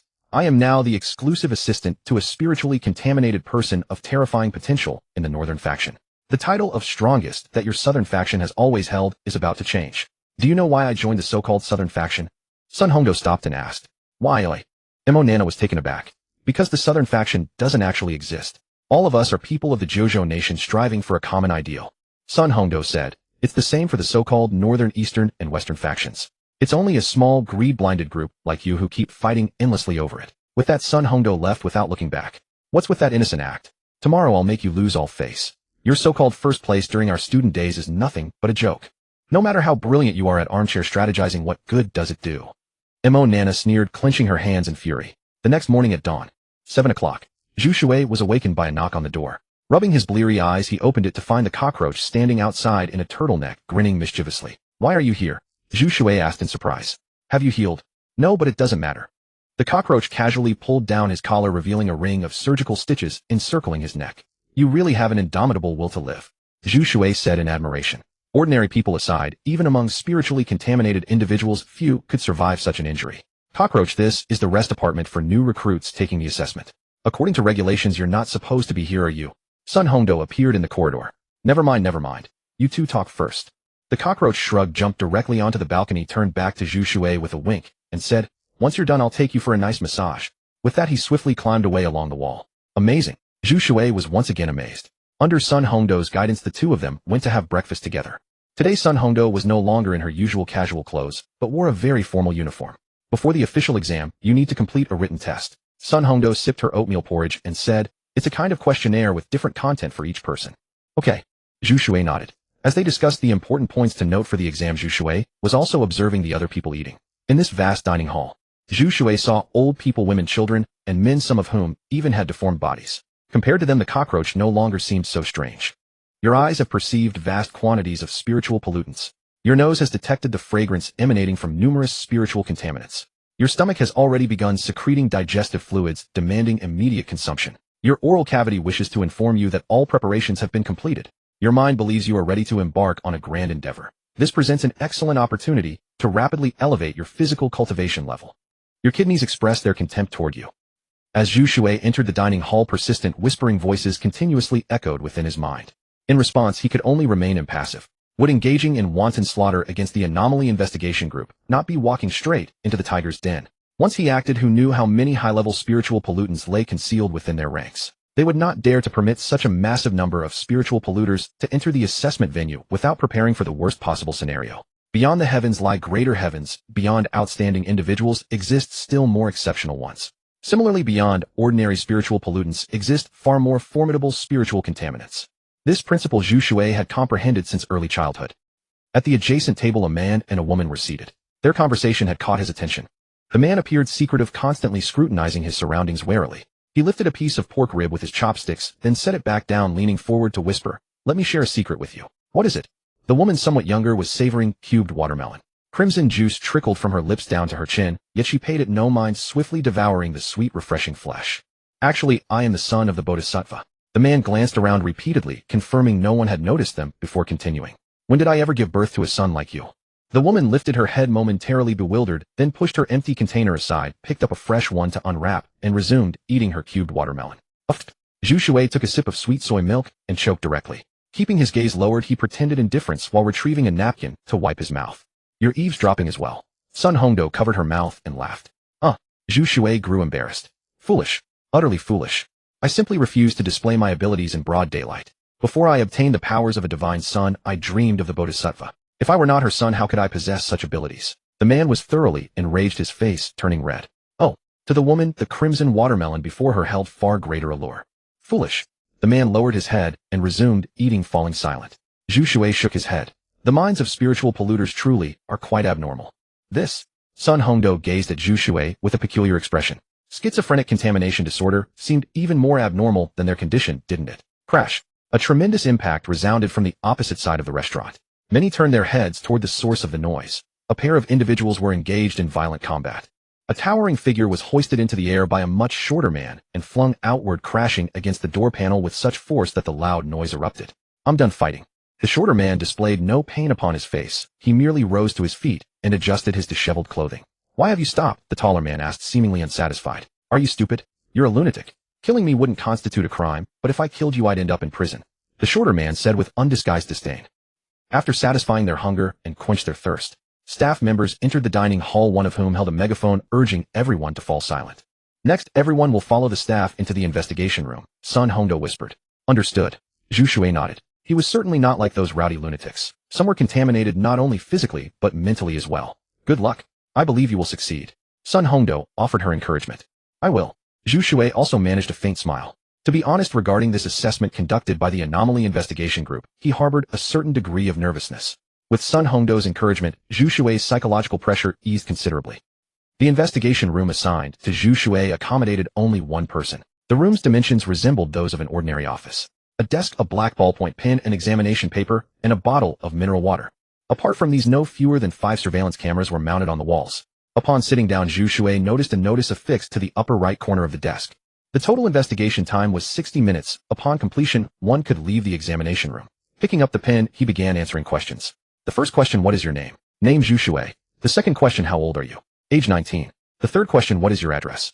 Address, Jinding Residential Community, Puhu City, Jiangnan Province. For the opening 3 questions, Zhu Shui answered with ease. As his gaze shifted to the fourth question, his expression momentarily altered.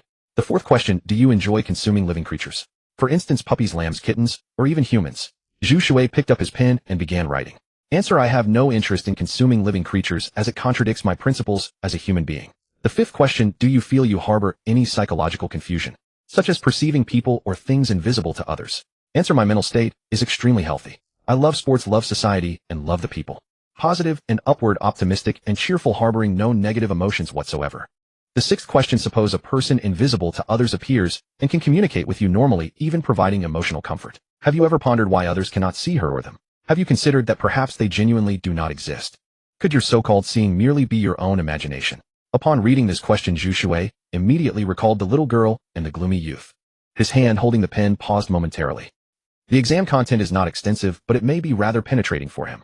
Inside Professor Wang's office, numerous monitors were placed. The display on these monitors originated from various examination rooms. The screen Professor Wang was watching was divided into many sections due to the multiple surveillance cameras installed in the room. The person in the footage was none other than Zhu Shui. Teng Lian and Sun Hongdo stood behind him, equally tense as they observed. Is that the most promising newcomer from your southern region? Mo Nana asked with a cold smile. Sun Hongdo merely glanced at her and offered no reply. She then turned her gaze to a monitor in the upper left corner, which similarly displayed footage transmitted from surveillance cameras at different angles. Among them was a young man with his head lowered, his complexion pale and utterly devoid of color. He neither moved his pen nor made any other movement. Only the occasional flickering and static on the screen silently revealed the young man's peculiarity. The strongest spiritually contaminated individual in this assessment is bound to be from our northern side, Mo Nana declared, arms crossed and tone aggressive. Not necessarily. Our top expert Professor Wang went all the way to the south specifically for this, and even gave that one the nickname nuclear bomb. Tisk tisk tisk, said a middle-aged man. In this spacious office stood all the high-ranking officials of the Anomaly Investigation Bureau. The entire headquarters regarded this assessment of spiritually contaminated individuals for joining the Bureau with great importance. To put it plainly, these people in the surveillance footage were the future lethal weapons of the Anomaly Investigation Bureau. Professor Wang smiled, his gaze lingering on the screen in the upper left corner. That young man you've named Black Rose isn't bad either. I hear his level is at least S rank. Even within the entire Anomaly Investigation Bureau, he would count as a truly outstanding expert. Sun Hongdo and Teng Lian both looked at the middle-aged man who had spoken. The Anomaly Investigation Bureau, apart from its director with the greatest authority, had 4 deputy directors. The middle-aged man who had just spoken was the helm of the northern faction and one of the 4 deputy directors, Zhu Shui. The northern faction was the second strongest force at the Bureau's headquarters and had long regarded the south as a thorn in its side. S rank. The north has really found a treasure this time. Isn't that just how the Anomaly Investigation Bureau works? Whichever side has the most glorious deeds gets the most and the best resources. The south is dripping with wealth. Not to mention the north, even the east and the west are green with envy. Even if the east and west are envious, none of them are as blatant as the north. With an S rank in this rookie assessment, it will be a slaughter unless something unexpected happens. Hard to say. Even the normally neutral research-obsessed Professor Wang has gone to the south. How much potential do you think that nuclear bomb down there holds? It's not another S rank, is it? How many S ranks does the entire Bureau have in total? Professor Wang's words caused quite a commotion in the vast office.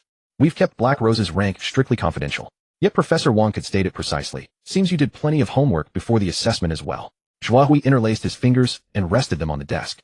Is it really that hard? Zhao Guqing asked sullenly, his face dark. The moment he spoke, the entire office instantly returned to its earlier silence. In the Anomaly Investigation Bureau, everyone knew that Zhao Guqing was always scowling and had a notoriously explosive temper. A single thing going against his wishes would send him into a fury or even make him throw punches. But who could deny his competence? The southern branch he oversaw was thriving with impressive momentum. Since you all know already, there's no need to keep it under wraps.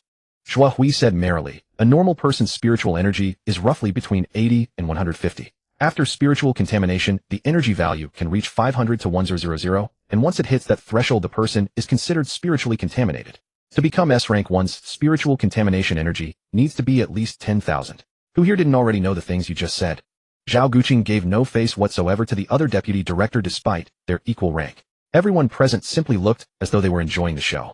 Everyone knew how irreconcilable Zhao Guqing and Zhu Shui were. Whenever the two appeared together at headquarters or at any other shared venue, something like this would happen. The surveillance footage of Black Rose shows static blurriness, ripples, and other glitches because the spiritual contamination energy leaking from him interferes with the camera's normal operation. Zhu Shui, undeterred, said, "In this assessment you're going to see what a demon king of spiritual contamination looks like." Having fought with Zhao Guqing for so many years, he knew the man's temperament like the back of his hand. "Can an S rank even be called a king?" Zhao Guqing retorted. "I'm afraid the treasure some people are cradling in their hands doesn't even reach S rank." Zhu Shui chuckled. "Then we'll just have to wait and see." This time it was Professor Wang who spoke. He had no objection to the way Zhu Shui targeted the southern faction. In fact, in Professor Wang's view, this kind of competition, as long as it did not cross the line, should be very beneficial to an era plagued by spiritual contamination. Creak. Ladies and gentlemen, colleagues, the assessment has ended. The office door was pushed open from outside and several staff members entered carrying piles of test papers of varying sizes. On the surveillance screens, other staff members began entering the examination halls, leading all the spiritually contaminated to the actual assessment venue. Not a single word written, truly worthy of the name Black Rose. What an individual. Zhu Shui took the questionnaire he wanted, saw that every answer line was blank, and guffawed. Past data has shown that the more distinctive the personality of a spiritually contaminated individual, the more terrifying the abilities they manifest, Nana said with a smile. Nana is right. Zhu Shui grew even more delighted. What about the nuclear bombs questionnaire? Zhao Guqing had already risen and was standing beside Professor Wang.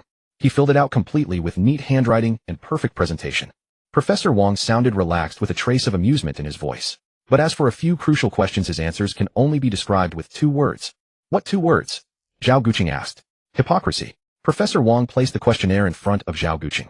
Every spiritually contaminated individual's questionnaire was specially designed, differing from one another. Through handwritten answers, the Bureau analyzed whether the spiritually contaminated individual's emotions and mind were normal. It was also an effective method of risk assessment. Zhao Guqing read Zhu Shui's questionnaire from the first question to the last. For the final question, Zhu Shui had written, "Everyone's existence has its own meaning whether or not the world can see it or has already forgotten it." This, Zhao Guqing said with a wry smile. What can this possibly tell you? He thinks he has no problem, just like someone claiming their mental health is perfectly fine. That's why I said hypocrisy, or perhaps an unconscious hypocrisy. Professor Wang said with a smile. Now let's see how the most crucial assessment goes. All the spiritually contaminated were led by staff members into a cramped venue. The venue had many doors. Above each door was a numbered door no. 1 a door no, 2 door no, 3 door no, 4 door no, 5. You may each choose a door to enter the official assessment location. The staff member's voice boomed through the loudspeaker. The first to make a move was a sullen-looking young man wearing a gray hoodie. The reason he caught Zhu Shui's attention was that Zhu Shui was certain the man had kidney deficiency. Dark circles, pale skin, lifeless eyes, and a weak and unsteady gait. The young man chose door no. 1. Sorry, but I've picked this door. A hand came down on the shoulder of the kidney-deficient young man. When that rough palm as large as a palm leaf fan pressed down on the shoulder of the kidney-deficient young man, many people noticed that the latter's shoulder sagged slightly. The owner of this rough hand was a burly giant. Standing nearly 2 meters tall, his mere presence was intensely oppressive. He wore a plain undershirt and shorts, and on his feet were a pair of extra-large sneakers of an unknown brand. The phrase, utterly vicious, seemed tailor-made for the giant's face. You don't have a problem, do you? The blood vessels beneath his skin writhed as the burly man bared his yellowed teeth in a strange grin. I do have a problem. The kidney-deficient young man pulled back the hood of his sweatshirt, revealing his messy hair, and turned around with the same eerie grin. When he saw the youth's eyeballs densely covered with bloodshot veins, even the burly man couldn't help but be stunned. It's blooming. It's blooming. It's blooming. A man suddenly clapped his hands, jumping and shouting. The burly man instinctively looked down. From beneath the kidney-deficient young man's feet, black roses sprouted, bloomed, and grew. One after another, linking into a line that spread across the burly man's shoe uppers. On closer inspection, these eerie black roses weren't attached from the outside. They had pierced through the shoe surface and began to grow wildly. You? The burly man opened his mouth, his voice muffled and indistinct. In the end, all that came out was a single "you" before he fell mute. Zhu Shui clearly saw a black rose in excellent condition growing out of the giant's mouth. It was this very rose that filled his oral cavity, making his voice muffled until he couldn't speak at all. Thud. In just a few breaths, black roses covered the giant's entire body. With that, all life in the giant was extinguished. Deputy Chief, aren't your people going too far? A woman stood up and asked discontentedly. Deputy Chief, aren't accidents simply to be expected in an assessment? Zhu Shui wore a look of complete nonchalance and said, besides, it was that muscle-bound fool under your command who picked a fight with Black Rose. This is the classic case of there's a road to paradise, but you don't take it, there's no gate to hell, but you barge in. You. The woman called Deputy Chief Hua was so angry her face turned livid, but she knew Zhu Hui was right.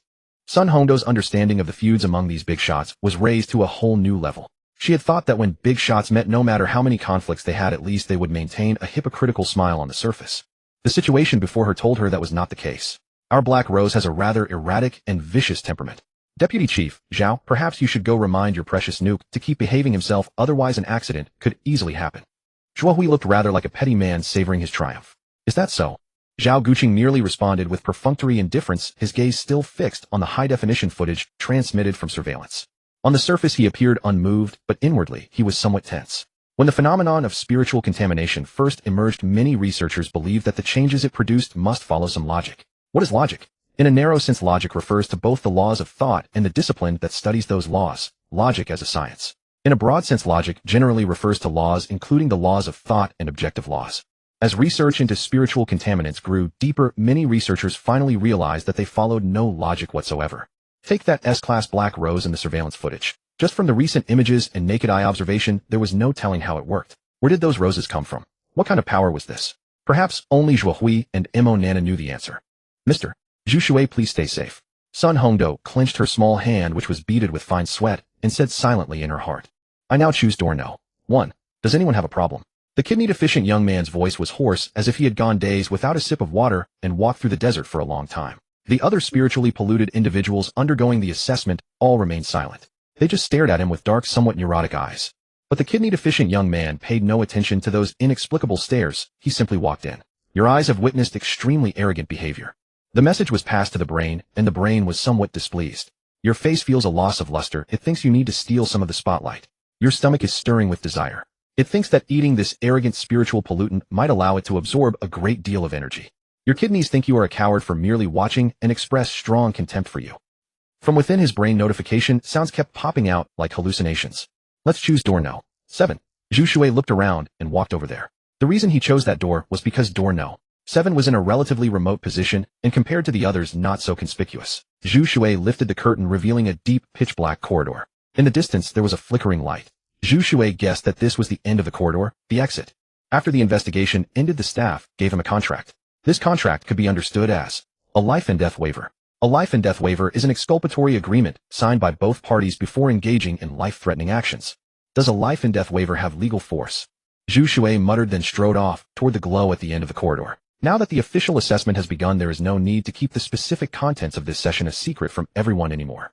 A middle-aged man in the uniform of the Anomaly Investigation Unit stood up, holding a microphone to ensure that everyone in the spacious, enormous office could clearly hear what he was about to say. Compared to previous sessions, the content of this assessment has been modified, and I believe everyone knows it. At the Research Institute, there is a department that has been studying androids in order to cultivate a more stable and efficient combat force in the future. The middle-aged man was the chief examiner responsible for evaluating and screening the assessments, named Gu Run. We used humans heavily contaminated by pollution found in the sealed zone to perform android modification surgery. Unexpectedly, it failed and created an even more terrifying monster. On this monster's body was a token. Any spiritually polluted individual who obtains that token can be deemed to have cleared the trial. You mean we first kill that failed android, and then all the polluted individuals fight over the token? Zhu Hui grinned with a hint of cruelty and glanced almost imperceptibly in Zhao Guqing's direction. No. Professor Wang first put on a contemplative expression, then revealed a clear smile. This is entrapment. The so-called rules themselves are a test, and also a cunning trap. Truly the top-tier talent of our research institute. Chief Examiner Gu Run cast an appreciative glance at Professor Wang and said, both the Research Institute and the Paranormal Investigation Unit in their founding and reason for existence serve to find a glimmer of human survival amid the catastrophe of surging spiritual contamination. Everyone should know by now that the abilities of the spiritually contaminated pose a lethal threat to mankind. But what does that have to do with the trap and the modified examination? Zhu Hui did not understand, so he asked. Idiot. Though Zhao Guqing had also failed to grasp the unspoken rapport between Gu Ren and Professor Wang, it did not stop him from mocking Zhu Hui. Zhu Hui could not be bothered with Zhao Guqing. He only wanted to know whether the newly altered rules would benefit their side. A drastic change in temperament is the easiest way to tell whether a person has suffered spiritual contamination. For this very reason, the psychology of the spiritually contaminated is twisted, whether a little or a lot, whether mildly or severely. This is an extremely unstable point. If such people were sent into the Paranormal Investigation Unit to carry out the task of protecting civilians, everyone knows the tragic cases that have happened before. Gu Ren held the microphone and continued, thus ability matters, but humanity matters more. In this assessment, I will sift the human from the beast. Humanity is the most important thing. His final sentence rang like a thunderclap. In the office, the 4 deputy chiefs, the many researchers, and all the others sank into silence. The chief examiner's authority made him one of the few in the paranormal investigation unit, second only to the unit leader. Humanity. Some faces gradually turned grave. They knew well that among the spiritually contaminated, damaged mental faculties and pathological minds were common. Therefore, the existence of humanity, under conditions difficult to alter by any human intervention, was like a lonely boat in a towering wave. It could capsize at any moment. Passing through a dim corridor, Zhu Shui came to a vast open area enclosed by a bun-shaped glass dome. Sunlight slanted in from outside, and after walking through a long, dim passage, he was still unaccustomed to such intense light. In the center of the site was a giant bear fully 7 or 8 meters tall at first glance. The only strange thing was that the great bear was covered in dense stitching. In some places, the ends of surgical sutures stuck out. Quite a few spiritually contaminated people had already entered the site. All of them were studying the colossus. Zhu Shui pressed close to the outermost wall, walking bit by bit. Everyone's gaze was fixed on the bear. No one paid him any attention. As he walked, Zhu Shui stopped. A moment ago, he had been thinking that the only oddity was the dense surgical stitching all over the bear. But when he came to a position facing the bear directly, Zhu Shui saw that the bear's chest was bare of hair. At a spot 10 to 20 centimeters below the chin, a little girl's face appeared abruptly. The edges of her face had fused with the bear's flesh into a single mass. Zhu Shui moved his gaze down from the girl's face. Through the thick hide, he could see the outline of her body. It was as if a little girl had been swallowed whole by the mutated bear, yet possessing no weak power. She had stubbornly forced her face out through the bear's chest. Unfortunately, by then she had exhausted every ounce of her strength. As time passed, the little girl and the mutated bear became completely one. Could this be a man-made monster? Zhu Shui speculated with a rather unkind guess. After all, the surgical sutures on the bear did not look like anything a non-human life form could have done.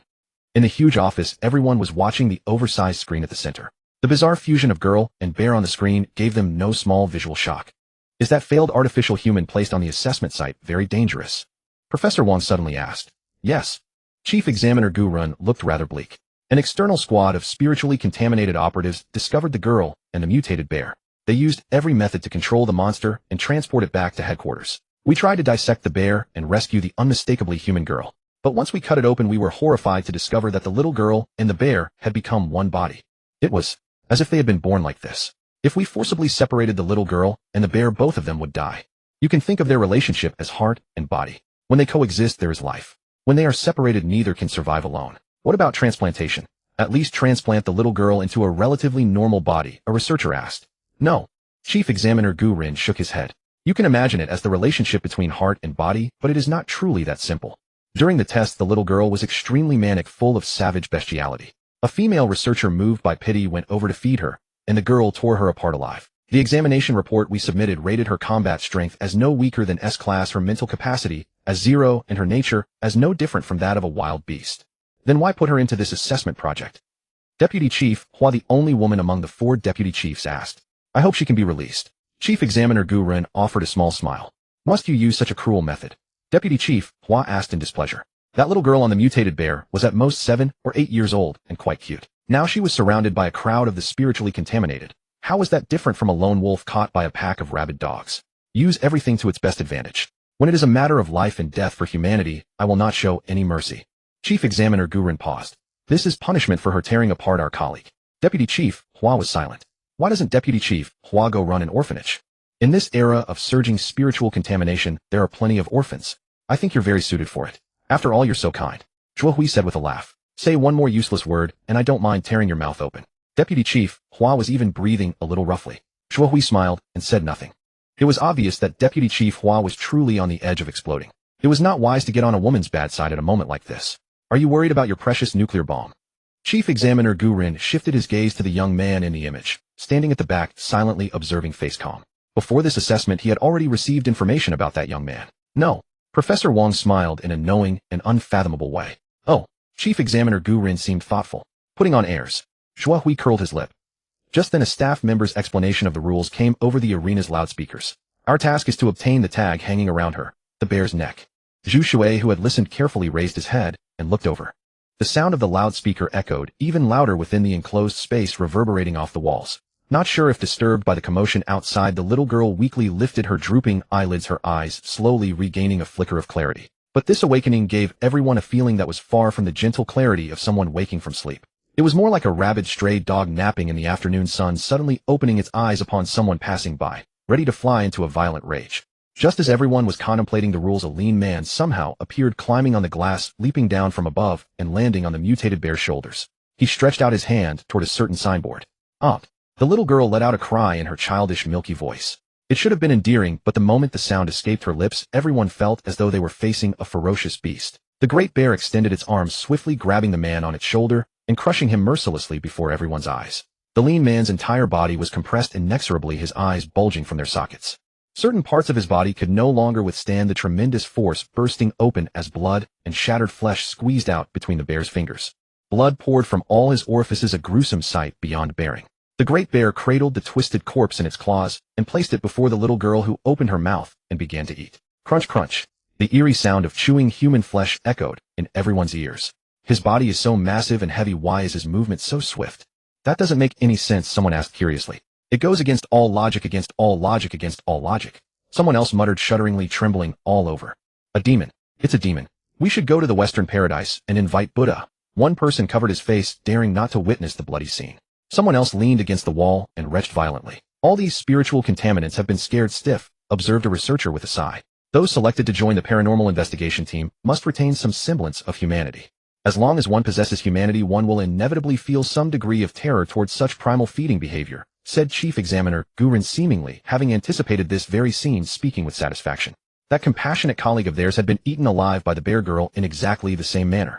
Several researchers took leave after that day to seek psychological counseling arranged by the paranormal investigation team. Fear is not something shameful. It is an instinct inherent to all sentient beings. What happens if someone has no humanity, or demonstrates a complete lack of humanity in certain aspects? Zhu Shui asked curiously. It depends on the degree of humanity remaining. The best outcome is being sent to a containment facility, either assigned special missions or retained for research purposes. The worst outcome is being sent to a cleanup station. Chief Examiner Gu Ren spoke with unwavering firmness when mentioning this result. Wait, what is that spiritual contaminator doing? Deputy Director Hua suddenly exclaimed in shock. Russell. Everyone in the office turned their gaze toward the large screen. While all the spiritual contaminators were either fearful, deep in thought, or cautious, a young man stepped forward from the crowd, walking at a leisurely pace, as if strolling through a park. Eventually he stood before the bear girl, who was devouring a living creature. Is that Mr. Zhu Shui? Sun Hongdo exclaimed in astonishment. People should be polite. As the old saying goes, a noble man harbors benevolence and observes propriety in his heart. The benevolent love others, and those who observe propriety respect others. Those who love others are constantly loved in return. Those who respect others are constantly respected. Zhu Shui continued walking forward, glancing at his younger sister and brother. This creature lacks any rationality. It's utterly stupid. It would be far more entertaining to preserve her as a specimen. His sister immediately leaped onto the mutated bear's head, hands on her hips, and declared, "Sigh." The gloomy youth grew even more despondent. If Sister Yijing were here, she would certainly support me. Zhu Shui helplessly shook his head. In truth, he was using this situation to educate his newly acquired younger siblings. After all, neither of them could be seen by others, and someone isolated and lonely for so long would inevitably develop psychological abnormalities. After all, isn't it said that bachelors are destabilizing factors in society? No, that's not right. A bachelor is not a destabilizing factor. Zhu Shui, who was walking along, paused briefly, then continued onward. He had simply suddenly remembered that he himself was also unmarried. Excuse me, may I borrow your bear's necklace?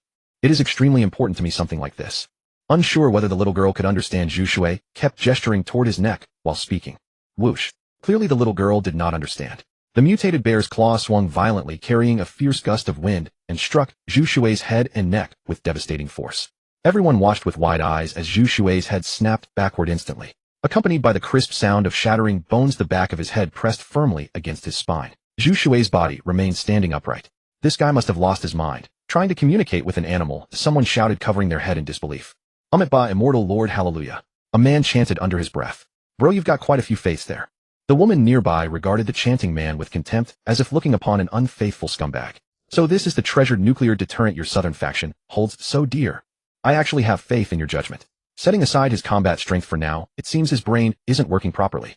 There won't be an opportunity to see him in action anymore. Zhu Shui watched with schadenfreude, his expression one of barely contained restraint, as if fearing he might burst into laughter at any moment. The bear girl's power can effortlessly tear apart an adult male. Given the force she just exerted and the injuries displayed now, that spiritual contaminator is undoubtedly doomed. A researcher observed the screen carefully and remarked, Professor Wang frowned. Sun Hongdo shuddered, even more, barely able to believe what she was seeing, her eyes unconsciously welling up red. If only she had known earlier, she should never have allowed Mr. Zhu Shui to come to the paranormal investigation team for assessment. If only she had known earlier, she should have warned him more thoroughly. If only she had known earlier. But how could there be so many if onlys? Sun Hongdo covered her mouth, tears streaming down her face in continuous lines. Mo Nana stared at Sun Hongdo, experiencing a sense of satisfying revenge. How did things develop to this point? Tung Lian puzzled over it endlessly. Never mind, let's keep watching. Chief Examiner Gu Rin, however, showed little emotional fluctuation. I miscalculated. She is not a polite little girl. Nobody noticed. Zhu Shui's head pressed against his back, his eyes rolling around. Very well, I am angered now. I have decided to kill you. Your brain thinks you are a fool. Your neck is striving to heal itself, it sends its regards, and hopes you will place your trust in your neck. Your head is extremely proud. Its defensive capabilities have been proven. Your kidneys express utter contempt toward you. Crack, crack, crack, crack. The bones in Zhu Shui's neck twisted, and the shattered parts mended at an astonishing speed. Then under the gaze of the crowd, Zhu Shui straightened his head and neck. He raised a hand to rub his neck. It still hurt. You have no manners at all. Zhu Shui tilted his face upward and spoke word by word. Even though he knew this hybrid of a mutated little girl and a bear likely couldn't understand him, he still had to say it. Extinguishing a life demanded a reason. The little girl's drooping eyelids lifted slightly, and she let out an odd cry. It seemed she too couldn't understand a person whose neck had been broken by a single swipe had actually come back to life. Under the predatory instincts of a beast that should have meant certain death. Amid everyone's stares, the bear woman's claw rose once more and came smashing down at Zhu Shui. This time it was faster and fiercer. Whoosh. Zhu Shui raised his hand, and his 5 fingers rapidly turned black, then melted into liquid form.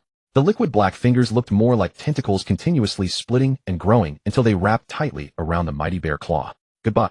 Goodbye, Zhu Shui said softly. Buzz. The moment the words left his mouth, every liquid black tentacle gave off a faint hum, then burst out with incomparably sharp force, scattering like fireworks and piercing through the bear woman. Blood sprayed from the bear woman's body and splattered onto the ground.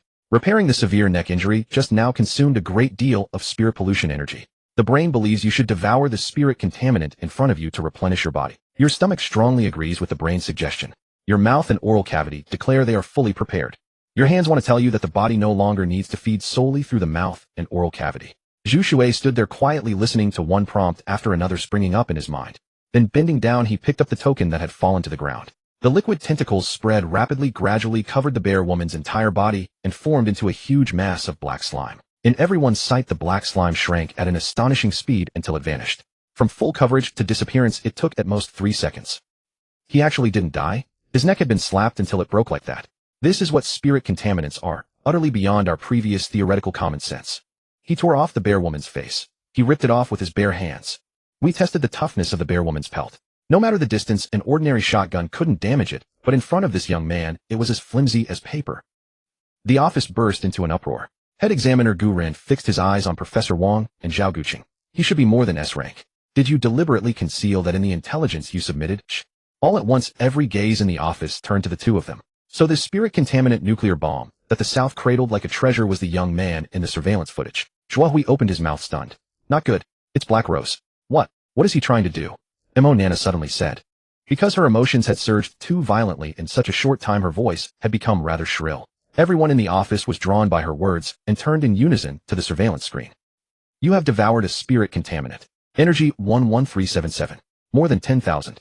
Zhu Shui was pleasantly surprised. This was also the first time since he had evolved that he obtained more than 10,000 spirit pollution energy from a single spirit contaminant. I think you should hand over the token. As Zhu Shui was holding the token and preparing to leave, a figure in a gray hoodie blocked his path. Are you that kidney? Why should I hand over the token? Zhu Shui had been about to call him that kidney deficient youth. But thinking that the words kidney deficiency were too unfriendly to the gray-hooded youth, he changed his wording. Because I don't want to be eliminated. There's only this one chance, isn't there? The gray-hooded youth kept both hands in his pockets. Let me introduce myself. My name is Black Rose. I disagree. Zhu Shui gave the gray-hooded youth an apologetic nod and kept walking forward. Slap. Just as he was about to brush past the gray-hooded youth, the latter's bloodshot eyes bulged wide, and he wore an exaggerated, sickly smile. Everyone wants this token. How can you take it and leave alone? So saying, he reached out and put his hand on Zhu Shui's shoulder. Right. You're being too selfish. Why not give this token to me? I'm the son of a bodhisattva. If even I can't get this slot, that's too humiliating. This guy wants to kill you just like he killed that muscle-bound fool earlier. Give me the token and let me protect you. So scary, so scary, so scary. I want it too, I want it too, I want it too. Some were full of confidence, some were calculating, some were muttering feverishly. Each person's state was different. Some made it obvious, others shrank into the corner, yet their eyes carried unmistakable greed. Gaze after gaze, beam after beam. Sight lines from every direction converged on a single point, the token tightly held in Zhu Shui's hand. So are you willing to give it to me? I can guarantee that once I take care of everyone else, I'll let you leave safely. Black Rose's mood surged as he said those words. At that moment, uttering such imperious words that ruled over life and death, Black Rose felt he was a god. This was his favorite feeling. Are all of you thinking the same? You'll kill me if I refuse. Zhu Shui widened his eyes too.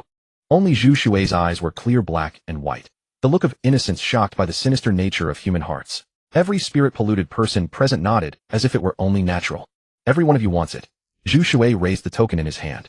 Everyone nodded again. If you still won't give it to me within 3 breaths, I'll kill you. Black Rose's finger, which had been resting on Zhu Shui, tapped lightly.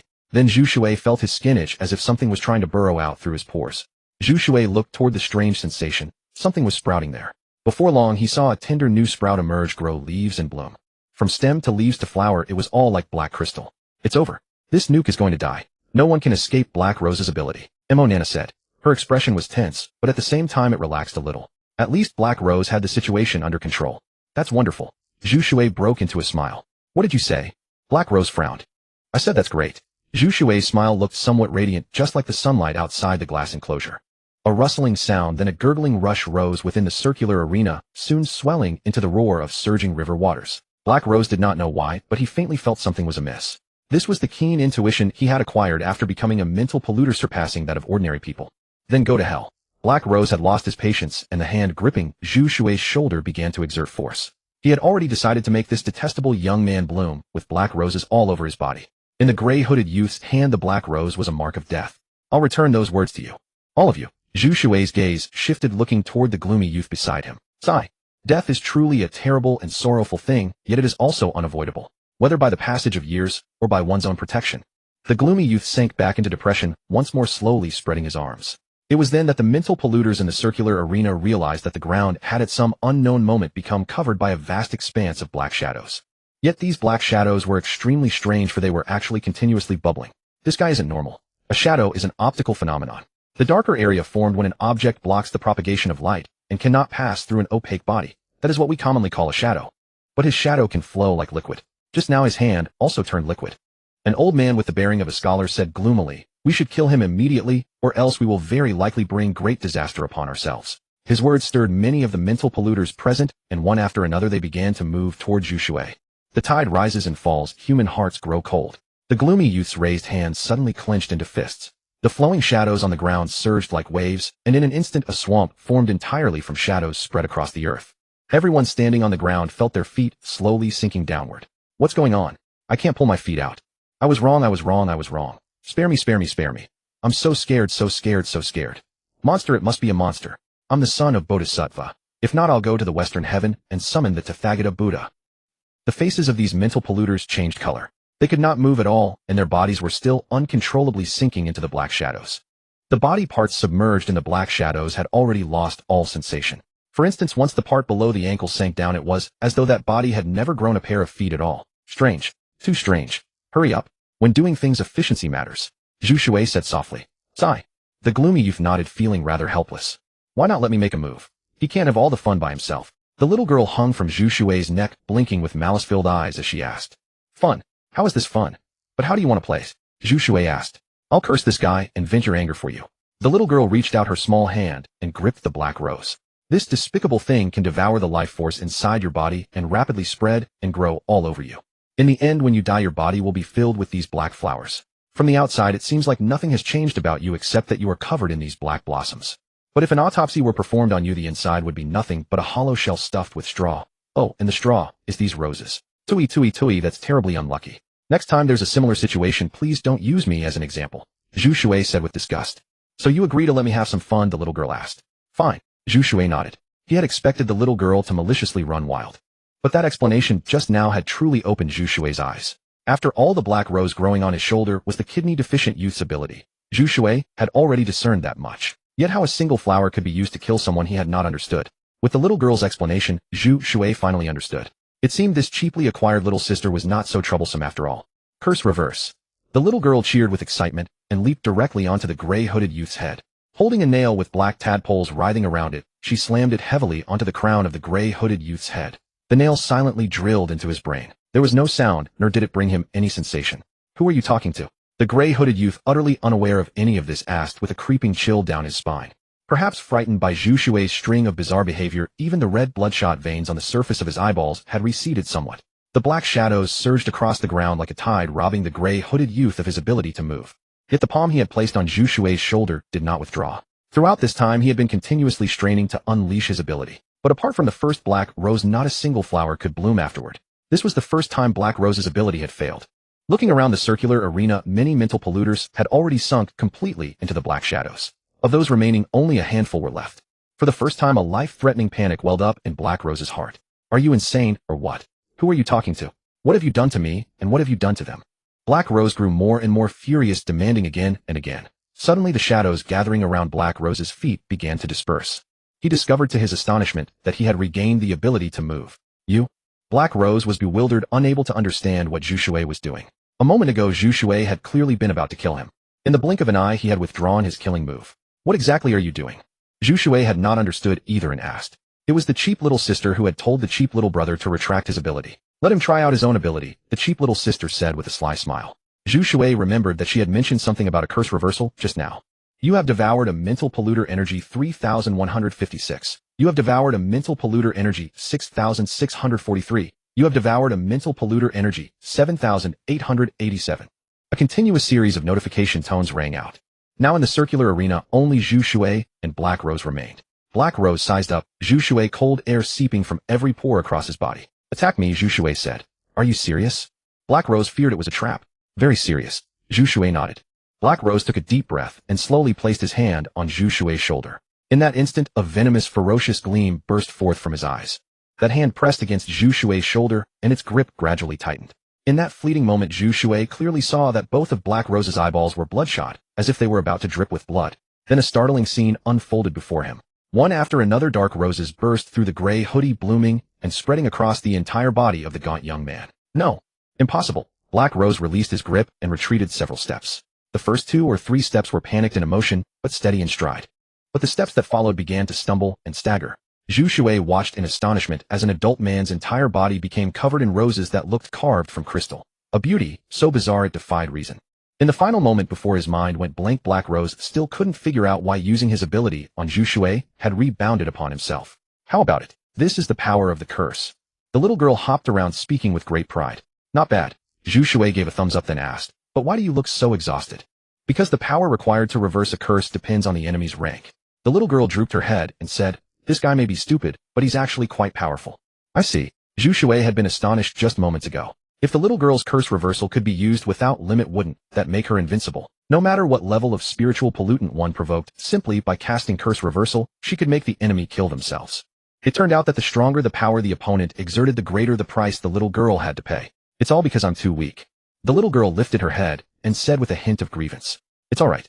You'll only grow stronger. As long as you stay positive and keep striving, everyone can improve. Zhu Shui thought the little girl was upset because his expression had shifted from shock to realization, so he quickly offered a bowl of comforting chicken soup. Black Rose was frozen in place. If one looked closely, it was hard to make out that there was still a person hidden within the dense, vigorously growing cluster of roses. Let's go. Zhu Shui took the token and walked toward the passage they had entered from. Black Rose. My Black Rose. Zhua Hui shot to his feet and slammed his hands heavily on the table, 3 times fuming. The S rank we worked so hard to discover and nurture is gone. There's nothing we can do. The rules weren't set by us. Zhao Guqing also stood up, but after a burst of triumphant laughter, he put on a show of false regret. Anyone could tell that Zhao Guqing hadn't an ounce of regret. Only smugness written all over his face. Tung Lian and Sun Hongdou were delighted. The situation had reversed time and again, and in the end Zhu Shui emerged as the sole victor. Chief Examiner, I believe the spiritual pollutant codenamed nuclear bomb is too bloodthirsty and lacks humanity. Mona said at that moment. Many who had been stunned by Zhu Shui's displayed abilities were awakened by her words. Everyone present had read the materials from today's assessment. Out of a total of 55 people, 54 were dead. The one who survived was the executioner, who had killed all 54. More importantly, the young man who walked out slowly in the surveillance footage wore an utterly calm expression. It was as if the mass slaughter that had just occurred had no connection to him whatsoever. Chief Examiner, perhaps there is something that no longer needs to be kept secret.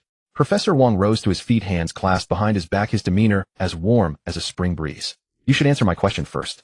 Chief Examiner Guren said, just now I asked you all whether you had concealed the rank of the spiritual pollutant codenamed nuclear bomb. He is definitely not merely S-rank. I couldn't be certain before, but now I can confirm it.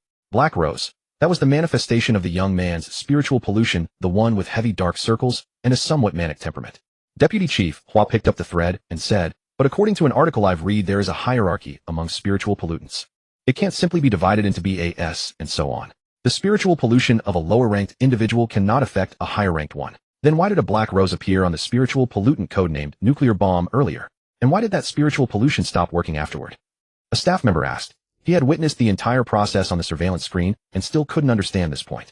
Of course, Chief Examiner, this question indeed deserves a proper answer. And I can also answer my colleague's question.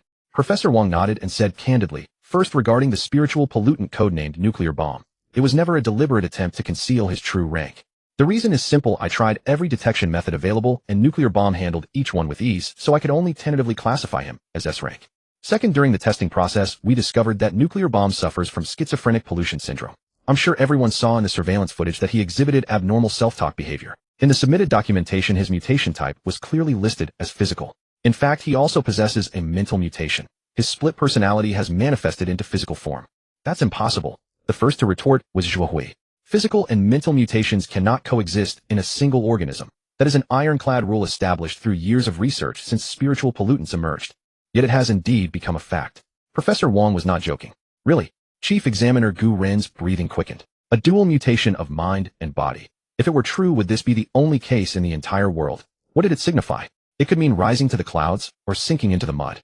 Judging from the surveillance footage, it was the former. Clouds, the kind that stand far above the mud. Really? Professor Wang affirmed. Since I'm telling you all this, I hope you can keep it confidential.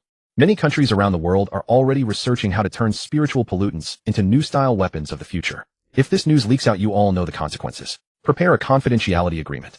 From this moment on, the confidentiality level for nuclear bombs' personal information is raised to the highest grade. Chief Examiner Gu Ren picked up the walkie-talkie and gave the order. A response came through the walkie-talkie shortly after.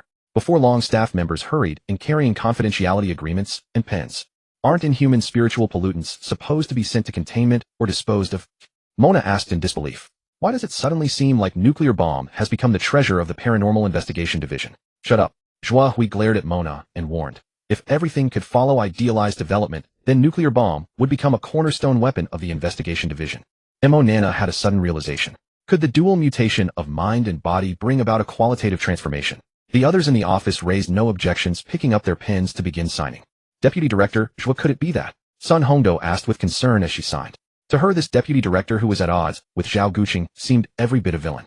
His methods during competition were nearly vicious. He abides by one bottom line, however fierce the infighting, it is always for the development of the Strange Events Investigation Division.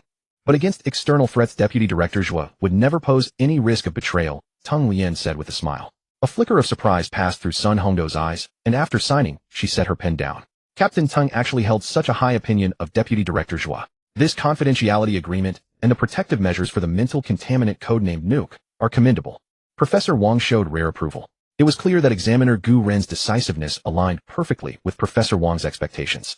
Now I can address the question from that colleague earlier. Deputy Director Hua was correct. Among mental contaminants, there exists a hierarchy of superiors and inferiors. Actually, the BAS classification system we adopted is far too vague. Unlike cultivation systems, which have clear distinctions at each level, I believe only mental contaminants themselves can perceive the true precise gaps in their hierarchy.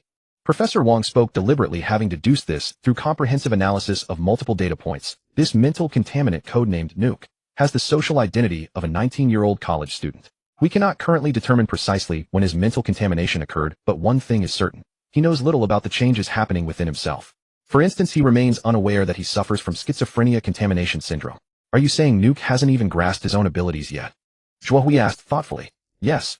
Professor Wang nodded. The only certainty is that Nuke's potential will make him a monster unmatched anywhere in the world. Human nature is a crucial issue. Examiner Gu Ren spoke with concern. If he is a monster yet possesses such excessive bloodlust as demonstrated just now, that becomes a calamity. If mental contamination is a natural disaster, then he represents a disaster-level entity. Many in the office exchanged silent nods.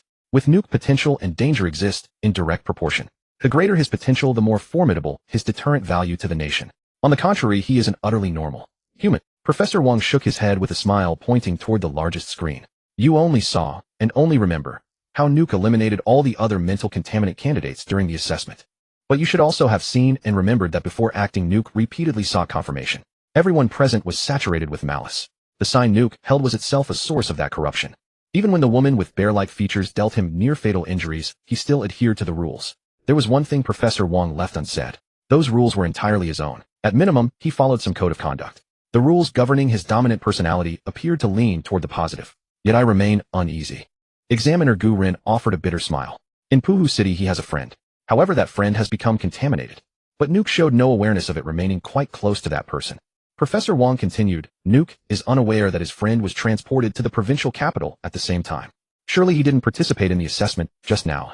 Examiner Gu Rin asked in astonishment. Of course not. Professor Wong explained, when Nuke decided to eliminate everyone, he took careful measures to verify. Had his friend been present, he would certainly have noticed. I thought he would even kill his own friend. Examiner Gu Rin exhaled in relief. As someone who considers humanity's interests, how he wished this potential monster could align with his perspective. That friend has been sent to the containment facility, Professor Wong stated. What? Astonishment spread across the faces of everyone in the office. Is this friend male or female? What is their relationship with him? Would sending them to containment trigger Nuke to go berserk? Examiner Gu Rin's relieved composure shattered as rapid-fire questions tumbled out.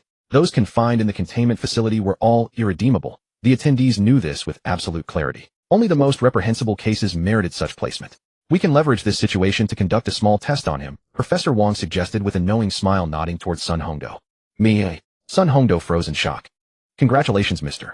Zhu Shui, on being the sole candidate to pass the assessment. You are now a formal member of the Strange Events Investigation Division, entitled to all associated compensation and privileges. Here are your credentials and salary card. A staff member waited just outside the circular arena, presenting a lacquered box containing both identification and a bank card. Thank you. Zhu Shui accepted the box with due care. Please proceed to this location for training. We appreciate your cooperation, Mr. Zhu Shui. The staff member's professionally calibrated smile revealed exactly 8 teeth. Thank you. Zhu Shui received a tablet displaying a map interface. A pulsing marker indicated his position on the screen, tracking every movement. With the navigation destination already configured, Zhu Shui followed the guided route forward. That terrified me. The moment Zhu Shui's figure disappeared from view, the staff member's knees buckled, sweat drenching his pallid face. That polished, courteous young man had just annihilated every monstrous entity undergoing assessment, leaving nothing behind, not even remnants. Gathering his composure, the staff member made his way toward the rest area. The destination proved to be a conference room equipped with a large display screen showing an active indicator light. Click. The screen flickered to life, revealing Sun Hongdo's upper body in the frame. Mr. Zhu Shui, congratulations. Sun Hongdo offered a gentle smile on screen. Thank you. Zhu Shui returned the smile, relieved to see a familiar face. There's something I need to share with you, Mr. Zhu Shui. Sun Hongdo's expression grew more serious. Please go ahead. Zhu Shui took a seat and placed the box on the table. One of your friends has contracted mental contamination. Her name is Song Jubai, and she has been transferred to the Strange Events Investigation Division's containment facility. The prognosis is not promising. Sun Hongdo's demeanor grew notably grave as she delivered the final words. Sun Hongdo showed Zhu Shui the materials regarding mental contamination. In the current context, the most straightforward way to determine whether an anomaly in oneself or others constitutes mental contamination is whether there has been a drastic change in temperament. Zhu Shui did not know what Song Jubai's personality had been like before, but a girl who was sincerely obsessed with calling someone daddy and took interest in things that made normal people's blood run cold. That didn't match the temperament of most girls, did it? What do you mean by not too optimistic? Zhu Shui asked, looking at the screen. She was the only child of her family, born into a wealthy jeweler merchant clan.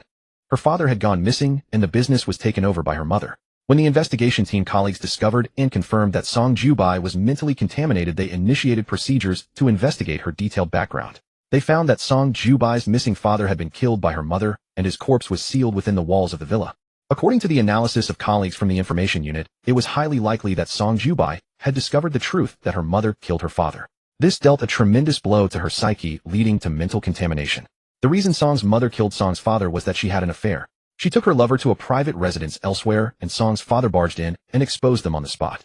To avoid the family scandal spreading, Song's father had gone there alone. He was killed by Song's mother, who was enraged from shame and caught him off guard. Fearing exposure, she also killed the lover. The lover's body had not been found to this day. However, after our colleagues from the interrogation department of the investigation team looked into it, they discovered that the lover had been killed by Song Jubai, and Song's mother was merely trying to take the blame. That should have been Song Jubai's first kill, but it was only the beginning. In the days that followed, Song Jubai developed a distorted view of affection. She sought out men who could give her a sense of security and worship, making them her father figures. However, without exception, those men harbored ill intentions. After all, Song Jubai was young and beautiful. Whenever they displayed emotions that crossed the line of paternal love, they would be killed by Song Jubai. That was the reason she was sent to the containment facility. According to incomplete statistics, the number of people who died at Song Jubai's hands was estimated to be more than 30. You are the last one. With that, Sun Hongdo observed Zhu Shui with a strange look in her eyes. Will she be executed? Zhu Shui asked after a moment of silence. Originally, she was to be tried after the full investigation was completed, but she was abducted on the way to the main provincial city. All the investigation team members escorting her were killed. Sun Hongdo said. The situation became even more severe. She was no longer facing the trial of the containment facility, but instead was placed on the investigation team's wanted list, one where she was to be killed on sight. If you happen to meet her, Mr. Zhu Shui, would you kill her? No. Zhu Shui shook his head without hesitation. Sun Hongdo. The people hiding in another office watching this little test also fell into a deathly silence. The expected answer for this test was that Zhu Shui would say yes. Why? Sun Hongdo asked. She is my friend, Zhu Shui answered seriously. What if she becomes a stranger and tries to kill you? Sun Hongdo asked again. She had made sufficient preparations for this little test. Then I would kill her. Zhu Shui paused as he said this, then added, because I have to protect myself. After the video ended, Zhu Hui was the first to speak. I don't see any meaning in this little test. In this office, besides several deputy team leaders, there were only Professor Wang, Chief Examiner Gu Ren, and Teng Lian. I also think, said the Chief Examiner Gu Ren. This little test had been proposed by Professor Wang. Frankly speaking, I didn't want to get an idealized answer from nuclear bomb. Rather, I wanted to tell you all that nuclear bomb is a person with character. His personality is I will not provoke others unless I am provoked. Among the young men nowadays, how many can resist a young, beautiful, wealthy woman endlessly calling daddy daddy? Professor Wang said with a grin. But nuclear bomb can because he has his own rules. You could have simply told us your thoughts. Why beat around the bush and create a little test that wastes everyone's time? The Chief Examiner Gu Ren thought for a moment, then understood Professor Wang's meaning. You're just trying to say that we should adopt a placating policy toward nuclear bomb. As long as it doesn't cross certain boundaries, we can completely go along with him. If we do that, nuclear bomb will lend a hand when we need help. Yes. Professor Wang nodded. Let's do as you say, the Chief Examiner Gu Ren said helplessly. Teng Lian was silently shocked. Fortunately, this matter was decided in private. If word got out, it would certainly cause an uproar within the anomaly investigation team. A newly joined newcomer getting the best conditions would surely provoke resentment in many people. Zhu Shui knew nothing about this little test. During the remaining time, he began undergoing training under Sun Hongdo. That day, Cockroach, who had just finished training, came looking for him. The moment Zhu Shui opened the classroom door, he saw Cockroach standing in the corridor. Why are you here? Zhu Shui asked curiously. Don't you know? We're already comrades in the same squad now, Cockroach said. From now on, basically all missions will be done by the two of us together. Oh, Zhu Shui had learned this during training. Members of the anomaly investigation team going out on missions were basically deployed in pairs. Additional team members would be added depending on the mission level. Come on, your reaction is too indifferent. I came to you not just to tell you about our future teaming up. Our squad has received a mission and the location is in Wuhu, the provincial capital. Cockroach patted Zhu Shui on the shoulder enthusiastically. When do we set off? Zhu Shui suddenly realized. This afternoon. Cockroach said with experience. You can go prepare the things you need to bring. All right. Zhu Shui took a step and hurried away. Cockroach leaned against the corridor railing, took out his phone, and dialed a number. When the call connected, a woman's voice sounded from the other end. What is it? The woman on the phone asked. Baby, why are you so cold to me? The investigation team assigned you to me as my exclusive assistant, which proves that you and I are destined to be together. Being too cold will affect work efficiency. Cockroach said with a thick skin. If you keep calling me that, I won't tell you an important piece of news, the woman sneered. What is it? Cockroach immediately became interested. Aren't you curious why among the people who participated in this assessment, only your new teammate Nuclear Bomb got the spot? The woman said softly. Why? Cockroach followed up. Is it because he is as handsome as I am? Because all the others died, the woman said. Everyone else is dead. What does that mean? Cockroach shifted his stance and asked, did some accident happen during this assessment? You could say that. The woman on the phone's sneering tone grew stronger. Cockroach even detected a hint of gloating, and his heart itched like a cat scratching at it. Get to the point. What exactly happened? After previous assessments, at least 7 or 8 spiritual polluters would pass.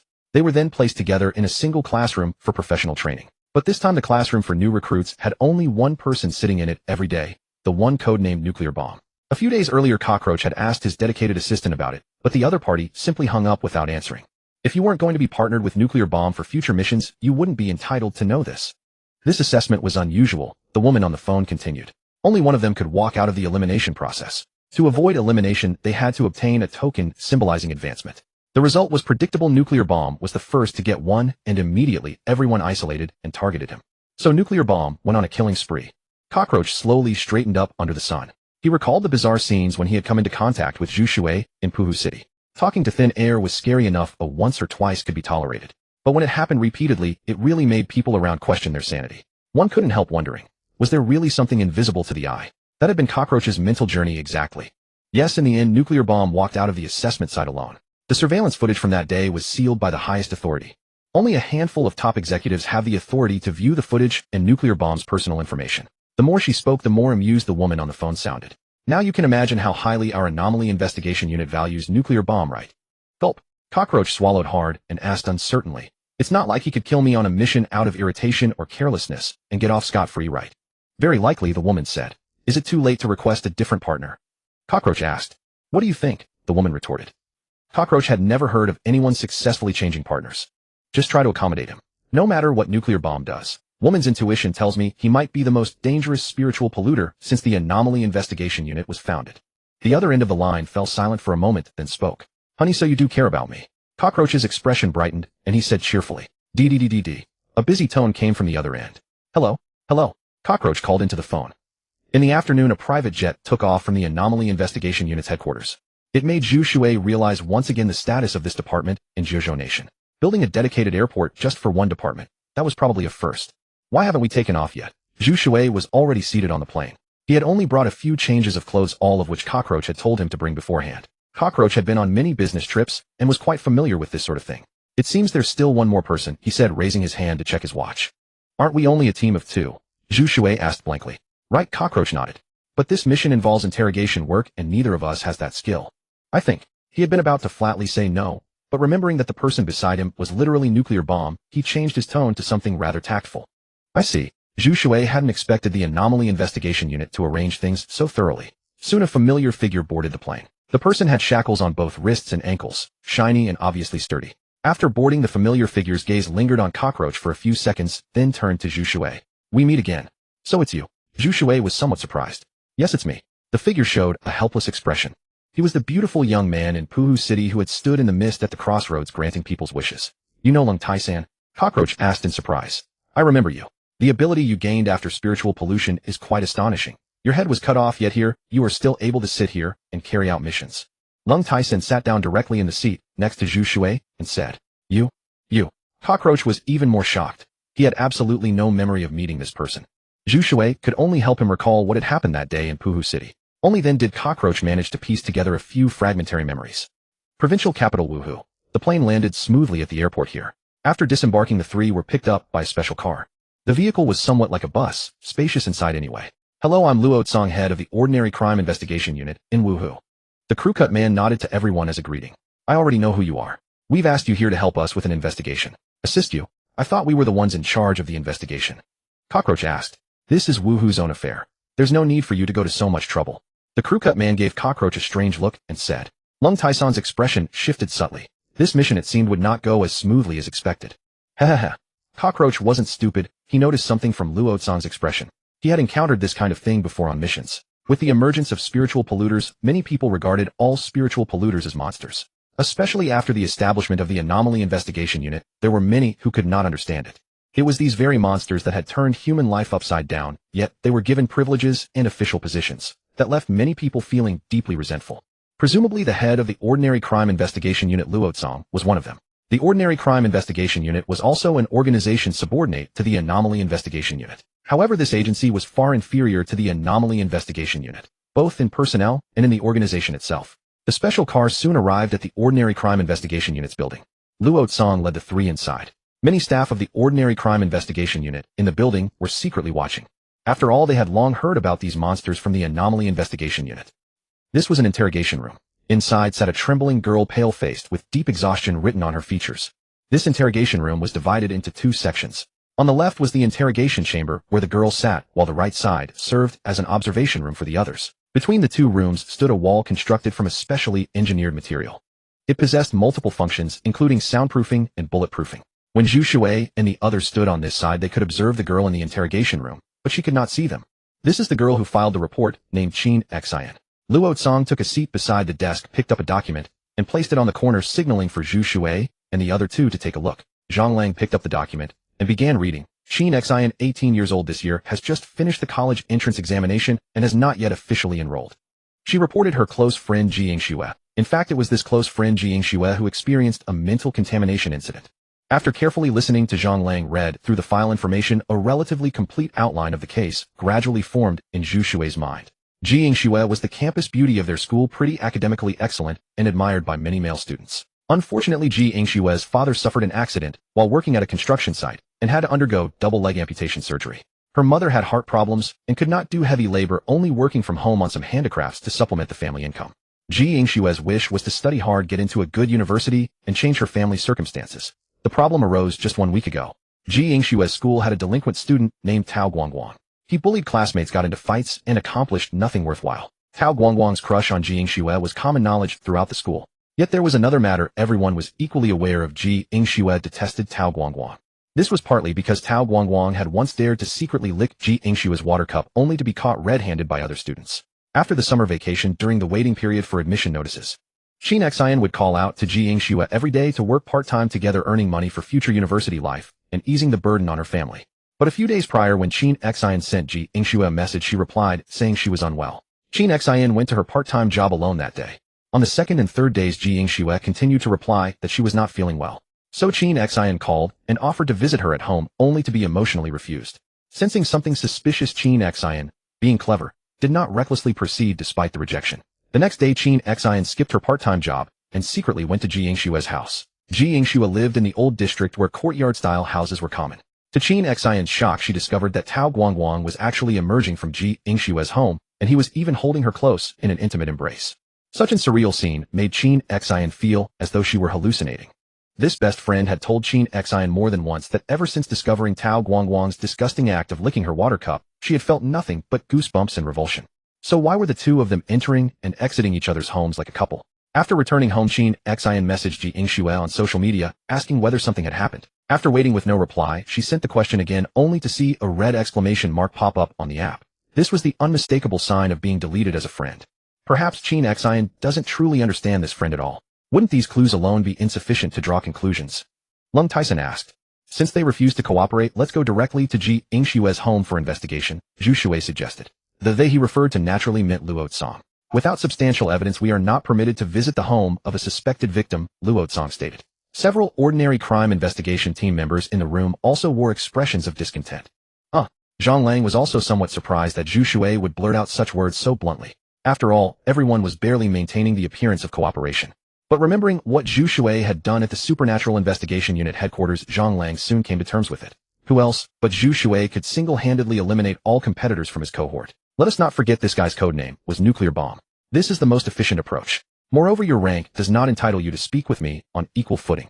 Zhu Shui said calmly, his expression unchanged. As far as I know, both the Supernatural Investigation Unit and the Ordinary Crime Investigation Unit exist to protect every citizen of the Jiuzhou nation. Rather than engaging in internal power struggles here, you would be better off directing your efforts towards something productive. That is all I have to say. Do you have any objections? No. No objections. Please proceed. Luo Tsang opened his mouth, his voice somewhat hoarse. Very well, thank you, Zhu Shui said politely. He then opened the door and walked out. Zhang Lang had originally wanted to say something, but ultimately remained silent, pulling Lung Tai-san along as they departed. Phew. Only after they had all left did Luo Tsang finally exhale, his body going limp as he slumped back into his chair. The faces of the other ordinary crime investigation team members were filled with awe and astonishment. Just now they had all clearly witnessed the shadows in the room writhing and moving. This shattered their understanding of the world. Although incidents of mental contamination had been emerging across the globe, witnessing it firsthand in reality still stirred uncontrollable fear within them. How shall we get there? Standing outside the Ordinary Crime Investigation Unit, Lung Tyson asked. Shall we go borrow a car from Luo Tsang? Zhu Shui considered for a moment. We just walked out so triumphantly. Going back now to borrow a car would be too humiliating, wouldn't it? Zhang Lang hesitated before asking. That makes sense. Lung Tyson agreed. All right then, Zhu Shui shrugged, having no choice but to abide by the majority decision. Fortunately, various aspects of order in Wuhu Provincial City remained stable. The three of them stood by the roadside and soon hailed a taxi heading toward Ji Yingxue's residence. Wuhu Provincial City Old District. Many of the houses here had already entered a state of demolition and redevelopment. However, due to the strange phenomena appearing globally, construction had been temporarily halted. As the taxi made its way through, the streets were nearly empty, giving the area a desolate atmosphere. After settling the fare and stepping out of the car, Zhu Shui immediately spotted Ji Yingxue's residence exactly as recorded in the file. Just as the three were about to enter directly, a jeep approached from a distance. Seated in the passenger seat was none other than Luo Tsang from the local Ordinary Crime Investigation Unit. Wouldn't he be here to stop us? Zhang Lang asked. At that moment the car door opened, and Luo Tsang stepped out. This case requires cooperation between both our units. I apologize for my earlier harsh demeanor. I hope you can understand. If he allowed the Supernatural Investigation Unit to handle this alone, Luo Tsang would have no explanation to give his superiors. Neither Zhu Shui nor the others said anything further, simply turning and walking toward the courtyard ahead. This courtyard was situated right along the street. Colorful flags still hung at the entrance. There is no trace of spiritual contamination, Zhu Shui said aloud upon noticing Zhilong searching for the detection instrument. Upon hearing Zhu Shui's words, Zhilong instinctively wanted to ask how he could be so certain. Both the Strange Incident Investigation Group and the Ordinary Crime Investigation Group were required to carry spiritual contamination detectors on every mission. It was one of the most accurate methods available. But when he raised his head and met Zhu Shui's gaze, his heart clenched tightly. Surrounding Zhu Shui's pupils were densely packed tiny hands, all making various gestures. It gave the unsettling impression that countless restless corpses lay buried within that human-sized eye. A chilling dread sent shivers through every pore of Zhilong's body. After much deliberation, he decided to swallow his questions. The courtyard was utterly silent with the iron door tightly shut. Couplets pasted on both sides had faded to white from years of wind and sun. Luo Tsang and the others from the Ordinary Crime Investigation Group trailed behind Zhu Shui's team, their expressions tense. If this truly was a spiritual contamination incident, it would go down in the history of Wuhu Province's capital. After all, this would be the very first recorded case. Zhilong reached out to knock, but Zhu Shui stopped him. What's wrong? Zhilong asked, puzzled. The door is locked from the inside. There should be people inside, Zhu Shui said, pressing his hand against the door crack. Under everyone's watchful gaze, his hand quickly turned black and began to liquefy. The viscous tendrils slithered through the gap and easily unfastened the lock. With a gentle push, the door swung open. We're good. Returning his hand to normal, Zhu Shui stepped inside first. Since they were on a mission, he believed efficiency was paramount. As for the process, as long as they did not touch anything inappropriate, it hardly mattered. Luo Tsang and the other members of the Ordinary Crime Investigation Group exchanged glances, offering bitter smiles. No wonder the emergence of spiritual contaminants could upend the entire world's balance. Seeing it up close now, the sheer terror was enough to make one's scalp tingle. If this colleague from the Strange Incident Investigation Group ever intended to do harm, how effortless would it be? They followed closely behind, entering the courtyard. The courtyard was cluttered with various items, and on a small concrete platform sat several potted plants. They appeared to have gone untended for many days. The soil was cracked and dry, and the flowers were withered to the point of death. Drip drip. A faucet was leaking. Though the flow was slight, the sound of water shattering on the ground lent the courtyard an eerie quality. There are people inside the house. The gloomy youth crawled out from the shadow in the corner, his entire figure pitch black. Only when completely freed from the shadow could he take on the distinct form of a young man. How many? Zhu Shui's mind stirred as he asked. 3, the gloomy youth replied. Are there any spiritual contaminants? Zhu Shui pressed on. None, the youth shook his head. No residual contamination either. Zhu Shui mused thoughtfully. None, the youth answered again, his form slowly sinking back into the corner's shadows. The entire courtyard is safe, and there are no traces of spiritual contamination. Zhu Shui turned slightly. He was informing his 2 Strange Incident Investigation Group teammates, but deliberately letting Luo Tsang and his team from the Ordinary Crime Investigation Group know as well. Luo Tsang and his colleagues were utterly speechless. Hadn't that guy from the Strange Incident Investigation Group just been talking to himself? He mumbled unintelligibly for a while, then turned around and swore there were no signs of contamination. After all, spiritual contaminants posed a threat to ordinary people comparable to nuclear radiation. You don't need to come in. We'll handle it ourselves. Zhu Shui seemed to catch the hesitation in Luo Tsang's demeanor. Zhilong, however, trusted Zhu Shui completely. Obviously, a monster who could slaughter all his concurrent rivals and still secure a spot in the Strange Incident Investigation Group was living proof of Zhu Shui's boundless potential. In short, Zhu Shui's value was great enough to force the investigation group to continuously yield, even to act against their own principles. Lung Tai-san, on the other hand, neither trusted nor distrusted Zhu Shui. After all, he himself was a spiritual contaminant. Even if some contamination radiation existed in the room, it would have little effect on him. Then we leave it in your capable hands, Luo Tsang and his colleagues quickly replied with forced smiles. Any lingering grievances regarding spiritual contaminants were carefully hidden behind their masks. The methods of these creatures were simply beyond comprehension. If they were offended, the consequences would be unimaginable, especially for Luo Tsang, whose palms were constantly beading with sweat. I actually preferred your earlier unruly demeanor, Zhu Shui said, a faint smile playing on his lips as they approached the house. You can try recovering it. No, you must have misunderstood me, Luo Tsang chuckled awkwardly.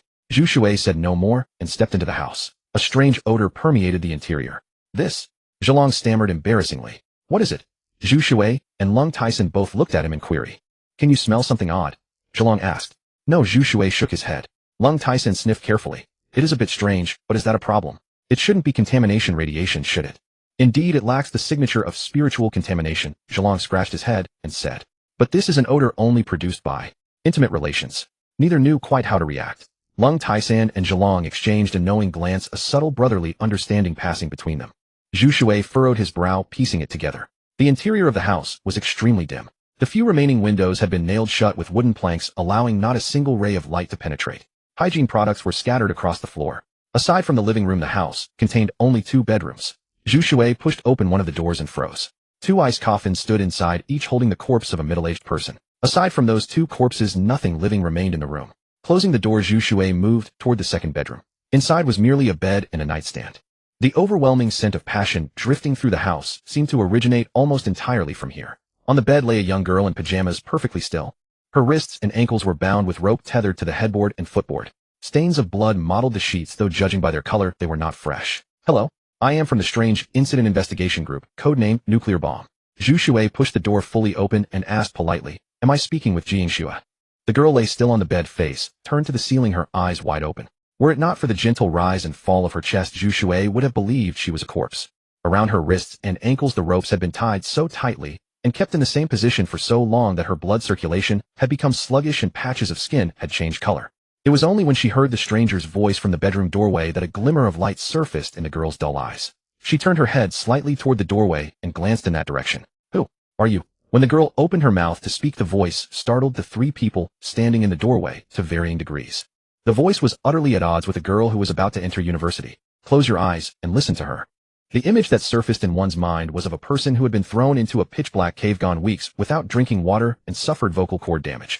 Only such a person could have produced this voice. If anyone happened to pass by that cave and heard this voice, they would probably be scared to death.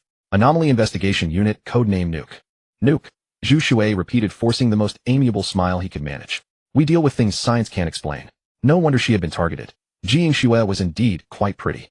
Despite her haggard appearance, the girl's youthful radiance remained difficult to conceal. Cockroach stepped forward and untied the ropes binding her. Seeing the marks on the girl's legs, Cockroach couldn't help spitting. What a beast. Leaving all that filth without even cleaning it. Was that guy a horny poodle reincarnated? "Are you real?" Jingxue, ignoring the filthy mess on her body, trembled uncontrollably. "We're real." Zhu Shui's smile revealed a row of snow-white teeth. "Whether you've been harmed by psychic contamination or by an ordinary crime, we'll help you eradicate it thoroughly." As Zhu Shui brought up psychic contamination, Jingxue's eyes instantly flooded with profound terror. She trembled even harder and opened her mouth, but for a long moment no words came out. "Interrogate her directly." Zhu Shui turned his head away. Given Jingxue's mental state, conventional questioning would have taken who knew how long. All right. Lung Taisan was also well aware of the task he had been dispatched to perform. He tossed the clothes wrapped around his hands onto the chair nearby and motioned for the handcuffs to be removed. Cockroach took out a key and unlocked the handcuffs. These handcuffs were specially made. The research department of the Anomaly Investigation Unit had forged them with special materials according to the properties of psychic contaminants. Of course, handcuffs crafted from such special materials only worked on low-tier psychic contaminants or those who willingly submitted to restraints. Once the cuffs were off, Lung Taisan flexed his wrists, reached out, and gently placed his hand onto Jingxue's. Jingxue flinched violently and shrieked, "Don't touch me! Don't touch me!" Swish! Not only did Lung Taisan not withdraw his hand, but he suddenly gripped it all the more firmly. A dense fog began to spread through the entire bedroom. Zhu Shui and Cockroach were all too familiar with this fog. It was exactly the same one they had seen at the intersection that day. The fog thickened more and more. Within mere seconds, Zhu Shui and Cockroach, standing close together, couldn't even see each other's silhouettes. Jingxue's screams and fierce struggles gradually died down, and her pupils began to glaze over. A full 10 minutes passed before Lung Taisan finally released his hand. At the instant he let go, the fog in the bedroom flowed backward and was rapidly yanked back into his body. Thump! Before her pupils could refocus, Jingxue collapsed backward. Fortunately, she was on the bed, so she wouldn't be hurt. "What happened to her?" Cockroach asked. "Long-term mental torment plus my interrogation caused her to faint completely. It's not her body. Her mind has reached a certain limit and activated the body's self-protection mechanism." Lung Taisan waved his hand.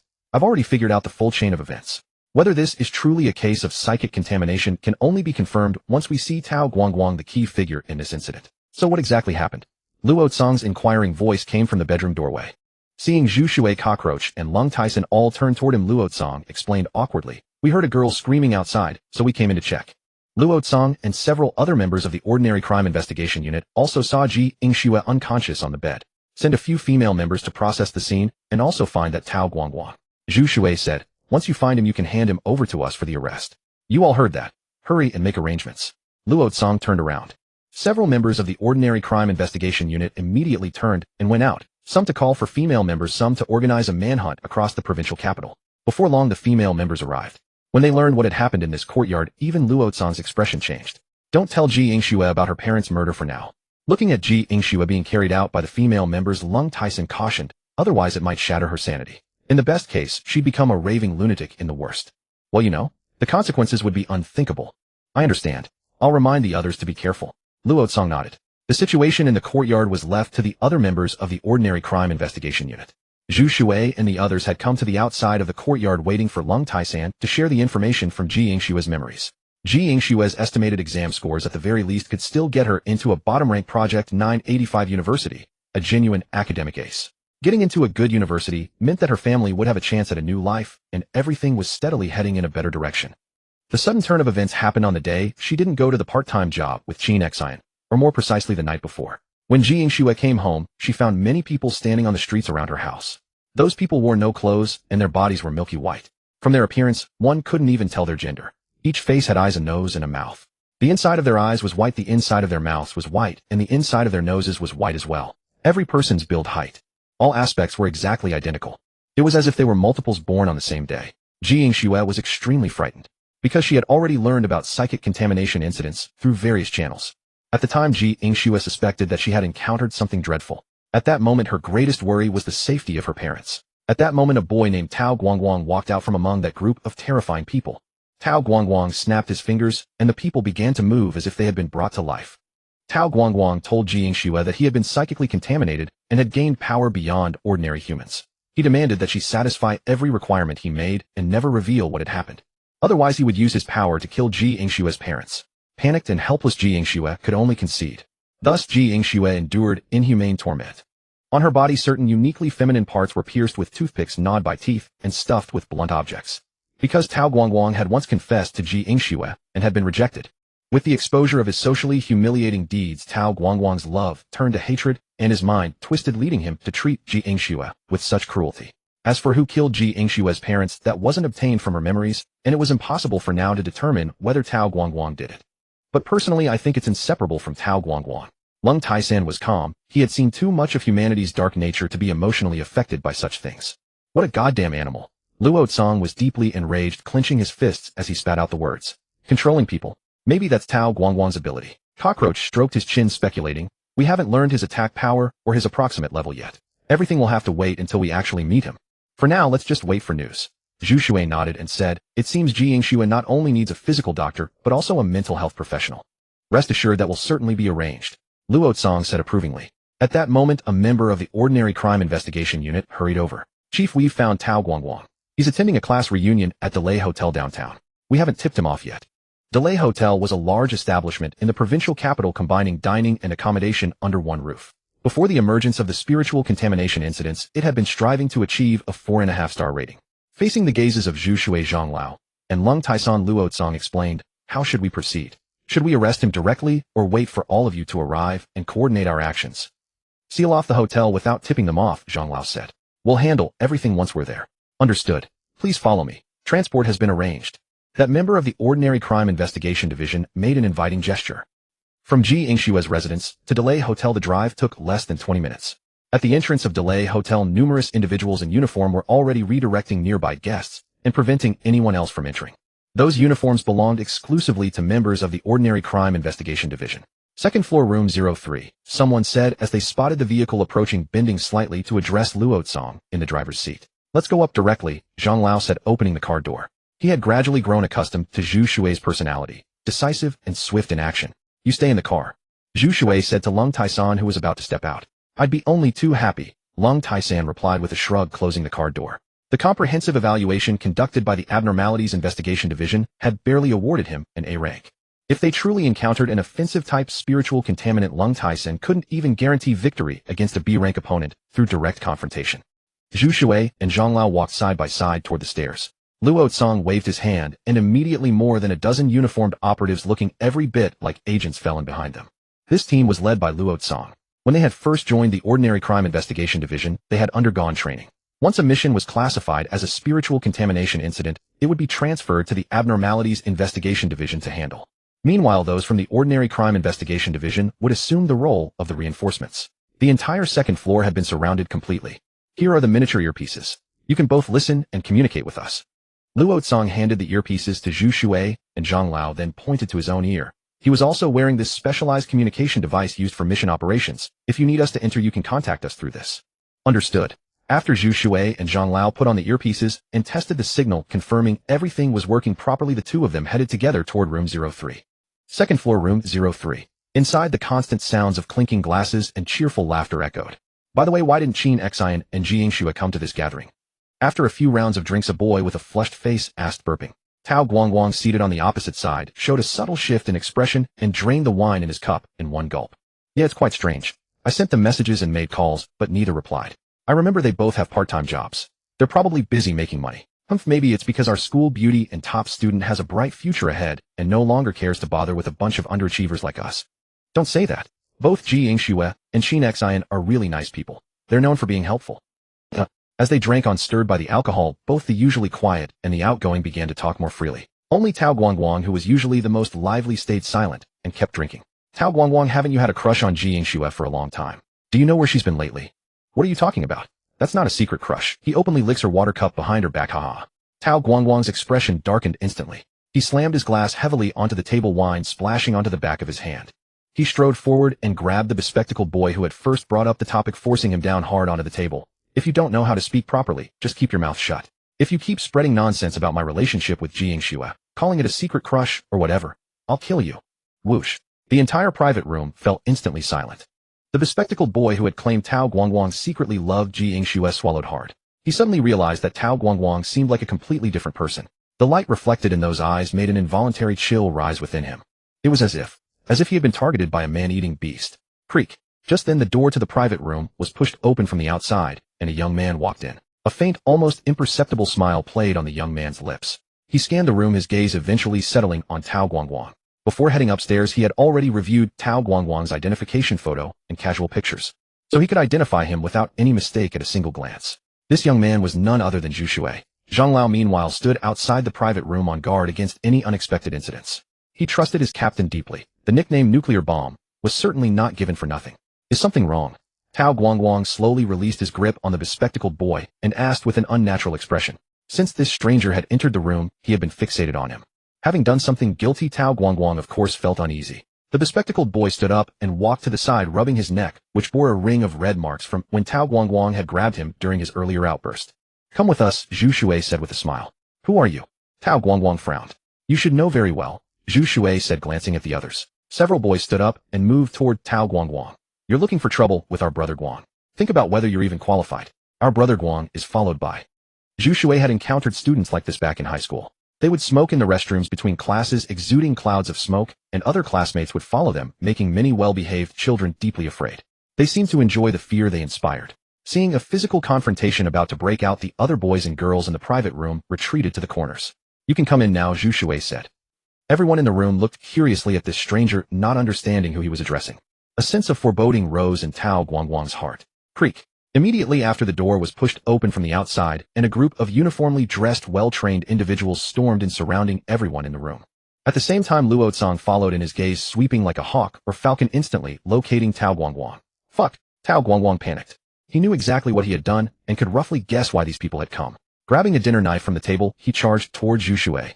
Once he went in, his life would be completely over. The dark side of humanity truly cannot bear the light.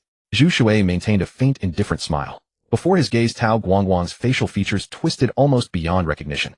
It was a towering rage, of one who could have ascended to paradise yet was kicked down into hell. There was also the furious shame of having his bubble shattered. Swish! Zhu Shui raised his hand, his index finger liquefying at a rapid pace, then splitting apart into densely packed black water droplets before everyone's eyes. Heavens, is this a magic trick? Magic trick my ass, he's definitely a psychic pollutant. I remember now. The news once explained how to identify psychic pollutants. But how can a psychic pollutant appear within our provincial capital of Wuhu?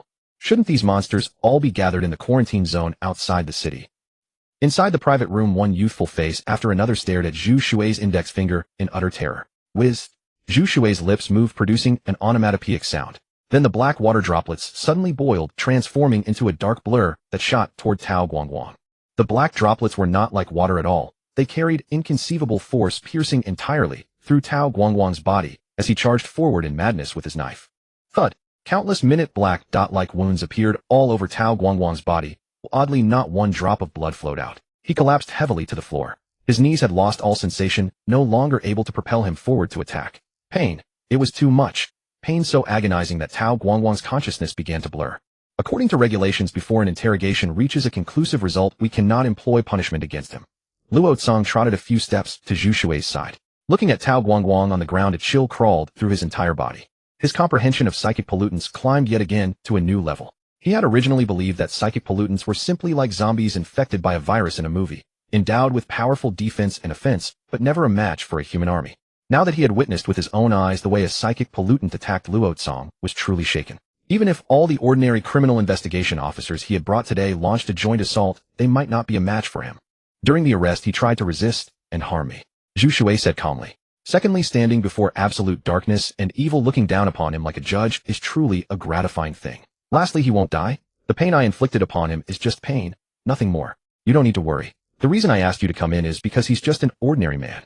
He has no psychic pollution fluctuation within himself, and no external object has left any trace of psychic pollution on his person. I understand. Luo Cong let out a dry laugh.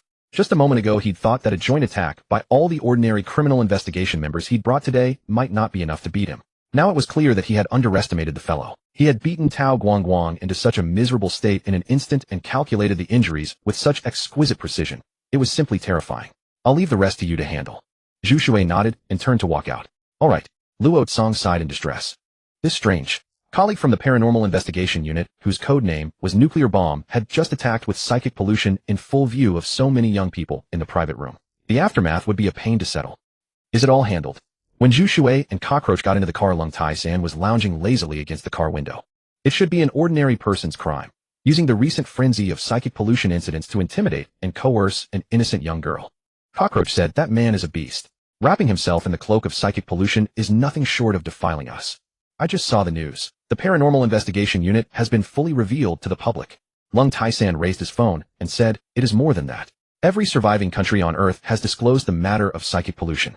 I suspect that panic will spread across the globe, and who knows how long it will take to quiet down. Listening, Zhu Shui took out his phone, casually tapped open some social entertainment software, and was immediately greeted by a long string of trending news. His finger slid gently across the screen, browsing the headlines. Explanations of the Paranormal Investigation Unit and the Ordinary Crime Investigation Unit and their respective functions.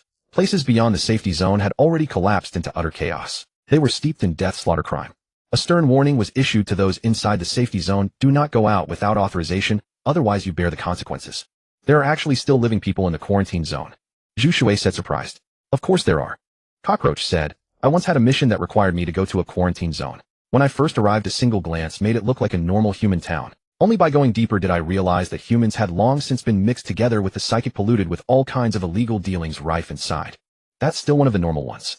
In some quarantine zones it's nothing but mindless walking corpses. There's a concept called the mother entity. The two of you probably know it. Zhu Shui and Lung Tai-san both nodded. During the training sessions earlier this period, a dedicated person had explained the concept of the mother entity.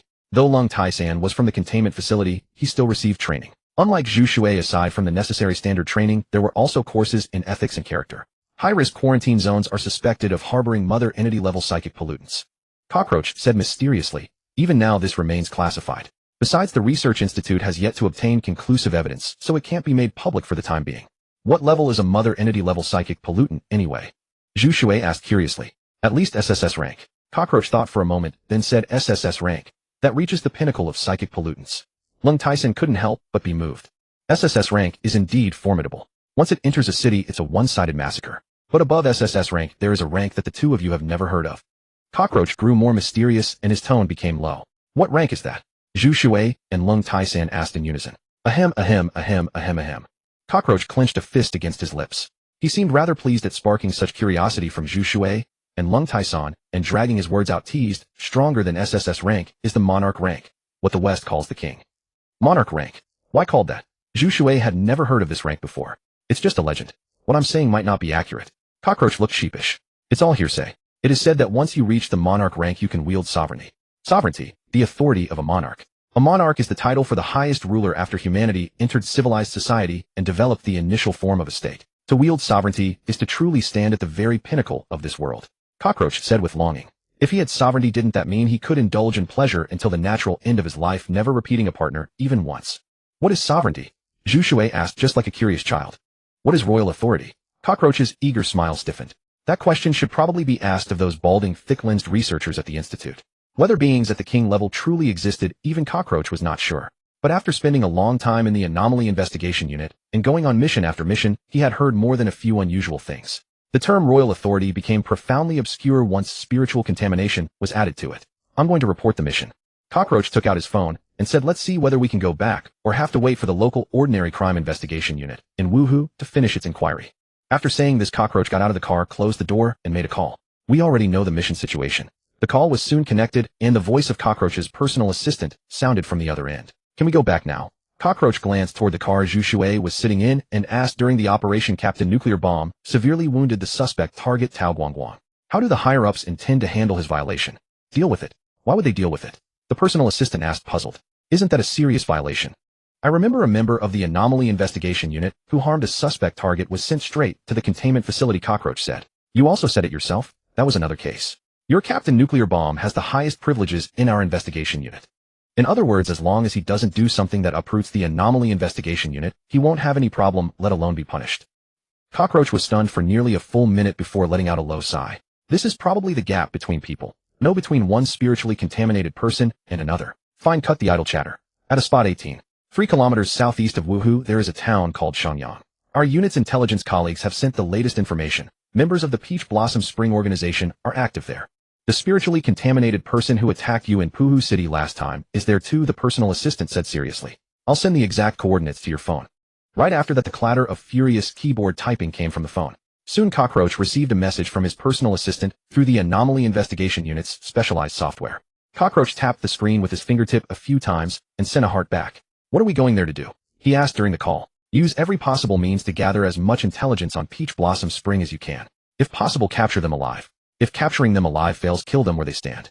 If they're in a restroom, drown them in the toilet. If they're on the street, kill them on the street. This woman's tone on the phone carried a murderous edge rarely heard from her. Is that the higher-ups' opinion? Cockroach's expression gradually turned serious. No, it is the higher-ups' order, the personal assistant said. Nuclear Bomb's personal assistant should notify him in time as well. Of course, you two may choose whether to take this mission or not. If you don't, Lung Tai-san will have to go to Shenyang town with the other members. It seemed that this newly risen organization, Peach Blossom Spring, had brought no small trouble to the nation of Zhuzhou. Otherwise, the higher-ups would not have issued such a bloodthirsty mission. I'll defer to Captain Nuclear Bomb's judgment, Cockroach said, his eyes darting. Meanwhile, Zhu Shui was also on a call. It was Sun Hongdo calling. Sun Hongdo had already explained the Shenyang town mission in detail over the phone. They can be killed on the spot in the street. What if there are passers-by? Mr. Zhu Shui, you needn't worry. When spiritual contamination surged and turned many towns into lockdown zones, our Anomaly Investigation Unit and other combat-capable departments deployed together to bring back healthy people from outside. It was they who refused to come back. Sun Hongdo's tone grew a little heavy. The era of spiritual contamination has bred many dark industries. The profits from those dark industries are even higher. But the relevant departments in our country cannot extend their reach to govern them. So you can think of the people and lands in those lockdown zones as the chaotic golden triangle of the past. I understand, Zhu Shui said with a nod. The meaning was plain enough. In the lockdown zones, very few were innocent. Compared with their own safety, the profits from the sinister industries bred in the lockdown zones were too seductive for them to resist. Thus, they chose to chase riches and the chance to stand above others amid the risks. How to put it? Zhu Shui could understand them quite well. After all, money was truly good. Hanging up the phone, he saw Cockroach walking toward him. Their eyes met, and Zhu Shui nodded. Cockroach broke into a smile and nodded back. Can we head back now? After Zhu Shui and Cockroach got into the car, Lung Tai-san, who had yawned, asked. Cockroach gave him a sympathetic glance and took the driver's seat. The guy didn't know that they were about to enter a place several hundred times more dangerous than the provincial capital of Wuhu. He and Captain Nuclear Bomb both had the right to refuse, but Lung Tai-san did not. We can head back, but we need to go somewhere first. Cockroach started the engine. Someone from the Anomaly Investigation Unit would conduct the mission handover with Luo Tsang of the local Ordinary Crime Investigation Unit in Wuhu. The off-road vehicle had been filled with gas and loaded with several spare cans, and was about to head for Shenyang town in the lockdown zone. Where are we going? Lung Tai-san gradually straightened up. Along the bumpy ride, they had kept loading the off-road vehicle with necessities for wilderness survival. Instant meals, drinking water, fire-starting tools, and so on. These things certainly did not look like supplies for going home. The lockdown zone, Shenyang town. Zhu Shui sat in the spacious back seat, resting with his eyes closed. Hearing Lung Tai-san ask the same question all along the way, he could not help answering. Lung Taisan's eyes widened. I never said I wanted to go to a lockdown zone. Why didn't you say something earlier? What difference would it make if we said it or not? You're different from us. You belong to the Anomaly Investigation Unit's containment facility. Gripping the steering wheel, Cockroach drove the off-road vehicle out of Wuhu and fully onto the lockdown zone road. For someone from the containment facility, if you're ordered to die, you can't feel any resentment or have any right to refuse. What about you then? Why don't you refuse? Lung Taisan was truly anxious. To be honest with you, I've snuck into a lockdown zone before. That place is pure savagery. Darkness you can't imagine can be found inside it. This eruption of spiritual contamination has set the world's civilization back at least several hundred years. Get some rest. We'll reach Shenyang town in 2 hours at most, Cockroach said, without the slightest change in his tone. Lung Taisan fell silent. The lockdown zone was somewhat different from what Zhu Shui had imagined. Originally, he had thought the lockdown zone would resemble the transitional roads between urban and rural areas in some places. The highway was wide and smooth, lined with trees on both sides where one might not see a single vehicle or person throughout the journey. But reality indeed diverged from Zhu Shui's expectations. While numerous trees lined the route, their sizes varied dramatically. Some appeared ordinary while others towered dozens of meters high with expansive canopies. Within the woods, shadows flickered amidst the foliage, hinting at hidden presences. Occasional vehicles passed by, and Zhu Shui noticed with surprise that each had been crudely modified.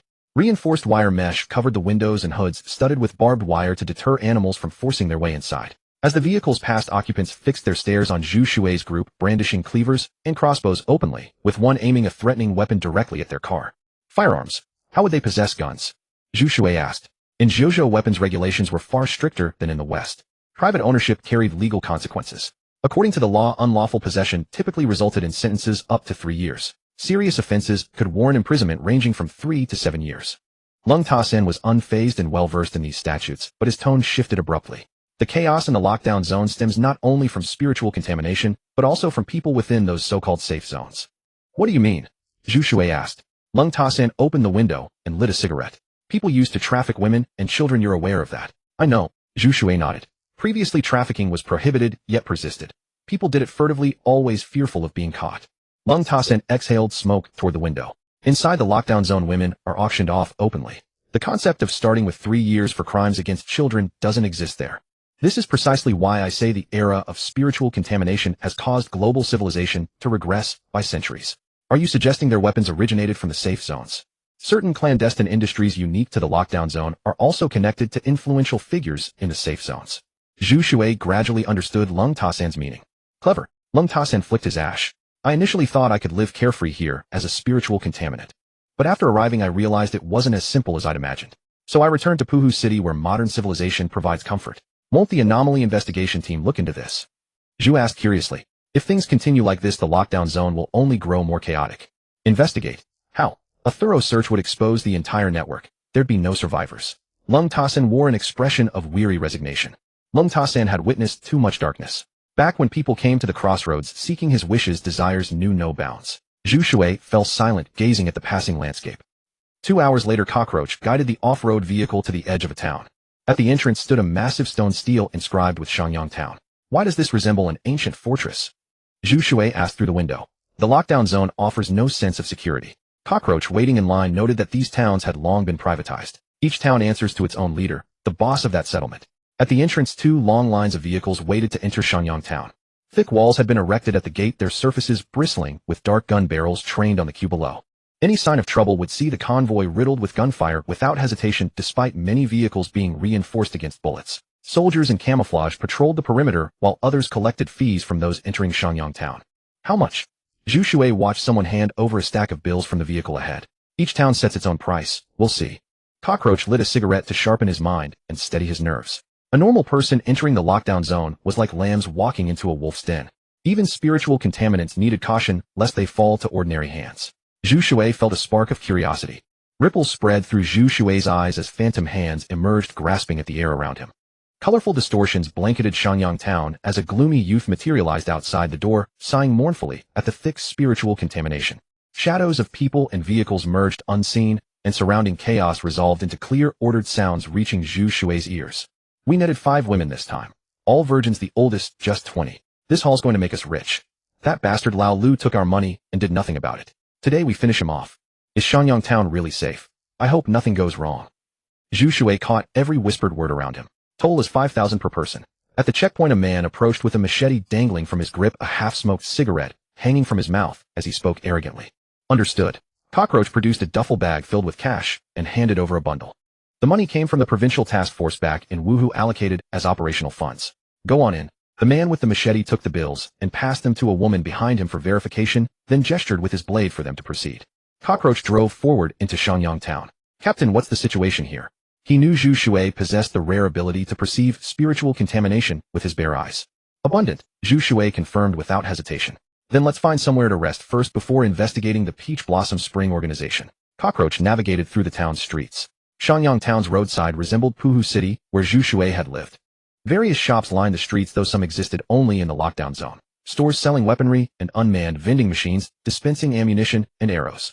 A simple coin insertion granted access to whatever tools one needed. Zhu Shui found the whole scene eye-opening. They checked into a modest hotel near the town center where the service proved surprisingly excellent. A doorman offered parking assistance, but Cockroach declined. Though 3 rooms had been booked, he arranged only one for all of them. Keeping all 3 in one room was a safety measure. What's the plan for tonight? Lung Ta-sen asked, removing the shackles from his wrists and ankles. Let's rest first. We've been traveling for hours, Cockroach replied, noticing the visible tension in Lung Ta-sen's posture. Having visited lockdown zone settlements before, the anxiety was understandable. Something terrible must have driven him back to the safe zone city previously. Now that they were returning, those psychological wounds were resurfacing. Relax. Lung Ta-sen frowned, confused. Yes. To gather intelligence, you have to go where it's most dangerous and chaotic. Cockroach spoke with the confidence of someone who'd been through this before. Where exactly? Zhu Shui asked, equally curious. Among the 3 of them, only Cockroach had accumulated substantial mission experience. Cockroach had ventured into the high-risk lockdown zone multiple times and knew the local customs throughout most settlements intimately. Rest up first, then we depart promptly at 9. Cockroach instructed, grabbing a blanket and settling onto the sofa to rest his eyes. Zhu Shui glanced at Lung Ta-sen, who merely shrugged and took a seated position against the wall beneath the window, arms crossed in contemplation. Zhu Shui lay down on the bed to rest. Unlike the orderly cities of the safe zones, Shenyang town in the lockdown zone likely teemed with countless spiritual contaminants moving through its streets. This was his first time in such a place. Your eyes perceive overwhelming spiritual contamination waves. Your nose detects their pungent odor. Your mouth, esophagus, and stomach stir with anticipation for a feast. Your entire body begins to activate. Your mind recognizes this as a carnival day, driving further evolution. Your kidneys express contempt for your hesitation. Since approaching Shenyang town, these mental prompts had become increasingly frequent as the settlement came fully into view. Even while resting with eyes closed on the bed, the voice continued unceasingly. When night fell completely, Shenyang town revealed a vibrancy rivaling second-tier cities in the safe zones. Neon lights illuminated the darkness below. Let's go. Cockroach rose along with Zhu Shui and Lung Ta-sen, a secretive smile playing across his face. Lung Ta-sen, sharp in reading emotions, detected a trace of barely concealed excitement beneath Cockroach's mysterious grin. You left while Lung Ta-sen and I were resting, Zhu Shui observed. Really? Lung Ta-sen raised an eyebrow in surprise. He hadn't actually been sleeping, only dozing lightly. He hadn't detected any subtle sounds of someone entering or exiting the room. Yes. Cockroach wore an expression of matter-of-fact acceptance. I went out to scout Shenyang town's general conditions and gather intelligence on the Peach Blossom Spring organization. What did you find? Zhu Shui asked. I got a decent sense of the town's layout, but came up empty on Peach Blossom Spring. Cockroach continued, it's not surprising. The Peach Blossom Spring organization poses a real threat to the Red Eye Association. When the Anomaly Investigation Team was first established, the Red Eye Association dominated both the safe zones and lockdown areas as the most powerful criminal syndicate. Tell me more, Lung Ta-sen responded with interest. If the Red Eye Association could survive such widespread ruthlessness without being dismantled, their power must be considerable. Joining the Red Eye Association might offer a path to escape the investigation team's grip, a possibility that appealed to him given everything he'd already lost. He couldn't even control when he would die. The Red Eye Association has many peripheral members, but the true power lies with the Council. Cockroach was the last to leave, locking the door behind him before the 3 made their way toward the elevator. The association's leadership consists of the president and several council members. They represent the organization's greatest fighting force. Without them, the investigation team would have eliminated them long ago. So everyone except the president and council members are merely outsiders. Zhu Shui realized his steps faltering briefly before he composed himself. Outside staff typically referred to non-permanent employees who received inferior compensation and benefits compared to regular workers, treating them as second-class citizens within the organization. Some outside staff outperformed permanent employees, yet still couldn't access the same privileges. Does that mean I've been wasting my efforts all along? Actually, I've gained considerable benefits without expending much effort. Lost in thought, Zhu Shui exited the hotel. Instead of driving, they walked toward Cockroach's intended destination. Along the way, various entertaining scenes caught their attention. Couples strolled with firearms holstered at their waists or daggers spinning in their hands. Minor altercations over a glance could escalate into street gunfights where knives, guns, and clubs flew. Bystanders reacted with either glee or cold detachment. An armed squad soon arrived to suppress the brawlers. They immediately demanded 500 yuan in fees, covering disorderly conduct and property damage. Astonishingly, both sides produced substantial sums to settle every unusual charge. Once paid, the fighters walked away unharmed. Fuck, back in the day, a mountain bandit boss wouldn't take more than 3 slaps before making examples of offenders. Lung Ta-san, who typically maintained a refined, gentlemanly demeanor, couldn't help but curse after witnessing the chaos. This spiritual contaminant clearly craved the opportunity to exert authority in comfortable surroundings. Those who can incite mass brawls in the lockdown zone clearly have plenty of money. Earning it here is far easier than in the safe zones. Otherwise, why would so many people risk their lives to stay? Cockroach noticed Zhu Shui's confusion and explained. Soon the trio found themselves inside a pink circular building. The architecture evoked Western opera houses from centuries past, yet each floor carried the essence of ancient Jojo pavilions. Women ranging from 18 to 40 filled the balconies above. Chirping and laughter echoed through the air. Zhu Shui looked upward, almost picturing someone calling out an invitation. This is the most chaotic, dangerous place with the best information flow. Lung Ta-san couldn't believe his eyes. Zhu Shui smiled with amusement. During their previous mission in Puhu City, Cockroach had bypassed his teammates to visit entertainment districts for indulgence, only to be caught by the anti-corruption division. Yes, look up. Inside are nothing but juice extractors. Cockroach stated earnestly and gravely. Let's go. Zhang Lang said with the air of an old hand, don't look at me like that. In a place of romance and revelry like this, people of every sort gather. News really does travel fast. With that led by Zhang Long, the three entered a place thick with the fragrance of rouge. To Zhu Shui's surprise, they had to buy tickets just to get inside. 500 yuan each, a real ripoff. Fortunately, they had plenty of expense money. After buying the tickets, the three followed a server toward the interior. This place is called Manchun Tower, the largest brothel in all of Shenyang town. Zhang Long's smile was growing wider, and he looked as if he was evolving from a man into a beast. The owner is known as Lady Bai. Very few people know her actual name. Many people came for Lady Bai, who she was said to be very young. With a face like the moon and a bloom like a flower, her delicate brows and bright eyes, white teeth and red lips were beyond words. Her ice-white skin hid jade bones, and above her collar peeked the soft swell of her bosom. Her willow brows gathered verdant hues, and her apricot eyes sparkled with silver stars. Her face and bearing were as lovely as the moon, her disposition naturally pure. Her body was like a swallow hidden in willow branches, her voice like an oriole singing in a forest. She was a half-open crabapple wrapped in morning light, a peony, just in bloom, teasing the spring breeze. Quite the wordsmith, aren't you? Lung Tai-san said with a sideways glance. To be perfectly honest, I came here specifically for Lady Bai. Zhang Ling kept rubbing his mouth. To Zhu Shui and Lung Tai-san, he looked as if he were about to drool. After passing through the corridor, they came into a broad circular hall filled with many antique round tables. What tier of seating would you gentlemen like? The attendant asked with a polite smile. What do you mean? Lung Tai-san failed to understand. Since when did seats have tiers? The main hall is fine. Zhang Ling raised his hand and pointed to a round table not far away. Isn't that table over there still free? We'll just sit there. All right. The attendant led the three over and poured them glasses of water. Would you like anything to eat or drink? Just bring us some fruit and drinks. No wine, Zhang Ling said as he sat down. Here everything had to be paid for in advance and cash only. Playing the big spender, Zhang Ling pulled a small stack of banknotes from inside his jacket and slapped it onto the table. Yes, right away. The attendant's eyes lit up. With a knowing look, he quickly put the money away and turned to prepare their order. In the sealed zone, not many dared to drink so openly. They either had genuine strength or solid backing, and thus nothing to fear. Or they had a good tolerance for alcohol. As long as they didn't drink past the line, it was fine. A familiar wave of mental contamination just came in. The gloomy youth suddenly appeared beside Zhu Shui. He glanced around the scene and sighed, as if lamenting the decline of public morals. On the floor there were even tiny bodices, fishnet triangle panties, handkerchiefs, and other such items. Some people held up bottles of red wine worth several thousand yuan each and poured them over women in thin dresses, while around them whistles and catcalls rose and fell. Zhu Shui's gaze landed on a man in a trench coat coming in through the door. The smile on the man's face was very fake. Fake meant that he did not genuinely want to smile, yet his acting was not good enough to seem natural, so he wore the kind of smile that made it easy for others to see it was perfunctory. The man's gait was somewhat strange. His legs seemed unsteady and he moved slowly and swayed with obvious bobbing movements in his posture. Are you sure it's him? Zhu Shui asked in a low voice. Zhang Long, needless to say, was already sweeping his gaze over the pale navels of the other women. Lung Tai-san, who had been upset at being treated as if he had no rights at all and at having to come to such a dangerous place, now also began to let his gaze drift. Yes, the gloomy youth said firmly. Zhu Shui stared at the gloomy youth. Although the two had not exchanged many words, Zhu Shui understood what he meant. He was referring to the person who had appeared in Puhu City and gravely wounded Zhang Long, nearly killing him. Why? Could it be that their hearts beat in unison? Zhu Shui could not quite grasp it. But this was not the time to think about those things. He turned his mind to why this man had come here. They had come to investigate the Peach Blossom Spring organization. Could this man be from that organization too?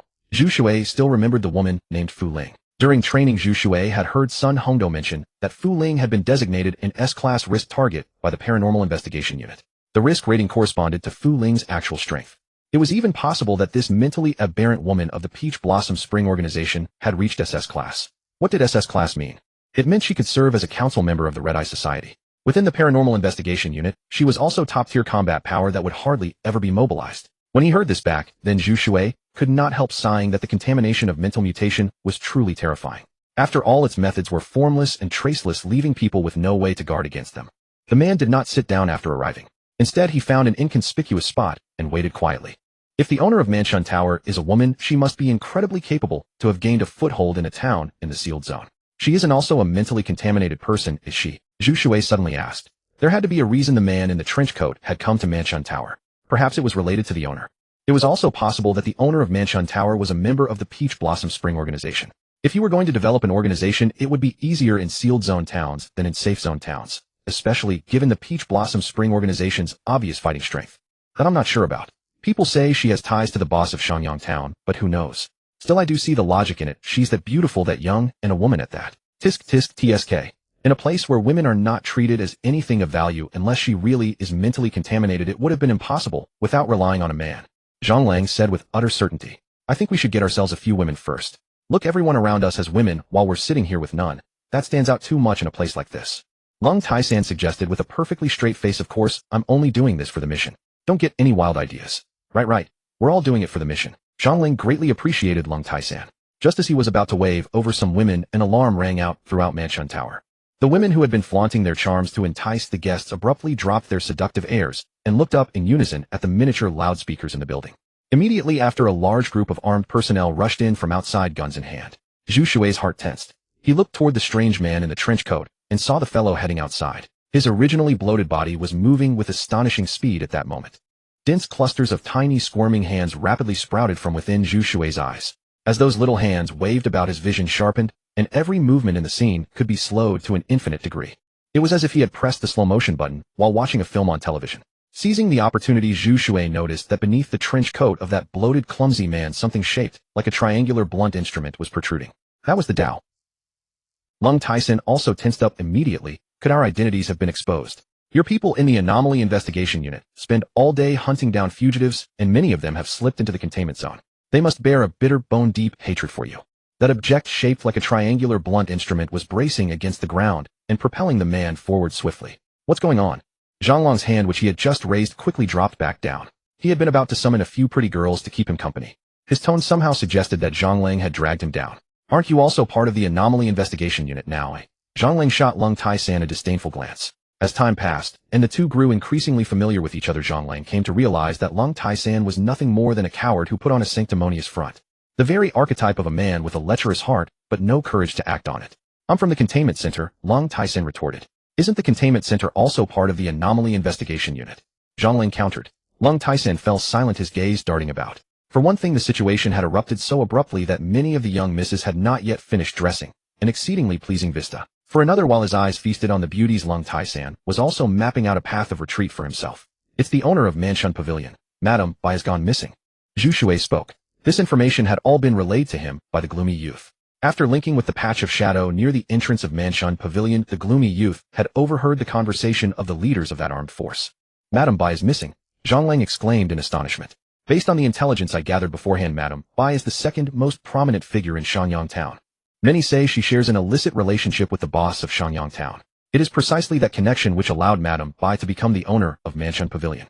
Those who once coveted Madame Bai's beauty and dared to harass her all vanished without a trace. Some claim it was the boss of Shangyang Town working behind the scenes. Now that Madame Bai has disappeared, it's a major affair in Shangyang Town. I just wonder if it will create obstacles for our mission. Could it be connected to the Peach Blossom Paradise organization?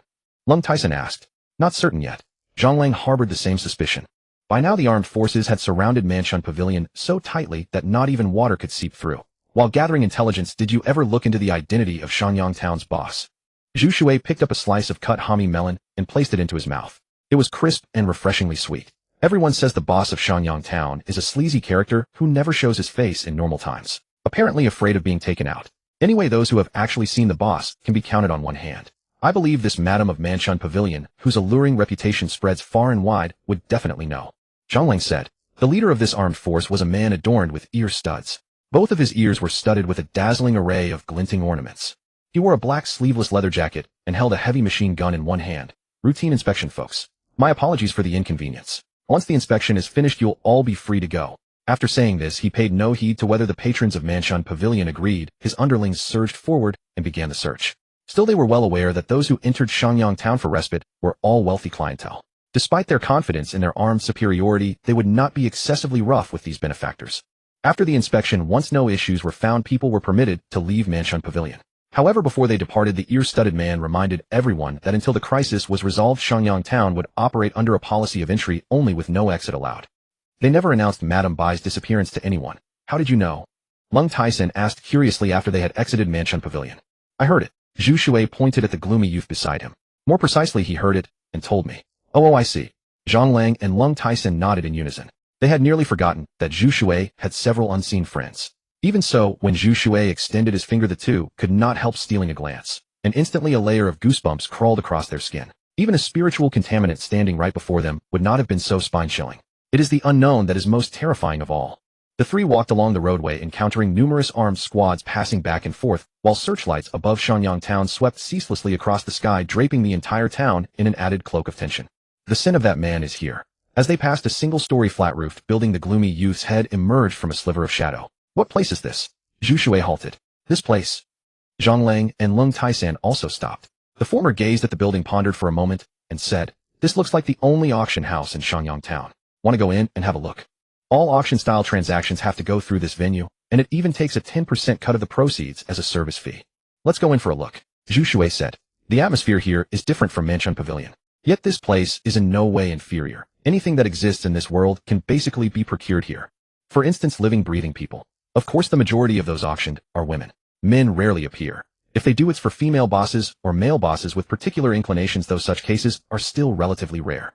Zhang Lang grew intrigued. Our operational funds are still substantial. Spend them as boldly as you like. As long as we doctor the mission report and invent a few plausible reasons, we can slip through the cracks. Along the way, Zhu Shui had shown little enthusiasm for anything, but he was now showing interest in an auction house. Could it be he wished to bid on something exquisitely delightful? It seems you do this quite often, Zhu Shui remarked. No. Zhang Lang cleared his throat with a dry cough. Let's go inside first. Just like Manshun Pavilion, entering the auction venue required paying an admission fee. Here the ticket cost 10,000 yuan per person. Compared to Manshun Pavilion, the price was somewhat exorbitant. Had this been a town in the safe zone, it would certainly have invited a torrent of accusations of being a heartless profiteer. Zhu Shui could roughly surmise that in a venue which could never be exposed to the light of day, the sums flowing within its walls would inevitably reach staggering proportions. If one couldn't even produce 10,000 yuan for a ticket, going in would serve no purpose other than taking up space. The first floor of the auction venue was hollow and barren. A few burly guards sat around playing cards, weapons by their sides. When they stepped into the elevator, the panel was filled with buttons for basement level 1, basement level 2, and beyond. Beneath the surface lay the true heart of this auction house. By the time Zhu Shui, Zhang Lang, and Lung Taisen entered the venue, the proceedings had already been underway for nearly an hour. The lights shone brilliantly, as bright as day. Even underground, the air possessed a refreshing sense of circulation. Just constructing this underground city must have cost a small fortune. Shangyang town is hardly a large stronghold in the containment zone, yet it can pull off such an audacious display of extravagance.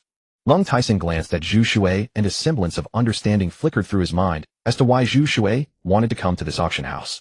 To be the ruler of a town, one must either possess formidable personal strength backed by a considerable number of loyal adherents, or be propped up by powerful backing. Lung Taisen suspected that such an extravagant undertaking might very well originate from the Peach Blossom Paradise organization.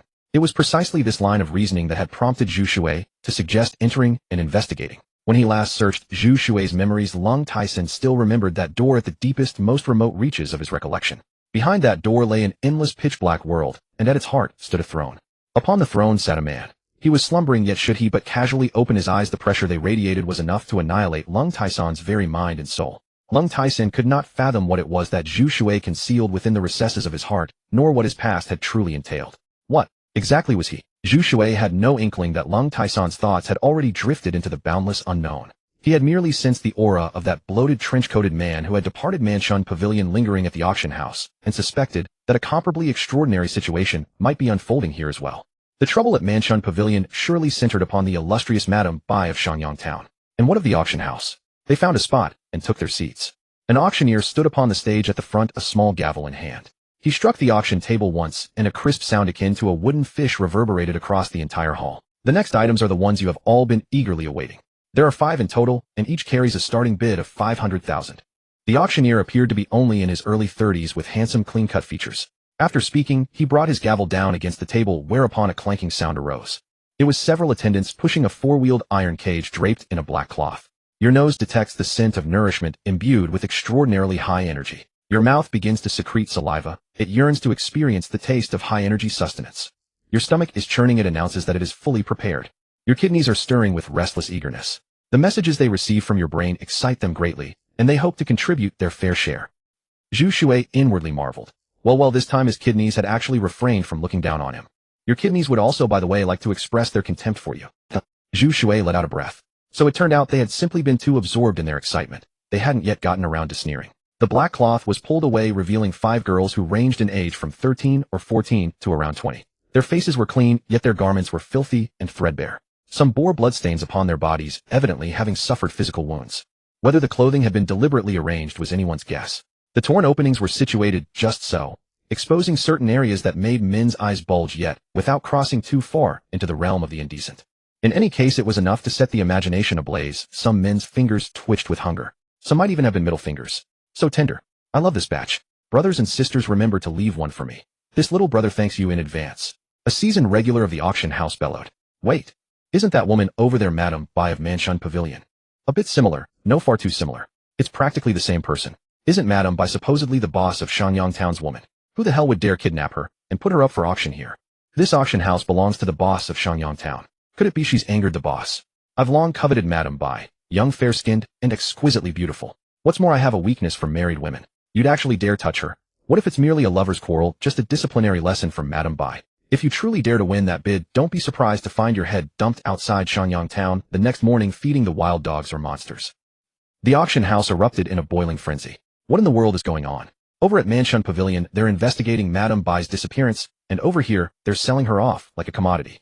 Zhonglong's fingers stroked the whiskers on his chin as he muttered with a lecherous chuckle, a daughter of moonlight countenance and flower-like grace. Her delicate brows and limpid eyes, her white teeth and rose-hued lips are beyond the reach of words. Ice-fed jade bones beneath her gown, the collar's gap, revealing a bosom of creamy snow.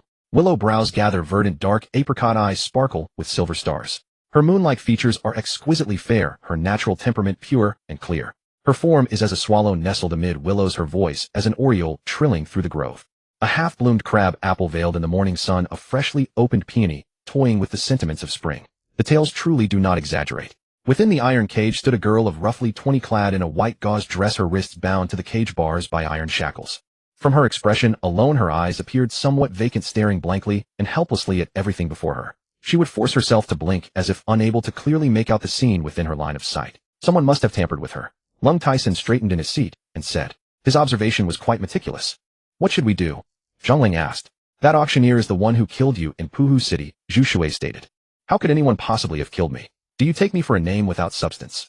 Wait, you mean the petty scoundrel who ambushed me in Puhu City is the auctioneer standing on that platform? Zhongling froze, then turned his gaze toward the man on stage, straining to recall every detail of that night. 1 million from Madame Bai. 1,200,000. To be perfectly honest, I've admired Madame Bai for a very long time. 2 million. Ha ha ha. Back at Manchun Pavilion, this old man couldn't so much as touch your hand, and now you're being auctioned off like livestock. How does that feel, Miss Bai? Always in that white gauze dress, so pure-minded and innocent. I've long wanted to tear that dress of yours to shreds. Even the thought of it is divine. 5 million. 5 million. I'm determined to have her. When you rejected us back, then did you ever imagine such a scene? Once you were the queen of this town, now you are merely a captive for others to squabble over. The auctioneer's voice, barely perceptible, drew out slowly. Everyone assumed you shared an illicit relationship with the boss of Shenyang Town. You cloaked yourself in a veil of mist and fooled them all. Truly quite clever. But how could you possibly be a match for us? The true homeland, the descent of the gods. You have no comprehension of your own worth. Little had she expected that capsizing in a gutter would bring her to a despair beyond all redemption. This Madame Bai, I'll take her. A young voice rang out across the auction hall, steady and brimming with force. Very well, sir, replied the auctioneer, gazing at the white gauzed figure within the cage with a sardonic smile, before raising his voice to inquire. Money. I have no intention of paying, the young man answered. The mocking smile on the auctioneer's face congealed somewhat. Only then did he lift his gaze toward the distant speaker. Someone dared to make trouble at this auction house, and it was during his own auction. The auctioneer was displeased. This was a slap to his face. When displeased, he liked to kill to establish his authority. Killing was the simplest, crudest, and most effective means. In his eyes, there was no other. Who's this kid? First time seeing him. He looks quite unfamiliar. Daring to make trouble here. Doesn't he want to live anymore? Interesting. I've seen the most anticipated show of the night, and there's even a little interlude. This 5,000 yuan ticket wasn't wasted. I don't care about the rest, just don't delay me from getting Madam White. You get Madam White. Don't boast too soon. Let's see whose money is more in the end. The auction hall was silent for a moment, then erupted into clamor. Many people were eagerly watching the young man who had stood up.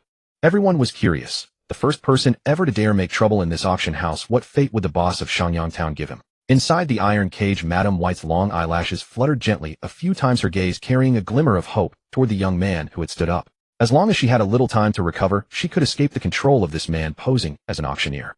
When the time came, Madam White would mobilize the entire armed forces of Shangyang Town, making the auctioneer regret it beyond measure. That arrogant face of his. She would dig it to pieces bit by bit with an iron spoon. Captain Nuke, what are you doing?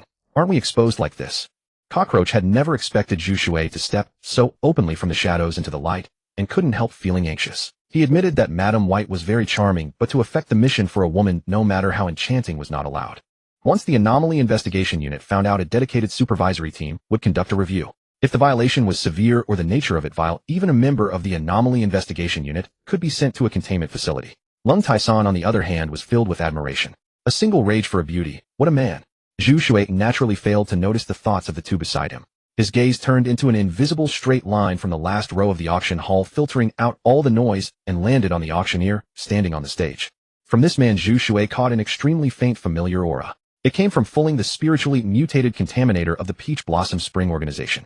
Regardless of whether the auctioneer belonged to this criminal organization, Zhu Shui could obtain intelligence about Peach Blossom Spring from him. You're not planning to pay, eh? The auctioneer put down the small hammer in his hand, wearing a polite smile. That smile, no matter who looked at it, was obviously fake. Correct. Zhu Shui nodded earnestly. First, I want Madam White. Second, tell me the intelligence about the Peach Blossom Spring organization. Shua? The expressions of the auctioneer, Cockroach, and Lung Taisan all changed. Even Madam White in the iron cage looked at Zhu Shui with shock and uncertainty. They had thought he was just a reckless young man, never expecting that he had come for the organization behind that man. Madam White had little contact with the auctioneer, but from the various details he had revealed, she could sense the formidable power behind him. Could this young man also have a powerful background? Cockroach and Lung Taisan both stood up. It turned out that the one who had been openly auctioning people in front of them was from the Peach Blossom Spring organization. You're seeking death. The smile on the auctioneer's face slowly disappeared. Whether I'm seeking death or not, I don't know, but you must do the two things I said. Zhu Shui said seriously. Sha sha sha sha. Suddenly many strange sounds rang out throughout the auction hall. It was as if thousands of centipedes were crawling on the ground. Many people searched for the source of the sound, but they couldn't see anything. What are you two talking about? Hey, that guy on the stage, you're just an auctioneer. Hurry up and call security to throw that wet behind the ears brat out and continue the auction, okay? Kid, let me give you a word of advice. Although I can't understand what you're saying, I have to warn you, this is not a place where you can run wild. Idiot. You're delaying me from going back to enjoy the night. Can't you just roll yourself out of here?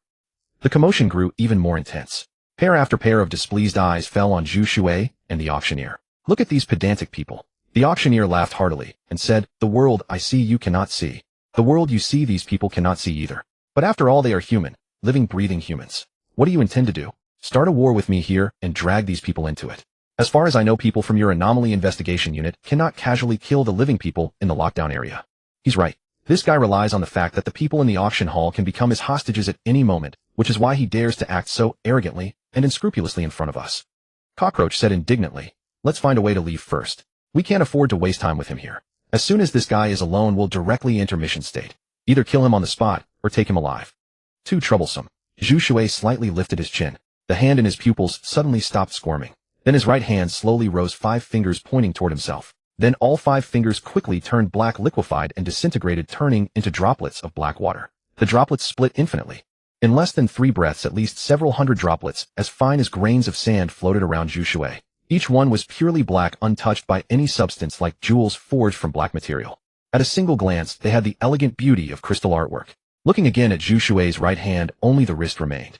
At the wrist, there were no muscles, no blood vessels, and not a single drop of blood flowed out. That cut-like section was pure black. The entire right hand above the wrist had completely split apart. Scatter.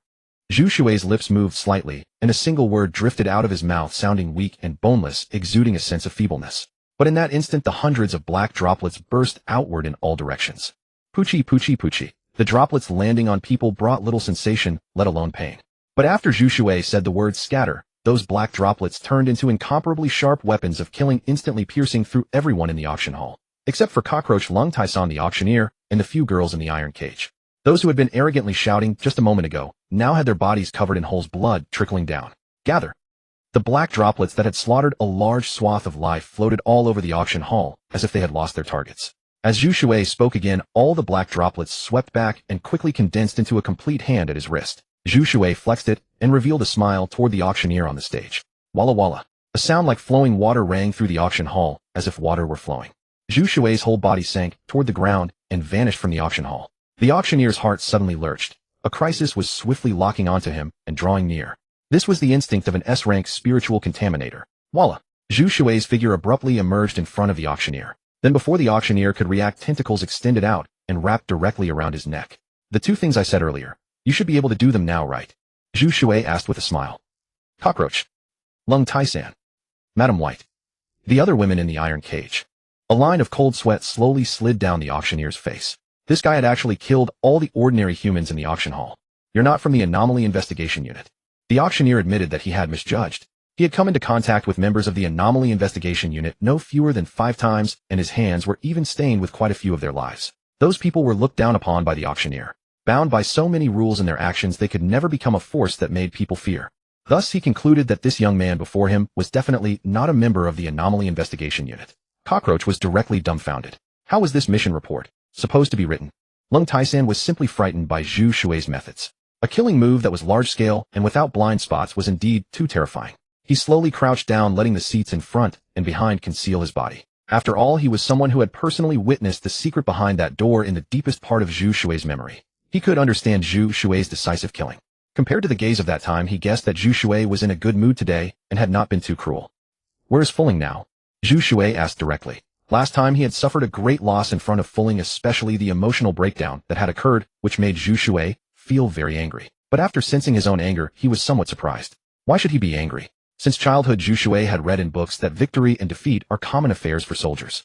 As long as one was unyielding and advanced against the current, one would surely get closer and closer to one's goal. That anger was like something forcibly stuffed into his emotions. Zhu Shui felt that this anger came from the heart. For a moment his thoughts became contradictory and confused. What kind of person are you exactly? The auctioneer asked incredulously. The tentacle around the auctioneer's neck began to exert force slowly. Close to the stage there was the iron cage. Madam White, whose body was slowly recovering, even heard the crackling sound of bones being squeezed by enormous force. I'll talk, I'll tell you. The auctioneer said with difficulty. I am indeed a member of the Peach Blossom Spring organization. Fulling is a person of the divine essence in our Peach Blossom Spring. The task I came here for this time was personally arranged by Lord Fulling. Divine essence? Zhu Shui asked again. Divine essence is actually what gods represent, the deity's being and its functional divine station. Some also called it the origin of the world. But in the sinister organization known as Peach Blossom Spring, what did it represent? Come a little closer, and I'll tell you. The black tentacle around his neck relaxed some of its force, and the auctioneer's expression also eased. Divine essence is the greatest secret of our Peach Blossom Spring organization. It must be heard by you alone. Seeing this, Zhu Shui leaned his head over. Shua? The auctioneer's trench coat split open, and a long spine-like object stabbed out. It pierced straight through Zhu Shui's neck. The tail of the spine was the triangular blunt object-like part that Zhu Shui had seen earlier at Mansion Tower. Nuke. Captain, Cockroach and Lung Taishan shouted in unison. Zhu Shui was the highest combat power among their trio. If even he fell here, wouldn't they be wiped out completely? The trench coat tore apart, turning into fragments that fluttered down. Only then could the few people still alive in the auction hall see clearly that the auctioneer's entire body was a writhing python-like spine connected to a human head. Your strength is too formidable and your methods are bizarre. The power you've displayed is about SS rank, I suppose. In our Peach Blossom Spring organization, you might even have the chance to enter the divine essence. What a pity. Haha. What a pity that you died in my hands. You must rarely watch movies. You don't even know that villains die from talking too much. The auctioneer was thoroughly triumphant and couldn't help bursting into laughter. Killing a high-ranked spiritual contaminator. The joy could not be described in a few short words. The tail of your spine looks like the head of the Mongshan iron-headed pit viper I once saw on a science channel. Zhu Shui blinked, looking as if he had gained a new perspective. What a pity you can only see it this once. The auctioneer abruptly pulled out the tail of the spine, admiring the irregular wound on Zhu Shui's neck. Indeed, I can only see it this once. Zhu Shui sighed. How can you still speak? The auctioneer asked with a frown. Why can't I speak? Zhu Shui retorted. You're not right. The auctioneer finally reacted belatedly. The auctioneer was about to move, but the ground beneath his feet sank inward, and his whole body sank uncontrollably like into a swamp. In the blink of an eye, only the part from his neck upward remained in the air. The rest of his body was in that liquid-like flowing black shadow. Your brain is mobilizing all the strength of your body to help repair the injury on your neck. Your neck wants to cry but cannot because it lacks the ability to cry. It needs comfort and healing. Your kidneys express their contempt for you, mocking you for actually being injured by such a low-level spiritual contaminant. Zhu Shui sighed again. This time the kidneys' contempt and mockery did touch him deeply. Losing Jingzhou through carelessness, there was absolutely no mistake in that saying. Tell me, what does divine essence mean? To show respect, Zhu Shui squatted down and asked the head in front of him. The auctioneer watched helplessly as the irregular wound that he had pierced on Zhu Shui's neck was wriggling and healing. What exactly? What kind of monster are you?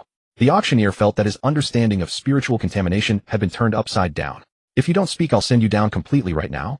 Zhu Shui said calmly. Spiritual contamination is the will of the gods. Do you think that the ancient Daoyuo golden immortals and the countless gods and Buddhas were all fake? If they weren't real, why do they appear in history books? Was it a baseless rumor? No, it could not be a baseless rumor because too many places have corroboration and records.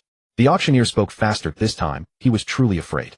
Before the era of spiritual contamination began, a scientist once said that the end of science is philosophy and the end of philosophy is theology. No one noticed that inside the iron cage Madame White's hands had turned into white bones and she had slipped out of the handcuffs. What do you mean? Zhu Shui frowned. He felt the auctioneer's expressive abilities might be lacking, because every word could be understood individually, but when combined they made no sense. However, Zhu Shui was a humble person. Perhaps his own ignorance of certain fields was the reason. If I reveal everything, the organization will kill me. The auctioneer was both worried and terrified. He had been too careless this time. He had thought Zhu Shui was part of the anomaly investigation unit. That organization dared not kill him, nor could they unrestrainedly use force. If he had known earlier that Zhu Shui was ruthless and could massacre without batting an eye, the auctioneer would have tried his utmost, perhaps finding a slim chance to escape. If you don't speak, I will kill you now, Zhu Shui said calmly. And indeed, I am from the anomaly investigation unit. After speaking, he took out his credentials from his pocket. The auctioneer glanced at the ID, confirmed it was genuine, then fell silent for a moment before reluctantly saying, Fine, but you need to give me a promise. What promise? Zhu Shui asked. After this is over, take me to your anomaly investigation unit, the auctioneer said, almost pleading. Aren't you afraid of being sent to a containment facility or sentenced to death by the anomaly investigation unit for what you've done? Zhu Shui asked curiously. What was the Peach Blossom Source Organization's power that could terrify the auctioneer so? You don't understand, the auctioneer paused again. Just answer me, agree or disagree. I need to add one thing. If you agree, you must protect my personal safety during the journey to the anomaly investigation unit. No problem, I agree, Zhu Shui promised. Good. A trace of relief finally appeared on the auctioneer's stern face. Divinity is the highest existence within the Peach Blossom Source Organization. Who controls divinity? How many members there are? I know nothing. The only one I've ever contacted is Lady Poria. Has Poria arrived? Zhu Shui asked. No, the auctioneer honestly shook his head. Since he had decided to speak, it meant an irreconcilable conflict with the Peach Blossom Source Organization. He could only answer one question at a time, hoping to gain Zhu Shui and the anomaly investigation unit's protection, at least to buy himself a moment of respite. What's your name? Zhu Shui asked. My real name is Yu Shi, the auctioneer answered frankly. Then continue, Zhu Shui said. Zhu Shui said. Cockroach and Lung Taisen also pricked up their ears, listening intently. Since the Peach Blossom Source Organization rose rapidly, this was the first time they had captured a live member. The people in Divinity fervently believe that gods truly exist, Yu Shi said. They propose that Journey to the West is a biographical history. Biographical history? Cockroach didn't understand. A genre of traditional historiography, mainly centered on biographies of figures narrating the historical facts of the time. Lung Taisen helped explain, like records of the Grand Historian Book of Han, Book of Later Han, records of the Three Kingdoms, Book of Jin Nu, Book of Tang, History of Song, History of Liao, History of Jin, etc. Do these heretics think Sun Wukong Tang, Sanzang, Zhu Beiji, the Southern Heavenly Gate, etc. actually existed in history? Truly insane, Cockroach said, finally understanding the meaning of Journey to the West is a biographical history. What basis do they have? Zhu Shui was quite interested, though he also found it absurd. The Peach Blossom Source Organization is searching for reincarnated deities. Yu Shi said, I vaguely heard that Lady Poria is a reincarnated deity, though I'm not sure which deity's reincarnation she is. Then what was your purpose in coming to Shanyang Town? Zhu Shui asked. My purpose is... Yu Shi's eyes shifted, finally looking past Zhu Shui's shoulder to the woman who had emerged from the iron cage. Her. Zhu Shui turned around, looking at Lady White, whose face was cold and sneering. She is the reincarnation of the White Bone Demon. You've seen Journey to the West, right? Yu Shi gestured, She was originally a female corpse reduced to bones on White Tiger Ridge. By chance she absorbed the essence of heaven and earth transformed into human form and learned the bone-transforming art. Later the white bone demon discovered Tang Sanzang and wanted to eat his flesh to achieve immortality. After multiple transformations, she was eventually seen through and killed by Sun Wukong. Though, I also find it ridiculous. You're the white bone demon. Your whole family are white bone demons. Lady White's fingers twitched, murderous intent surging. My mission was to bring her to a rendezvous point. There I would contact the Peach Blossom Source's liaison, and then someone from Divinity would come take Lady White to Divinity and hand her over to others for processing. You sure said. Then if we go to that rendezvous point now, we can catch more members of the Peach Blossom Source, maybe even contact the madmen of Divinity. Cockroach's eyes lit up. If he reported this to the Anomaly Investigation Unit, it would be a great achievement. Impossible. Yusher shook his head. The liaison is very cautious. I don't even know if I was being watched during my mission in Shenyang Town. Then how did Lady White end up in the auction house? You did that, didn't you? Zhu Shui's statement was not a question, but an affirmation. It was me, Yusher said shamefully. It's my hobby. I like to humiliate my opponents when I have absolute superiority. Do you have any other valuable information to tell me? Zhu Shui asked. No, Yusher lifted his face, assuring, I've already revealed all the greatest secrets of the Peach Blossom Source. It feels like a fabricated lie to fool us. This so-called biographical history of journey to the West and reincarnated deities. The Anomaly Investigation Unit's Research Institute said that spiritual contamination is a virus-like phenomenon that appeared on this planet.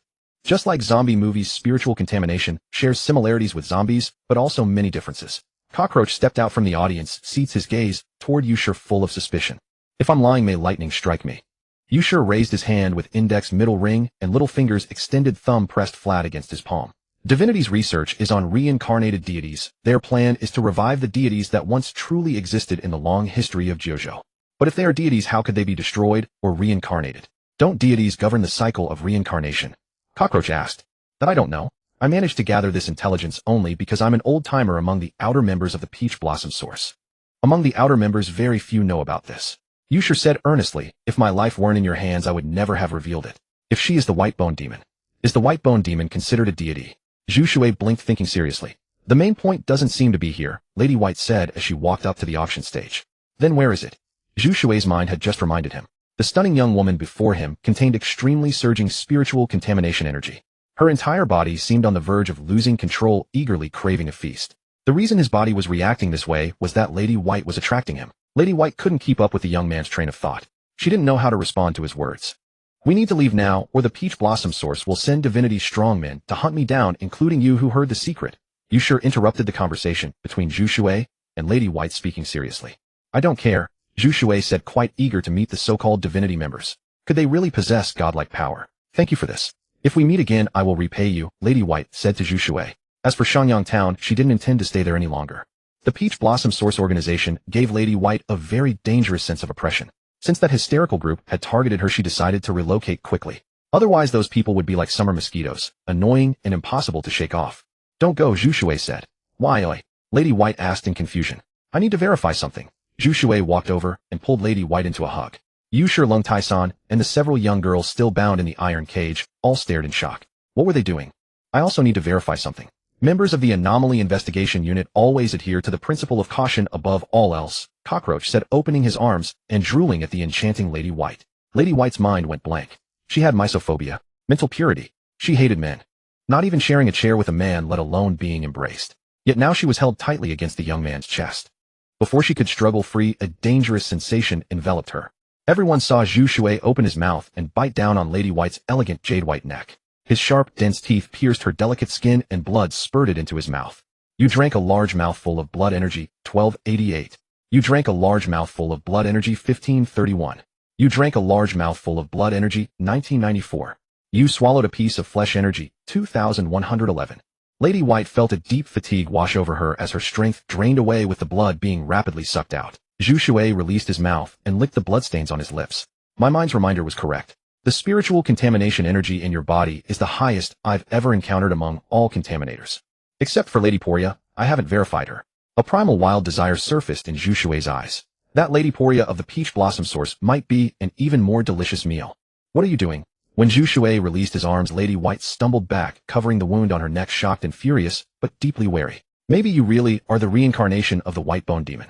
Otherwise, I can't explain why you have so much more spiritual contamination energy than others, Zhu Shui said with a smile.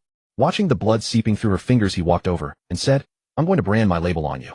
From now on, you are my personal property. After I thoroughly study you inside and out, I'll decide the rest of your life." Ripples spread across the shadow on the ground. A gloomy youth emerged from it, standing behind Lady White, grabbing her arm and forcibly prying her fingers apart. At the same time, his shadow connected to Lady White's, immobilizing her body. Zhu Shui extended his right hand and shoved it into Lady White's mouth. As he inserted it, he could feel the presence of her tongue. Then his right hand rapidly liquefied inside her mouth. Drops of black liquid flowed into Lady White's body. "This is the seed of my spiritual contamination left inside you. It means you are mine," Zhu Shui said. He was extremely interested in this Lady White. This was the concept of a mother body mentioned by the Anomaly Investigation Unit's Research Institute. From this moment, Zhu Shui became the mother body, the secondary source of infection for Lady White. "Cockroach seed." Lung Taisan felt Zhu Shui's words were oddly suggestive, but seeing the latter's serious expression, he couldn't pinpoint what was strange. "You?" Before Lady White could finish, a peculiar energy rapidly spread through her body. Especially in her lower abdomen, it was scorching hot. Then the wound on her neck began to heal swiftly. Within a few breaths, Lady White touched her neck. Though blood still stained it, the flesh and skin had completely healed, leaving not even a scar. If not for the memory of the pain, she would have doubted whether she had just been hallucinating. Zhu Shui waved his hand, and Lady White immediately regained control of her body. What kind of being was this guy? Lady White felt her body was different from before, but she couldn't tell exactly how.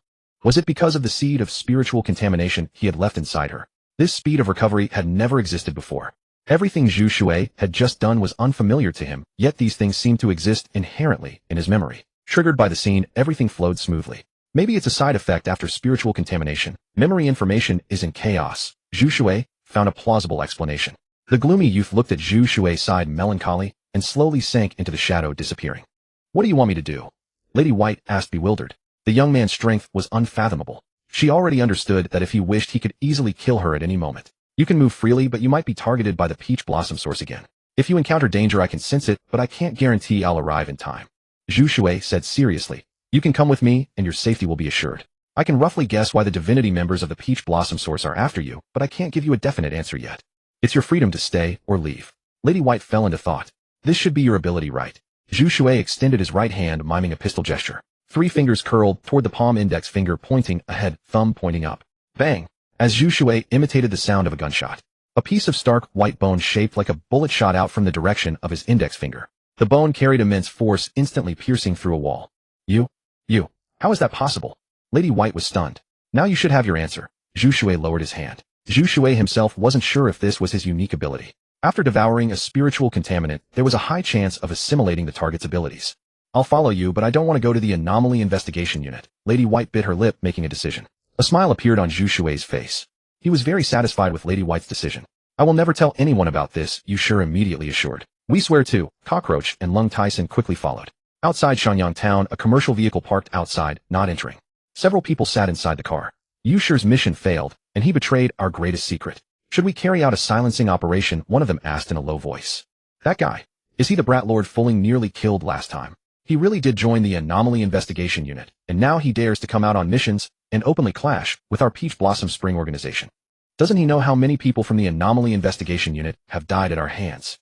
Inside the business van, the person sitting on the other side let out a strange laugh. Beneath the strange laugh was undisguised murderous intent, the kind of cruelty that after killing someone would personally crush every bone in the body one by one. A mere Yushir, low-ranking trash like him is everywhere on the outer fringes of our organization.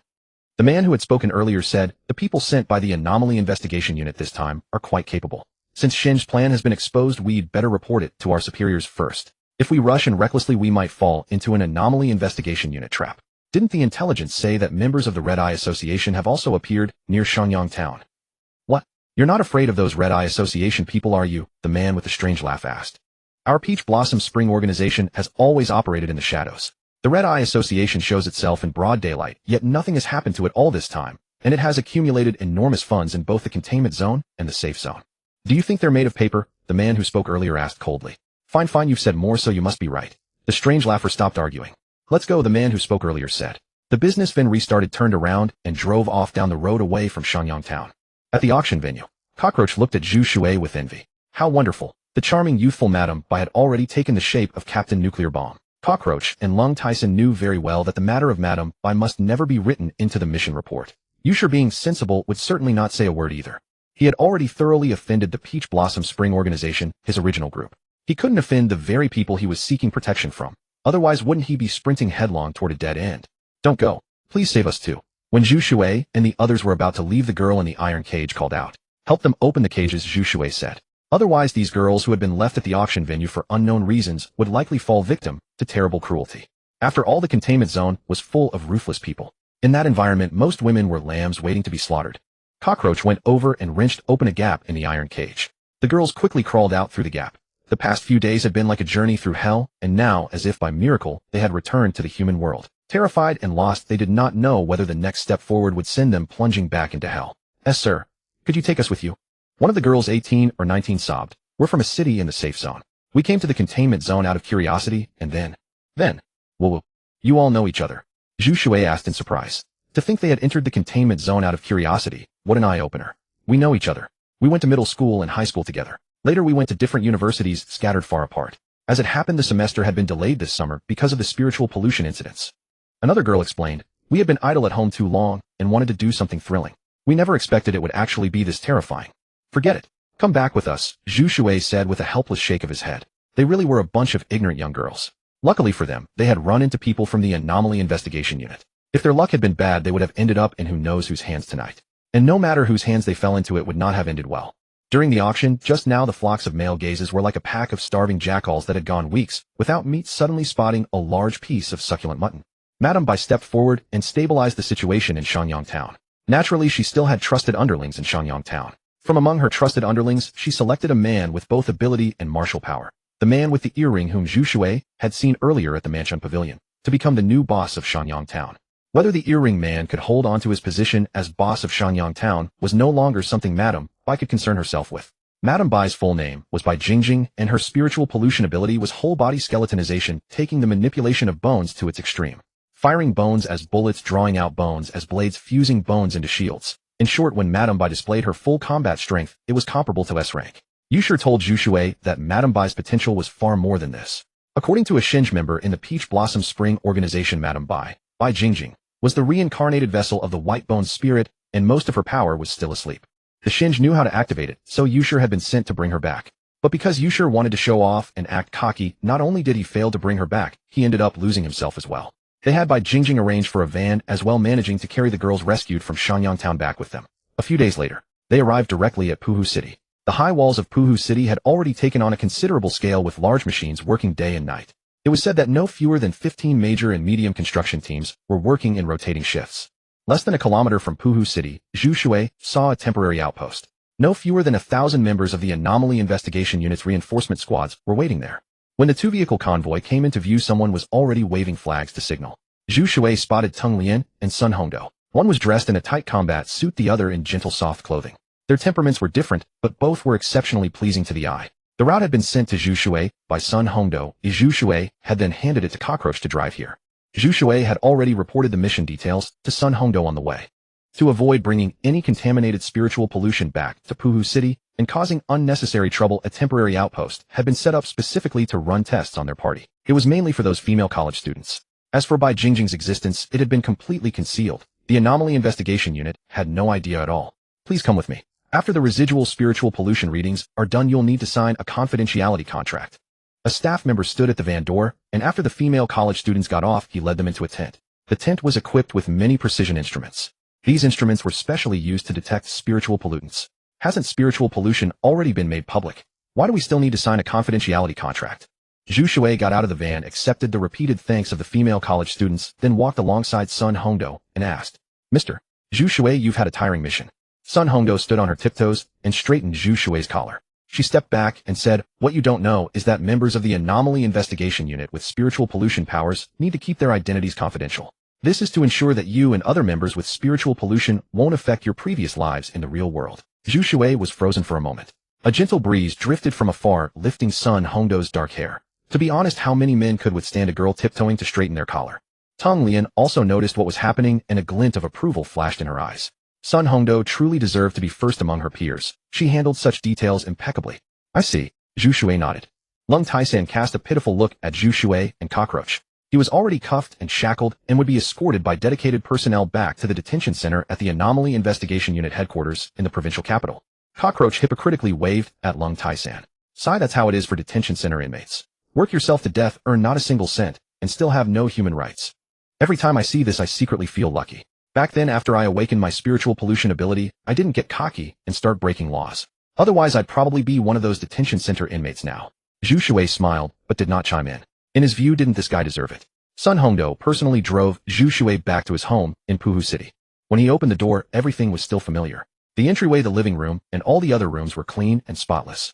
It looks like Sister Yi Jing isn't home. Zhu Shui walked around the house and found no sign of her. So he returned to his bedroom, found clean clothes, and took a comfortable shower in the bathroom. When he came out after his shower, the doorbell happened to ring. He looked through the peephole. It was Bai Jingjing. Come in. Zhu Shui opened the door. Bai Jingjing was wearing simple sportswear and a peaked cap, looking like a sporty girl who had just come back from a run. After coming inside, Bai Jingjing took off her peaked cap and placed it on the cabinet by the entrance. She was slightly stunned. She had not expected such a terrifying monster to live in such a warm, cozy house that felt like home. From now on you live here. There are several bedrooms, so you can take the master bedroom. The two side rooms are occupied by Sister Yi Jing and me. The remaining master bedroom belongs to my parents. They almost never come back all year round, so you can stay there for now. Zhu Shui paused thoughtfully, then said, okay, thank you. Bai Jingjing reached out her hand. From now on I'm basically your housekeeper. I have to take orders from you on everything, so you have to pay me a salary, right? Do you have a bank card? Zhu Shui asked. Yes. Bai Jingjing took a bank card from the crossbody bag she was carrying. I'll transfer it online every month. 100,000 yuan a month, no problem. Zhu Shui noted down the card number and asked. No problem. Bai Jingjing readily accepted. In the containment zone, when she had been the boss of Shangyang town, 100,000 yuan wasn't even a fraction of what she made in a month. But the fact that Zhu Shui was willing to pay meant he valued her. Bai Jingjing saw things with absolute clarity. Her looks, temperament, and figure were all top tier among women her age. 99% of the men who saw her had lustful or greedy thoughts. But in Zhu Shui's eyes there was not a trace of impurity. When Bai Jingjing met that gaze, it was like looking at a cold, emotionless devil. So even living under the same roof with Zhu Shui in the future, she would not feel any ill intent from him. Latest intel, the target, codenamed Nuclear Bomb, is home. He took a shower, talked to himself, ate, washed the clothes he had changed out of, and hung them up to dry. The way he does chores makes him look like a stay-at-home husband. A new character has joined the scene. It's a woman in a peaked cap and casual sportswear. Judging by her age and figure, she looks just about 20. Wait, why would Nuclear Bomb bring a strange woman home? She's very pretty, impressive. But wouldn't a pretty girl like that be scared by Nuclear Bomb's schizophrenic pollution disorder? Is it possible that this pretty girl doesn't know there's something wrong with Nuclear Bomb's head, eh? Oh right. A pretty girl like this appearing by Nuclear Bomb's side might involve his private love life. Do we still need to record that? Of course we do. When our superiors gave us this mission, they made it clear that anything concerning Nuclear Bomb must be recorded in full detail, no matter how trivial. Across from the residential buildings, several members of the surveillance team were discussing in low voices. Over the remaining time, he completed his mission report and sent it in document form to Sun Hongdo. Sun Hongdo would be responsible for reviewing the document, correcting typos, and polishing certain places. Zhu Shui had officially entered his vacation period. He had not seen Lu Zhu since she left last time. He had specifically asked Sun Hongdo whether the Red Eye Association had run into any trouble. Sun Hongdo's answer was that the Red Eye Association had been acting mysteriously recently, and no one knew what it was up to. Bai Jingjing sat on the sofa binge-watching a melodramatic romance series. Buzz. While Zhu Shui was playing a computer game, his phone screen lit up with a group message notification. He tapped the screen casually, then froze completely when he saw the group message. As a result, Yasuo's 091 record had become 0101. Chuanzi University Chinese Language and Literature Major Class Group. Counselor at present, with the joint cooperation of the relevant departments of the Jiuzhou Nation, transportation in all safe zones has been upgraded and restored to normal. Chuanzi University will officially begin its semester in 5 days. Please make every effort to arrive on campus. If you cannot arrive, please contact your counselor to report it. School is starting.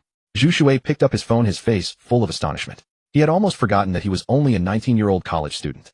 Since undergoing spiritual pollution and mutating into his new self, Zhu Shui had slowly grown increasingly accustomed to this role. Turning off his phone and the computer game, Zhu Shui opened his browser to look up relevant information. The transportation authorities had issued a new notice saying tickets could be bought normally, and that the safety of all safe zone transport hubs nationwide would be guaranteed. So Zhu Shui bought 2 plane tickets, preparing to go back to school since he had to bring Bai Jingjing along. He also needed to call Sun Hongdo and report this matter. It's Nuclear Bomb calling. In the temporary base of the Anomaly Investigation Unit in Puhu City, Sun Hongdo's phone rang. Did something unexpected happen? The surveillance team didn't send us any messages either. In an instant, many researchers stood up, staring at Sun Hongdo's phone with tension. Answer it first. Let's hear what he has to say, Tung Lian said in a low voice. Sun Hongdo nodded, pressed the answer button, and put the phone to her ear. Hello, Mr. Zhu Shui. Is something the matter? School is about to start, and I can't buy plane tickets. Can you pull some strings for me through the back door? Zhu Shui asked awkwardly.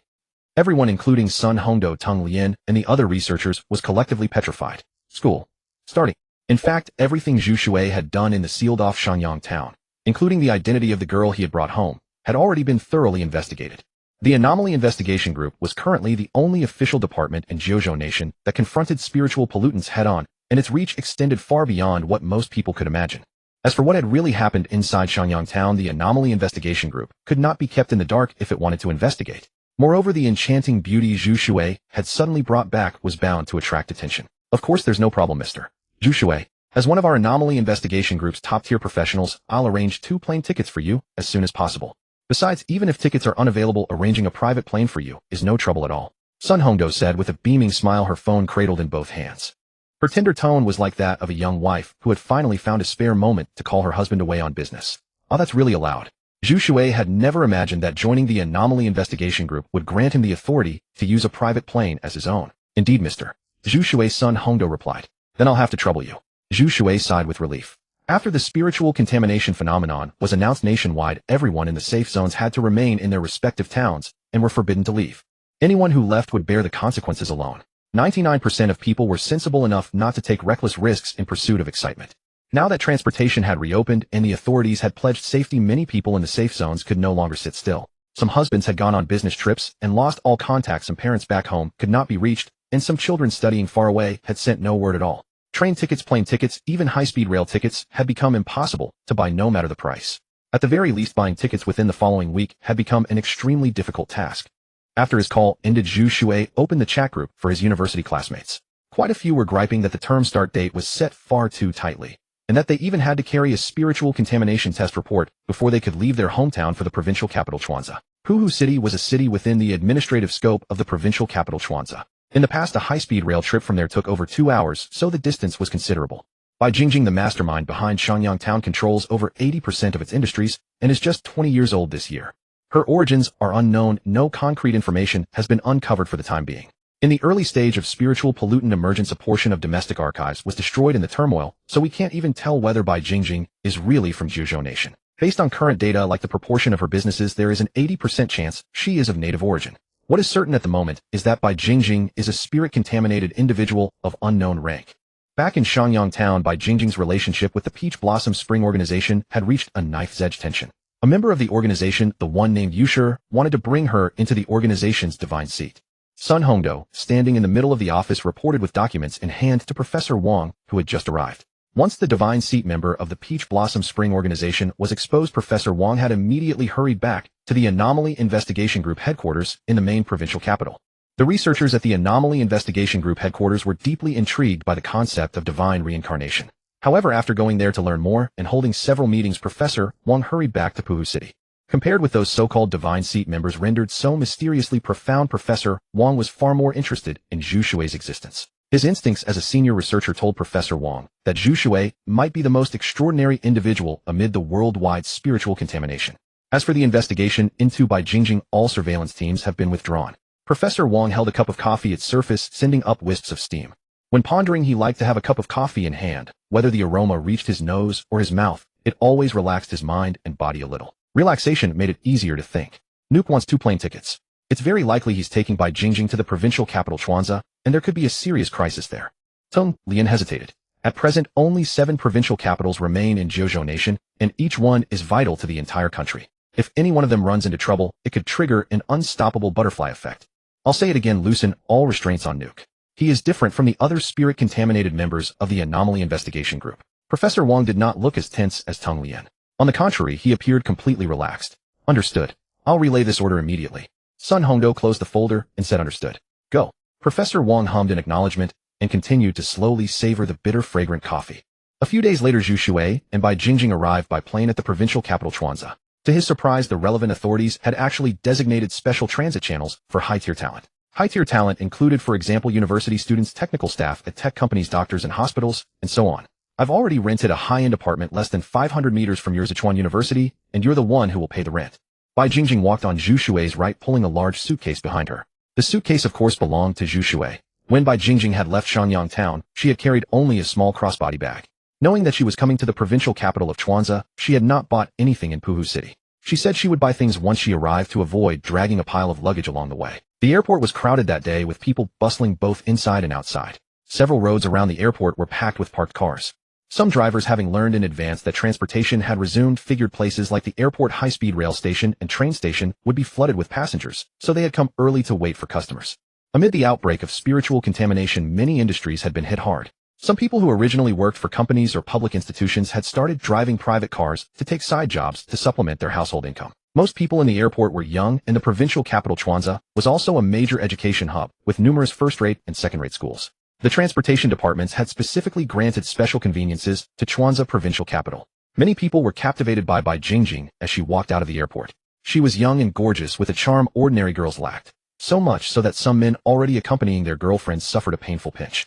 Some men even cast reproachful looks at Zhu Shui, as if shaking their heads over his utter failure. How could he let such a graceful, beautiful girl pull the suitcase? Didn't he know how to cherish a woman? If they had such a beautiful girl beside them, let alone pulling her suitcase, they would gladly carry her on their backs. Some men sighed inwardly, truly a young man who didn't know his own good fortune. Zhu Shui took a taxi to Sichuan University. Bai Jingjing took a taxi to the apartment she had rented to rest. Zhu Shui, gazing at the sea of students at the university gate, walked through the tree-shaded campus and looked at the varied buildings of different heights. Zhu Shui felt as if an entire lifetime had passed. He was a student 19 years old studying at Sichuan University. He went straight back to the dormitory building. He pushed open the door. Damn, Zhu Shui, you're finally back. When Zhu Shui walked into the dorm, several boys were huddled together watching the news. For most young men, the arrival of the age of spiritual contamination stirred both fear and excitement. There was talk online of the gates to a new world, new humans, and so on. It made them fantasize about becoming superheroes like in the movies, saving humanity, saving the planet, and becoming figures admired by millions. You guys are here so early. Zhu Shui showed a smile. These were his college roommates, and they had a very close bond. Yeah, the spiritual contamination thing is terrifying. I thought some of us might not make it back, but when I checked, everyone was here. As soon as I saw that transportation had reopened, I stayed up all night buying tickets. I even subscribed to a membership and sent the link to friends and family for help, and I actually managed to grab one. The three roommates chattered away, all in high spirits. After all, they studied together, lived together, ate together, and shared similar interests, so they had long formed a bond no weaker than that of childhood friends. Seeing that they had all arrived safely was rather moving. How about going out to eat tonight, and not going home until we're drunk? Besides, at this time of year, the girls are out in shorts and skirts, wearing stockings in every color from black and white to all sorts of shades. I've got to take my new glasses with me. No way, spiritual contamination is pretty serious right now. Better to order some takeout, and just eat and drink in the dorm. The four people in the room, including Zhu Shui, all had different personalities. The one dressed flashy and needing glasses to look at girls was Sun Wei. The one who acted cautiously and wanted to eat in the dorm was Wang Lulu. The one who loved excitement and proposed eating out was the dormitory head Huang Jiaqing. Spiritual contamination is no joke, especially now that transportation has just reopened. Chuanza is one of Jiuzhou Nation's 7 provincial capitals with a permanent population of over 10 million. Add in the floating population from these past few days, and it must be at least another 4 or 5 million, right? Zhu Shui quite agreed with Wang Lulu's proposal to eat together in the dorm. Having personally experienced the cruelty of spiritual contamination incidents, he said who knows whether some spiritual pollutant might slip through the cracks among this massive floating population. What you said makes sense. Sun Wei, who had originally planned to go watch girls, found Zhu Shui's words quite reasonable. The four quickly reached an agreement. I'll pay. Order whatever you want. Zhu Shui found a hot pot restaurant, the kind that could deliver the hot pot and ingredients to their dorm. Compared with other universities, the dormitory conditions at Sichuan University were exceptionally good. For example, high-wattage electrical appliances that other universities explicitly banned could be used without any problem at Sichuan University. Eating hot pot was naturally no big deal there. Did you get rich? Treating us to something this good? I was thinking just a bowl of spicy malatang and a Coke would have been more than enough. Huang Jiaqing came closer and asked in surprise. Forget it. If Zhu Shui wants to eat out, let's just split the bill. Consider it a reunion after surviving the changes of a new era. But after this meal, we brothers are going to have to tighten our belts for the rest of the month. Sun Wei glanced at Zhu Shui's phone screen and snickered.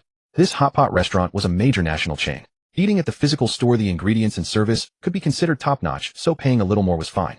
But ordering through the delivery app, the price was nearly 50% higher than in the physical store. For 4 strong young men, the meal would cost at least 1,000 yuan. It's fine, I said, I'm treating. Besides, the server will come to the dorm and help us prepare the hot pot. Zhu Shui ordered a few dishes through the app, enough for 4 people, and after ordering they began tidying up the beds. The hot pot meal was delivered before long. While ordering it, Zhu Shui had also casually bought a case of beer. Compared with before the age of spiritual contamination, the prices of many things had risen a great deal. You guys have no idea. Today I saw some bastard at the airport with a gorgeous girl. That girl was at most 20 years old. She was unbelievably pretty. How many years have I been appreciating beauties? I started puppy love in kindergarten. Who can beat that? Nobody but me. So I can guarantee you with my expert eye she was a top-tier beauty. Put her in today's entertainment industry, and she would crush a whole circle of so-called A-list actresses. After several cans of beer, Sun Wei's tongue was practically tied in knots. Slapping the table, he shouted, "That little punk." Guess what he did? He actually made that pretty girl pull the suitcase while he walked ahead empty-handed. It made me so mad. I was so mad I just hailed a taxi and came back to school. I beat my chest and asked myself, where did I lose? Maybe he's just rich, Wang Lilu said enviously. Zhu Shui was briefly startled. People like that really existed. If it were him, he would never do such a thing. He definitely wouldn't. He knew how to cherish a woman.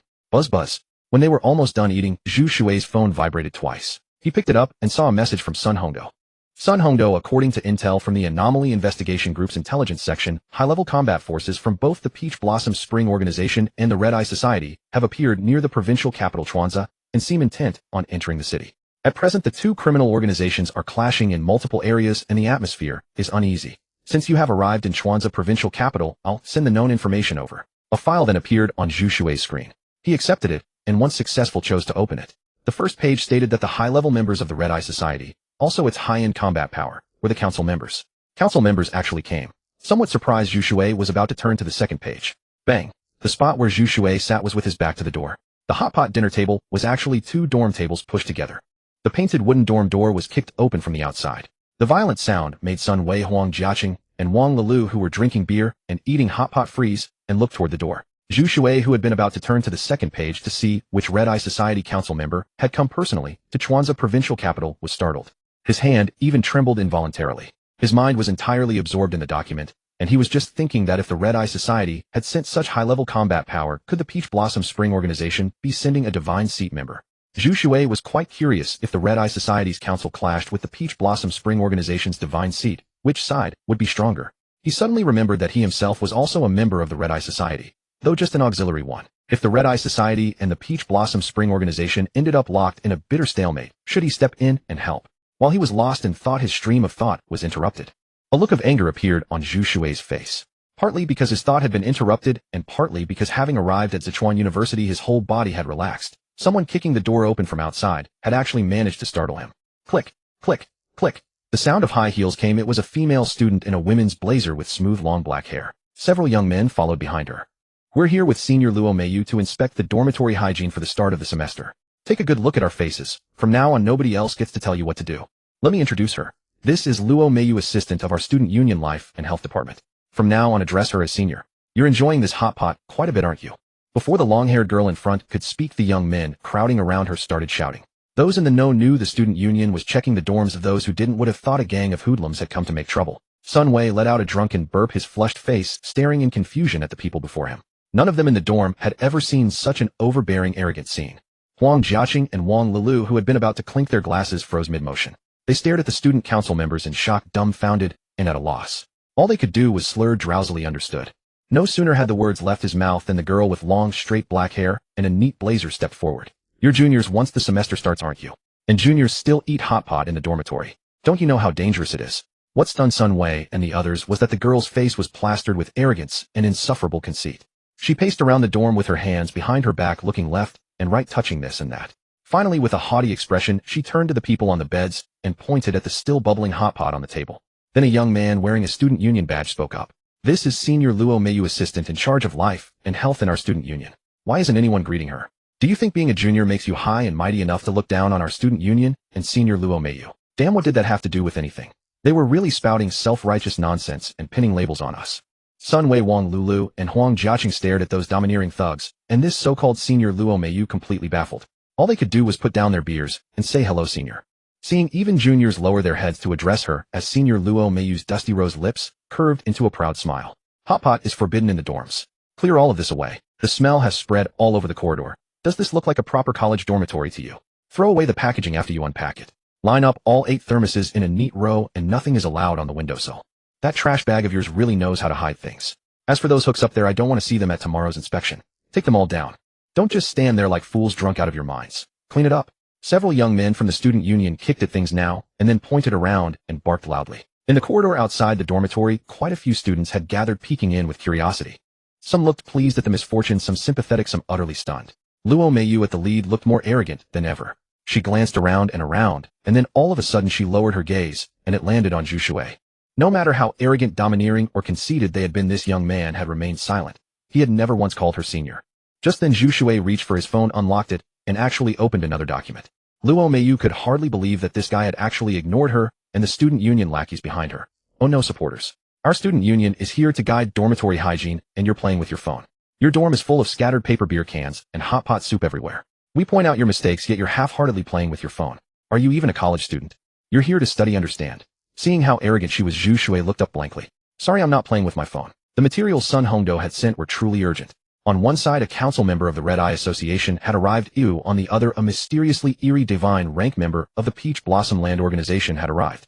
Zhu Shui guessed that whether it was the council threshold or the divine rank threshold, the minimum would probably be SS rank. An SS rank figure could easily throw a second or third tier city into chaos. If two SS rank psychic polluters started fighting, it would be an easy task to plunge the provincial capital of Sichuan into disorder. And if one imagined an even grimmer scenario, what if the threshold was an SSS rank psychic polluter? Never mind at least two. Even one could casually inflict slaughter-level destruction in the provincial capital of Sichuan. Compared with dormitory hygiene, Zhu Shui thought this matter was far more important. You're not playing with your phone. Then what are you doing? Luo Meiyu demanded. I'm studying. It's important. Zhu Shui's voice was light, and he did not tell her the truth. After that brief encounter, Zhu Shui did not regard Luo Meiyu as any kind of good person. As for the Red Eye Association council member and the Peach Blossom Land Organization divine rank member personally descending upon the provincial capital of Sichuan, both the Anomaly Investigation Unit's regulations and the need to keep the crisis from spreading into panic meant he could not mention this matter to unrelated people in such a setting. You, studying. You probably opened that document to read a story. If you're wrong, you should admit it. Yet you're still here quibbling with me. I'd better teach you a lesson, or you'll never know how powerful I Luo Meiyu am. Luo Meiyu was furious. As an assistant in the Student Union Life and Health Department, didn't all those boys always swarm around her? She could grab at least 5 lackeys at any moment, and almost every student union member behind her was one of them. And now a member of the opposite sex dared to treat her with this attitude. Luo Meiyu stepped forward and did something Zhu Shui never expected. She snatched his phone and tossed it straight into the boiling hot pot. Bang! The scorching boiling hot pot instantly killed the phone screen. Then the phone burst apart with another loud bang. Scalding soup splashed everywhere. Fortunately, the pot had a fairly high rim, so the splash did not fly too far. Sun Wei Wang Lulu and Huang Jiaqing hurriedly dodged, but their reactions were not fast enough. Scalding soup splattered across parts of their bodies and they winced in pain. Zhu Shui raised an eyebrow, reached his hand into the bubbling, boiling hot pot broth, and fished the phone out. Then he picked up a tissue from the table and wiped it a couple of times. The phone had burst apart. It was impossible to use. Luo Meiyu, Sun Wei Wang Lulu, Huang Jiaqing, and the other student union members all went wide-eyed in shock. That guy had actually reached his bare hand straight into the boiling hot pot. Without even a hint of a frown, he had fished out a phone that burst in extreme heat and nonchalantly wiped the hot pot soup off it with a tissue. Yet the few people in the dorm were more bothered by that infuriating excuse for a senior Luo Meiyu. She had simply grabbed someone else's phone and thrown it into the boiling hot pot. This was ridiculous. A phone like that cost a few thousand yuan. She just destroyed it just like that. There was no limit to her arrogance. Never mind a mere assistant from the Student Union Life and Health Department. Even if the Student Union President or even the president of Sichuan University had come, none of them would have the right to throw a student's phone into a boiling hot pot. Absolutely lawless. At first, Luo Meiyu was also stunned by Zhu Shui's act of reaching into the boiling hot pot to retrieve the phone. But she took it as him trying to intimidate her, so she shouted with unshakable confidence, "Did all of you see that? This is what happens when the Student Union Life and Health Department comes to discipline you, and you still try to sneak in some phone time and slack off on your duties. Let this be a lesson to you. Don't ever be so blind as to stand up to me, Luo Meiyu." Meanwhile, Zhu Shui was fiddling with his phone. He didn't really understand this device. If the phone was truly wrecked, that document would not be so easy to view. His chat account password had been automatically saved on the phone for years. If the phone would not turn on, recovering the password on such short notice would be rather difficult. It's just a piece of junk domestic phone. Call your parents and have them buy you a new one. Broaden your horizons. Use one of those fruit phones from the West. A student council youth who was defending Luo Meiyu said scornfully, hands in his pockets. Senior is absolutely right. A student should act like a student. Eating hot pot, playing on your phone, not studying, and talking back to senior. This is your punishment. Another brownnoser on the other side chimed in. The stream of flattery emboldened Luo Meiyu even more. Her expression grew more smug, and she gradually convinced herself that she had been completely justified. Wasn't it just a crappy phone? What's it worth anyway? Zhu Shui said coldly, "My phone is broken. How are you going to compensate me?" His words were icy with unmistakable anger surging beneath them. These people were too unreasonable. Even someone as gentle and good-tempered as Zhu Shui could hardly contain himself. What? Are you implying that I should pay for your phone? Are you kidding me? Luo Meiyu was taken aback at first, then sneered with mockery. Yeah, right. You want senior to pay for a garbage phone. Do you not want to stay at Sichuan University anymore? Do you really think being a junior makes you someone special? How dare you speak to Senior Luo Meiyu like that? Senior is warning you for your own good, even saving your lives. It would be one thing if you burned yourselves to death eating hot pot in the dorm, but the real crime is affecting others. A piece of junk phone. Just treat it as paying for a lesson. Are you feeling wrong now? Several student council members shouted. Those words made even Sun Wei Huang Jiaqing and Wang Lilu in the dorm angry, let alone Zhu Shui. The hot pot they had ordered was high-end. There was no open flame at all. With no fire, how could it cause a fire? For defying me, you'll write a 1000-word self-criticism and hand it in to the student union no later than the day after tomorrow. With that, Luo Meiyu turned and walked out the door, the arrogance on her face undiminished. The other student council youths snorted coldly at Zhu Shui and followed after her. Zhu Shui, don't be angry. Tomorrow we'll go with you to the school disciplinary office to file a complaint. Huang Jiaqing patted Zhu Shui on the shoulder. Big bro, big bro. The little girl appeared from nowhere crawling along the wall and giggled. Do you want me to cut off that woman's head for you? Let's just place a curse on her. She'll fall down the stairs, and at that exact moment a piece of glass will fall and slice cleanly into her throat, severing her head from her body. Blood will spray everywhere. Ha ha ha. What do you think? Fun, that's so fun. Zhu Shui shot a glare at the little girl clinging to the wall, but said nothing. If he spoke now, he would probably scare his 3 roommates. Worse, he might get reported for being contaminated by psychic pollution, and then there would be trouble. Forget it. I still have something to do. Let me borrow your phone to make a call. Zhu Shui stretched out his hand. But is your phone just going to be broken for nothing? Huang Jiaqing asked in confusion. My things aren't so easily ruined without consequences. Zhu Shui smiled. After borrowing the phone, Zhu Shui took it to the balcony and called Sun Hongdo. Huang Jiaqing, Sun Wei, and Wang Lilu began cleaning up the mess in the dorm. It was a complete wreck, and besides, they were almost done eating. From now on, this will be the new base for our research team.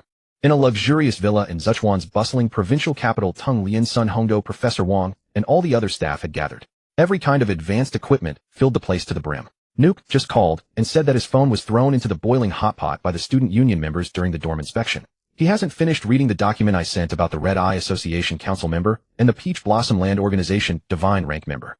He'll get a replacement SIM card and a new phone as soon as possible. Once he's back online, he'll arrange it. Sun Hongdo, who had just ended the call, walked back and reported to everyone. This research team of dozens had come specifically for Zhu Shui. To its members, Zhu Shui's affairs were the most important matters of all. How is Nuke? Tung Lian immediately asked worriedly. It was quite surprising that Nuke could be bullied. The key concern was whether Nuke being bullied would make him lose emotional control. For example, letting those dark personalities crawl out and do something with unforeseeable consequences. Not for now, Sun Hongdo said with a smile. Her journey from the initial fear and nervousness of contacting Mr. Zhu Shui to this calm trust had been cultivated through every bit of contact with him. That's good. Tung Lian breathed a sigh of relief. That was Sichuan University. If he lost control there, it would be disastrous. But for Sichuan University to have a student like that, it really isn't all that impressive. Sun Hongdo complained. Bullying Mr. Zhu Shui. How detestable. The Anomaly Investigation Unit headquarters also called me, saying that all of HQ's top experts had been sent out. And since our team had come over, they hope we can cooperate with Zhu Shui and do our best to handle the security of Sichuan's provincial capital. Professor Wang said with a smile. The Red Eye Association council member and the Peach Blossom Land Organization Divine rank member are both coming in person. This will be a very, very big challenge. Can Nuke handle it alone? Tung Lian asked with great concern. Night fell, and the fragrance of flowers and trees in the dazzling, bustling provincial capital of Sichuan grew even richer and more intoxicating. A tower soaring into the clouds was lit up from its base to its top. Suddenly a figure like an eerie phantom appeared above the building. A gaze that seemed able to shoot 10 million meters pierced through the distance. Sichuan University. I found you, and now your death has come. This was a young woman with her hair tied in a high bun, wearing a wide-sleeved long robe and a long tail behind her adorned with short, fine barbed feathers. If anyone had captured this scene on camera and spread it, it would inevitably cause an enormous sensation. A human woman was actually standing in midair with both feet at a position even higher than the dozens of stories high building. If Zhu Shui saw her, he would recognize that this woman of stunning beauty was fooling of the Peach Blossom Spring Organization, the one who had once crossed swords with him and made him suffer a great loss. An affliction clinging to the bone. The night wind howled, lifting a few strands of Fulling's hair as she turned her head to gaze at the figure in a black tailcoat on the rooftop of a distant building. A black top hat, white gloves, a neatly pressed and refined black tailcoat, and a tall, upright posture, like a graceful, aristocratic gentleman out of a movie. He wore a mask on his face, a white mask painted with a face. If it could be called a face, it was simply a pair of eyes without eyebrows or eyelashes plus a mouth. The smile on that mouth was drawn with an exaggerated curve, its corners turned high on both sides. Seen from afar, it made this aristocratic gentleman who stood quietly with his hands behind his back look rather eerie. Even through the mask, Fulling could sense that the eyes behind it had been watching her all along. After finishing the phone call, Zhu Shui returned the phone and helped the other 3 people in the dormitory clean up the night's trash. When they were almost done, it was close to 10 o'clock at night. Bang! Bang! At that moment, the door was knocked on. It can't be that damn senior girl again, can it? Wang Lulu tied up the trash bag and asked worriedly. Zhu Shui's heart stirred. He walked over to open the door, and there stood a girl full of grievances. Holy crap, she's the pretty girl I saw at the airport today. Sun Wei's eyes instantly turned into 100-watt light bulbs, and he said with delight. Huang Jiaqing and Wang Lulu were also stunned. Isn't this the boys' dormitory? How did a girl get in? The key thing is she was simply too beautiful. But even though they had been single since birth for who knows how long, they could tell that this girl, though young, had none of a student's temperament. She had definitely entered society. What they didn't know was that the world she had entered was not society, but the notorious and dangerous containment zone. And she was even the behind-the-scenes big boss of a town in the zone. A white-boned spirit, with blood stained on her hands. I brought you what you wanted, the latest model phone. Fortunately, there was still a phone store open at this hour. And I got the SIM card from the place you told me to go. Do you have any idea that I had just finished cleaning the apartment and was about to take a bath? I'd already taken off my clothes when you called and assigned me this task. Bai Jingjing extended her hand heavy with grievance, holding a shopping bag containing the phone box and a palm-sized plastic bag with a brand new SIM card inside. Thanks. Zhu Shui took the items. That's all. Bai Jingjing asked. What else? Zhu Shui was stunned. You wouldn't get tired from such a little exercise, would you? Listen to him, just listen. A beautiful young woman, as lovely as a flower, and he doesn't know how to treasure her at all. We never noticed before. Zhu Shui is such a beast. Sun Wei muttered, quietly resentful that Zhu Shui had no high ambitions. Huang Jiaqing and Wang Lulu kept nodding in agreement. If it were them facing a beauty of such enchanting charm, even if they managed to hold back from being simps, they would have to cherish her with an attitude of, afraid she might melt if held in the mouth. Giving orders to such a beautiful girl to go buy a phone in the middle of the night. Only someone who had lost his conscience could do that. Condemnation. It must be condemned. The three of them were envious until their their faces turned purple. I really don't get tired, but you still have to pay me for the phone and the errand fee. Bai Jingjing said through gritted pearly teeth. Don't worry, I'll transfer the money to you later. Zhu Shui agreed readily. The apartment is cleaned. You can come and stay anytime. After saying that, Bai Jingjing pressed down the brim of her cap. A council member of the Red Eyes Association and a Godhead member of the Peach Blossom Spring Organization have come to the provincial capital of Sichuan. I'll go back with you tonight. Zhu Shui thought for a moment and said this. After all, Bai Jingjing was the one targeted by the Godhead of the Peach Blossom Spring Organization. This visit might very well be aimed at her. To let Bai Jingjing come over and then let her go back. No matter how you looked at it, it was unsafe. So soon, Bai Jingjing's expression also became somewhat grave. The Red Eyes Association and the Peach Blossom Spring Organization were both unscrupulous behemoths now. Moreover, since Bai Jingjing was connected to the Peach Blossom Spring Organization, it would be a lie to say she felt no pressure. In fact, if not for the fact that Zhu Shui's background was the Paranormal Investigation Unit, Bai Jingjing wouldn't have chosen to stay by his side. In Bai Jingjing's view, no matter how strong Zhu Shui was, it was impossible for him to oppose a large organization with so many experts. Yes. Zhu Shui opened the phone box, put the SIM card and powered it on, downloaded the messaging app, retrieved his account and password, logged in successfully, and sent a text message to Sun Hongdo. Upon receiving the message, Sun Hongdo resent the document. Apartment. The three roommates in the dormitory looked at one another, all showing envious expressions. I have something to do tonight, so I won't sleep at school. I'll explain to the school authorities later. Zhu Shui told his three roommates, then left together with Bai Jingjing. What do you think they'll do together tonight? Sun Wei asked jealously. Beethoven once said the faster the fingers, the higher the decibels. Huang Jiaqing said. You mean Zhu Shui is going to turn into a musician tonight? Wang Lulu said with a half understanding. Yes, his instrument is really, really good. Sun Wei slapped his own forehead and got angrier the more he thought about it. After leaving the school, Bai Jingjing put her hands in the pockets of her coat and walked slowly beside Zhu Shui. Did the Paranormal Investigation Unit contact you? Yes. Zhu Shui didn't hide it. In Bai Jingjing's body remained the seed of his spiritual contamination. To put it bluntly, Bai Jingjing had already become someone in this world who absolutely could not betray him. Unless Bai Jingjing chose to bring about her own destruction. Obviously, Bai Jingjing was not such a crazy person. The council and the Godhead are all a bunch of madmen. After walking several hundred meters in silence, Bai Jingjing finally spoke. You know about them. Zhu Shui's gaze shifted away from the phone screen. He had only learned about the existence of the council and the Godhead recently. Perhaps someone who had long lived in a containment zone and controlled a town knew little about spiritual contamination. Bai Jingjing shook her head and said, although these two organizations act very carefully, no wall under heaven is completely airtight.